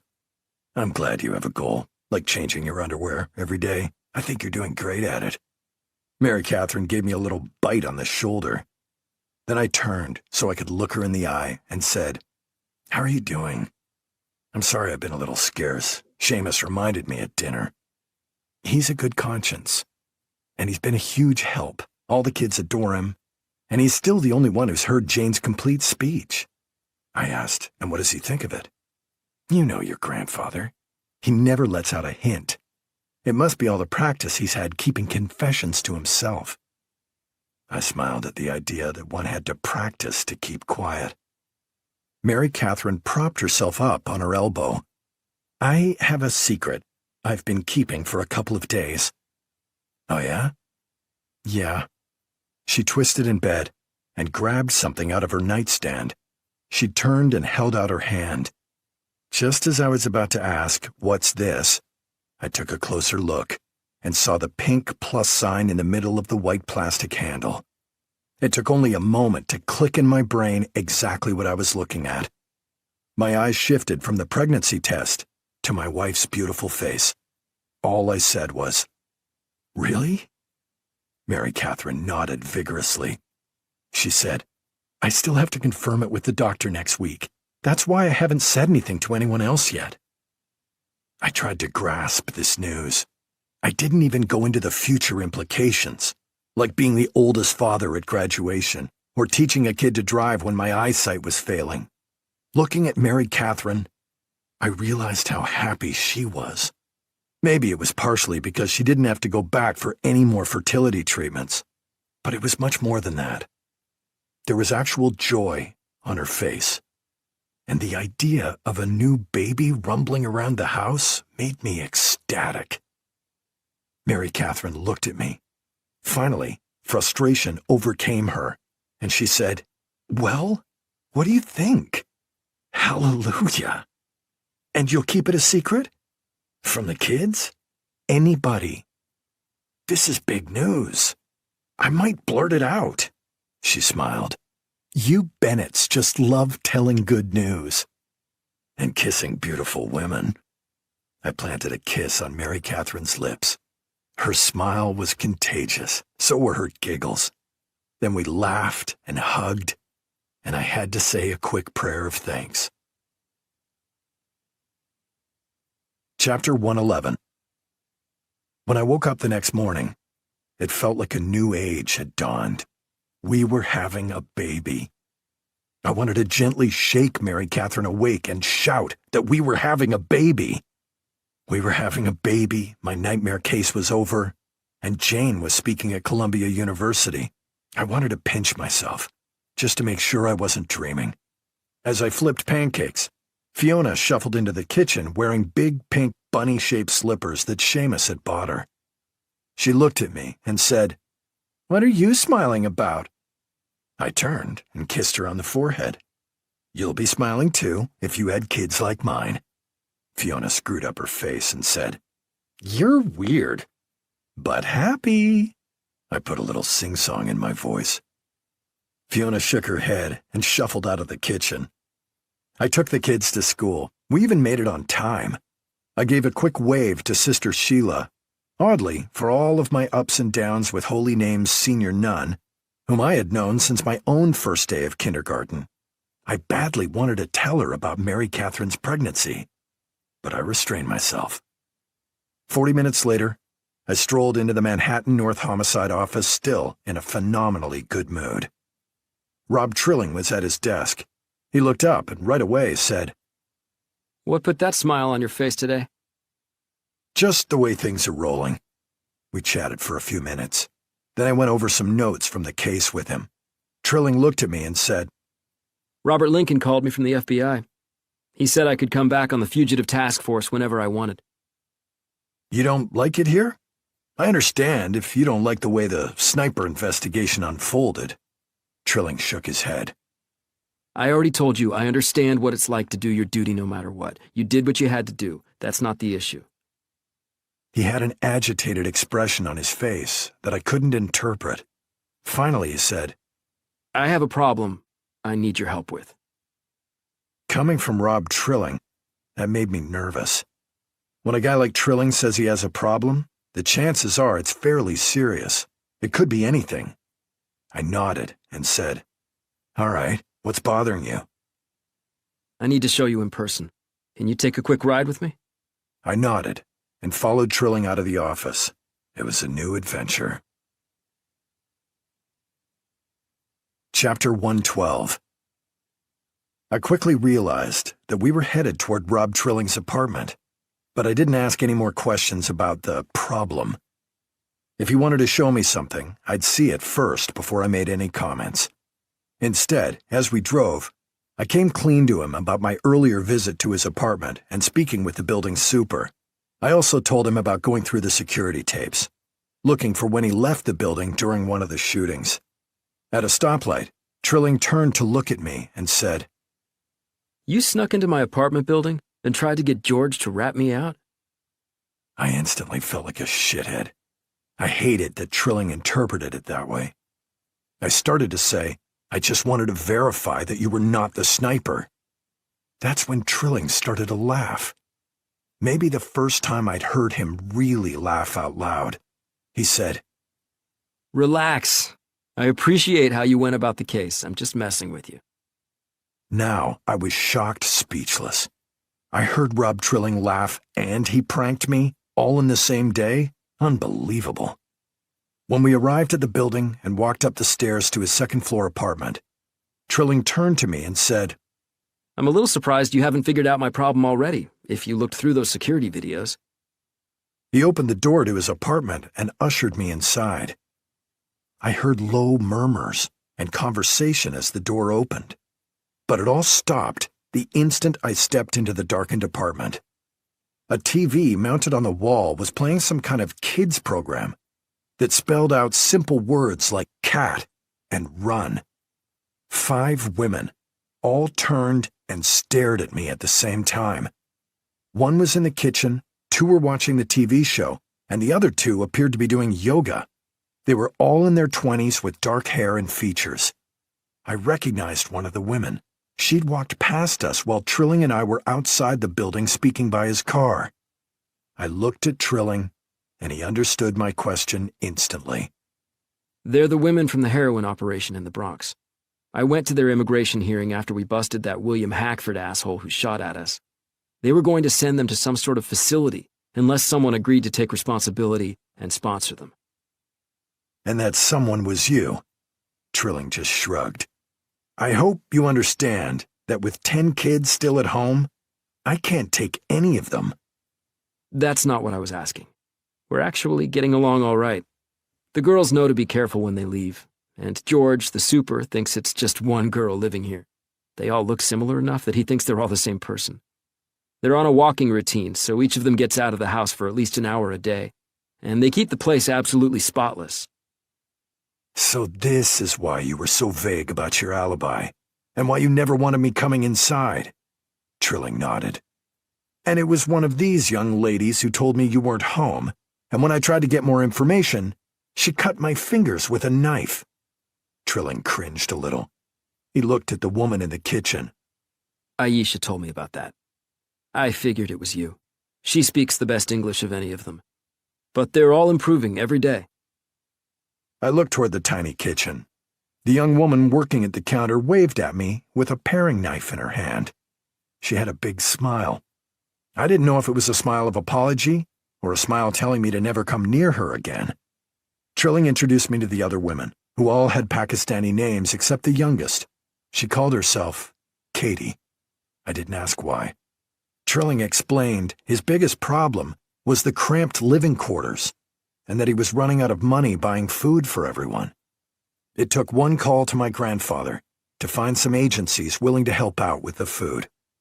Trilling told me he didn't mind if the women stayed with him a while longer. He felt like their brother taking care of them. I realized just how happy I was that we were able to figure out the sniper case and keep a conscientious young man like this out of trouble. Chapter 113. Finally, Friday night had arrived. Jane's world debut as an orator. It had taken a near Herculean effort to get everyone ready on time and dressed appropriately. Part of it was because it had been since Mary Catherine's and my wedding that everyone dressed in their finest clothes, and the kids, especially the youngest ones, seemed to have been using some sort of special growth hormone. Basically, everyone wore some version of their Sunday church clothes. Ricky's blue blazer from Holy Name had undergone a slight alteration, Mary Catherine had carefully removed the emblem from the front pocket. The blazers were only for special occasions at school, so we weren't worried about putting it back together anytime soon.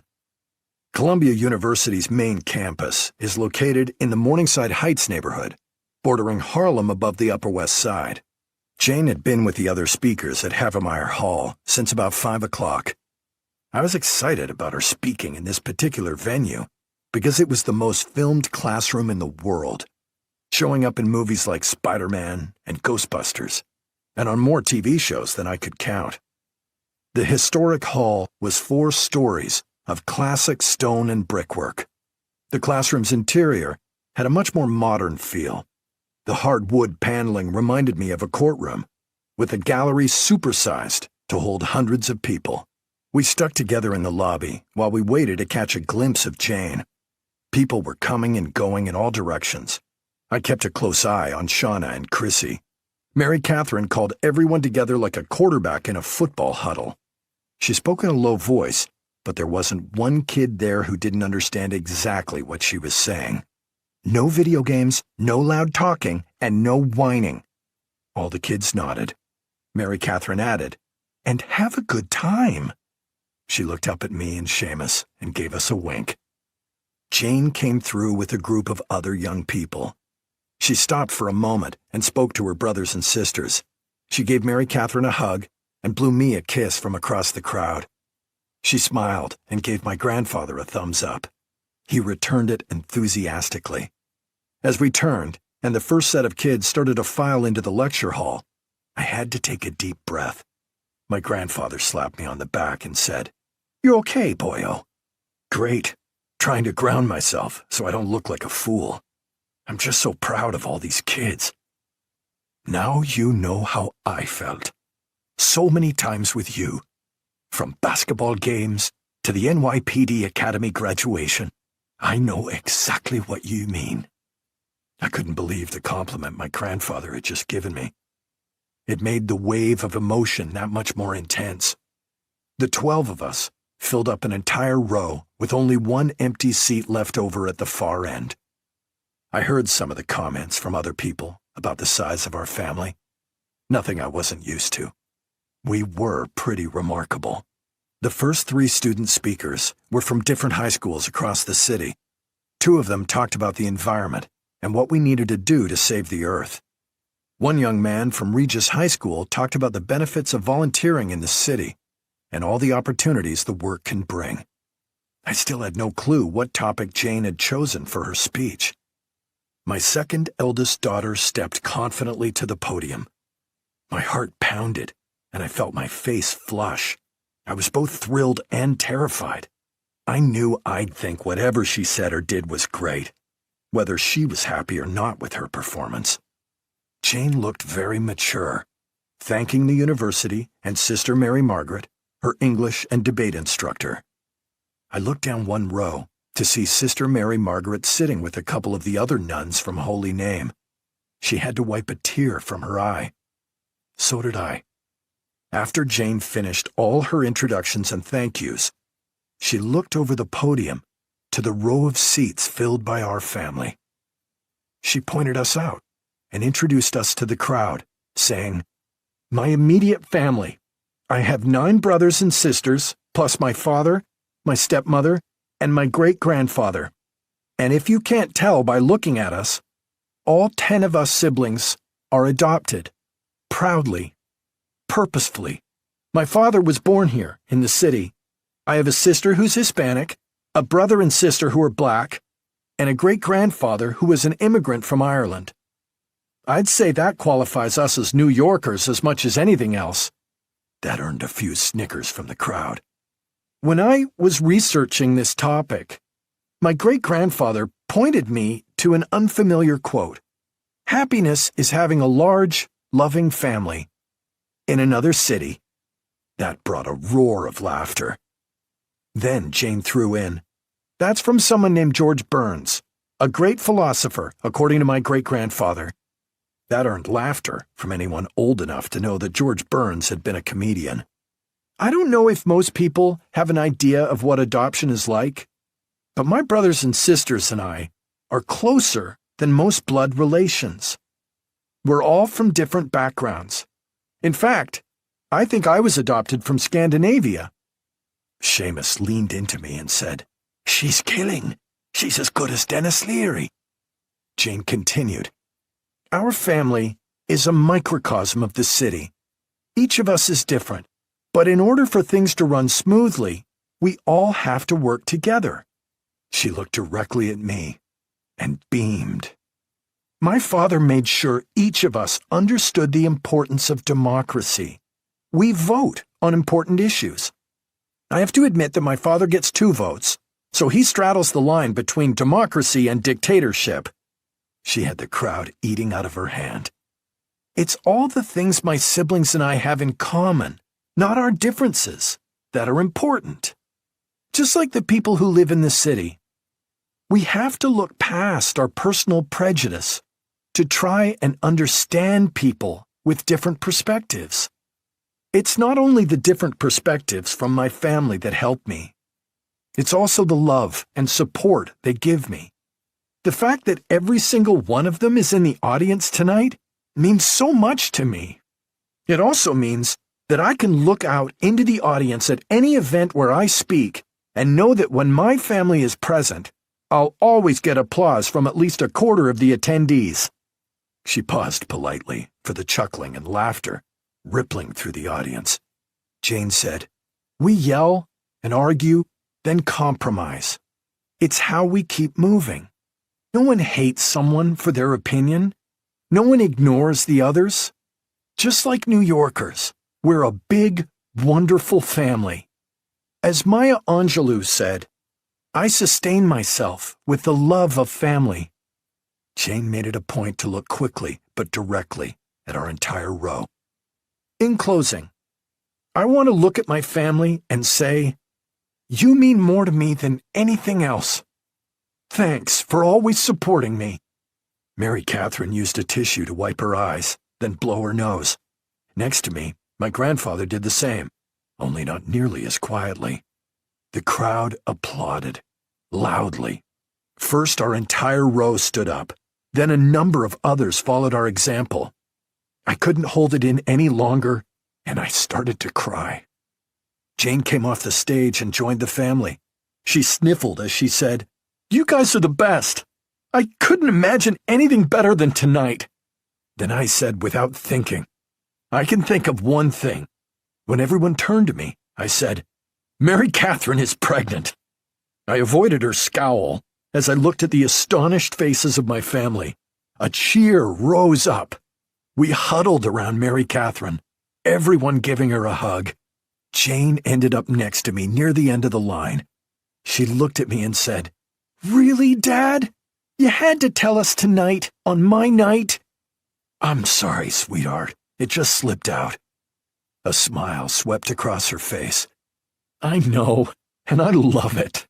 More material for a future paper." She hugged me.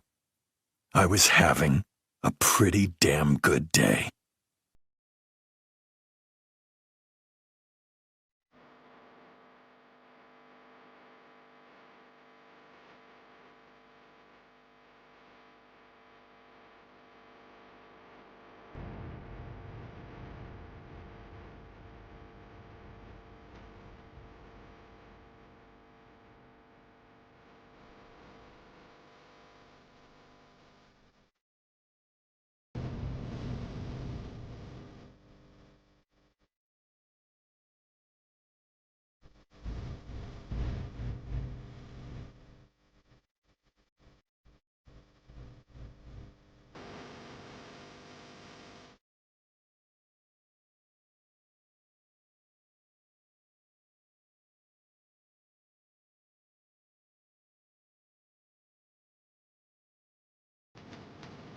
It had been a remarkably long and stressful day.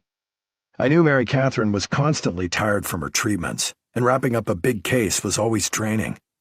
We said our goodnights to the wild mob that is our family, then headed to our bedroom. The sheets and the pillow under my head felt like heaven. I could still hear the kids talking in the hallway and around their bedrooms. The boys had a habit of shouting to one another from the bathroom to their bedroom. Still, there was something comforting and normal about the noise. Mary Catherine snuggled up close to me in bed.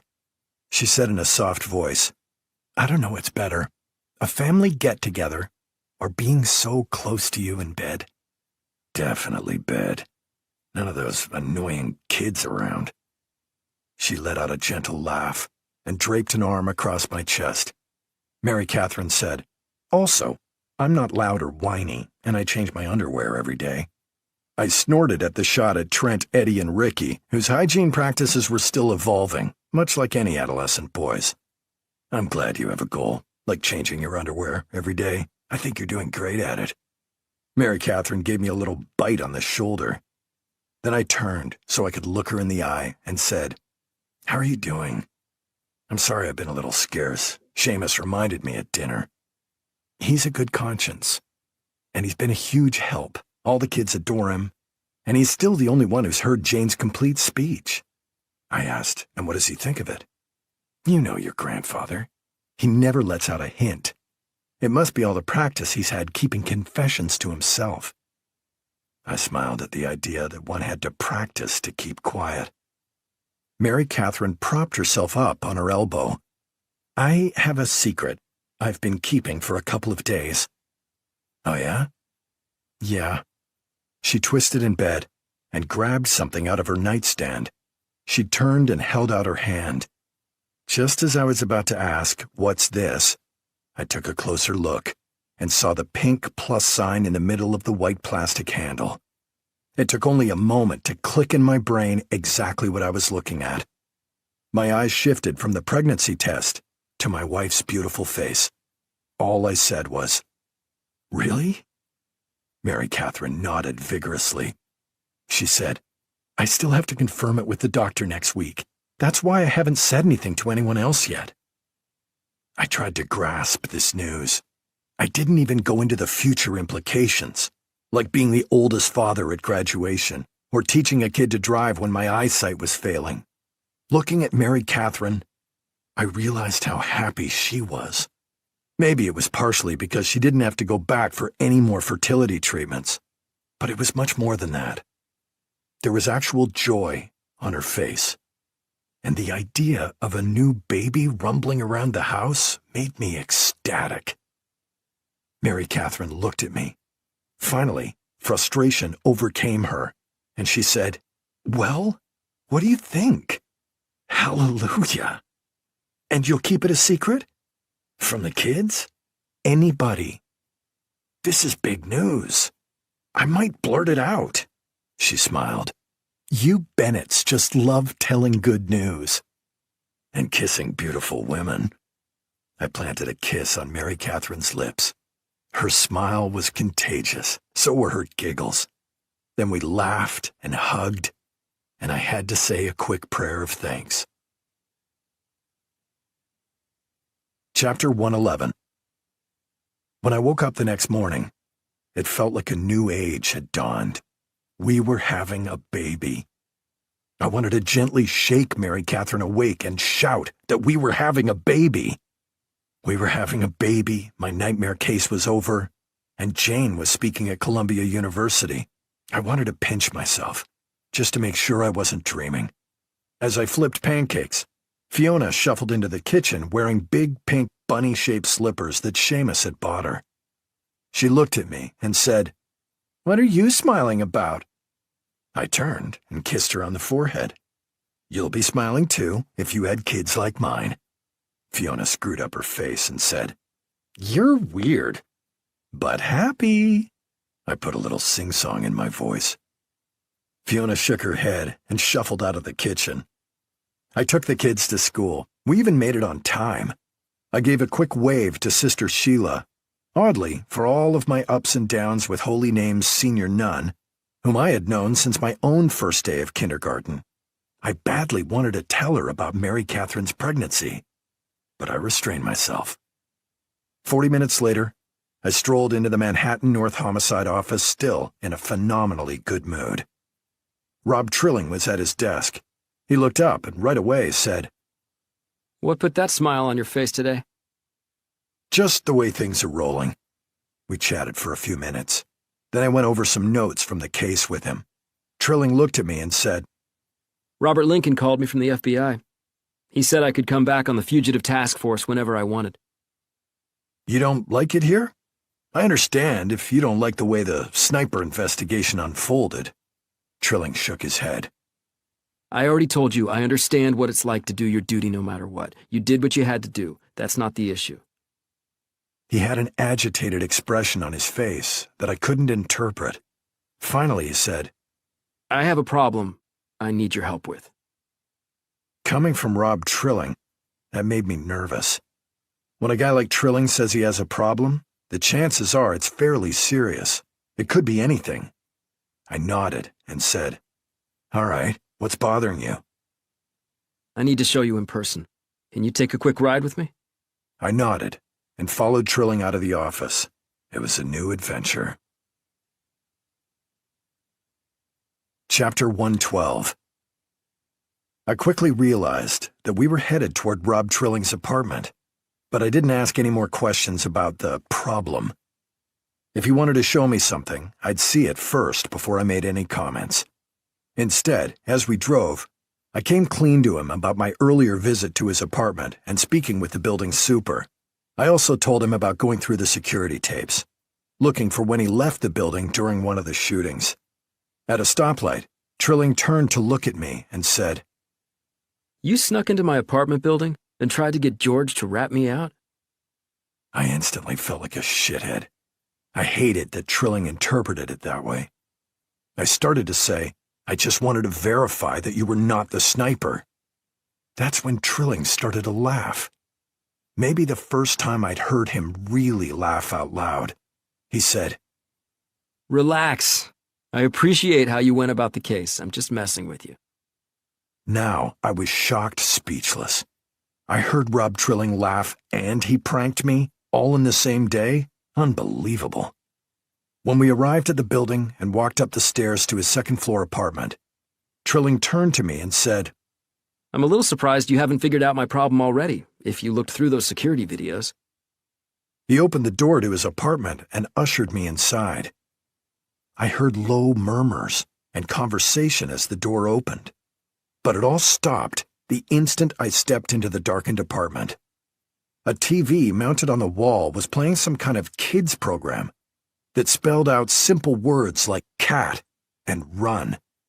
5 women, all turned and stared at me at the same time. One was in the kitchen, 2 were watching the TV show, and the other 2 appeared to be doing yoga. They were all in their 20s with dark hair and features. I recognized one of the women. She'd walked past us while Trilling and I were outside the building speaking by his car. I looked at Trilling, and he understood my question instantly. They're the women from the heroin operation in the Bronx. I went to their immigration hearing after we busted that William Hackford asshole who shot at us. They were going to send them to some sort of facility unless someone agreed to take responsibility and sponsor them. And that someone was you. Trilling just shrugged. I hope you understand that with 10 kids still at home, I can't take any of them. That's not what I was asking. We're actually getting along all right. The girls know to be careful when they leave, and George, the super, thinks it's just one girl living here. They all look similar enough that he thinks they're all the same person. They're on a walking routine, so each of them gets out of the house for at least an hour a day, and they keep the place absolutely spotless. So this is why you were so vague about your alibi, and why you never wanted me coming inside. Trilling nodded. And it was one of these young ladies who told me you weren't home, and when I tried to get more information, she cut my fingers with a knife. Trilling cringed a little. He looked at the woman in the kitchen. Aisha told me about that. I figured it was you. She speaks the best English of any of them. But they're all improving every day. I looked toward the tiny kitchen. The young woman working at the counter waved at me with a paring knife in her hand. She had a big smile. I didn't know if it was a smile of apology or a smile telling me to never come near her again. Trilling introduced me to the other women, who all had Pakistani names except the youngest. She called herself Katie. I didn't ask why. Trilling explained his biggest problem was the cramped living quarters, and that he was running out of money buying food for everyone. It took one call to my grandfather to find some agencies willing to help out with the food. Trilling told me he didn't mind if the women stayed with him a while longer. He felt like their brother taking care of them. I realized just how happy I was that we were able to figure out the sniper case and keep a conscientious young man like this out of trouble. Chapter 113. Finally, Friday night had arrived. Jane's world debut as an orator. It had taken a near Herculean effort to get everyone ready on time and dressed appropriately. Part of it was because it had been since Mary Catherine's and my wedding that everyone dressed in their finest clothes, and the kids, especially the youngest ones, seemed to have been using some sort of special growth hormone. Basically, everyone wore some version of their Sunday church clothes. Ricky's blue blazer from Holy Name had undergone a slight alteration. Mary Catherine had carefully removed the emblem from the front pocket. The blazers were only for special occasions at school, so we weren't worried about putting it back together anytime soon. Columbia University's main campus is located in the Morningside Heights neighborhood, bordering Harlem above the Upper West Side. Jane had been with the other speakers at Havemeyer Hall since about 5 o'clock. I was excited about her speaking in this particular venue because it was the most filmed classroom in the world, showing up in movies like Spider-Man and Ghostbusters, and on more TV shows than I could count. The historic hall was 4 stories of classic stone and brickwork. The classroom's interior had a much more modern feel. The hardwood paneling reminded me of a courtroom, with the gallery supersized to hold hundreds of people. We stuck together in the lobby while we waited to catch a glimpse of Jane. People were coming and going in all directions. I kept a close eye on Shauna and Chrissy. Mary Catherine called everyone together like a quarterback in a football huddle. She spoke in a low voice, but there wasn't one kid there who didn't understand exactly what she was saying. No video games, no loud talking, and no whining. All the kids nodded. Mary Catherine added, "And have a good time." She looked up at me and Seamus and gave us a wink. Jane came through with a group of other young people. She stopped for a moment and spoke to her brothers and sisters. She gave Mary Catherine a hug and blew me a kiss from across the crowd. She smiled and gave my grandfather a thumbs up. He returned it enthusiastically. As we turned, and the first set of kids started to file into the lecture hall, I had to take a deep breath. My grandfather slapped me on the back and said, "You okay, boyo?" "Great. Trying to ground myself so I don't look like a fool. I'm just so proud of all these kids." Now you know how I felt. So many times with you.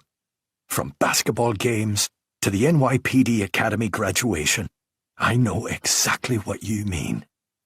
I couldn't believe the compliment my grandfather had just given me. It made the wave of emotion that much more intense. The 12 of us filled up an entire row with only one empty seat left over at the far end. I heard some of the comments from other people about the size of our family. Nothing I wasn't used to. We were pretty remarkable. The first 3 student speakers were from different high schools across the city. 2 of them talked about the environment and what we needed to do to save the earth. One young man from Regis High School talked about the benefits of volunteering in the city and all the opportunities the work can bring. I still had no clue what topic Jane had chosen for her speech. My second eldest daughter stepped confidently to the podium. My heart pounded, and I felt my face flush. I was both thrilled and terrified.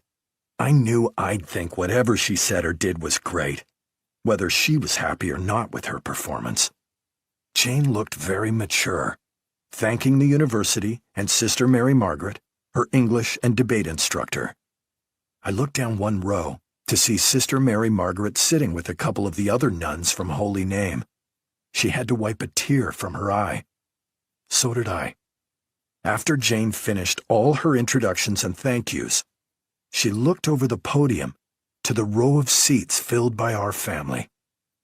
She pointed us out and introduced us to the crowd, saying, "My immediate family, I have 9 brothers and sisters, plus my father, my stepmother, and my great-grandfather. And if you can't tell by looking at us, all 10 of us siblings are adopted, proudly, purposefully. My father was born here, in the city. I have a sister who's Hispanic, a brother and sister who are black, and a great-grandfather who was an immigrant from Ireland. I'd say that qualifies us as New Yorkers as much as anything else. That earned a few snickers from the crowd. When I was researching this topic, my great-grandfather pointed me to an unfamiliar quote. Happiness is having a large, loving family in another city. That brought a roar of laughter.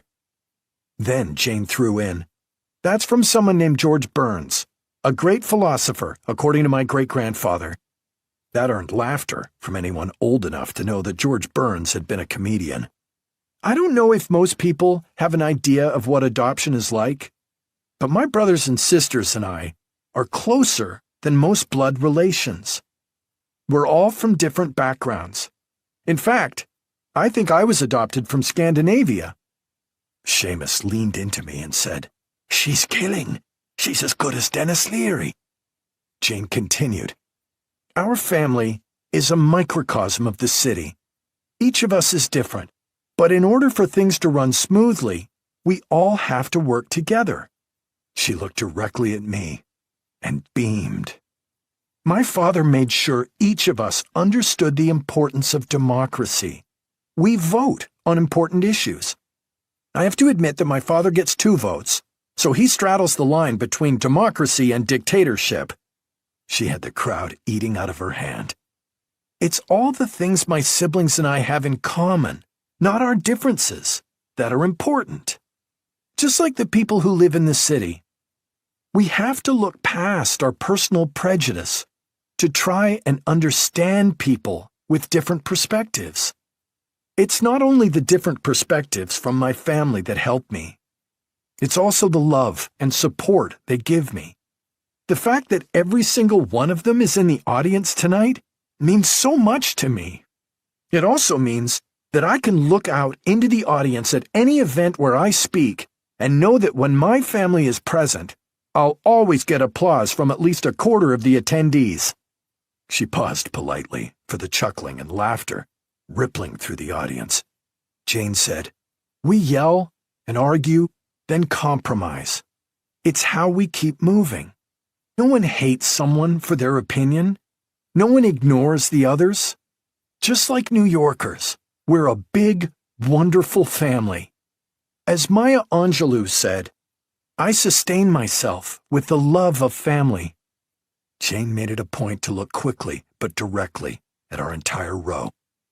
In closing, I want to look at my family and say, you mean more to me than anything else. Thanks for always supporting me. Mary Catherine used a tissue to wipe her eyes, then blow her nose. Next to me, my grandfather did the same, only not nearly as quietly. The crowd applauded, loudly. First, our entire row stood up. Then a number of others followed our example. I couldn't hold it in any longer, and I started to cry. Jane came off the stage and joined the family. She sniffled as she said, "You guys are the best. I couldn't imagine anything better than tonight." Then I said,